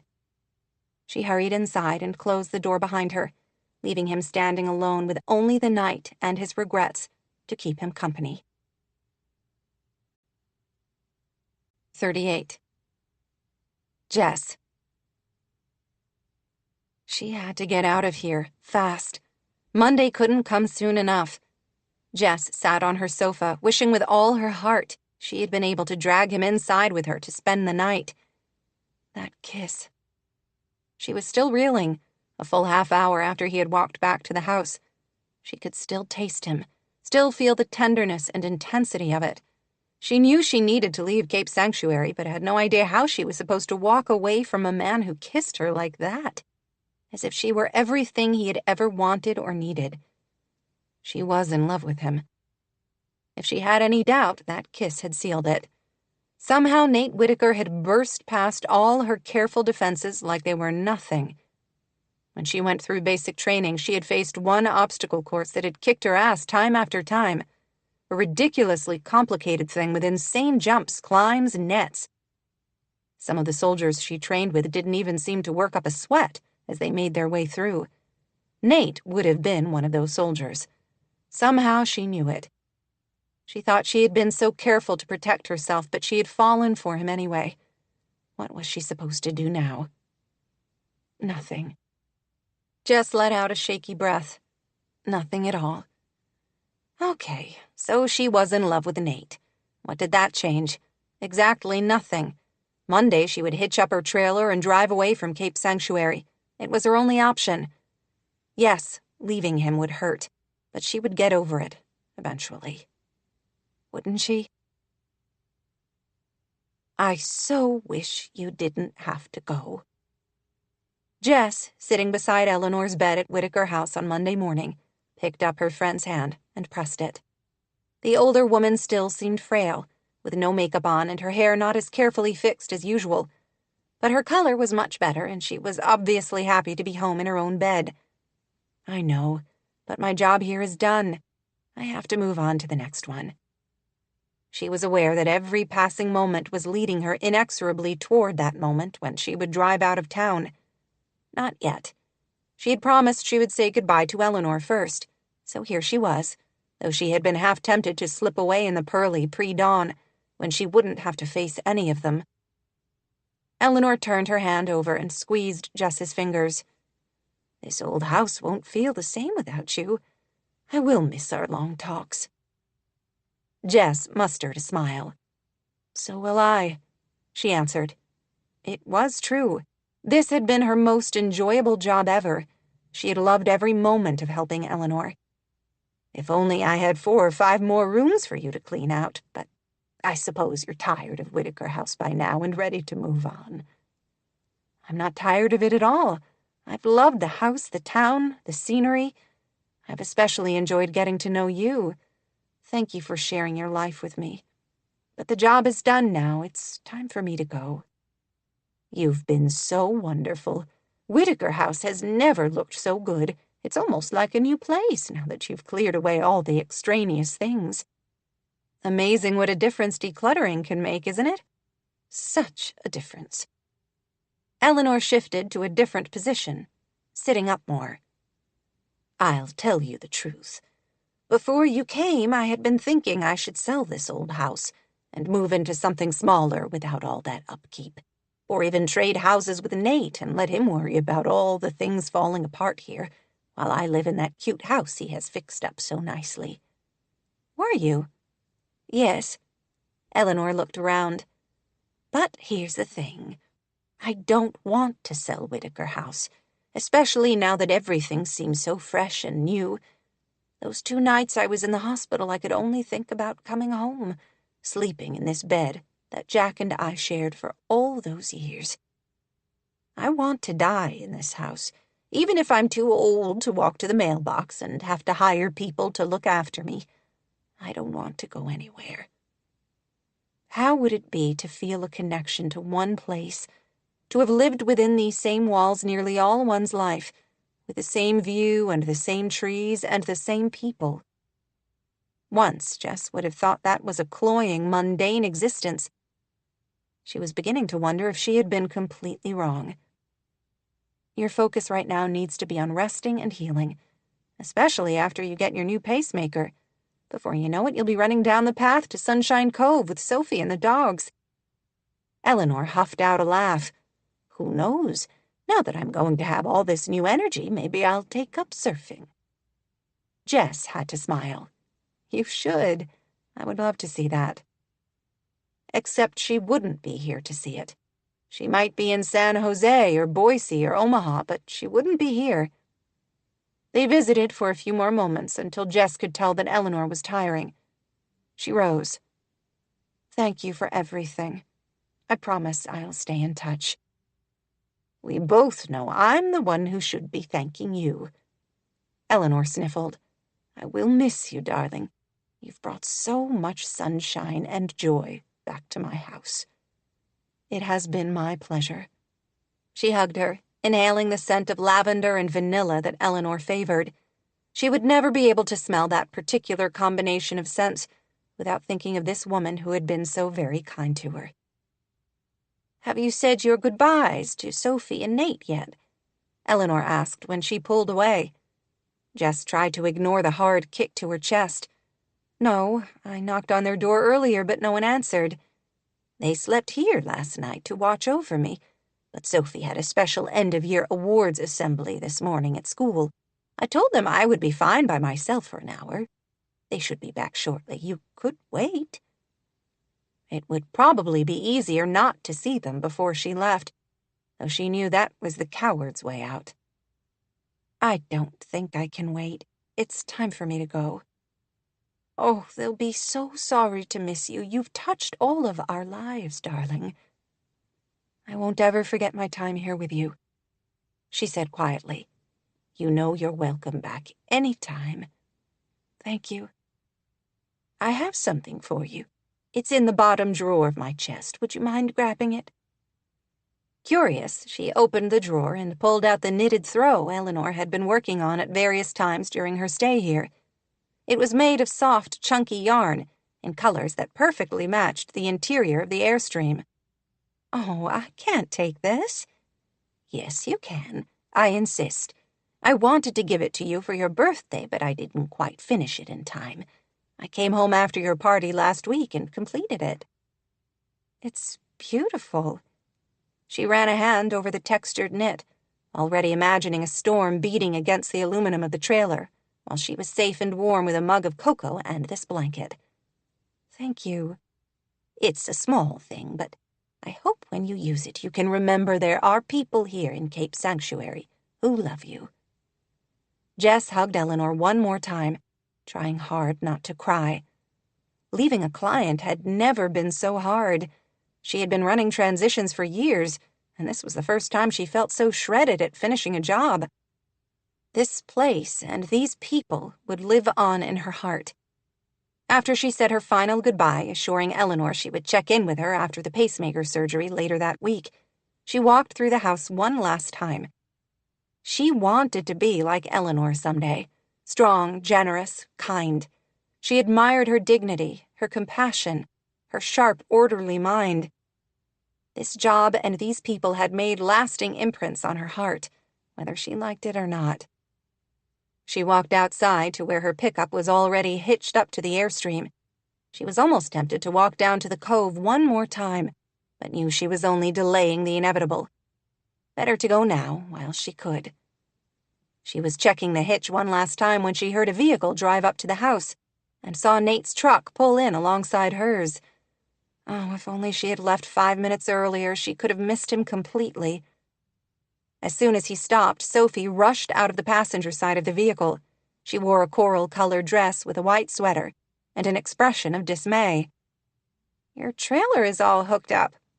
She glared at Jess and then at the hitch. "Yes, it's time for me to go, especially since you and I finished everything at the house the other day." "Already? Can't you stay a little longer?" "I have a long drive and don't want to arrive home too late. I thought you would be in school." "I came home after the awards ceremony so I could be with Gran this afternoon, since we weren't really doing anything at school." "You were going to leave without saying goodbye?" "I'm sorry. I didn't get back from Redwood National Park with my sister until late last night. I didn't want to wake you up last night. I tried to see you this morning, but I waited too long and you were gone." Sophie looked as if she wanted to cry, ripping off a few more layers around Jess's heart. "I don't want you to go." To her shock, Sophie threw her arms around her. As she hugged her back, Jess realized she hadn't only fallen for Nate. She had fallen for Sophie, too. And, of course, for Eleanor. She loved all of them. "It's not forever," she said gently. "My sister and her family still live in town. I'll be through again. Next time I'm here in Cape Sanctuary to see them, I'll call you and we can meet up. Maybe we can build another sandcastle or go beachcombing." Sophie sniffled and pulled away. "That would be good. It won't be the same, though. You have my phone and my email. You can reach out any time. In fact, I insist you let me know if you ever get that delivery of postcards and the gift from Japan." "I will. I'm going to miss you so much." "I'll miss you too, Sophie. Take care of your grandmother for me, okay? And your dad." She hadn't looked at Nate once. She couldn't. At that, Nate finally stepped forward. He had on a gray dress shirt and darker gray tie, which he must have worn for Sophie's awards ceremony. It was the first time she had seen him dressed so formally, and she had to swallow. "Why don't you go in and check on your grandmother?" Nate said to his daughter. Sophie sighed. "Okay. Bye, Jess. Drive safe." "Goodbye, honey." The girl hurried into the house, leaving Jess and Nate alone. Jess wanted to call her back, needing the buffer. She hated having to say goodbye to Nate. Why, oh, why hadn't she left 5 minutes earlier? Was it possible she had been subconsciously dragging her feet so she could see them one more time? "So, where are you headed next?" he asked. "Back to my place in Mission Hills for a few days to take care of administrative stuff, before I drive to Las Vegas to help clean out a house for a couple who are going into assisted living." "Fun." "Not very. He has Alzheimer's and doesn't want to leave their house, but she can't care for him there anymore. I have to help her figure out how to condense a 5-bedroom home where they have lived for decades to a 2-bedroom assisted living apartment." "Good luck." "Thanks.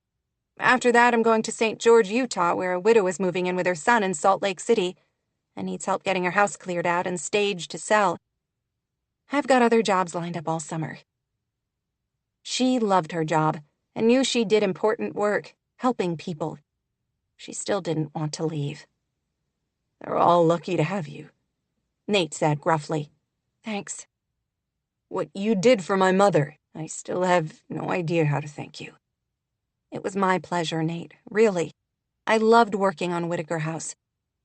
"I meant saving her life, but the work you did on the house was terrific, too." "I hope Eleanor is able to spend many more years enjoying it." "She will, I'm sure of it." He loved his mother, which was one of the things she found most endearing about him. Okay, she found everything about him endearing. "I will miss you." The words seemed to have been dragged out of him. They hovered between them, stark and honest. Stunned by the intensity of them, she didn't know how to answer. A muscle flexed in his jaw. "I wasn't going to say anything. I figured I would stand here and keep my mouth shut and watch you walk away. But what the hell? Years from now, I don't want to live with the regret of knowing that I stayed quiet when I should have spoken up." He stepped forward and gripped her hands tightly in his. "Is there any chance of persuading you to stay longer? Maybe you could do your administrative stuff here." She could. There was no real reason why she couldn't stay a few more days and then drive straight to Las Vegas from here. But that would only be delaying the inevitable, wouldn't it? You said once that your apartment in the valley is mostly a convenient stopping place between jobs. What if you made Cape Sanctuary your home base? What? The suggestion was so unexpected that she could only stare at him. You have people who care about you here. Rachel, Cody, the kids. Yes. And now you have the Whitakers who all care about you, too. Sophie flat out adores you, and of course my mom is crazy about you. What about you? She wanted to ask, but couldn't seem to grab the scattered words together to form a sentence. I know we're not as centrally located as LA, and you would have to drive a little farther to southern places. Or, moving forward, you could take on more jobs in this area of the state to keep you busy. Or even up into Oregon and Washington. What are you asking, Nate? I'm making a mess of this, aren't I? I'm sorry. I went over and over this in my head last night, trying to figure out the right words. Before she realized what he intended, he pulled one of her hands to his mouth, the hand that was probably oily from hitching up her trailer, and kissed the back of it, just as if she were some kind of grand lady in a French chateau or something. I'm asking you to take a chance on this. On us. She stared, fear and confusion, and a deep ache of yearning swirling around inside her. There is no us, she protested. All we've done is kiss a few times. I've only been here for 2 weeks. I know, but 2 weeks is certainly long enough for me to realize I'm falling in love with you. She snatched her hands away as if he had pinched them. You are not. He gave a rough laugh. I had the same reaction, disbelief maybe, mingled with no small amount of dismay. I don't want to fall in love right now. I wasn't looking for it, believe me. But you drove into our lives with your trailer and your courage and your tough attitude, and I couldn't seem to help myself. She swallowed. Well, you can fall right back out. I'm afraid it's not that easy. Jess could feel panic biting at her. She was wholly unprepared for this. In her wildest dreams, she had never imagined Nate Whitaker professing that he was falling in love with her. Couldn't be. She was all wrong for him. He needed someone soft and kind like Rachel, not a former staff sergeant who lifted boxes and trailered her pickup across the country for a living. I'm not the happy ever after type of woman, Nate. You knew that about me from the first. Only because you sold yourself that narrative. That doesn't necessarily mean it's true. Of course it's true. I'm not my sister. Agreed. Rachel is a terrific person, but she's not you. Your lives have been shaped by different experiences. They had spent 13 years being shaped by the same experiences, though. Experiences that had impacted them in completely different ways. She was only now seeing that Rachel hadn't been untouched by the pain of those experiences, as Jess had somehow thought. You can't love me, she said again. The concept was too huge, too unbelievable for her to comprehend. He took her hands again, and she so desperately wanted to fling herself into his arms and hold on tight. How could I not love you? I love your strength, your compassion, your courage. I love the way you can handle yourself in the toughest of situations. I love your fierce loyalty to those you care about. You are the only woman I want, Jess. She remembered that kiss in the waiting room of the hospital as if she was his everything. She couldn't be that, not for anyone, not even Nate. She straightened and pulled her hands away. Don't do this to me. It's not fair. I told you nothing could happen between us. I made it clear from the beginning. This isn't what I want. I have to go. Just like that. You're not even going to consider staying? I can't. She looked at the Airstream that she had worked so hard to restore. It represented so much more than just her home. It was the life she had created for herself, the one where she felt safe and needed.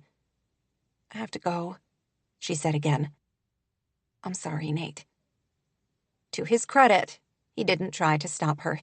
He only stood watching, his expression closed as she climbed into her truck. Oh, she hated this. She started the truck and the engine turned right away.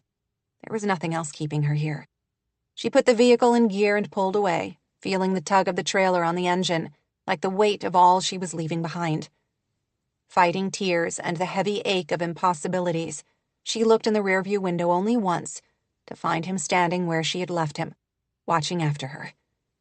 She wanted to leave town immediately, go as fast and as far as she could, but she had promised Rachel she would stop in at her house one more time before she left. How would she endure another goodbye? With her throat achy and tight from unshed tears, she drove the short distance to Rachel and Cody's house. At least she found some comfort in knowing she was leaving Rachel in a much happier state than she had found her when she showed up in town 2 weeks earlier.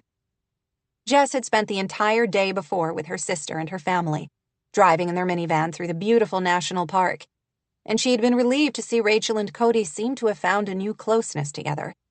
They held hands most of the day as they hiked on a few short trails. Several times throughout the day, Jess had caught them stealing kisses, as if they were newlyweds instead of a busy couple with 3 children. At Rachel's house, she knocked, and her sister opened the door a moment later, wiping her hands on a ruffled apron. "Come in, don't mind the mess."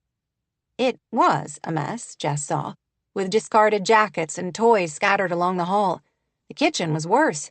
Mixing bowls, measuring cups, and flour were spread across the island, the sink full of dirty dishes. Still, it smelled delicious. At the table, Silas seemed to be completely focused on more flour and a ball of dough in front of him. The flour was everywhere, the floor, the table, even in his hair. "Wow, what's going on here?" Rachel made a face. "For some reason, I woke up in the mood to make homemade bread today. Cody loves it, and so do the girls. Silas was helping me make the dough and had so much fun with it that I mixed another batch just for him to play with." What a good idea. Silas looked in heaven as he pounded the dough on the table and squished it between his fingers. He seems to be having a great time. "Until we have to clean it up anyway," Rachel said ruefully. "I've got a loaf of bread for you if you want." "Thanks, I'll take it with me." "You're leaving now?" Rachel's face fell. She wiped her hands on her apron. "Oh, I wish you could stay longer. Yesterday was so fun." All these people who wanted her to stay. Jess was completely unused to it. "I can't. I have that job in Vegas waiting for me next week." "Of course. Well, it's been wonderful having you close these past few weeks." "I've enjoyed it too," she said truthfully. Even with a heartache she knew was only beginning for her, she was glad she and Rachel had at least begun to rebuild their relationship. "How's Eleanor?" her sister asked. "I've just been to see her. She looks good. Her pacemaker surgery will be at the end of the week." She paused. "Will you keep me posted on how she's doing?" "Of course. You could always reach out directly to Nate." Not now, after she had basically done all she could to push him away. She let out a breath, trying not to press a hand to her heart and the ache there. "I don't think he'll want to hear from me." Rachel frowned. "Why not?" At the innocent question, she pictured him as she was driving away, his features set and his eyes shadowed. Their kiss the other night replayed in her mind, stunning and tender and wonderful. She was right, wasn't she? Leaving now was for the best. She wasn't the kind of woman who could stick around. As hard as it had been to say goodbye to them all today, how much worse would it be if she let herself become completely entangled in their world? She would only end up hurting all of them. While she might know all of that intellectually, her heart was another story entirely. What if she was wrong? What if she had never been the staying sort because she hadn't yet met the right person she cared enough about? All the emotions and regrets she had been working to contain suddenly seemed to trickle free. She could feel a tear leak out and tried desperately to wipe it away before Rachel could see. No such luck. Her sister's gaze intensified. "Why won't Nate want to hear from you?" she asked again. Jess wanted to bury her face in her hands and cry. "Because I might have just made the worst mistake of my life," she whispered. Rachel wiped her hands on her cute frilly apron again and came closer to stare at her. "What's happened?" Jess didn't want to tell her, but somehow the words came gushing out, and she spilled everything. "He said he was falling in love with you just like that? How do you feel about it?" Rachel asked. Terrified, she whispered. Only then could she admit to herself that fear was at the core of everything. She had faced tough soldiers, learning to drive every vehicle under the sun, dangerous conditions with snipers and IEDs, and hostiles everywhere she turned. None of that had scared her as much as the idea of giving her heart completely to Nate Whitaker. "I may have feelings for him, too," she finally said. "That's great. Nate's a wonderful guy, so what's the problem?" How could she explain to Rachel, who had always been a hopeless romantic, that the idea of love could feel like a trap? "I'm not cut out for all this." She gestured to the kitchen, to the toddler smashing bread dough on the table, to the Instagram kitchen with its gleaming pots and pans, and the families are forever sign on the wall. "No, you're not. This is my life, the one I love. You've created your own. You're an amazing woman, Jess. Strong, courageous, kind." Jess swallowed, love for her baby sister seeping through her to heal a few more of the cracks. "If Nate wanted a domestic goddess like me, don't you think that's the kind of woman he would look for? Instead, he fell for prickly, difficult, wonderful you. You're the one he wants. A smart woman would jump on that like freckles on a grasshopper." Jess wanted to believe her. She could picture a life with Nate and Sophie and Eleanor. She wouldn't have to give up her business. She and Yvette had worked too hard to build transitions. But maybe she could focus more on helping people in this region so she didn't have to travel as much. The idea was tempting and dangerous. "What if I turn into Mom?" she whispered. There it was. The moment the words were out, she realized this was the fear she hadn't even dared voice to herself. If she allowed herself to love someone fully, would she turn into her mother, needy, desperate, pathetic? Oh, Jess. Rachel hugged her close. "We are not our mother or our father, thank God. Love, real love, doesn't make you clingy and weak. Just the opposite. It gives you strength to follow your dreams, to stay up all night with a sick baby for days on end, to take on challenges you never imagined with grace and dignity, because you know you have someone by your side who will do anything under the sun to help you." Jess closed her eyes, letting the words and the truth of them wash over her. She wanted that so much. She might never be the sort of woman who would bake bread in the morning on a whim. That didn't mean she had nothing to give. Nate told her he was falling in love with her. She felt the same. Didn't she owe it to both of them to take a chance? To see if these fragile new feelings could take root and grow into something more? If she could take root somewhere and grow into something more? "What do I do?" she asked. Rachel shrugged. "He wants you to stay a while longer. Why not? He told me you don't have to be in Las Vegas for a week. Why not stay here during that time? You could be here for him while Eleanor has her pacemaker surgery and spend a little more time with Nate and Sophie. Then you can go on to your next job and see where things take you from there." She was so very tempted, even as fear still had a tight grip on her. No, she couldn't let the darkness of her childhood determine the decisions she made as an adult. Rachel had moved on and built a beautiful life here in Cape Sanctuary. She and Cody were happy together, even if their life wasn't always perfect. Why couldn't Jess have that with Nate? She wanted it suddenly, with a ferocity that shocked her. "Besides," Rachel said, "I have an ulterior motive to want you to give Nate a chance, especially if it means I could spend more time with you." "That would be a bonus," Jess said with a smile. "Hi, Jess." She and Rachel both jerked their attention to the table where Silas was still happily squishing bread dough.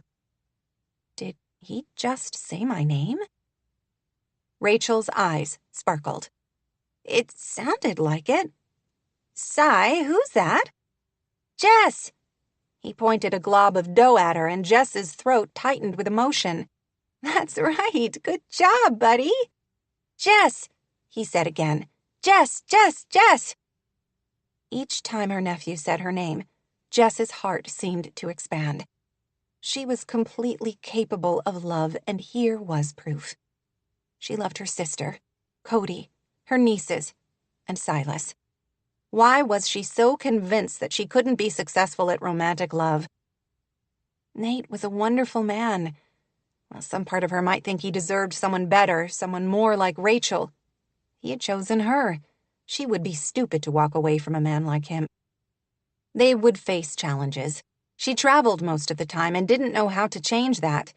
Still, she could spend her off time in Cape Sanctuary with people she loved, and there was always video calling, texts, and phone calls.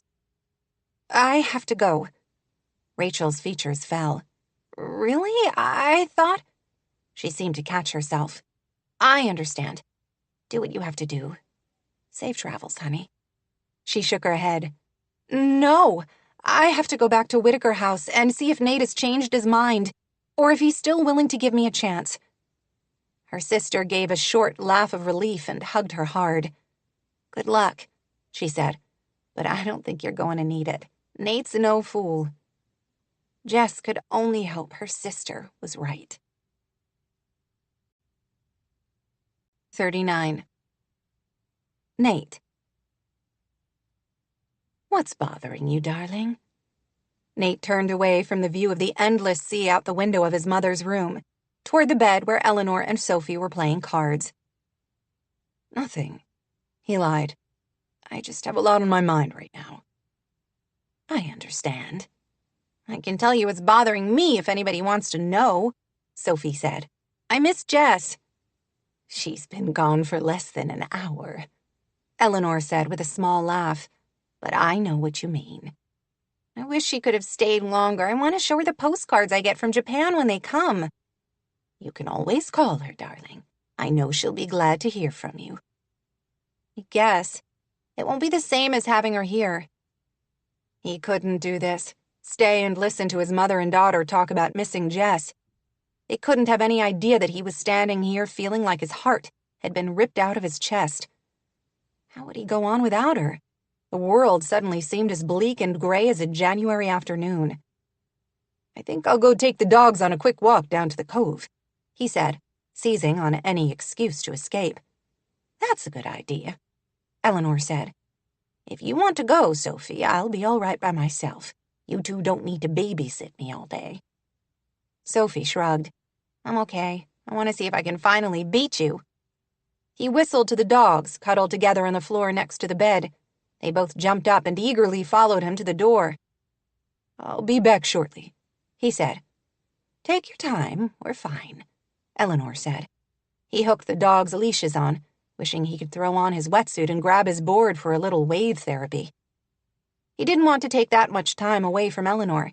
Despite her claims that she was fine, she had only been out of the hospital less than 24 hours. He would have to be content with a walk for now. He headed outside and had only made it a few steps when a vehicle suddenly pulled into the driveway. A baby blue pickup pulling a vintage Airstream. He stared, frozen in place as he watched Jess expertly back into the very same spot where she had parked for the past 2 weeks, overlooking the path to the sea. She climbed out and reached into the back of her pickup for chocks, which she put behind the wheels. That was when he finally released the breath he hadn't realized he had been holding and took a step toward her, gripping the dog's leashes hard as wild, fierce hope began coursing through him. His heart beat hard as he crossed the space between the house and her trailer, where she had started the process of removing the ball hitch and sway bars from her pickup. She stopped working the electric jack long enough to give him a quick, unreadable look before she continued on with what she was doing. Jess, what's going on? Did you leave something? She reached down to unpin the emergency brake and the chains from the trailer. In a manner of speaking. What did you forget? He asked. She didn't answer for several seconds as she continued the process of unhitching the trailer. Finally, it was free of the ball hitch, and she rose to face him. My heart, she finally muttered. I know it sounds corny, but it's true. She looked so uncomfortable that he fell in love with her all over again. I'm not ready to leave. I would like to stay and was wondering if you and Eleanor would mind if I, park my trailer here for a few more days. You can park your trailer here whenever you want and for however long you can spare, he said. You'll always have a spot right there. She met his gaze, and only then did she smile. It was bright, radiant, full of promise. Thank you. Can I pull your truck out of the way?" "I've got it." She would always do things her own way. His Jess, with a fierce streak of independence. That was fine with him. He wasn't threatened by a woman who could take care of herself. How could he be? He had been raised by Eleanor. She climbed in and pulled the truck forward. When she turned off the engine and went to climb out again, he stood in the way, so she had no choice but to fall into his arms. "I see what you did there," she said. He laughed, all the sad restlessness and uncertainty of the past hour floating away on the sea breeze.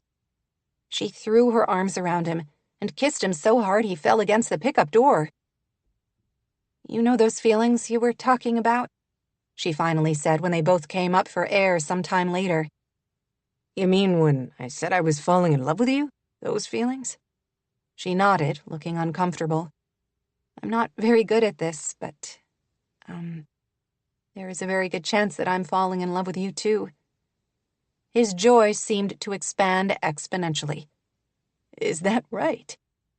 "I've never been in love before, so I can't be 100% sure that's what this is, but it's scary and wonderful at the same time. I think about you all the time and want to do anything possible to make you happy."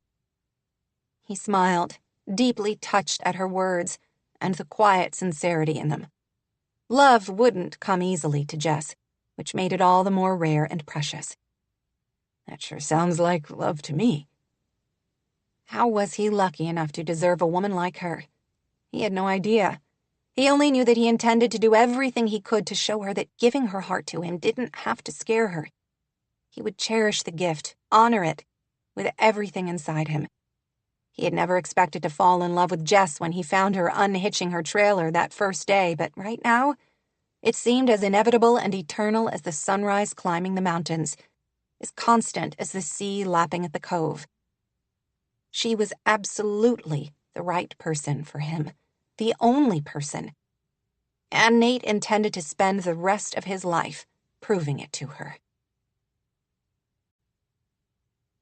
Epilogue. Rachel. 1 year later. She had managed to throw the perfect wedding, if she did say so herself. Rachel stood in the sand of Sunshine Cove, admiring her own handiwork. From the grapevine arbor draped in filmy curtains, to the little fairy lights twinkling along the path from Whitaker House like fireflies, everything was exquisite. She hadn't done it by herself, she had to admit. Eleanor and Sophie had helped her string the fairy lights and make the table decorations, and Cody and Nate and their crews had worked for 2 days to build the arbor and the wide wooden dance floor, as well as hauling down all the tables and chairs. It would have been easier to have the wedding on the terrace at Whitaker House. She had suggested that, but Jess and Nate had both insisted on having it here. This was their wedding. If they had wanted to build a pedestal out in the water to exchange their vows, Rachel would have figured out a way to make it happen. Fortunately, they didn't. They had only wanted a quiet ceremony near the high tide mark, as the sun was beginning to set. They were right. Having the wedding here in the cove had been perfect. The scenery alone would have been gorgeous enough without any other decorations. Rachel wasn't sure she had ever been to a more beautiful wedding. Jess simply glowed in the simple yet elegant dress Rachel and Yvette, who shared matron and maid of honor duties, had helped her pick out. And Nate looked so hot in his bespoke gray suit. She had seen several other women, both married and single, looking more than a little disgruntled that he was now taken. The best part for Rachel had been seeing the look in her new brother-in-law's eyes as Jess had come toward him down the path and across the sand. He looked as if Jess was everything he could ever want or need, wrapped up in one lovely package. His fierce love obvious for everyone to see. As for Jess, joy seemed to radiate out of her, spilling out across the cove. Rachel had a hard time remembering the tough-edged, solitary person Jess had been a year ago when she came to help Eleanor clean out Whitaker House. The past year had been a time of change and readjustment for all of them. Jess still traveled with transitions, though not as often. She was limiting the jobs she did away from Cape Sanctuary to 1 week a month, and had chosen to focus on more regional jobs so she could be home with Nate and Sophie at night. She and Yvette had hired 2 other people to help them with the more far-flung projects. Jess seemed so much happier over the past year. She laughed more. She loved being with the girls and Silas. She'd even made other friends in town and had started coming to Rachel's book club. Rachel loved seeing her more often. They were still busy with their respective lives, but made time at least once or twice a month to get together, and talked or texted far more often than that. She was watching Nate lead Jess out to the dance floor, both surprisingly graceful, when Rachel sensed someone coming up behind her. She instinctively knew it was her husband. His job throughout the ceremony had been to wrangle Silas and keep him out of trouble, while Rachel performed her official wedding party duties. Out of habit, Rachel scanned the area and spotted their son, now with Eleanor, whom he adored, sitting at a table on the edge of the dance floor and eating a piece of cake. The past year had been challenging with Silas as well. She had found, though, that as his communication skills improved, his frustration level seemed to decrease. She knew they still had a long road ahead, but being his mother seemed much easier than it had been a year ago, when everything had felt so raw and new and terrifying. He was a sweet boy who loved their dog, adored his sisters, and would follow his father around all day if he could. "Great job, babe," Cody murmured as he wrapped his arms around her from behind. "Everything is stunning, isn't it?" She sighed with happiness, loving this magical day. "Especially you," Cody said gruffly. She turned and found him looking down at her much the same way Nate had looked at Jess. Rachel's heart seemed to sigh with happiness. She turned and wrapped her arms around him, this man who knew her better than anyone else in the world, and somehow loved her anyway. Life wasn't about reaching a single perfect destination.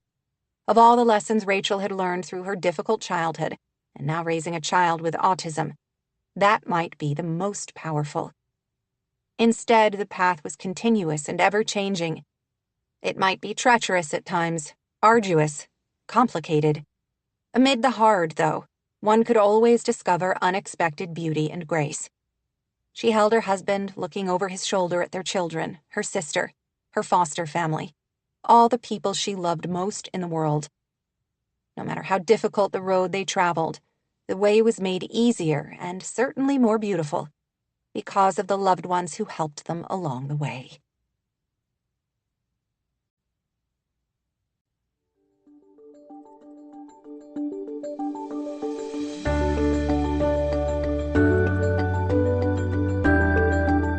This is Vanessa Johansson. We hope you have enjoyed this unabridged production of The Path to Sunshine Cove by RaeAnne Thayne, presented by HQN Books and Harper Audio. This program was produced by John Marshall Media. Executive producer Jennifer Lopes. Text copyright 2021 by RaeAnne Thayne, LLC.